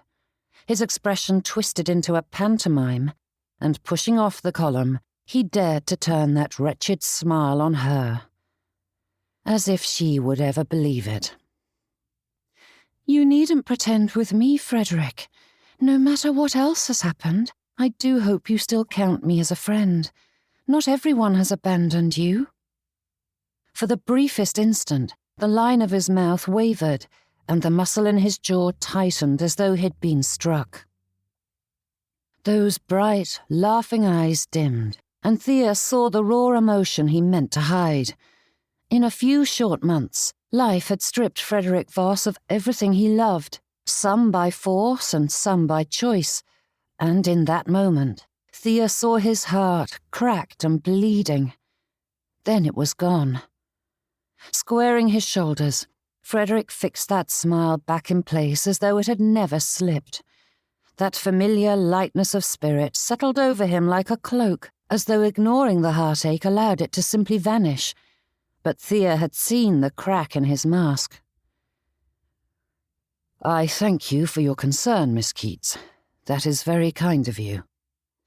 And with a bow, befitting an inferior addressing his superior, Frederick tucked his hands behind him and strode back to the others. There weren't curses enough for Mr. Ephraim Voss and the torment he'd rained down on his children's heads. The devil take him and the greed that had decided thousands a year was insufficient for his needs. The vestry door opened, and the couple emerged once more with the wedding certificate firmly in Phoebe's hand, and those in attendance came forward to offer murmured congratulations. The formality felt oddly heavy, settling thick in the air as though the building itself wished to push them out and have this business concluded. Thea waited her turn, standing a little apart until Phoebe caught sight of her. Whatever strength had carried her through the ceremony seemed spent now. Her face was pale, her movements small and deliberate, yet still the lady managed a weary smile as Thea stepped forward. "Promise that you'll write often," Phoebe said, grasping her hands tightly. "I give you my word," Thea whispered, her throat thick. There was little else to say. They embraced, briefly but fiercely, and then Phoebe was guided out the door, into the waiting carriage. Standing at the lich gate, her heart in her throat, Thea watched as they trundled away, the carriage rocking with each bump as it disappeared from sight. Then there was nothing but the empty road stretching ahead and the faint echo of the horses and jangling tack fading into the distance. And Thea tried not to wonder if she would ever see her friend again. Instead, she opened her heart, pleading with all her might that Phoebe would find joy, even with Mr. Godwin. Chapter 35. Steam curled in lazy ribbons from the washtub, drifting into the open air where it thinned and vanished, and sunlight fell unfiltered across the packed earth of the yard, warming her back as Thea bent over the laundry. Arms submerged to her elbows, she worked the soap into the bedsheet, and the fabric twisted this way and that, being as uncooperative as possible as she scrubbed it against the washboard. Every motion sent a dull ache through her shoulders, the pain settling into her very bones. No matter how carefully Thea tried to move, it tugged at some knot or twinge that no amount of rubbing or stretching could ease. Even her hands felt strained and swollen, the skin reddened and tender from the lye, each finger stinging where the soap found a crack. Thea wrung out a sheet over the basin, the weight of it pulling at her shoulders until her arms trembled. And though sweat dripped into her eyes, she could barely expend the energy to wipe at her damp forehead. Not that it did any good. Though a breeze drifted through the trees and shrubs that enclosed the space, it did little to stave off the heat pouring from the basin at her feet and the sun on her back, and beads gathered as quickly as she wiped them away. Between the boiling and the scrubbing, the wringing and the drying, every load required days of effort, allowing for only a brief respite before the next round began. It was punishing work without beginning or end. Each garment yielded to her efforts with reluctant obedience, only to be replaced by another and another and another. The piles were never ending. Carrying another load to the line, Thea wondered how she had ever overlooked the sheer enormity of the task. But then, the used linens in Wrensford Park were replaced with fresh ones as if by magic. The laundry-maid's work occurring entirely in the unseen bowels of the house, invisible to all but them. Now, with the weight of damp cloth pulling at her arms, Thea understood why the household employed several servants solely for this chore alone. Across the yard, Mrs. Bryn worked with practiced efficiency, her sleeves rolled past her elbows, steam billowing from her wood tub as she poured another kettle of water into her load, and Thea found herself singing along with the woman. The country tune added a rhythm to the work as their movements moved in time with the lilting melody. There was something oddly grounding about chores, whether it was seeing something made clean again or raw ingredients transformed into a filling meal. There was a sense of peace that came from looking at a job well done and the fruits of one's labours, though she wished for a moment or two to enjoy it before the next task came bearing down. "Supper needs stirring," called Mrs. Bryn with a hint of a smile, and Thea straightened, her back groaning in protest. With wide eyes, she glanced at the back door, which was open enough to spy the pot hanging above the glowing embers in the hearth. And only then did she catch that warning scent. Water sluiced down her arms, and Thea mopped it up with her apron as she scurried inside, snatching the rag from the table and using it to lift the pot from the hook. A few quick turns of the spoon showed it wasn't burned. Thank the heavens. It wasn't her who would be forced to eat it, and that made her failures all the more painful to bear. "You cannot allow your attention to drift too far afield," called Mrs. Bryn from the yard. "It isn't just about learning each task on its own. It's about managing them all together," replied Thea, offering up the words the woman had spoken many times since they'd undertaken her training all those weeks ago. "I do not know how you do it." "Practice, miss," came the quick and oft-repeated response. The words did little to reassure her. Practice. It sounded so simple when Mrs. Bryn said it, as though repetition alone might transform Thea's clumsy efforts into something resembling competence. Yet, no matter how diligently she tried, the work still felt unwieldy, demanding more of her hands than she could do. Patience. Thea repeated that word again and again. Household management was not a skill one perfected in a day or two. It had taken her countless hours to learn how to properly address an invitation, studying under her mother's tutelage to gain the skills and abilities required of a lady in her standing. Keeping house would require just as much dedication and effort.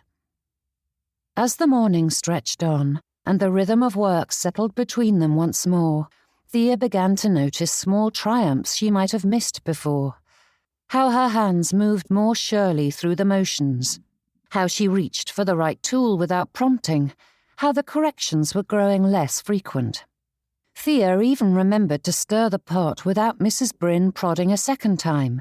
A small triumph, to be certain, but Thea clung to those little victories, forcing herself to see them as signs that she was learning. Once the tubs were emptied and the linens hung to dry, the small cottage fell into that weary quiet that followed hard labour. Thea's arms ached, her skirts were damp, and the scent of lye clung stubbornly to her skin, but she cleaned herself up as best she could, returning the apron Mrs. Bryn lent her before gathering her shawl and going on her way. A gust of wind swept over her flushed skin, raising a shiver as it drew away the lingering steam and the sour tang of soap, and Thea paused, eyes closed, breathing it in while the breeze teased the damp curls at her neck and eased the weight of the day from her shoulders. It wrapped around her like a balm, cool and startlingly fresh after the stifling heat of the wash-bin. For a long moment she stood there, letting her gaze drift over the slow curve of the land as it rolled toward the horizon, criss-crossed by the hedgerows. The scent of grass and warm earth hung in the air as the sun glinted off the lingering dew that dotted the fields. Thea had always thought it lovely, but with the ache of honest work thrumming through her limbs, she saw it differently. Every leaf, every breath of wind, every speck of dust caught in the golden sunlight thrummed with a simplistic beauty she'd never noticed before. Warmth crept up her neck that burned hotter than anything she'd felt while standing over the washbin. How flippantly she had dismissed Frederick and her parents' concerns, imagining the work as simple and easily managed. A dash of discipline and effort was required, of course, but it was nothing terribly vexing.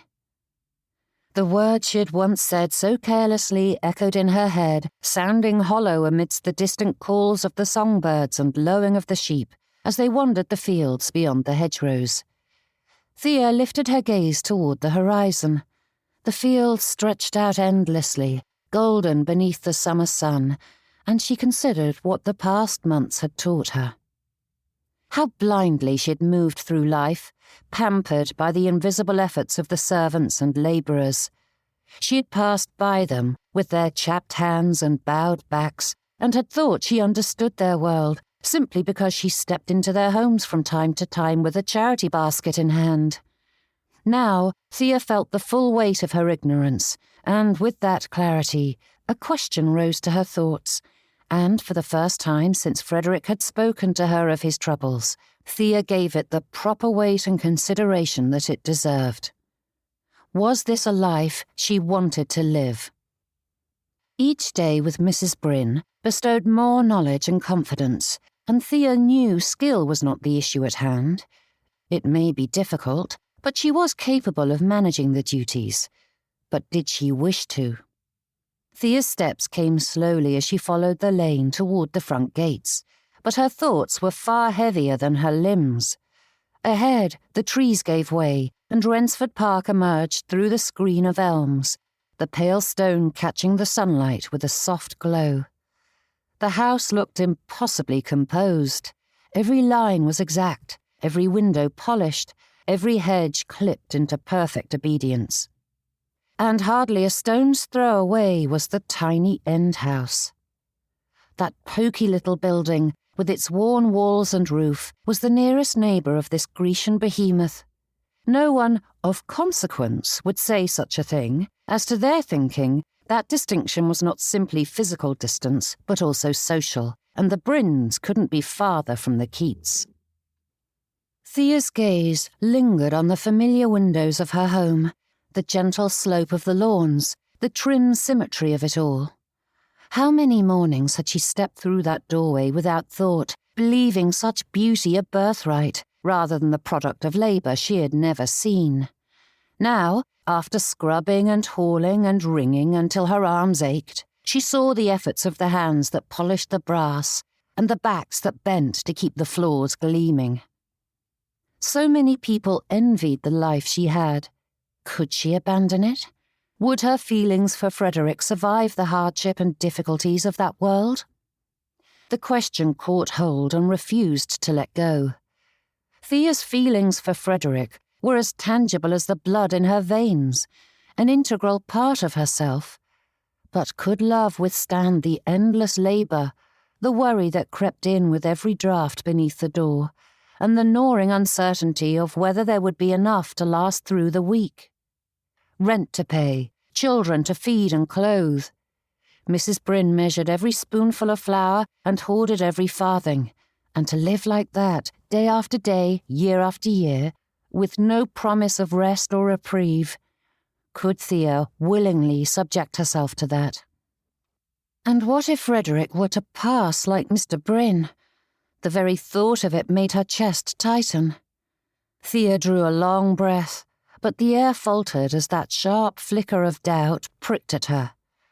Once, she would have answered without hesitation, but now the words stuck in her throat, choked by the image of Mrs. Bryn stooped over the washtub and the sound of her meagre coins clinking together as she counted and recounted the rent. The question lingered, heavy and insistent, but Thea forced herself to breathe through it. She didn't have to decide now, not today. That was the purpose of all the work, the lessons, and the endless scrubbing and aching. To see clearly and to understand what such a life meant before she chose. The answer would come in its own time. Sunlight spilled across the stone portico and glinted off the brass handle of the front door as she reached for it, and the scent of beeswax polish and fresh-cut flowers greeted her as she stepped into the entryway, only to spy a letter, written in a familiar hand, on the side table. The sight sent a rush of warmth through her, dispelling the heaviness of her thoughts, and in an instant her weariness was forgotten. Thea snatched it up, her fingers trembling slightly as she broke the seal, eager to hear the latest from Phoebe. Eyes fixed on the letter, she absently dropped her shawl onto the now empty place on the side table, her feet turning toward the stairs as she read through the first sentences, and paused. Lowering the letter, Thea glanced at the shawl and snatched it up again, draping it over her arm. The maids had enough to manage without tidying up something she could easily carry herself. Thea turned her attention back to the page and moved toward the staircase, eyes skimming the familiar hand as she read, scouring for some sign of hope. The past few missives had been so very bleak, and Thea couldn't help but hope and pray that Phoebe's life in Kingsmere was settling into something better. Of course, it was new, but surely... There you are! Chapter 36. Jerking to a halt, Thea turned to see Mamma standing in the doorway to the parlour with Papa beside her. Carefully, Thea shifted the shawl to drape across her skirts. It wouldn't hide all the damage her work had done, but it might keep her parents from looking too closely. "Where have you been?" demanded Mamma, lifting her chin as she examined her daughter. Thea was no liar, and even if she were, it would do little good to attempt it, when the hard glint in her father's eye warned that they already knew. "I was at the end house," she replied.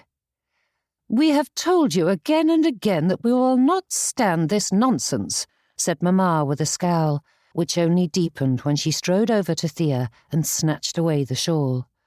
"What have you done to your frock?" "It is only a bit of soap and water." But Mamma seized hold of Thea's free hand and turned it over, examining it. "What have you done to yourself? No man will want a lady whose skin is coarse and cracking." "Mrs. Keats," interrupted Papa, and the lady released Thea's hand and stepped away with a sharp huff. Turning to his daughter, he watched her with a furrowed brow.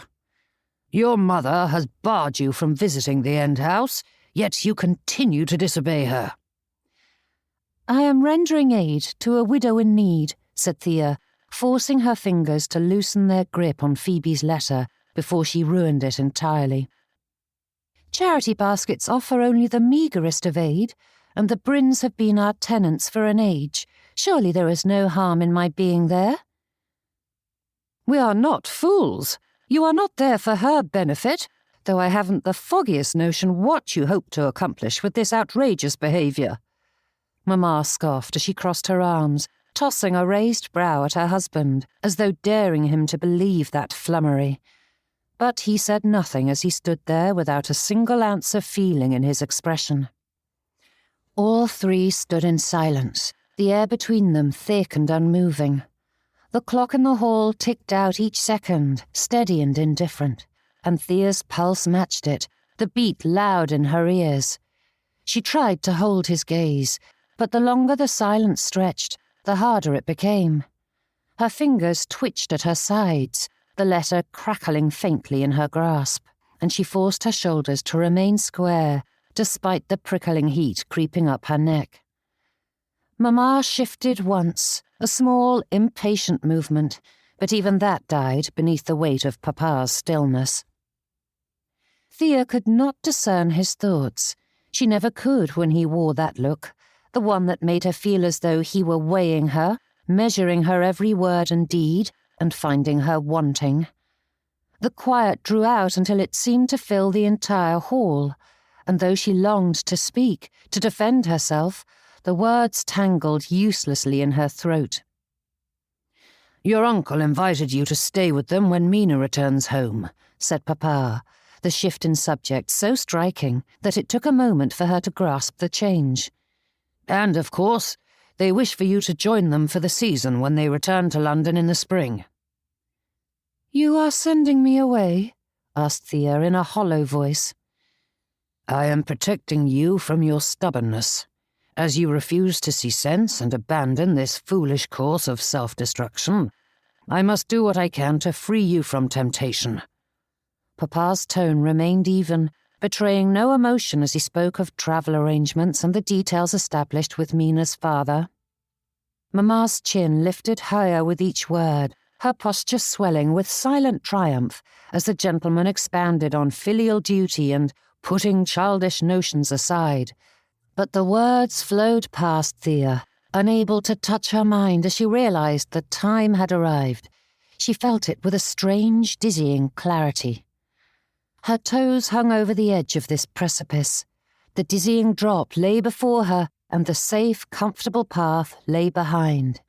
Yet Thea felt oddly calm, even as she stared into the gaping void below. For months, this deadline had left her in a dither, stealing away her sleep and plaguing her throughout the day, and all the while the answer had taken shape, piece by piece. The lessons with Mrs. Bryn had given Thea a glimpse into that world, granting her clarity and context. Visiting with the likes of Mr. Downey had allowed her to see the other possibilities. And now, the letter clutched in her hand whispered of truth, and Thea looked down at the bit of paper and ink as her pulse slowed. Choosing safety had not spared Phoebe. Was the contentment that came from security and familial unity worth sacrificing Frederick? Was any level of comfort worth the loss of the children they would have, the life they would build? Could any joy equal those blessings? Once Papa finished speaking, Mamma took the lecture up in turn, reiterating everything he had said, whilst the gentleman returned to his favourite armchair and dove back into the newspaper as though everything were decided. "Do you think Frederick is the only gentleman to whom I have spoken?" asked Thea, interrupting Mamma's diatribe. The lady straightened. "What does that have to do with anything?" "Since I was old enough to be in the company of men, I have met a good many," said Thea, her own chin lifting as she felt her way through her thoughts and feelings.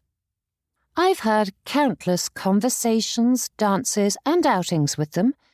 In the past weeks, you've thrown me in the path of every unmarried man in Haverford, and I have willingly accepted their attentions so that I might explore all possibilities." "You've been stubborn and willful," said Mamma with a huff. "Hardly giving them an opportunity." "I give them proper consideration," said Thea, the feel of the paper in her hand helping to ground her as she stepped into the void. "And not a single one of them will make me as good a husband as Mr. Frederick Voss." Papa levelled a dark look at her from over his newspaper. "Regardless, you cannot have him." "Then I shan't marry at all," said Thea. "The past weeks have seen me heartbroken, hurting, and miserable in so many ways, but it is a fraction of what Phoebe is feeling." "Don't be ridiculous," said Mamma with another huff. "She chose the best she could, but your beauty, social standing, and dowry will provide you a better match than Mr. Godwin." But her words stopped short when Papa held up a staying hand. "I do not care for your tone, Thea. This is not a discussion, and you will not go against our wishes." "I am a grown woman," began Thea. "I am your father," said Papa, his voice rising as he stood, casting aside the newspaper. "I am the master here, and you will do as I bid. I will not allow you to ruin your future for Frederick Voss." The show of temper held Thea's tongue in check as she stared at him for a long moment, and when she found her voice again, it was a whisper. "I am not saying this because I am being stubborn or emotional. I have spent weeks, months really, contemplating my future, and no matter how difficult it may be, I know any path will be infinitely harder without him by my side. Frederick is my closest friend and strongest ally. He brings light to my life as no one else can. I will have him and no one else." The stillness that followed her words crept through the room like frosty fingers on a window pane, its icy touch inching across the glass. Papa watched her, the sharp lines of his face frozen in place, and when he finally spoke, his voice was as low and chilly as a winter's breeze.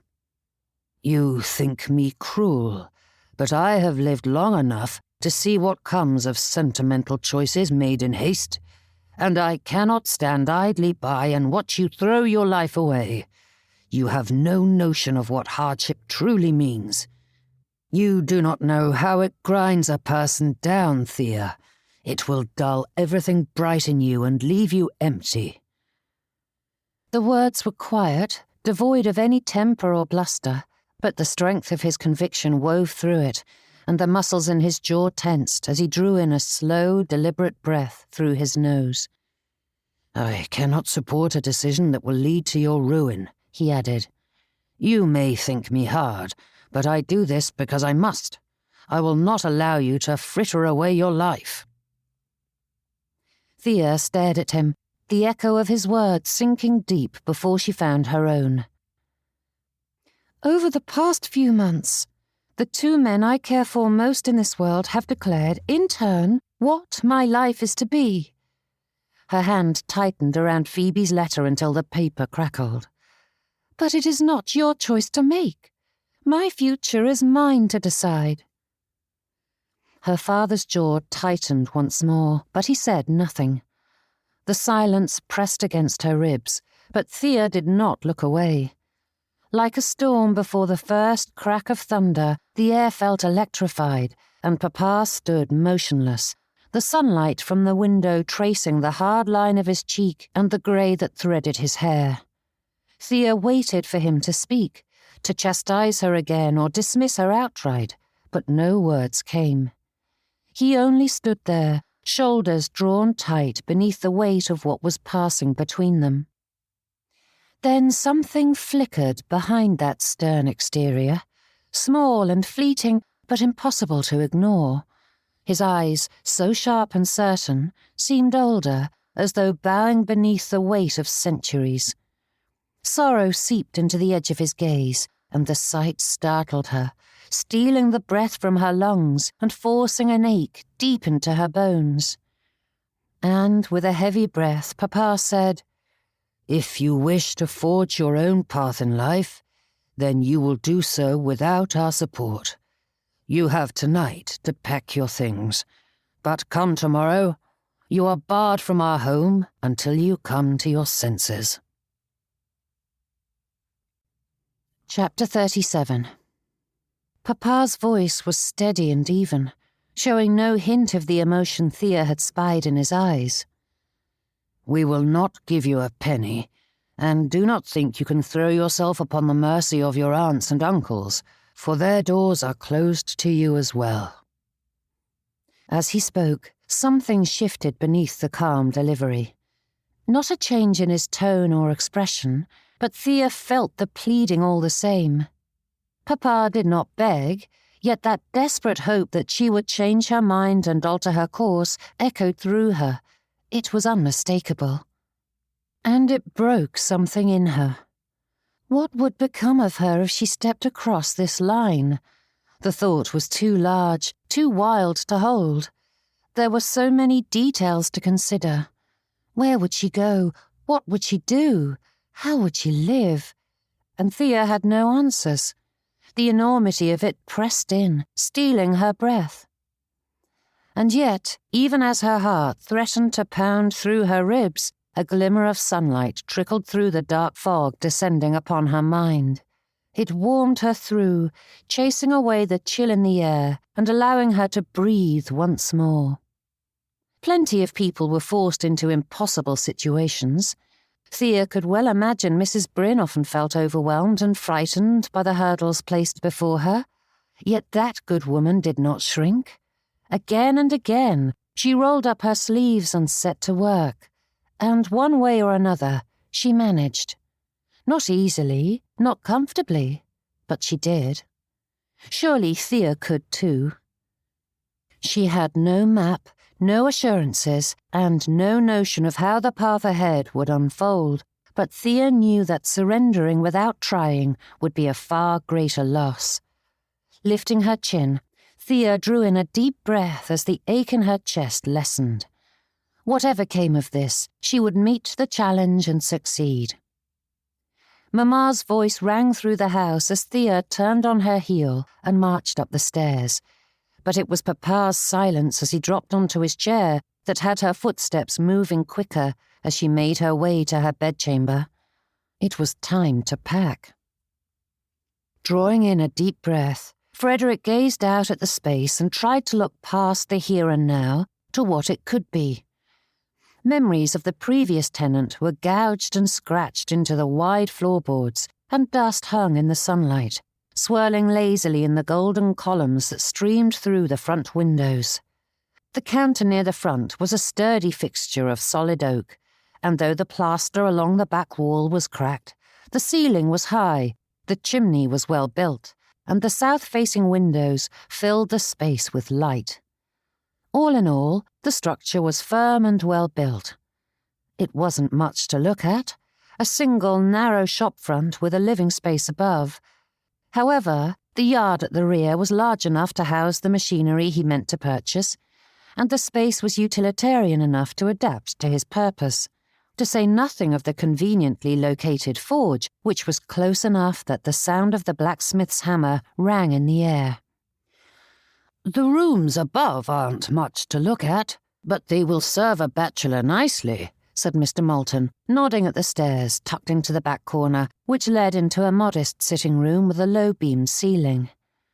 A narrow hearth stood opposite the window, its grate cold and half-filled with old ash, and the faint scent of dust and disuse lingered in the air. A small table had been pushed into the corner, one leg mended with a strip of tin, and beside it sat a pair of mismatched chairs. Though the floorboards creaked at every step, they felt solid, and a small window, which was grimy but serviceable, overlooked the front lane. The adjoining bedchamber was hardly large enough to be called such, with just enough room for a bed and a chest perhaps, but little else. Thankfully, Frederick owned little. But there was a proper window, and when he peered out of it, he could just make out the church spire over the rooftops. The walls were close, the ceilings low, and the air carried that faint chill of an attic, yet he found himself nodding as though all were exactly as it should be. "Though they kept the shop in good order, the Loomises haven't lived on the premises for some time, and I fear it's been neglected," said Mr. Moulton, swiping at a cobweb that dangled from the rafter just at eye level. "It's the shop front that matters, and it suits my needs perfectly," said Frederick. Mr. Moulton's shoulders relaxed a touch as he examined the space. "The estate and sales have fetched good prices, so we are well within my projections. There's no reason you cannot let this building and have enough capital to fill it with your wares. Of course, it will be some time before the shop will be profitable. Businesses take time to build," said Frederick, repeating the axiom both the solicitor and Mr. Gleeson had repeated countless times since he had first mentioned this venture. "I cannot expect to have a proper income for some time." Gaze drifting across the narrow quarters, Frederick listened with half an ear as Mr. Moulton spoke of ledgers and projections, and he considered the humble future laid bare before him.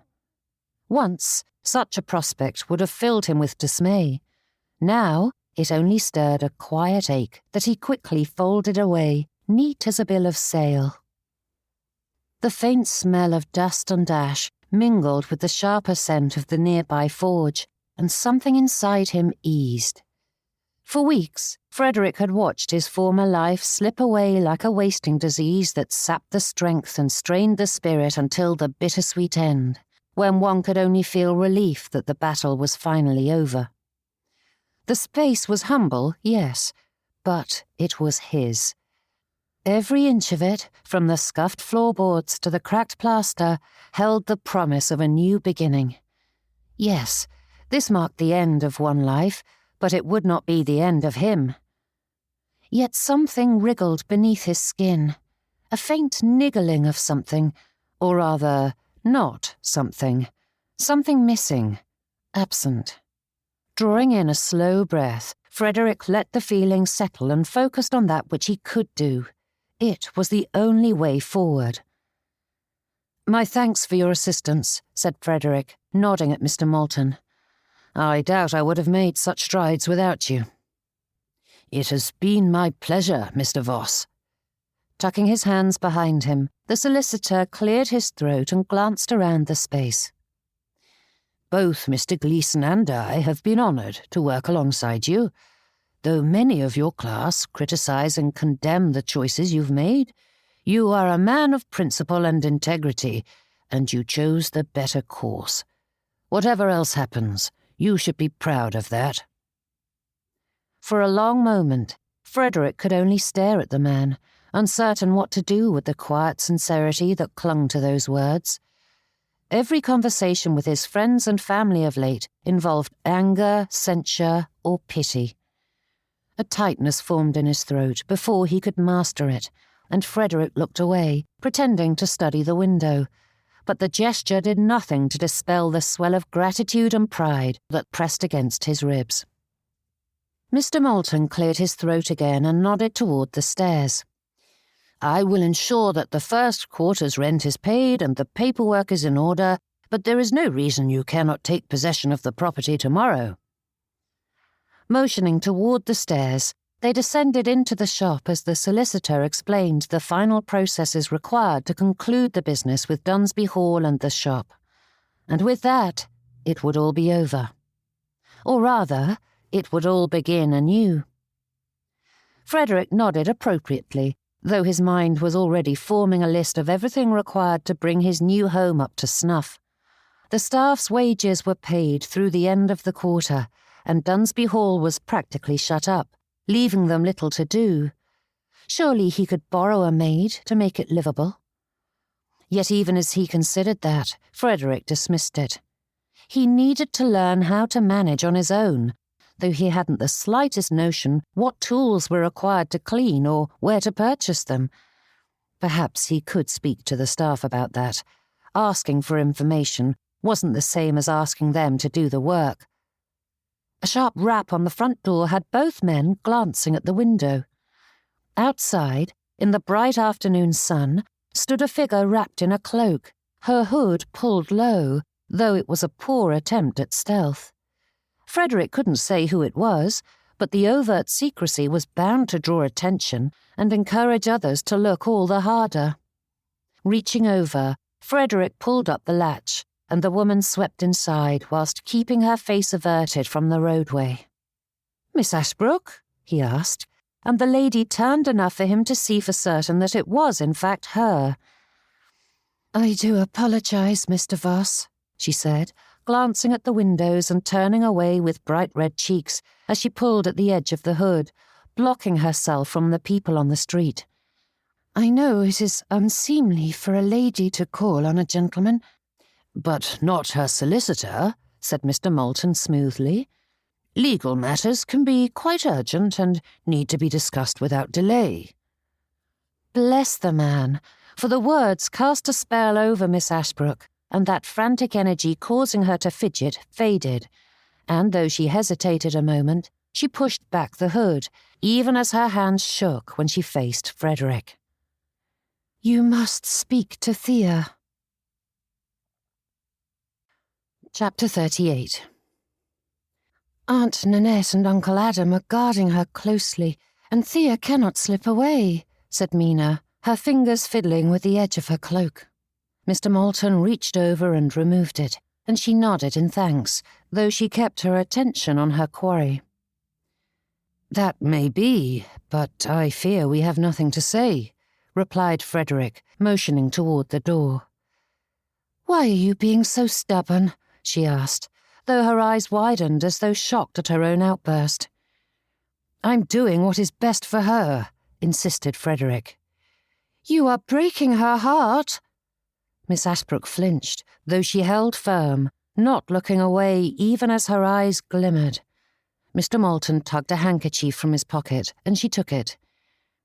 "I apologise for being so weepy, but it pains me to see her hurting. I cannot bear it any longer." "You wish me to bring her here?" asked Frederick, waving his hands to the vacant shop, which, though suitable enough for his needs, was a far cry from the halls of Wrensford Park. "I am sorry for causing you and Miss Keats any pain, but I am doing so to avoid greater heartache in the future." "You aren't protecting her from anything," said Miss Ashbrook, lowering the handkerchief with a scowl. "She has defied her parents, and they are casting her out.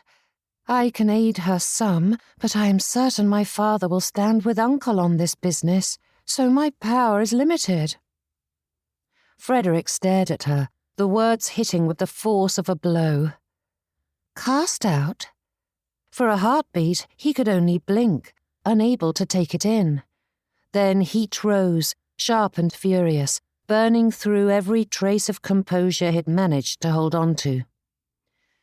"Dash it all," he groaned, breaking a hand through his hair as he turned away, his boot striking hard against the floorboards as Frederick paced.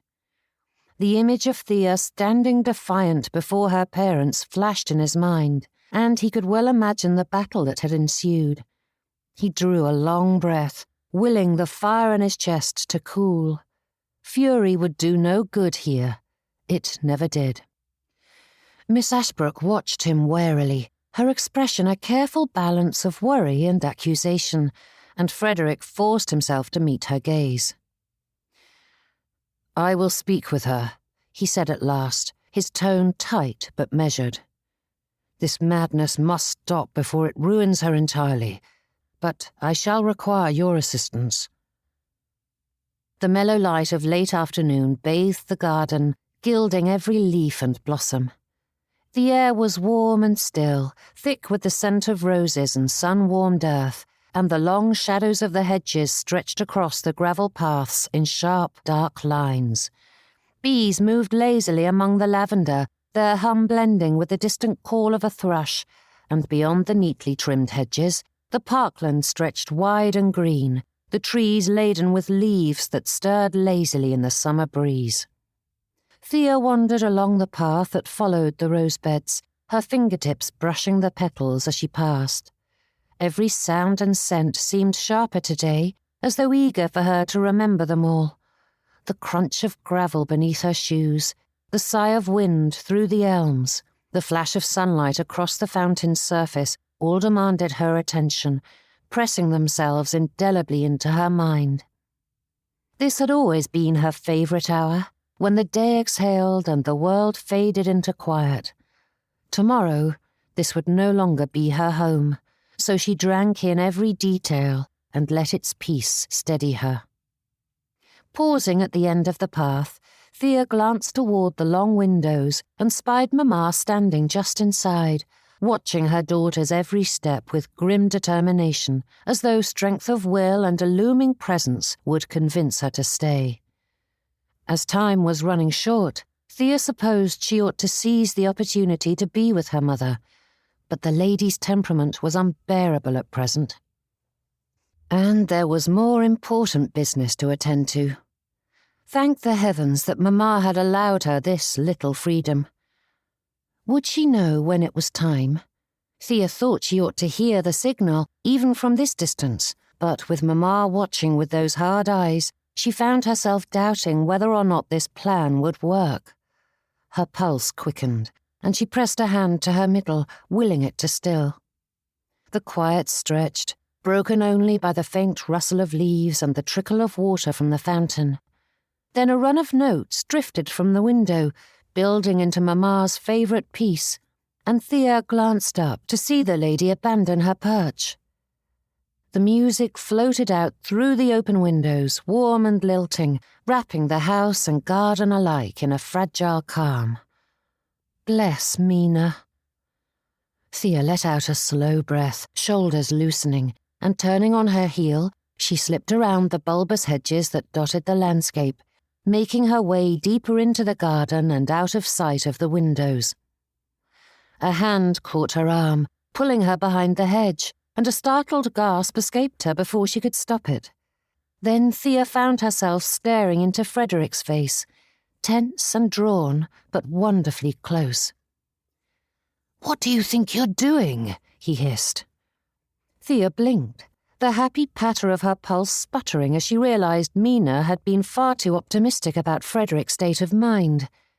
The barely controlled sentiments thrumming through this man were certainly not the crazed passions of someone ready to make amends and declare his love, or redeclare it, as was the case.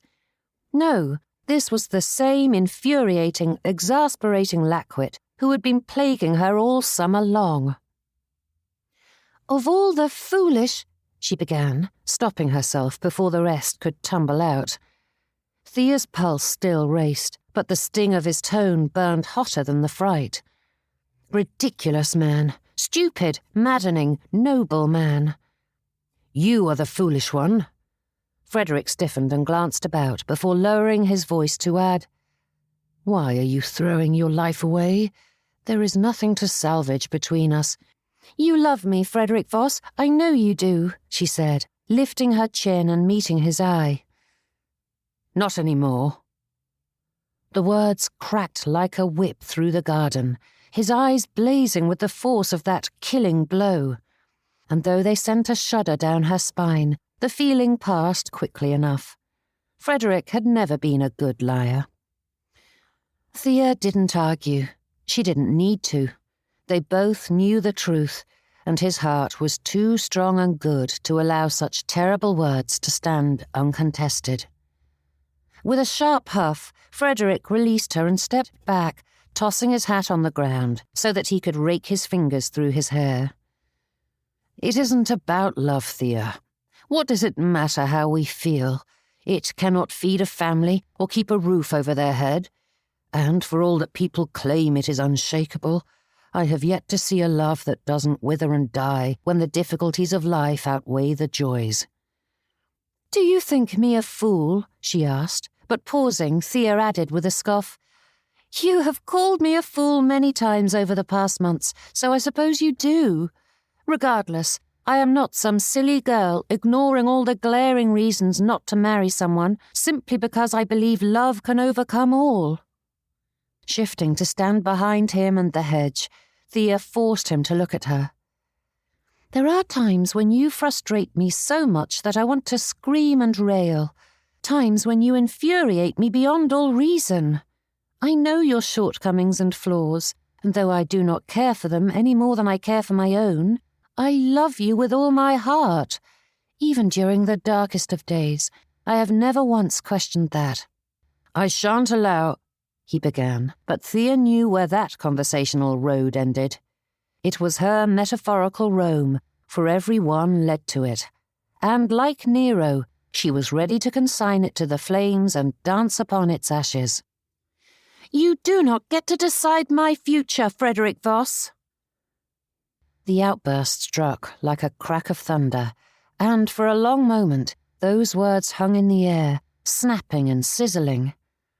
Possessing a passionate nature, the lady was blessed with a strong temper to match, and only then did Frederick truly comprehend just how restrained Thea had been of late, especially given all the difficult conversations that had punctuated every interaction. Now the bridle was loosened, and the strength in her voice left no room for pleading or reason. It was raw, unguarded, and utterly resolute, and Frederick could only stand there and listen as she spoke. Drawing herself up, Thea took a breath, visibly getting herself under control once more, and when she met his eyes, he saw the patience settle back in place. But only just. "I was foolish for dismissing your concerns, and I am sorry for it," she said in an even yet firm tone. "I do not blame you for protecting me from my ignorance, but you do not have the right to decide if I am willing to make this sacrifice when I truly understand the cost." Thea lifted her hand, brushing a touch against his cheek, and though Frederick knew he ought to step away, his heart needed that balm so much that he couldn't fight both her and it. But the rough scrape of her palm had him reaching for her hand. Turning it over, Frederick saw the delicate skin now cracked and raw, and when he met her gaze with a furrowed brow, a small smile crossed her lips, both timid and confident at the same time, as though proud of herself and afraid he would scold. "I wanted to educate myself, so I asked Mrs. Bryn to teach me the skills I would need to be your wife," she said, looking down at the evidence of those lessons. "For nearly 2 months, I've mastered various household chores, and though I still have much to learn, I truly feel that I can manage it. I know I can." "I never doubted that you could. I wanted to spare you from having to," he whispered, frowning at the marks marring her sweet hand. Frederick felt them as if it were his own flesh, and only by the greatest of efforts did he keep from kissing each one. Reaching with her other hand, Thea tipped his chin up to meet her eyes. "You cannot spare me from pain, Frederick. One way or another, anguish and heartache will touch my life, and I would rather face it with you than bear it alone." "And if I bring you more anguish and heartache than would otherwise come?" he asked, unable to keep the question buried. Thea drew in a breath, holding it in her lungs for a long, silent moment before adding, "Whether or not you accept me, my path is set. My parents insist that I marry, and I will not do so to please them, so I will be forced to make my way in the world. I would prefer to do so with you by my side." Chapter 39. Thea's thumb brushed his cheek once more, sending a shiver down his spine. "Please do not push me away. You need someone by your side as much as I do. We are not meant to traverse this world alone." Swallowing past the lump in his throat, Frederick shook his head. "I am managing." "But you aren't thriving. You ignore your troubles and laugh them away, but they fester beneath the surface." Frederick straightened, frowning as he stepped away from her. "I have just destroyed my legacy and my life because of the troubles my father chose to ignore. How can you say I am following his example?" "You manage the business of it all, but you avoid everything else," she said, setting her hands on her hips. "You hardly mourned your father in the first place, and I would wager the whole of Rensford Park that, beyond being generally furious, you have not faced how deeply this has poisoned your feelings toward him. He stole, he lied. His selfishness has destroyed you and everything you love." "I am well aware of all those details." "But you stuff them away, brushing them aside because you hate to face those dark emotions, Frederick." Throwing his arms wide, he raised his voice. "And what should I do about them? Cry, rail, scream to the heavens? What good would any of it do?" "If you were simply letting those feelings go, I wouldn't say a word," said Thea, forcing herself closer. "It's that you feel them all so deeply and never acknowledge them. They fester, rotting away your soul." Those words struck true, and thoughts rose unbidden, pulling themselves free of the shadowy depths of his heart, whispering of secrets that were best left buried, of pain that could not be undone, of all the invisible weight that rested on his shoulders. "And you would have me taint you with my burdens? Allow my rot to infect you?" he asked, shaking his head. "It isn't tainting, Frederick. It is lifting together. All the cares of the world are lighter with someone by your side to help bear them up." Thea's eyes grew bright with unshed tears, the whole of her heart in every word, and it was like a poker shoved into the embers that burned within him, churning them so that the air flowed deep, fanning the heat and flames that had been banked for so long. "You want to know all my dark secrets and wretched thoughts," said Frederick, his voice rising, though whatever sense he had left fled as his heart took control, filling his mouth until he could not stop the words from flowing out. "You want to know that I abhor my father, that hearing him spoken of as though he were good and noble makes me ill and furious. He stole from the poor to fill his own coffers, and left me to bear mother's shame and see my sister wed to a half-wit whom she despises. Of course I hate him." Thea's bright eyes met his without flinching, watching him with silent strength as Frederick laid the whole of his heart at her feet. The words flew from his mouth in a flurry, pulling free everything he'd stuffed far away and out of sight. The helplessness, the confusion, the agony of losing the myth he had idolized for so much of his life. And he couldn't stop it as he drew ever closer to the one secret that lay buried beneath it all. "He fled like a coward," said Frederick, his voice trembling. "Rather than face the troubles he created, he ended his life and left me to clean the mess he left behind. And even then, he wasn't content to allow me the peace of believing his end was natural. Oh no, he left a note to confess his sins for his peace of mind and, once more, left me to carry that burden in silence as I lie on his behalf or risk seeing my family brought even lower." Frederick's words grew frantic. his breaths heaving with each confession until it felt as though he couldn't draw air into his lungs. "Is that what you wish to know, Thea? You wish to know all that wretched business so that you can be weighed down with it as well? Are you happier now, knowing that?" But then her arms were around him, drawing him tight into her. Frederick's first instinct was to pull away, but she refused to budge, and he wouldn't use force. Fitting snugly into that spot perfectly designed for her, Thea pressed her cheek against his shoulder, her breath steady against his collar, and every muscle tensed at the feel of her there as the scent of lilacs filled his nose. And something inside him shifted. Frederick hardly knew how to categorize it. Nothing about his circumstances had altered one jot, and the ever-present strain that had tormented his waking and sleeping moments remained. But in the circle of her arms, the noise of the world quieted.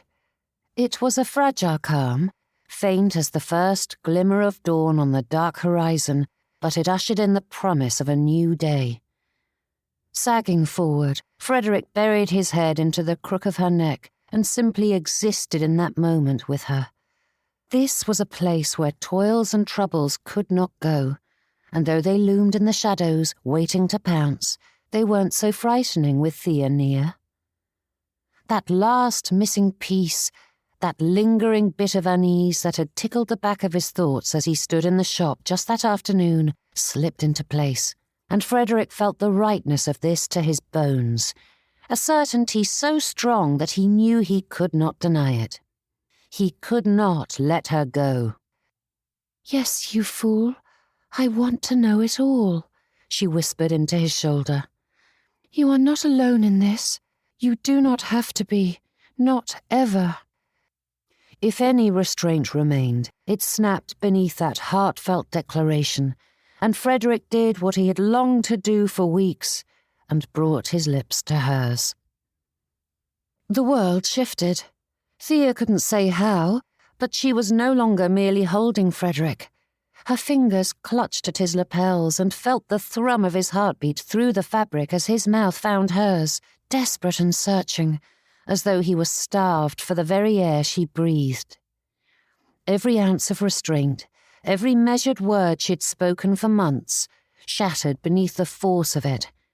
There was nothing gentle in it, nothing careful.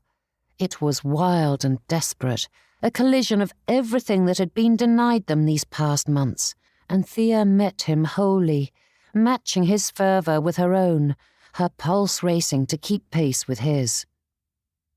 In that breathless, burning moment, their fates joined together. This was a promise, a vow. He understood now. He accepted it. Accepted her. The joy of it surged through her, fierce and uncontainable, as if her very heart might burst from the force of it. The months of doubt, of ache and distance fell away, and all that remained was two souls at last standing united, finally. Chest heaving, Frederick pulled free, his forehead resting against hers as he closed his eyes. "It will take time, Thea. I need to build my business, earn an income. It may be years." And Thea gave that all the attention it deserved, namely none, and silenced those words with another kiss. Any time stolen from them was not of his doing, and he needn't apologize for it. Frederick remained entranced for a moment, but when he pulled away once more, there was a teasing glint in his eye, a genuine spark of mirth, which had been absent for so long that Thea felt like weeping at the sight. "Though I thoroughly enjoy your efforts to distract me, we must discuss this," he said. Nodding, she smoothed his cravat.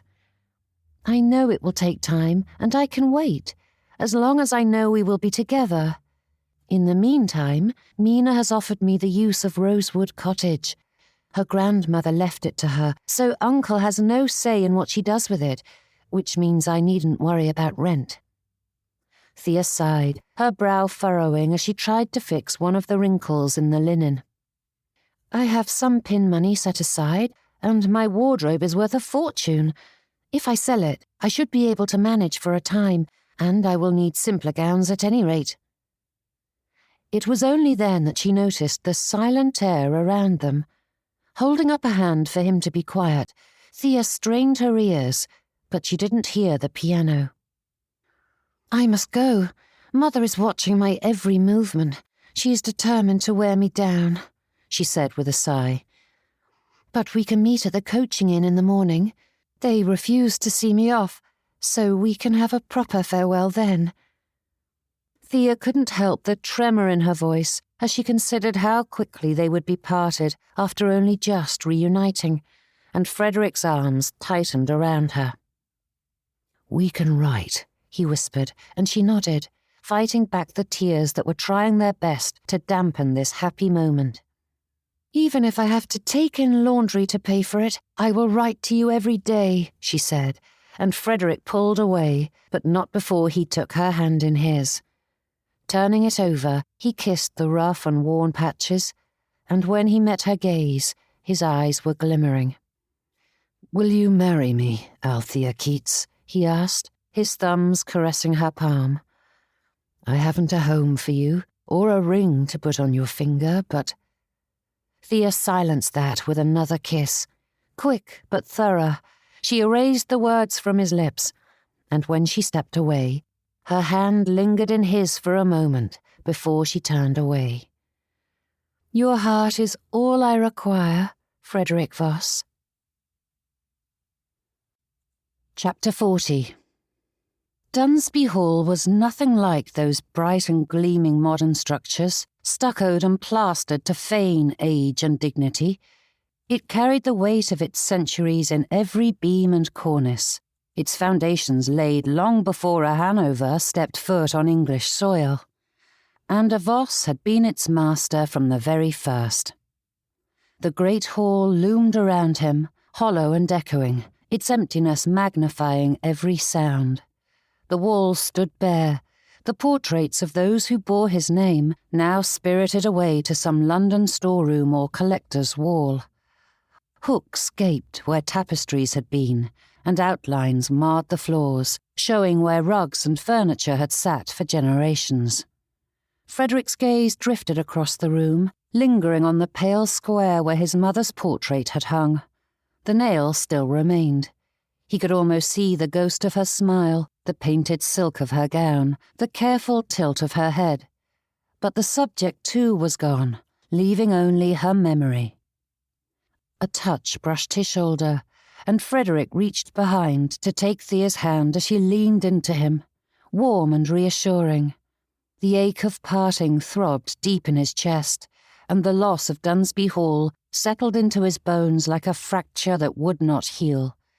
Yet as her fingers closed around his, the world righted itself. The sting dulled, and the hollowness faded. Light slanted through the high windows, catching the motes that hung in the air, tiny, swirling remnants of all that had been dismantled. The house was stripped to its bones, standing with quiet resignation as it surrendered itself to the final will of its master.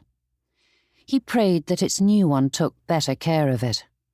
Hand in hand, Frederick moved slowly through the corridor, their footsteps marring the silence. He had walked these same floors since boyhood, running ahead of his father's stride, laughing with his siblings as they escaped their nursemaid and rode the banister.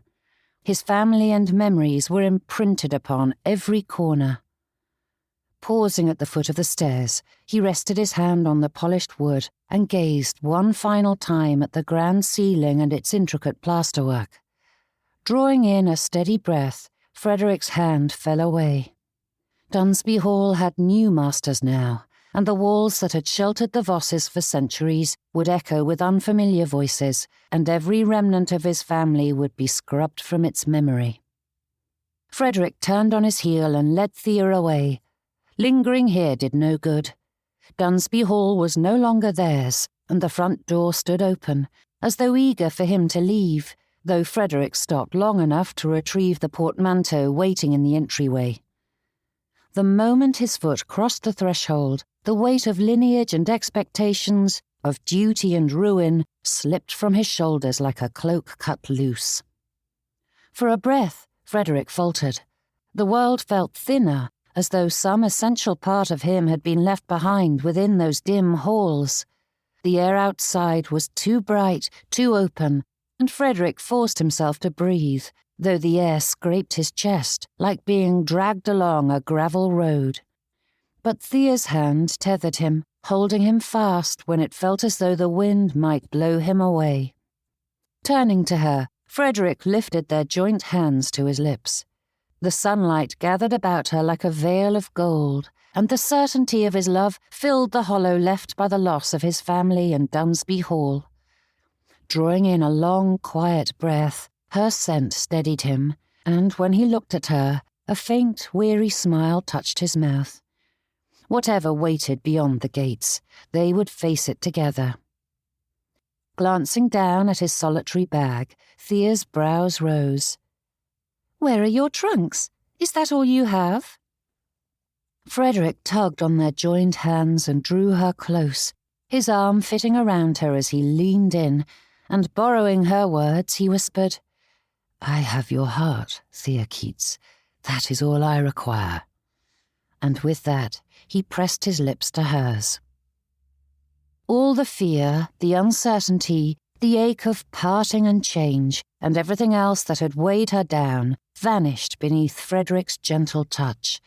It was as though his kiss had gathered up all the broken pieces of her and set them to rights again, and Thea leaned into him, accepting the calm that filled every hollow space. When they parted, the ache in her chest was gone. What remained was stillness and certainty.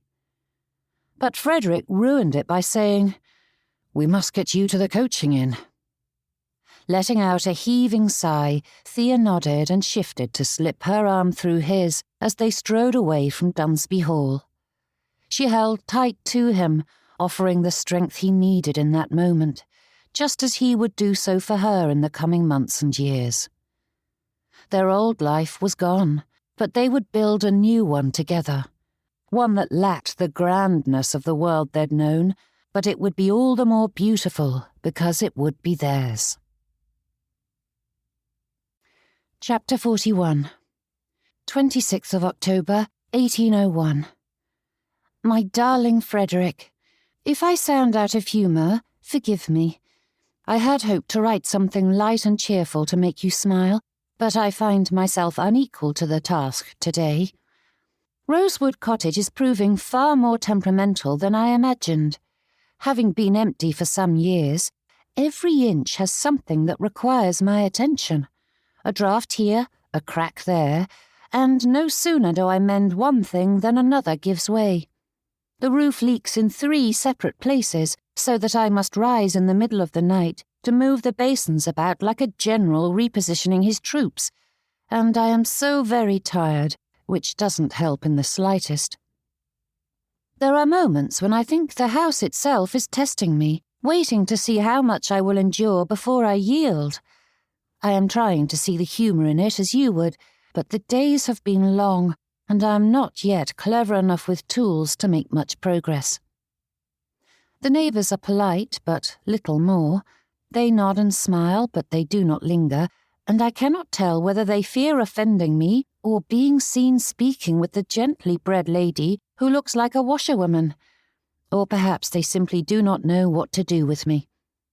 And matters weren't helped today when I received word that Mina is unable to visit this spring. I doubt you will be surprised to learn that Uncle is unhappy with her assisting me.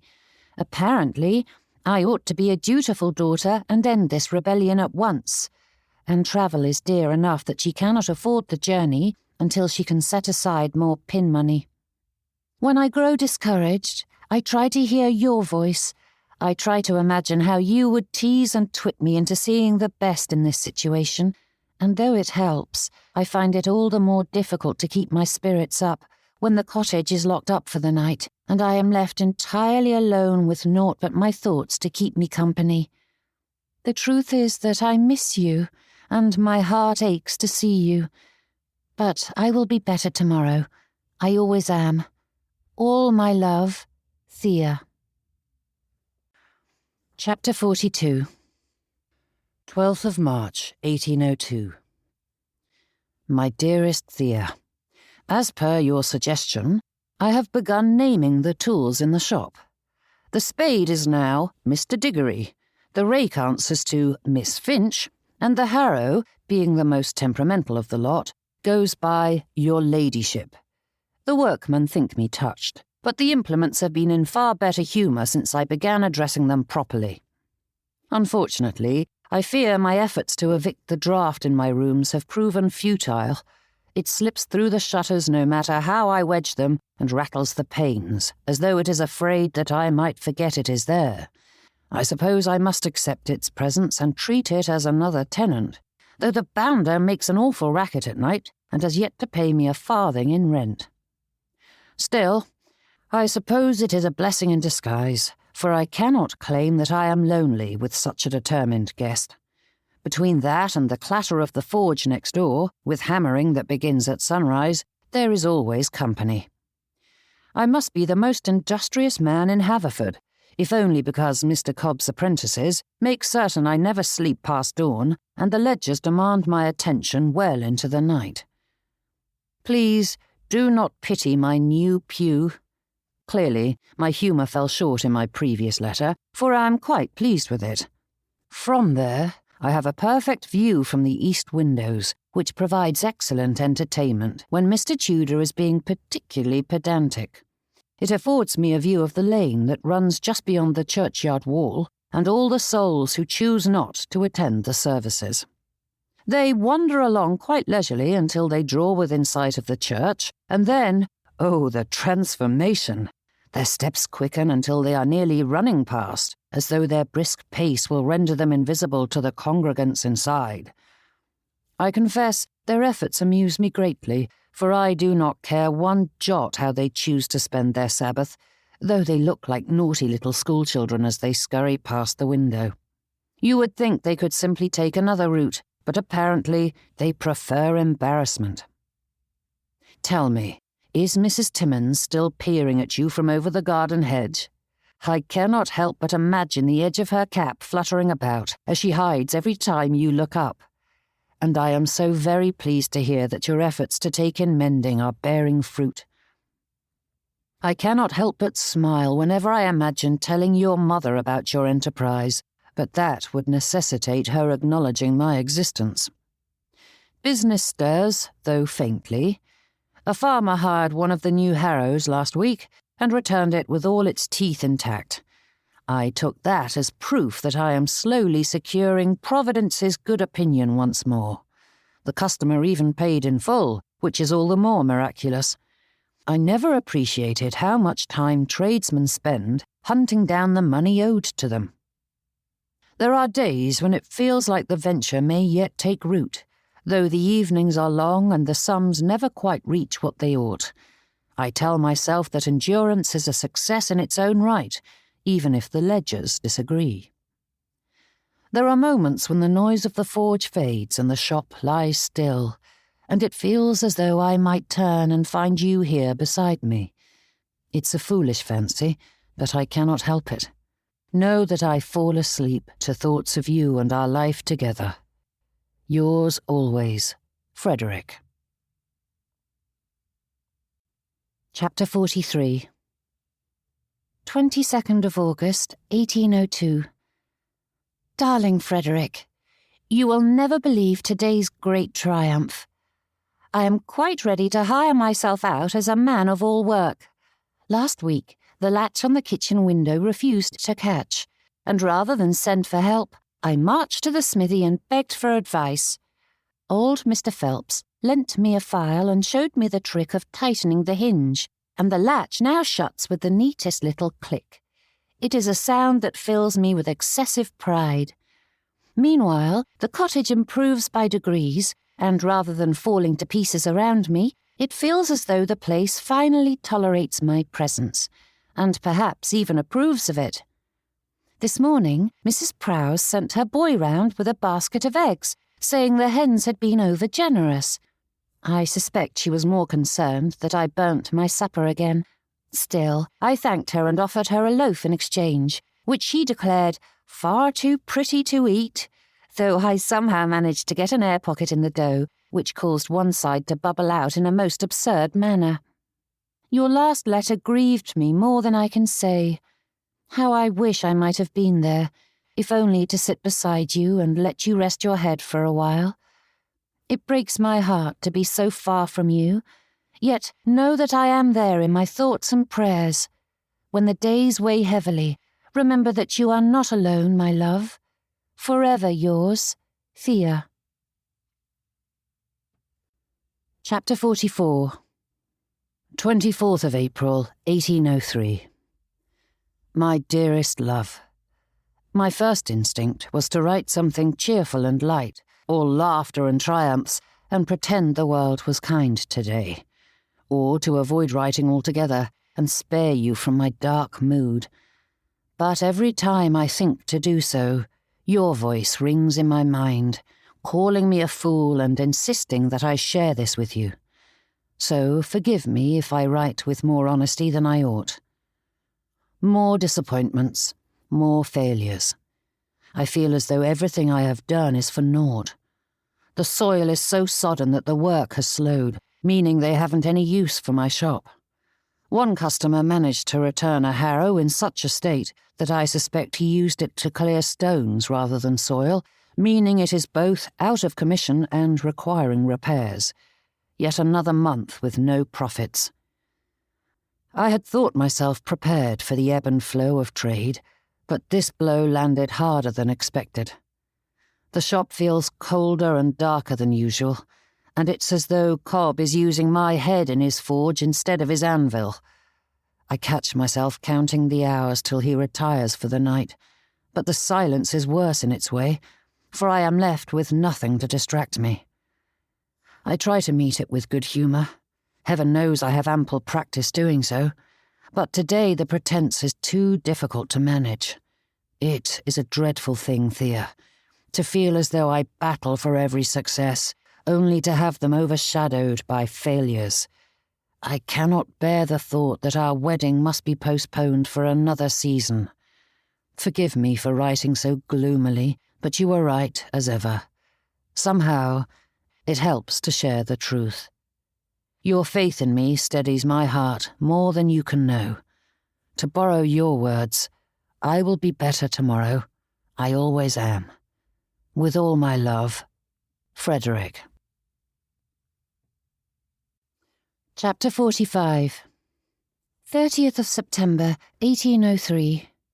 Darling Frederick, you must think me neglectful, for I have allowed far too many of your letters to go unanswered. I promise it was not from a lack of desire, but the happy chaos that Mina's visit brought. It has been a joy to have her here, though I've scarcely had a quiet moment to put pen to paper. Mina brought with her a host of watercolours and pencils, and we explored every corner of the village, capturing it all. The wildflowers in the fields, the creek that runs through the meadow. I found it nearly impossible to keep up with my work, but it has been so lovely to indulge in my art. I haven't been able to replace my supplies since I left Haverford, and I have missed it dearly. I am certain that Mr. Mersey will learn quickly. He sounds like a good lad with a quick wit. I have no doubt that it is difficult to hand over tasks you're so accustomed to doing, to say nothing of the patience it takes to watch a clerk struggle with something so simple. But as you said, the business is growing, and it is foolhardy to think you can manage it all on your own. When you were describing his bumbling, it made me think of the Larkers. I have spent many an afternoon at her home, watching Mrs. Larker guide her children through the chores to be done, and how often they make a muddle of the whole thing. It takes her a fraction of the time to do it properly, yet she must allow them the opportunity, else they never learn. No doubt Mrs. Bryn had to exercise similar patience when she taught me. Though it isn't Mrs. Bryn any longer, I do not know if I will grow accustomed to calling her Mrs. Huntsman. How is she faring with her new husband and home? I love you, Frederick, and I miss you so very much. The work keeps me occupied, as there is always something to mend or some errand to be run, but even in the noise of it all, you are there. I catch myself wondering if you've eaten, if the shop is warm enough, and if you've remembered to rest. You are the thought that lingers in my mind day and night. You would think that after so long apart, the distance might grow easier to bear, but it hasn't. In the beginning, our reunion was so far off that I simply had to accept the time apart and force myself not to dwell on it. I could live with the waiting because there was nothing else to be done. But with the time drawing close, I find my patience slipping from me. The more certain I am that the time no longer needs to be counted in years but months, the harder it becomes to endure the hours. Soon, I tell myself, soon, and yet the word feels heavier every day. All my love, Thea. P.S. I was thrilled to learn about your new niece. Phoebe's letter arrived not long after yours, and I am so relieved to hear that she is well and the babe is thriving. So many prayers have been answered. Chapter 46. 5th of June, 1804. Beloved, I know it is the height of foolishness to write this, but as you call me a fool quite often, I suppose it is fitting. This letter may not reach you before you board the stagecoach, but still, I cannot help myself. My hand keeps reaching for the pen as if it has a mind of its own. Every tick of the clock sounds louder than the last, as though time itself mocks my impatience. I can think of nothing else but you.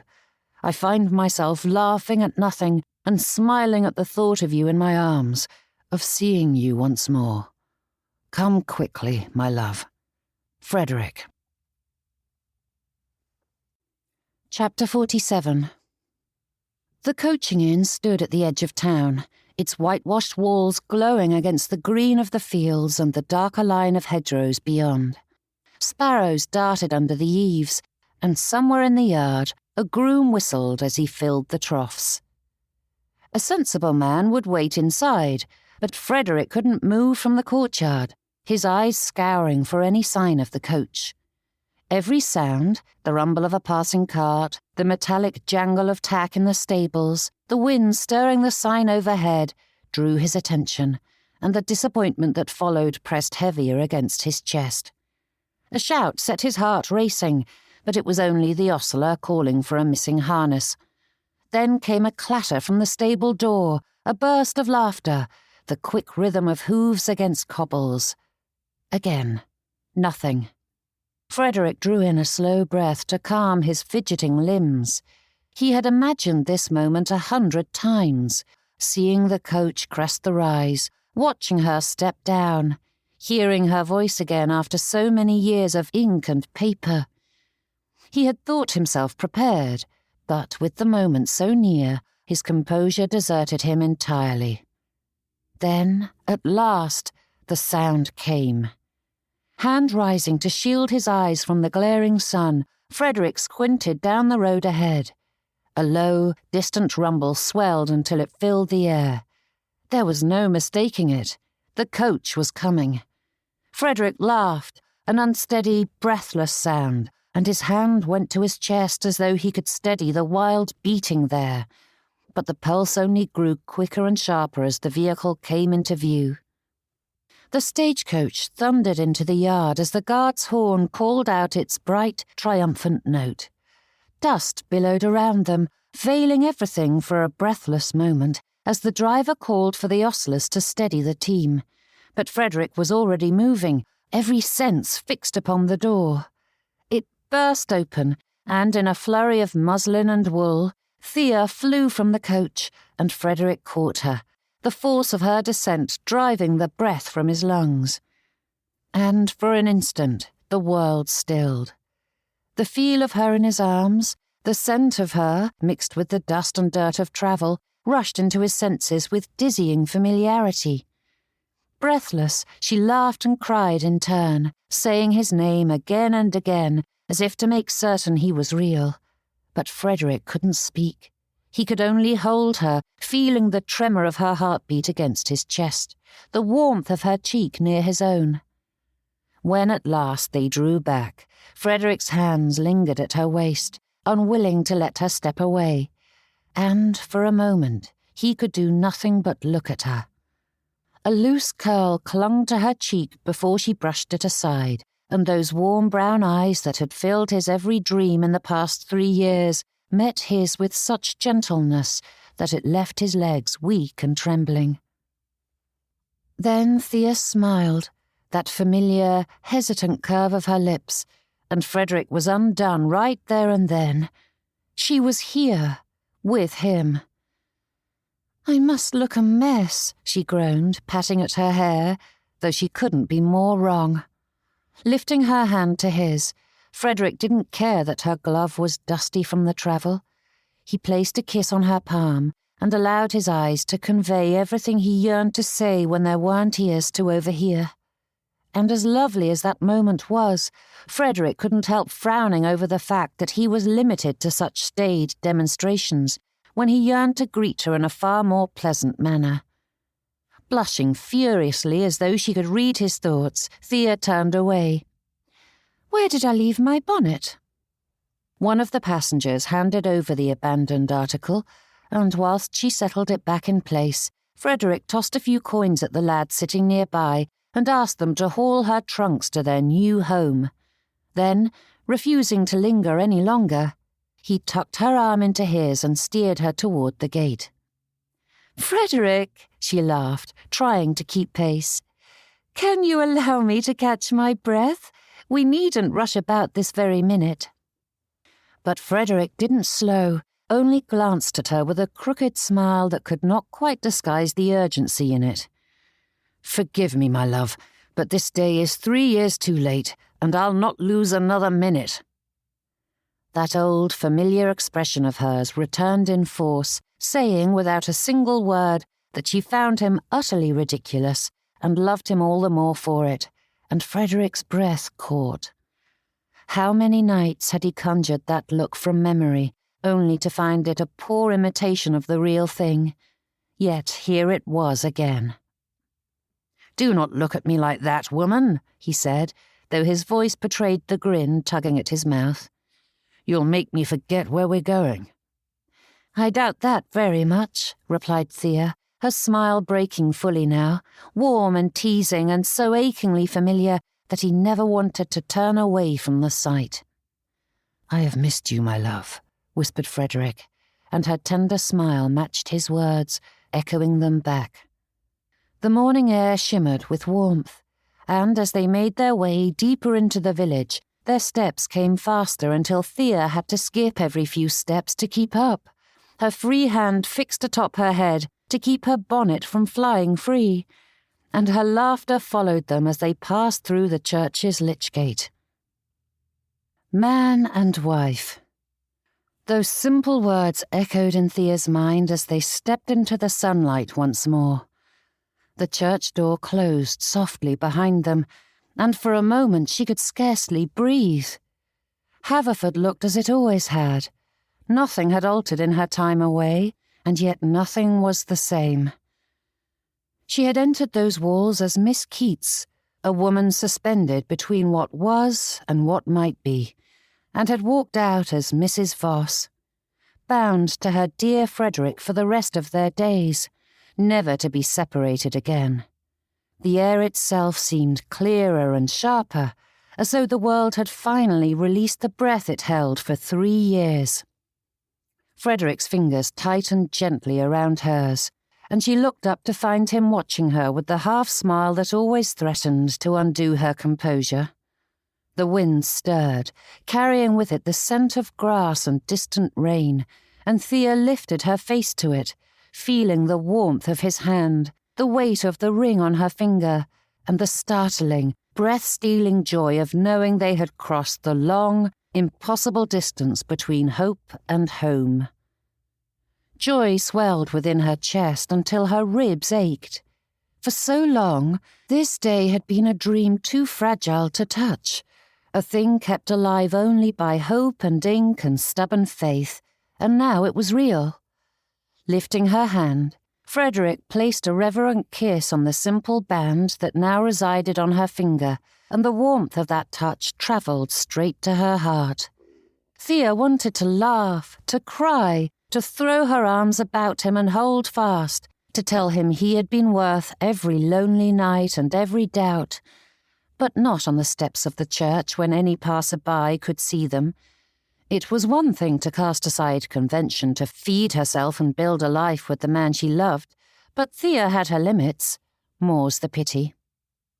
Again, he tucked her hand into the crook of his arm, his thumb caressing her fingers before guiding her down the path.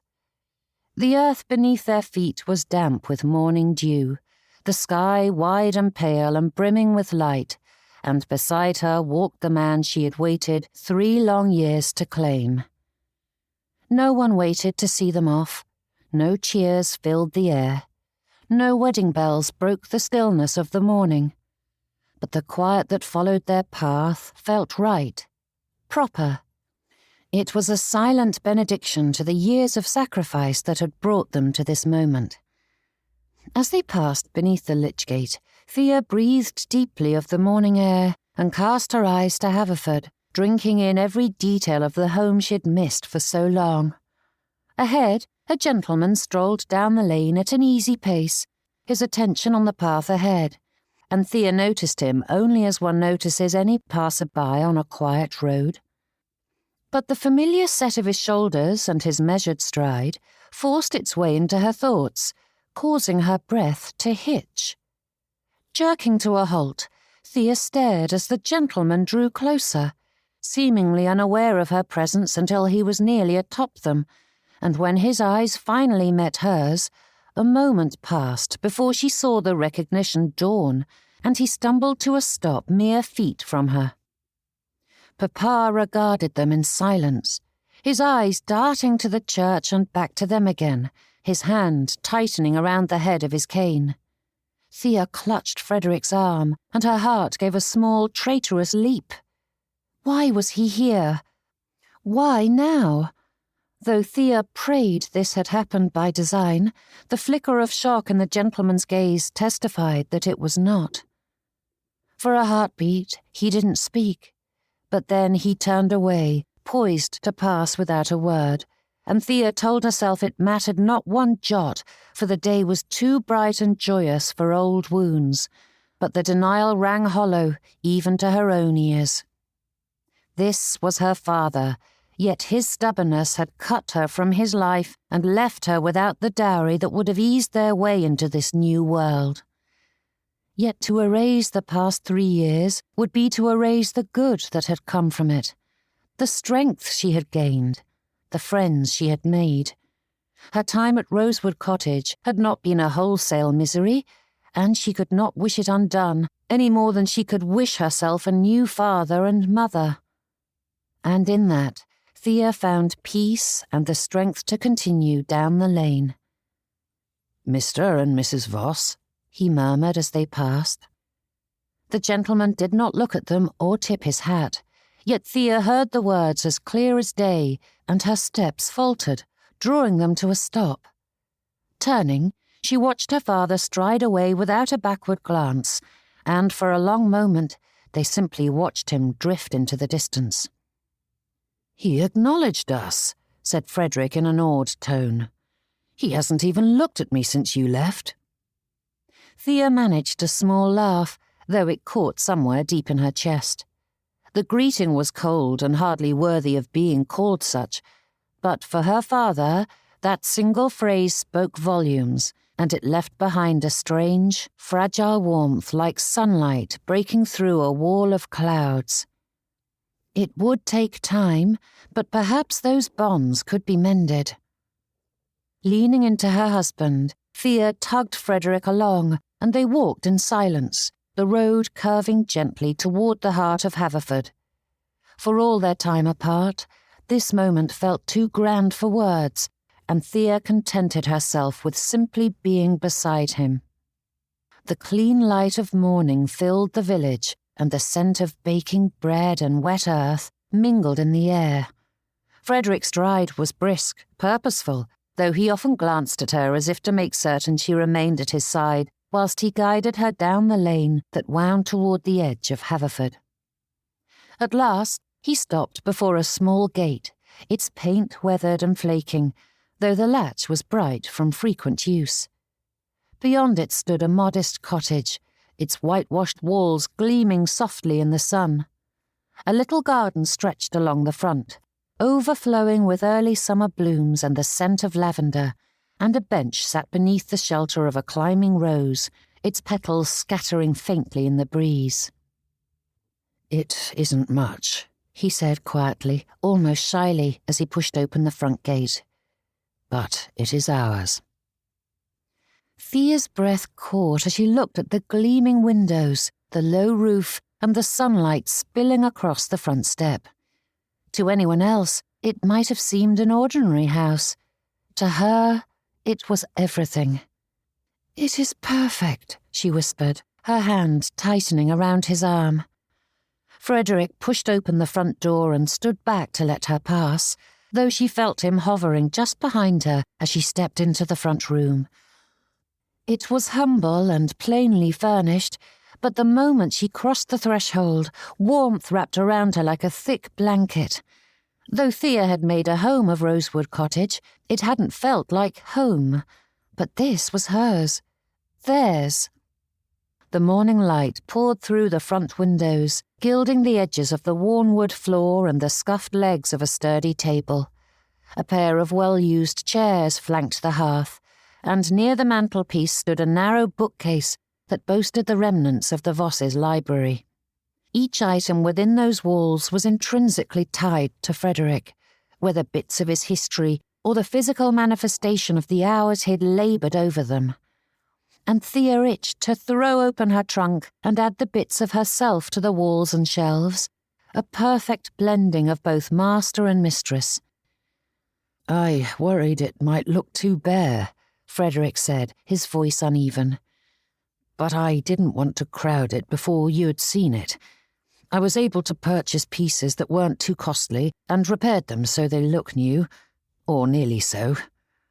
He gave a self-conscious laugh and ran a hand along the back of one chair, as though to excuse the dents and dings that came with age. "It is perfect," she repeated, and the truth of it caught in her throat. "Frederick, it's—" She stopped, shaking her head a little, a smile pulling at her lips.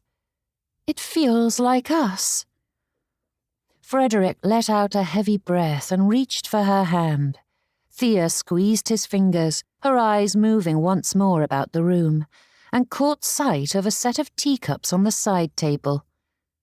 Moving closer, she reached for the delicate cups and saucers. They were lovely things, with bunches of perfectly wrought violets trailing across the surface.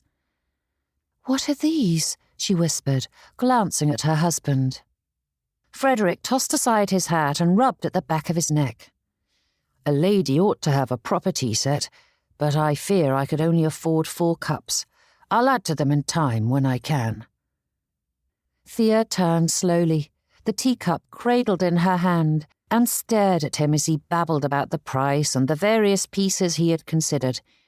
His brow furrowed as he offered up a litany of explanations and apologies, as though excusing the offering, and Thea couldn't speak around the swell of emotion that rose in her chest. "Frederick, they're beautiful," she managed, though her voice trembled. And before Frederick offered up any more self-reproaches, Thea set the cup carefully aside, crossed the space between them in 2 quick steps, and flung her arms about his neck. His startled laugh was lost as she pressed her lips to his. It was long overdue. 3 years of waiting and wanting, all the nights when she had lain awake imagining this moment, came rushing back, lacing the embrace with the weight of every lonely hour and ache she had endured during their separation. And when at last they parted, their foreheads rested together, breath mingling in the quiet, and the silence between them was full of peace, as though his touch had healed those pains and restored what had been stolen. "If that is what 4 little cups get me, I will have to ensure that you have the largest tea set of any lady in England," he whispered. Thea let out a huffing laugh, her face nestling into the crook of his neck. "You ridiculous man." Her laughter warmed the air around them, the sound bright and unguarded against his collar. Frederick felt it as much as he heard it, the vibration running through him, and his smile grew. If being a ridiculous man got him all this, he would happily spend the rest of his life being quite ridiculous indeed. Frederick held Thea close, his cheek resting against her head, as he considered everything that had led to this moment. There had been so much loss, heartache, and regret, more than he had ever anticipated. But though they'd left their marks, those wounds had carved out space for something far grander to grow, something he hadn't known he wanted and needed. One cannot appreciate a glorious morning as much as those who have struggled through a stormy night. And with the first rays of sunlight peeking over his horizon, Frederick knew the days to follow were going to be magnificent. "Welcome home, my love," he whispered, pressing a kiss to Thea's head. This has been A Knowing Heart, the Vosses Book 1, written by M.A. Nichols, narrated by Madeline Brolly. Copyright 2026 by M.A. Nichols. Production copyright 2026 by M.A. Nichols. If you enjoyed this video, check out M.A. Nichols' channel for more romance audiobooks and behind-the-scenes information. And don't forget to click subscribe to be notified when more become available. All of M.A. Nichols' romances take place in the Generations of Love universe. Each book is a standalone story and can be read in any order, with the titles being grouped together into family sagas, which span the Regency and Victorian eras. For more information about the rest of the series, check out the links below. All her books are available to purchase on Amazon and Audible.